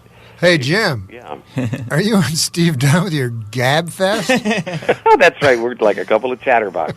Thanks, Jim. That's just a hen house horse. Hey, we're going to go to break, but then we got all these questions for you, Jim. So you'll stick around, right? All right. Okay, cool. We have with us Jim Downey, who is probably, other than Lauren, the most important thing to the success of that show throughout the years. He's been there since near inception. And so if you have any questions about Saturday Night Live, this would be the guy to ask. So give us a call at 866-509-RANT. That's 866-509-7268. For those of you that weren't listening, 866-509-7268. Hey, Jim, it's Yes. Stevie here. When you started on Saturday Night Live, it was the second year of the show, right? Right. So they were still doing all the cocaine and the When drugs. it got and good, the second year, That's right. That is where the famous year. But how long did those drug years last? Like, when did that stop? Like all the wild, crazy. It wasn't particularly wild and crazy. I think to the extent that stuff like that happened, it was more to stay awake than it was to have a good time. And I think that stuff was pretty much gone by like the third season. It's just because of the spectacular Belushi story. Right. It has a lot of that's been etched into the consciousness, but it really was not much of a feature of the show. I see. That's interesting, because even at the time he was extreme, so I guess that sort of colors what the whole world must have been like. Well, yeah, I mean, he was one of a kind, and obviously his most destructive phase was after he left the show. He was one of a kind? Yeah. What about Jim Belushi? There was Jim Belushi. Jim is very close, and actually Jim Belushi, let me say, is one of the best actors who's ever been on that show. Wow. I mean, if you ever saw Jim in like Salvador or something, he's a really good actor. Hey, Jim, do you mind and talking? John was too, huh? Do you mind talking to the hoi polloi, as you call them? I'd like to dismiss them as the hoi polloi. Listen, Norm, I want to make clear to the audience that I haven't been at the show every single year. I tend to come and go, and certainly if you had to leave. They didn't like, I was not there. You had to leave to create the David Letterman show. You bet, that's right. We have a question from Gary in Saginaw, Michigan. Okay. You want to hear it? I'd love to hear Gary's question. Hey, Gary, what's up? Norm, first of all, I want to tell you what a pleasure it is to talk to you, first of all. Oh, that's nice. It's very exciting for me. Thanks for filling in for Dennis, man. I love Saturday Night Live. I love your movies. Ah, you're sweet. You're a heck of a guy, man. I love your kind of humor. There's not very many Norms around in this world, and we need more, but I'm happy with you. So how's it going? It's going great, man, but I thought you were going to ask Jim a question. Yeah, I got one for him, too, but I wanted to talk the host up. That's nice, man. You're a good man. So, Jim, what do you got poking in the fire? Well, I'm hoping this goes really well, and I could do another couple of sections of Dennis's show. Maybe I'm not with Dennis right away. I'm not saying that, but certainly Norm. I think Norm would have me back, right, Norm? Hey, listen, man. I'd have you back anytime. But but I don't think that's what he. I don't think that's what he meant. I don't think that's what he meant when he said. Back at the show. I'm going to be back at the show next fall. And they just issued the schedule and. What sketches have you got working on? You don't. I mean, it's going to be mostly political stuff for the fall because they God bless him, Lauren is starting a month earlier than we usually start, and starting with 4 in a row, which is something you've never done, I'll bet, Norm. I've never done 4 in a row. We're going on September 13th. We're going to be on for the next 4 weeks with 1 week off and then 3 weeks. Wow. So it's going to be, we're going to be dead. If you're going to do 4 in a row, you're not going to have much time for poking around in the fire. No, that's a terrible way to find ideas, too. It's like 1, 2, 3, 4, 5, 6. I was just looking at, we have like 7 shows before the election, plus 3 primetime Thursday specials. That's 10 different elements of pre-election stuff. Hey, you want to take another question from what That's what I'm going to be doing. You want to take another question from what you refer to as the great unwashed? Yeah, I figured on radio that'd be okay, right? Yeah. I can't get hurt on radio. This is Gary from New Mexico. Oh, great. I like the land of Hey, enchantment. how's it going? The land of what, Gary? Land of enchantment, right? Land of enchantment. Yeah, it's beautiful over here. It's been raining every afternoon. It's just couldn't be better. Life's great over here. Just like another day in paradise. It's great. And I just wanted to say, hey, Norm, man, thanks for all the many, many laughs. You're tops in my book. Anyway, my question is, which comedian is the best and is the most genuine and truly great to work with, as far as being nice off the set during takes and all that stuff? Who's the best comedian to work with? Who's the sweetest? Comedian, you mean a woman, right? Right, yeah, comedian. I'll bet Norm's going to say Roseanne, right? No, seriously, wouldn't you, Norm? Yeah, I loved Roseanne. Yeah, I like her too. I've always had a great time. But this was directed at Norm, right? No, it was directed at you about the... Well, comedian in I guess he means like not people who've been in our cast. No, he means people that have been in the cast. Oh, well, I mean, let me say that I would say that the last couple of years, now Maya Rudolph has left the show, but I would say at the time when we had Maya Rudolph and Amy Poehler and Kristen Wiig, I would say those 3 easily the best group of women. There's no other group of women comes close as far as Kristen Wiig. I saw her do something on Update. I don't know what it was, but she talked real fast. Oh yeah, I remember that. Yeah, Man, that was a real tour de force. Yeah, but that I'd say that group of women as a group, it's the best the show's ever had, and the new girl Casey Wilson is great too, and she's going to be right up there. She's just starting out, but she's the heavier lady. But she's but she's the new girl. But I meant heavyweight. What do you think? What are you talking about? No, but the why does everything have to over go? the years of the show, there have never been there's never been a group like that. There have been individual women here and there, and of the normally have we ever had many women hosts who are comedians as opposed to actors? I don't think we've had that many. No. I mean, Roseanne Barr is the only one really coming to mind. Yeah, we had Roseanne. And Ellen DeGeneres was I think is really funny. But you don't think women are as funny as men, right? I do. I think that men are much more interested as generally speaking in comedy, and it's the norm is more guys trying to make girls laugh than the reverse, right? So I mean, I think that's why men tend to predominate in comedy. But there's always plenty of openings for. Who's a great woman writer? Name 5 great women writers on Saturday Night Live. I would say right now we have Paula Pell, who's great. We have. Hey, you want to take a call from Joel? Wait a minute, in Kansas City? No, I don't want to embarrass you. You're having trouble getting past 1. I'm not. Here's Joel from KansasIty. Hey, I'm sorry, Jim. I hope you're no relation to Robert Sr. or Jr. It's complicated. Okay, I won't go there. But I don't I've been a great fan of the show since '72, and I've never gotten a straight answer other than Lorne's genius. But why is it that every time the group changes, I can't stand them? The show has gone to pot, it's awful, and 2 years later, they're the best ever. How could they do this for 35 years?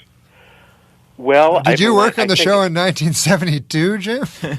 Well, I wasn't on the air then. Now, give him a break. Now, I would say that that hasn't always worked, but there was we had a really bad group that I had nothing to do with the picking of, but in 1985 that was kind of a disastrous season. But I would say in general, it's true because people just sit on their hands and sort of resent the new people and need to be won over.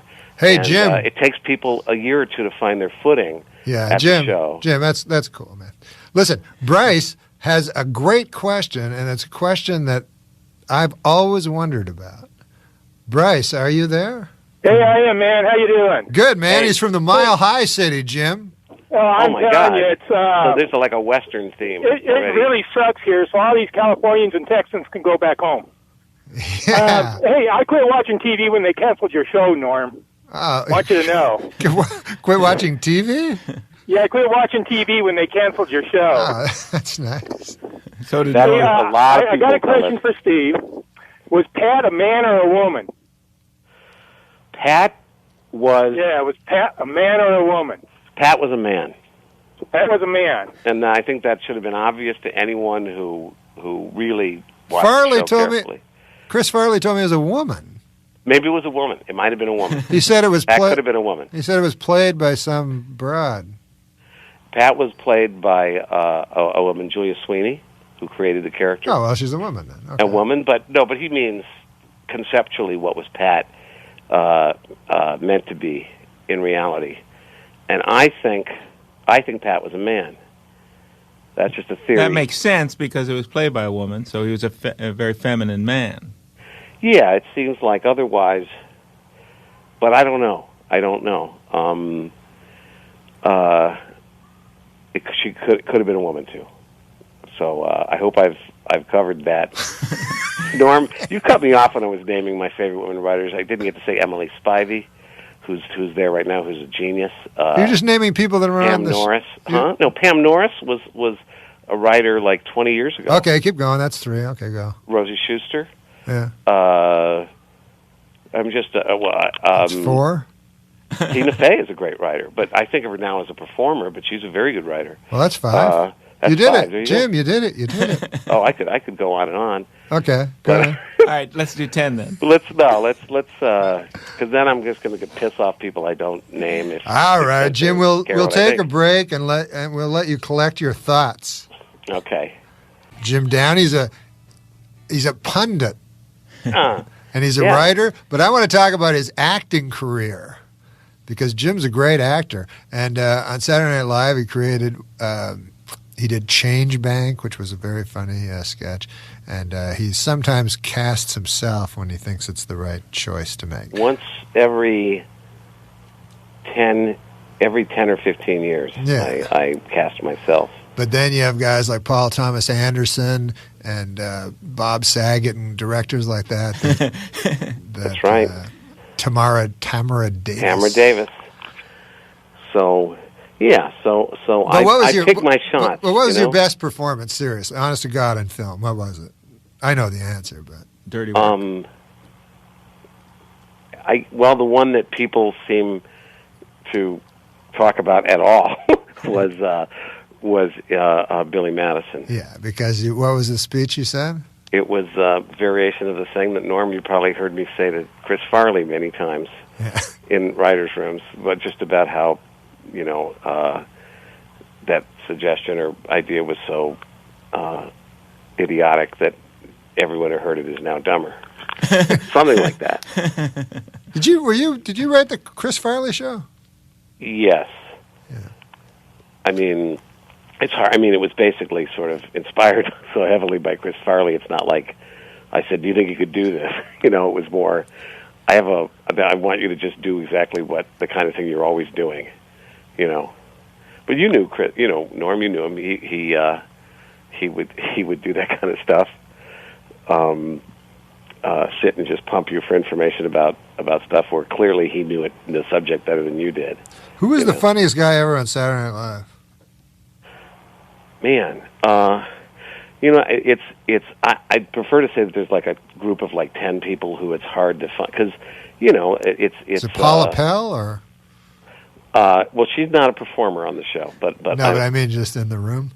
No. You mean the fun? Well, you know, I always thought that Norm, you were one of the funniest people I've ever met in my life. Certainly, No, I can't think of.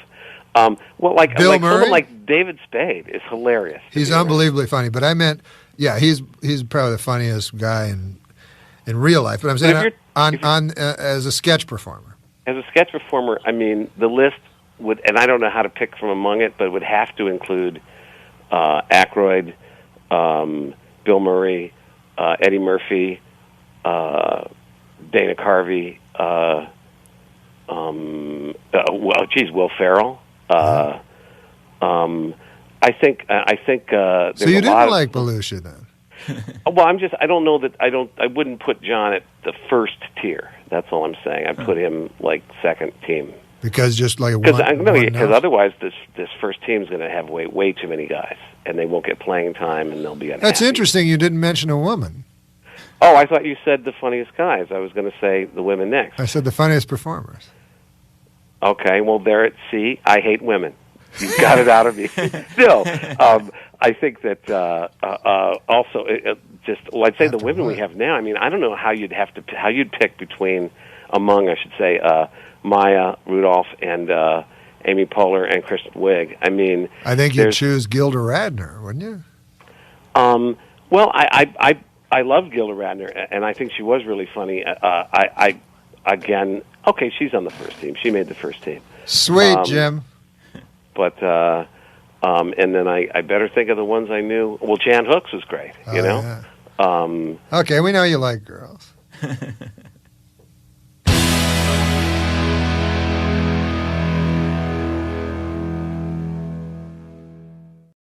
From his time at Saturday Night Live to his years of stand-up and sitcom appearances, Norm Macdonald is one of America's most beloved comics. So who better to be part of the judges panel on NBC's newest season of Last Comic Standing? Here's a look at what to expect. I'm an Iranian homo. I am. Hey, Ron Kagani, I think it's impossible not to love you. Yeah. I like when you say Iranian homo a lot. I think what you're saying, Norm, if he'd just come out here and just said homo over and over again, he'd be your favorite comic of all time? I'm saying if I had the guts to come out of the closet, he'd be the guy I'd go to first. Yeah! Norm joins me now. Thanks for being here. Hey, Josh. Good to see you, buddy. Exactly, you haven't been on yet. On what? On Huffpost Live yet. Yeah, I've never been on. Well, I don't live in New York City. I know. It's no excuse. Just fly in for it. That's true. No, I love Huffpost Live. I see it all the time. Good. Just in clips. When I found out it was a half hour, I was kind of shocked. Cause you thought I was just going to do 90 seconds with you and just nail exactly what I need to know. Yeah, that's right. That's what I thought your skill was.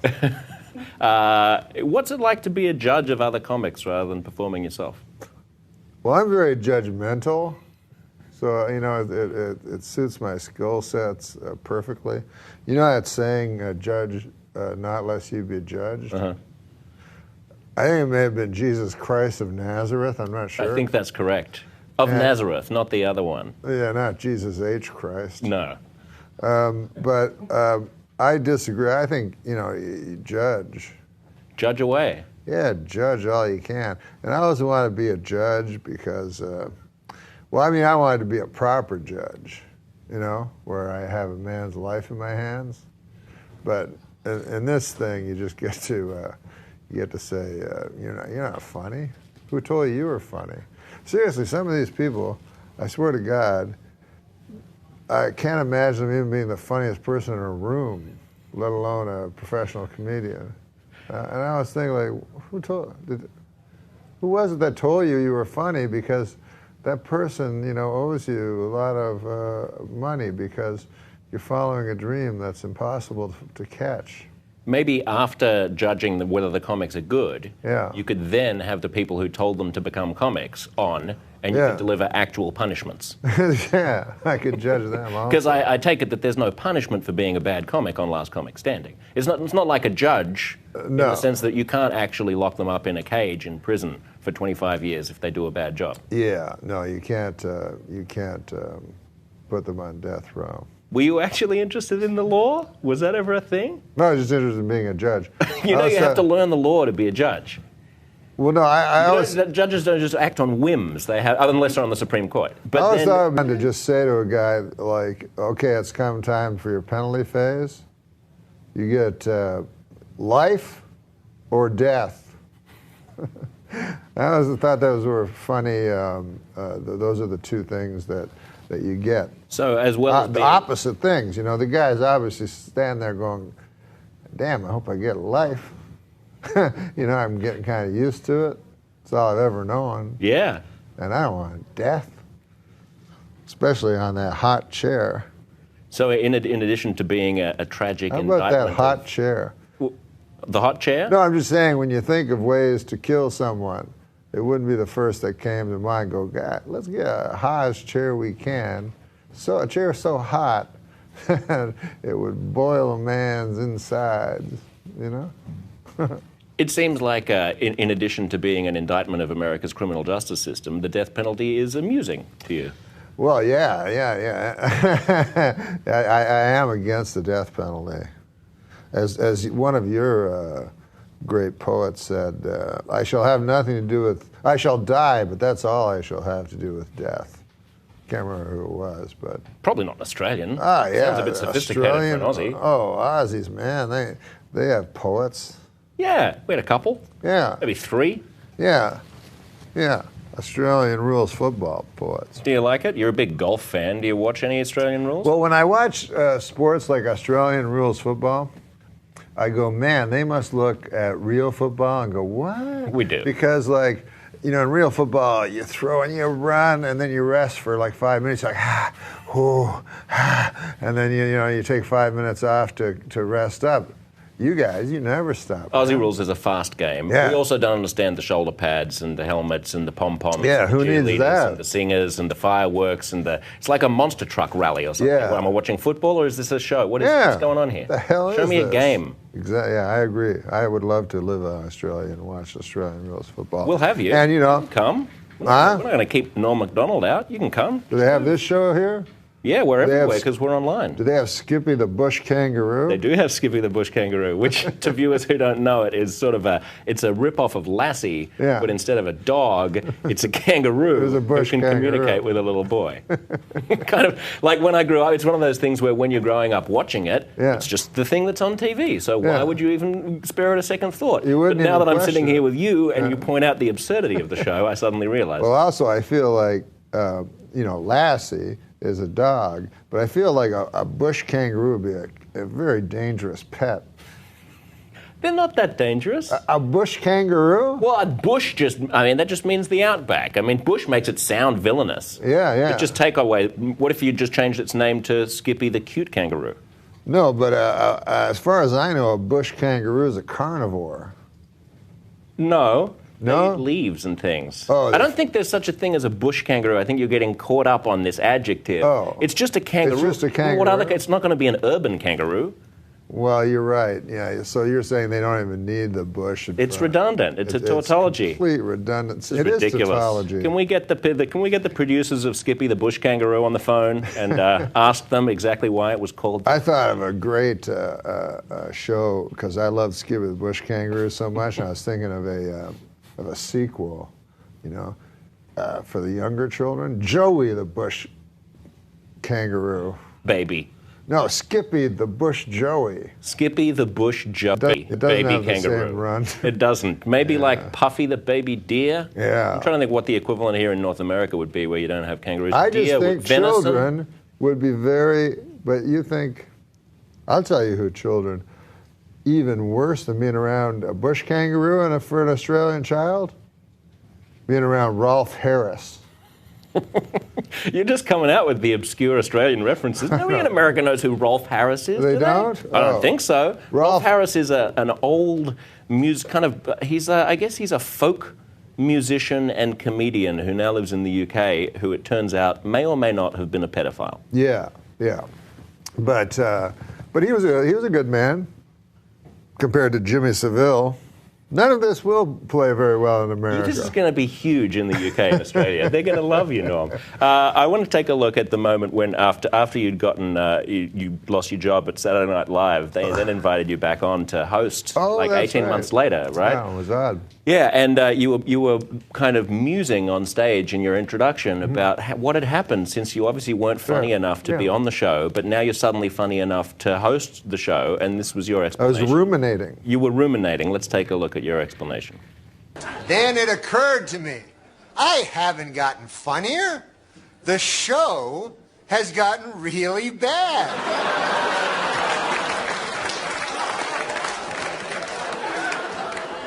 So yeah, I'm funny compared to, well, you'll see later. But okay, so let's recap. The bad news is I'm still not funny. The good news is the show blows. I remember when I was doing that, and you can hear it if you listen to it, but the writers booed during that, After not writing anything for the entire show, they booed. It's ballsy. It's a ballsy thing to do. I assume you wrote that. Did you run it by? I mean, you must do the dress rehearsal and run it by the producers and the writers. I was going to do a thing that I thought would be really cool, and I was talked out of it. But I was going to do the monologue and then leave and let them do the rest of the show by themselves, which I thought would be good for the show, because it would be, they'd have to band together and, work around the fact that the host wasn't there and stuff like that. This was, of course, in a period when Letterman he still hadn't gotten over the fact that he'd been fired by NBC, hadn't gotten the Tonight Show right. And you went on Letterman, and I still remember seeing this. He was just fired up with anger and fury on your behalf at the pinheads at NBC. I want to take a look at Letterman. Letterman talking about this after you got fired. Look at this. I gotta tell you something, Norm. I'm very happy for you because one or two times ago when you were on the show, you had been fired. You'd lost your job at Saturday Night Live on the Weekend Update because those people didn't have the guts to stand by you. Because those people wouldn't know funny if it bit them in the ass. And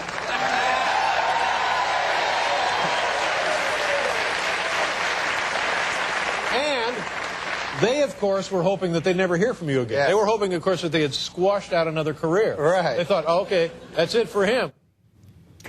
What did that mean to have Letterman at your back? Oh, Letterman was so kind to me. Yeah, one thing about being fired was like a lot of cool guys I really loved, mostly Letterman, he's my favorite guy ever. But Letterman and Stern and Gary Shanley and all these Chevy and all these guys jumped to my defense, which was really nice. But especially David Letterman, because he was the reason I got into stand-up, and he's the reason that I love comedy so much. Why? Can you elaborate on that? Because I feel David Letterman is the best comedian that ever lived. Like, he was, he just turned everything on its ear. And I think, people talk the way they do now because of David Letterman, and he had a great deal to do with this irony-soaked way people converse nowadays, even if they don't understand what they're doing. Yeah, and there was a certain eloquence to the way that he'd deliver a gag, especially, not so much in his stand-up, but when he's interviewing someone. He was a huge inspiration to me as well, to be able to find the exactly perfect, articulate, almost overly formal words that he would use. Like, he'd never say, enjoy a drink. He'd say, enjoy a delicious beverage or something, He'd use over-articulate words and mix them with... super old-timey phrases that he enjoyed and stuff like that. Do you remember your first set on Yeah, I Letterman? remember that. Long time ago. And I remember because you get real afraid because, he had these other two guests on, wherever they were, and then he had me, So it was I can't remember who it was, but it was big guests. Was it on late night, by the way, or had you moved to CBS, or it was back on NBC? NBC, and he would go... He would say, Harrison Ford is with us tonight, and, David Bowie. But the reason you're all, showing up, Norm Macdonald is with us. And he said that 6 times. I was like, oh, my God. But it made me realize something about the David Letterman show and it helped me because on all the other shows are different, but on the David Letterman show, like there's a joke going on, and David Letterman's in on the joke, and the studio audience is in on the joke, and Paul Schaefer on the band is in on the joke, and even the audience is in on the joke, and the joke is the guest, it's you. And once I realized that, then I just started fooling around with Dave. Do you even remember the experience of doing that first set, or are you just totally numb like a deer in the headlights thinking, oh my God, I'm on Letterman's show, oh my God, I'm on Letterman's show? Well, I know I remember word for word. The funniest, because I always got on, I started doing stand-up to get on the David Letterman show. So once I got on the David Letterman show, I was so excited. And then I did it, and I did a specific joke, and he like kept repeating the punchline for the rest of the show. So that made me like really, really, really happy. And then I remember going back after to my manager, and I was like, hey, cool. You know, I'm done. Like, I'm finished. I thought that was the end of the road. And then he's like, well, maybe you could consider Saturday Night Live or something. He said, yeah, maybe you could do something else. Maybe you could do, like, act. And I was like, I've achieved everything I want to achieve. It's done. I've been on Dave. That was the end. Of course, you did iconic impressions of Dave on SNL as well. I did do an impression. I just want to take a look at one of those. This is you interviewing John Lovitz, who's playing Marv Albert, the sportscaster. He told me he could do... This is when Marv Albert was being accused of He sexual told assault. me he could do Marv Albert. And he couldn't? No, we will see. Let's take a look. Anyway, later on we have Jenna Elfman from the Dharma and Greg program coming on. You enjoy the Dharma and Greg there, Paul? Yeah, great. Dharma, Greg. Yeah. You know, I like Greg on the show. You know, I think he's money in the bank. Does a good, solid job. You know, you can always depend on him. You know, but for my money, if you really want to be entertained, you know, who you got to go with, don't you? Kramer.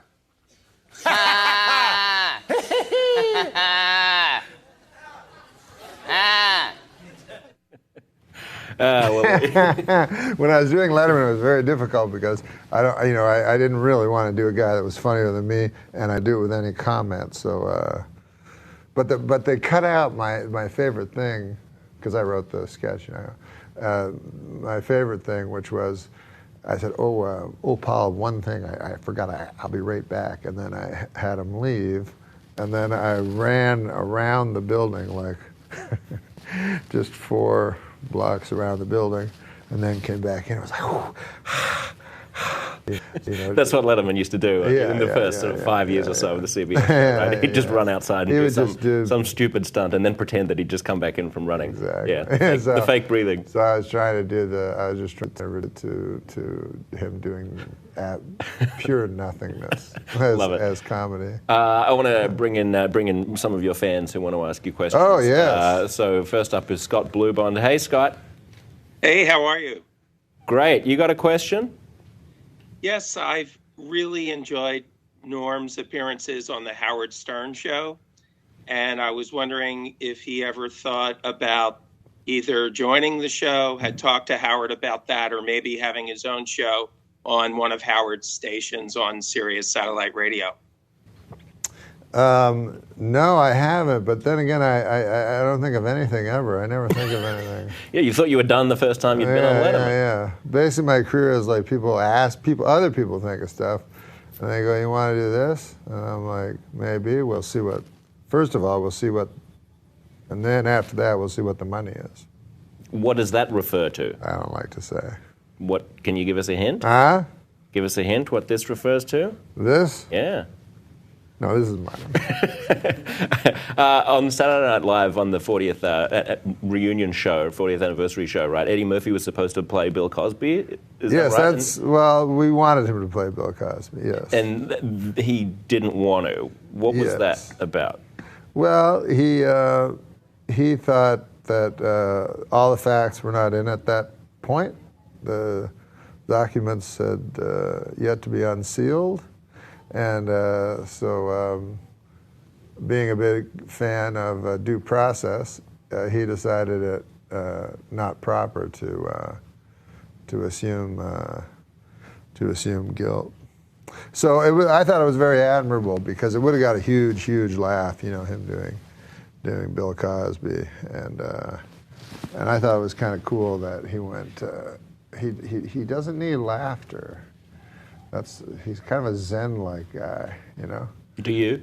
When you talk to him, he's very calm, and then all of a sudden he'll burst forth with the funniest thing you've ever heard, and then he returns to his equanimous state. It's very, very interesting to see. How do you figure out how much to share about what goes on behind the scenes at SNL? Because I know that you were talking about Eddie not doing Bill Cosby on Howard Stern's show, and Seth Meyers wasn't crazy about that. He came out about the Ellen and said, "I wouldn't have told that story." Seth Meyers said that? Yeah, he said, do we have the quote here? Just bring up the quote. He said, I wouldn't have told it. I feel the same way. I think when you're at SNL, you're seeing so many different things behind the scenes. There are often things to give away that are yours to give away. Norm played it in a way that is very Norm Macdonald. And he went on to praise you, but I don't know what that means. I mean, how do you choose what to reveal and what not to reveal, what to share and what not to share about an institution as powerful as SNL? I always think, what would Seth Meyers do? It's ridiculous. Do you have like a necklace or something with a WWSMD on it? And whenever you're in a pickle, just hold that. And what would Seth do? Yeah, because, if you really want to be really funny, then that's what you want to do. You want to think, what would make Seth Meyers laugh? That's how I live my life. What do you think of his show? Of what show? The Seth Meyers show. It's not something I would do.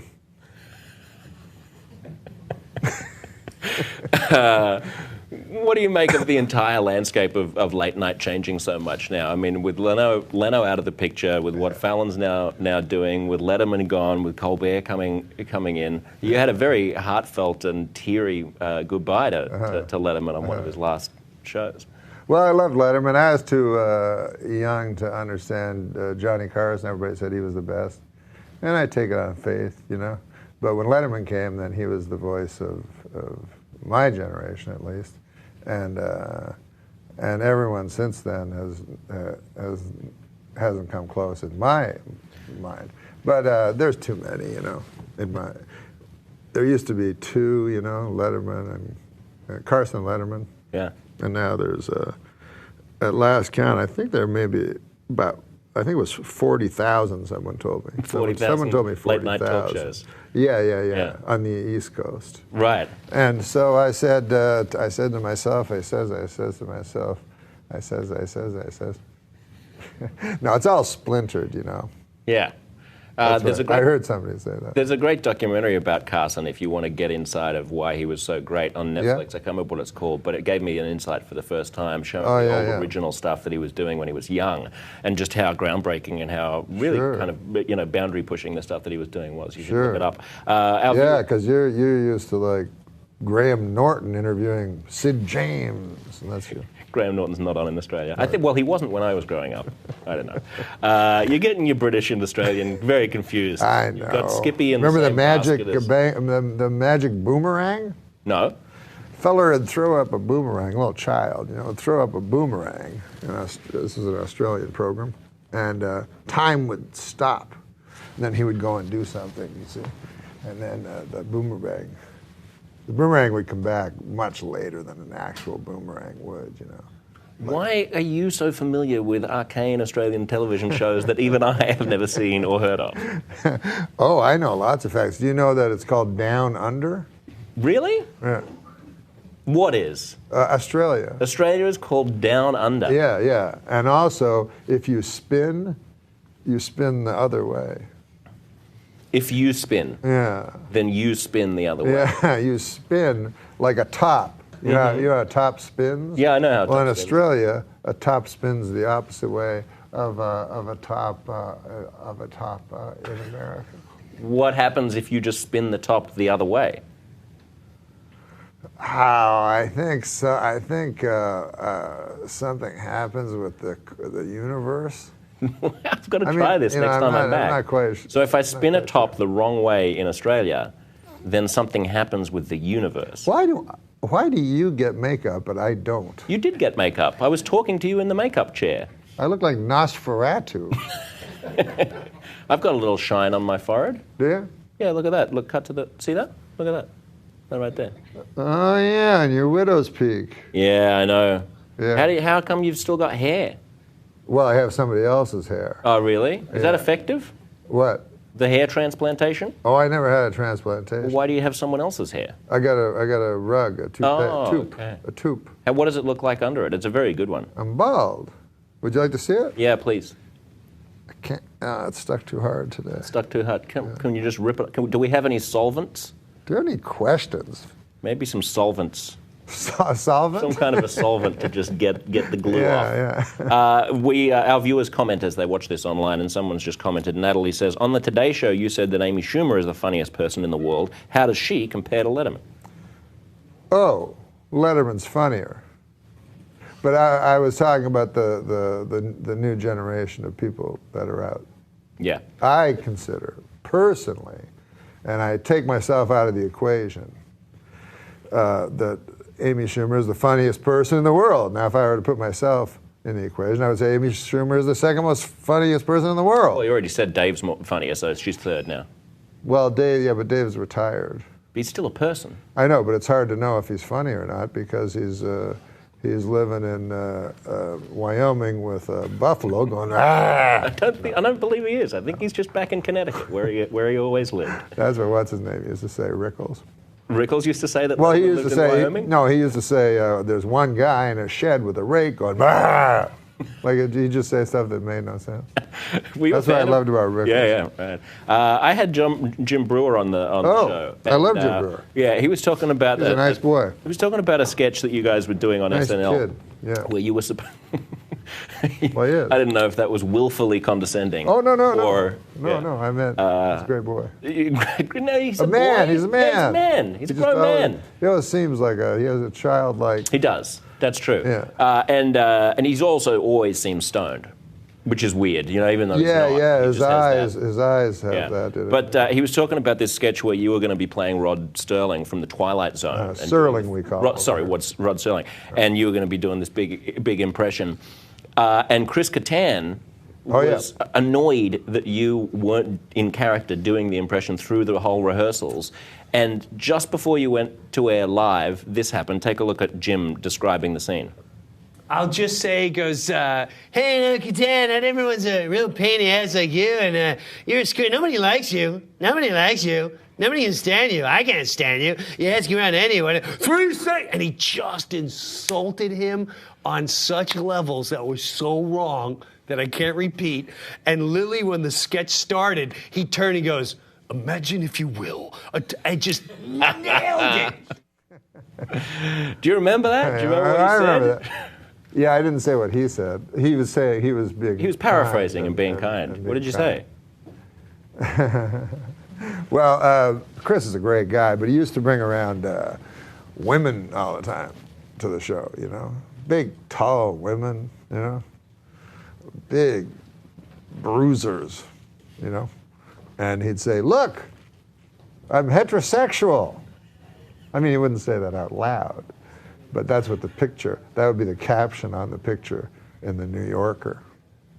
Boy, those are funny. So it was something related to his sexuality. Maybe. But listen, if I call a person gay, that ain't no insult. It's a good thing nowadays. Yeah, if you say it's an insult, you're the homophobe, not me. Correct. Supreme Court says so. That's absolutely. We've got one. Do you think the LGBT community? Do you know? First of all, do you even know what it stands for? Yeah. What is that for? Lesbian, gay, bisexual, and transgender. Is it? I don't know if you're right. But I mean, you can make up whatever acronyms you want. Well, you got a computer, you can look it up. I'm not going to look up what LGBT means. Well, somebody I know what can tell LGBT us means. I don't think that's what it means. Because B, I mean, all B's are G. All bisexuals are gay? Well, yeah. Obviously, right? Well, they have gay components they can be attracted all to. All B's are G. All L's are B. I'm sorry. Well, you're saying all bisexuals are gay and lesbian. I'm trying to do some syllogisms. No. I'm saying, do you think any of them go, I wonder if Do you ever think at the meetings they go, could I, because in their community, the LGBT community, I don't know where it exists, where they have their headquarters, but do you ever think the L's, the G's, and the B's go, I have an idea. The T's, I think it's LGB sounds good. And then somebody else would go, somebody with a hat that looked like Carmen Miranda's would go, no, I like LGBT. And then the other person, you're going to get a lot of trouble for this segment. I'm not. What? I'm not. I love everybody. You know what I mean? Without love, what do we got? I don't care if a guy's a guy, a girl, a guy, girl. I couldn't care less. I love them all. What do you make of... I'll have sex with any of them. So you're the B? Huh? You're the B? No, I'm a person that is so tolerant that I would have sex with an L, a G, a B, or a T. Isn't that nice? But I would not have sex with a straight person. We've got some questions on Periscope. We're also on Periscope. Oh, cool. We're not I was just trying to streaming get on Huffpost Live. We're streaming on the Periscope. Oh, really? Watch the hearts shoot out, man. Yeah. Pink ones, the blue ones. Oh, they're loving it. Yeah. They're loving it. Someone says, will Norm bring his podcast back? And someone says, does Norm want a career in golf commenting? Which you practically have, because you do these very long... I already am a golf commentator. I just use a new media outlet to comment on it. Twitter. Yeah. Yeah. Which is way far probably, past television. You probably don't get the... They don't give me this. That's the problem. And they don't give me any cash. No, Twitter any doesn't. Money. You don't get paid for tweets, Norm. So I said, man, I'd like to get on Twitter because I'd like to make a lot of money and I'd like to get some of this. But nothing. But that doesn't matter, It's for the art, And so... I think maybe your manager needs to speak to you about lucrative opportunities versus non-lucratives. Take your filthy lucre and make it filthier. I think Scott has... Do we have one more question from Scott? Scott, jump back in and you can wrap us up. You asked me about my podcast. Oh, yeah, that's right. Well, Periscope did. Yeah, Is Periscope. It coming back? Yeah, the problem with my podcast, I only get guests that are interesting, unlike you. You have to just, whoever they throw in here, you have to... Yeah, but you're good. You're interesting. I'm all right. If we could start it all over, I would, What would you start with? First of all, I just start with how much I love Caitlyn Jenner and how courageous I think she is. And all transgenders, are courageous, except the ones that are serial killers. I don't care for them. I'm torn actually with the because I love the part of them that is transgender so much. There's only been 2 in the history of the world, Transgender people or transgender serial killers? Transgender serial killers. Ed Gein, and there was another fellow. Lady. And so I'm torn because the transgender part of them I love so much, and the serial killer part of them, I don't care for that. Let me just go out on a limb here and say, I am against psychosexual sadists who slay people. But it's a difficult balance because, on the other hand, I love transgenders so much. Yeah, I love them. Well, if I could have sex with a transgender every day for the rest of my life, I'd be a happy man. As long as they're not straight. Yeah, I don't want no straight people. I don't like straight people. There you go. You heard it here first, folks. Norm, everybody but straight people. Everybody but straight people. Straight people, I got no use for.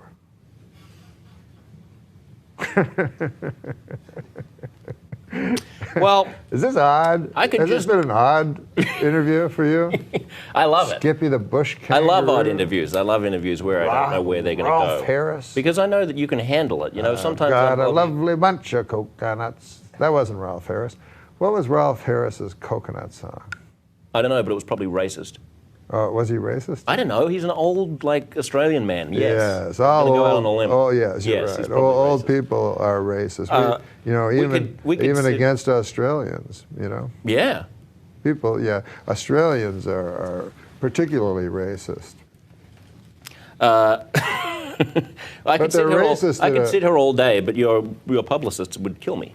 Oh. They'd go crazy. If you sat here all day, even if I left? No, if you left, that'd be fine. I will be sitting here all day. You will? What else am I going to do? I got other stuff to do. I got other people to interview. You're not the only one, Norm. You're a charming fella. Oh, thank you. How long were you in the...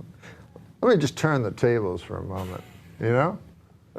Interview the as long as you take the flack for the fact that I'm not rapping. I mean, you're the journalist. You're the one that whose job it is to, afflict the I can't think of the term anymore. You afflict the powerful, and you.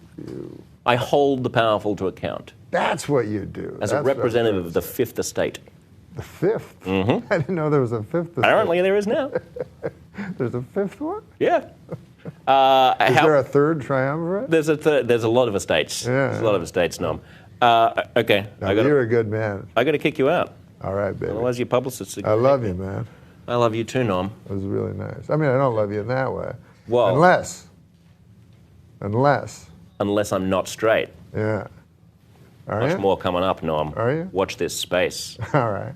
Thanks for joining us. Thanks to our community members for their questions, and you can be sure to check out the newest. We never got to Scott's, but we didn't get to Scott's. Scott had a question. Yeah. Oh yeah, we got his first one though. He was the same guy. Same fella. Yeah, same fella. Yeah. The newest season of Last Comic Standing is on NBC tomorrow, July 22nd. Keep watching Huffpost Live. Plenty more conversations coming right up. ESPN app and watch ESPN. As we now go face-to-face, this is fun, with actor, producer, and comedian Norm Macdonald. His new book, based on a true story, a memoir, is out today. Great to meet you. Hilarious. Oh, yes. Well, I've been a huge fan for years. Hey, listen. Yes. It's just a question I've always had about ESPN that I know you'll have the answer for. What does E stand for? Entertainment. Entertainment, sports. Programming Network. Oh. Okay. Exciting, isn't it? Did you just make that up? No. I think the ES may What did you think? It was like ESP? I thought the ES stood for S. S? Yeah, ES. S. That's how you spell That's S. how you spell it. In the ES did not dictionary. stand for S. In the By dictionary. the way, speaking of, there's my book. Where's the D? Oh, yeah. In, that's a really cute cover. Oh, I had nothing to do with the cover. I hate it. Right, Macdonald. Why do you hate that cover? I don't know. It looks like. For one thing, my head's on it. They said, would you like a picture? Maybe just the title. And I said, just the title. And then it came back like this. Coming out of a starburst, no less. Yeah. I don't know. I think it's fun. All right, the book. I mean, the title, sort of based on a true story, a memoir. So what can people expect inside those pages? Not a true story. Based on what? Well, only because I feel you can't tell a true story. About yourself? About anything. Have you ever had like someone tell a story that you're involved, that you're in the story, and they go, she caught a huge fish, and you go, I never fished in my life. Yeah, big fish. You know what I mean? Stories are more fun when they're embellished, a little creative. People start believing things that are not true. Hey, remember that show, Frankly Speaking, with Stephen A. Smith? I don't really remember that too well. I mean, vaguely, yes. There was a show, and where are we going with this? It just made me so angry. Because I believe that if a show is called Frankly Speaking, then you should. The host must be named Frank. We'll have to work on that. Yeah, that's simple programming. You narrate in 140 characters. I know you just like, woo, that timeline goes crazy during sporting events. I mean, what's the longest you've ever tweeted, like, during a sporting event? For how many hours? Oh, for how many hours? Yeah, like consecutively, because I don't know, 10. It's crazy. Like, you go every shot in a golf tournament. Yeah, sometimes I do multiple sports. Oh, at the same time? Yeah, I have three computers. Got a few screens going there. Why are you such an avid sports fan? Why am I an avid sports fan? What is it about sports that? This is what it is about sports, is that in everything else, it's subjective. You know what I mean? They could say that you're the greatest woman alive, the most beautiful, and you are beautiful. Well, thank you. I mean, if you took my pulse right now, you'd have to subtract 5. But other people could say, "Oh, she's not beautiful. What are you talking about?" Sure. You know? Right. But, so it's all just opinion with everything. Oh, I see. It's That's all what I'm subjective, saying. but sports is not. Yes, you have a number. It's a winner and a loser. Yes, there's a winner and a loser. Very straightforward. It's like math. It's math. You have a number. Right. People can't argue. You have a number. Right. Yeah. Well, you know, humor is subjective also, right? Yes, What's funny and exactly. what's not. Yeah. So a real dumb guy thinks you're not funny, and a real smart guy thinks you're funny, and they cancel each other out. Right. Yeah. What do you think is funny that you've seen in sports lately? What do I think is funny? Yeah. I think it's funny that Green Bay lost last night. That's funny. Well, if you got... It was Sunday, by the way, but anyway. Sunday. Oh, Yeah. you're right. It's Okay, Sunday. right. What day is today? Today would be Tuesday. Oh, yeah. So the day before. Chicago I was off lost one last day. night. Oh, yeah. Right. Oh, that was kind of sad. Your Super Bowl prediction. Chicago game was You're sad. big on predictions. So who do you think ends up there? Seattle. I think Seattle will play Denver. Wow. That's a huge Seattle rematch of Super Bowl 48. Yeah. Seattle. They need to get that offense going. What about Denver? What kind of crazy pick is Denver? Well, they're insane. Von Miller was just on. I mean, their defense is great. They're 2-0, so that's not a bad pick. Although I will kind of say like this, that. what I'm hoping for, because he's my favorite player in the league. I mean, he's my favorite participant in the league because he's a coach. Is Chip Kelly. You like Chip Kelly? Yes, I love Chip Kelly. Chip Kelly fan. Yes, I think it's ridiculous to ever trade Chip Kelly. I was stunned that he was traded You know twice. what? I know. You know what? We could talk all day, but this is actually the end of our show. Oh, this is it? The end? This is it. Oh, wow. So thanks for being here. Congrats on the book. Oh, you bet. Great to meet you. Do you like peach schnapps? Yes, I will answer that next time on Face to Face. Because I can get us a bottle. Coast to Coast is next.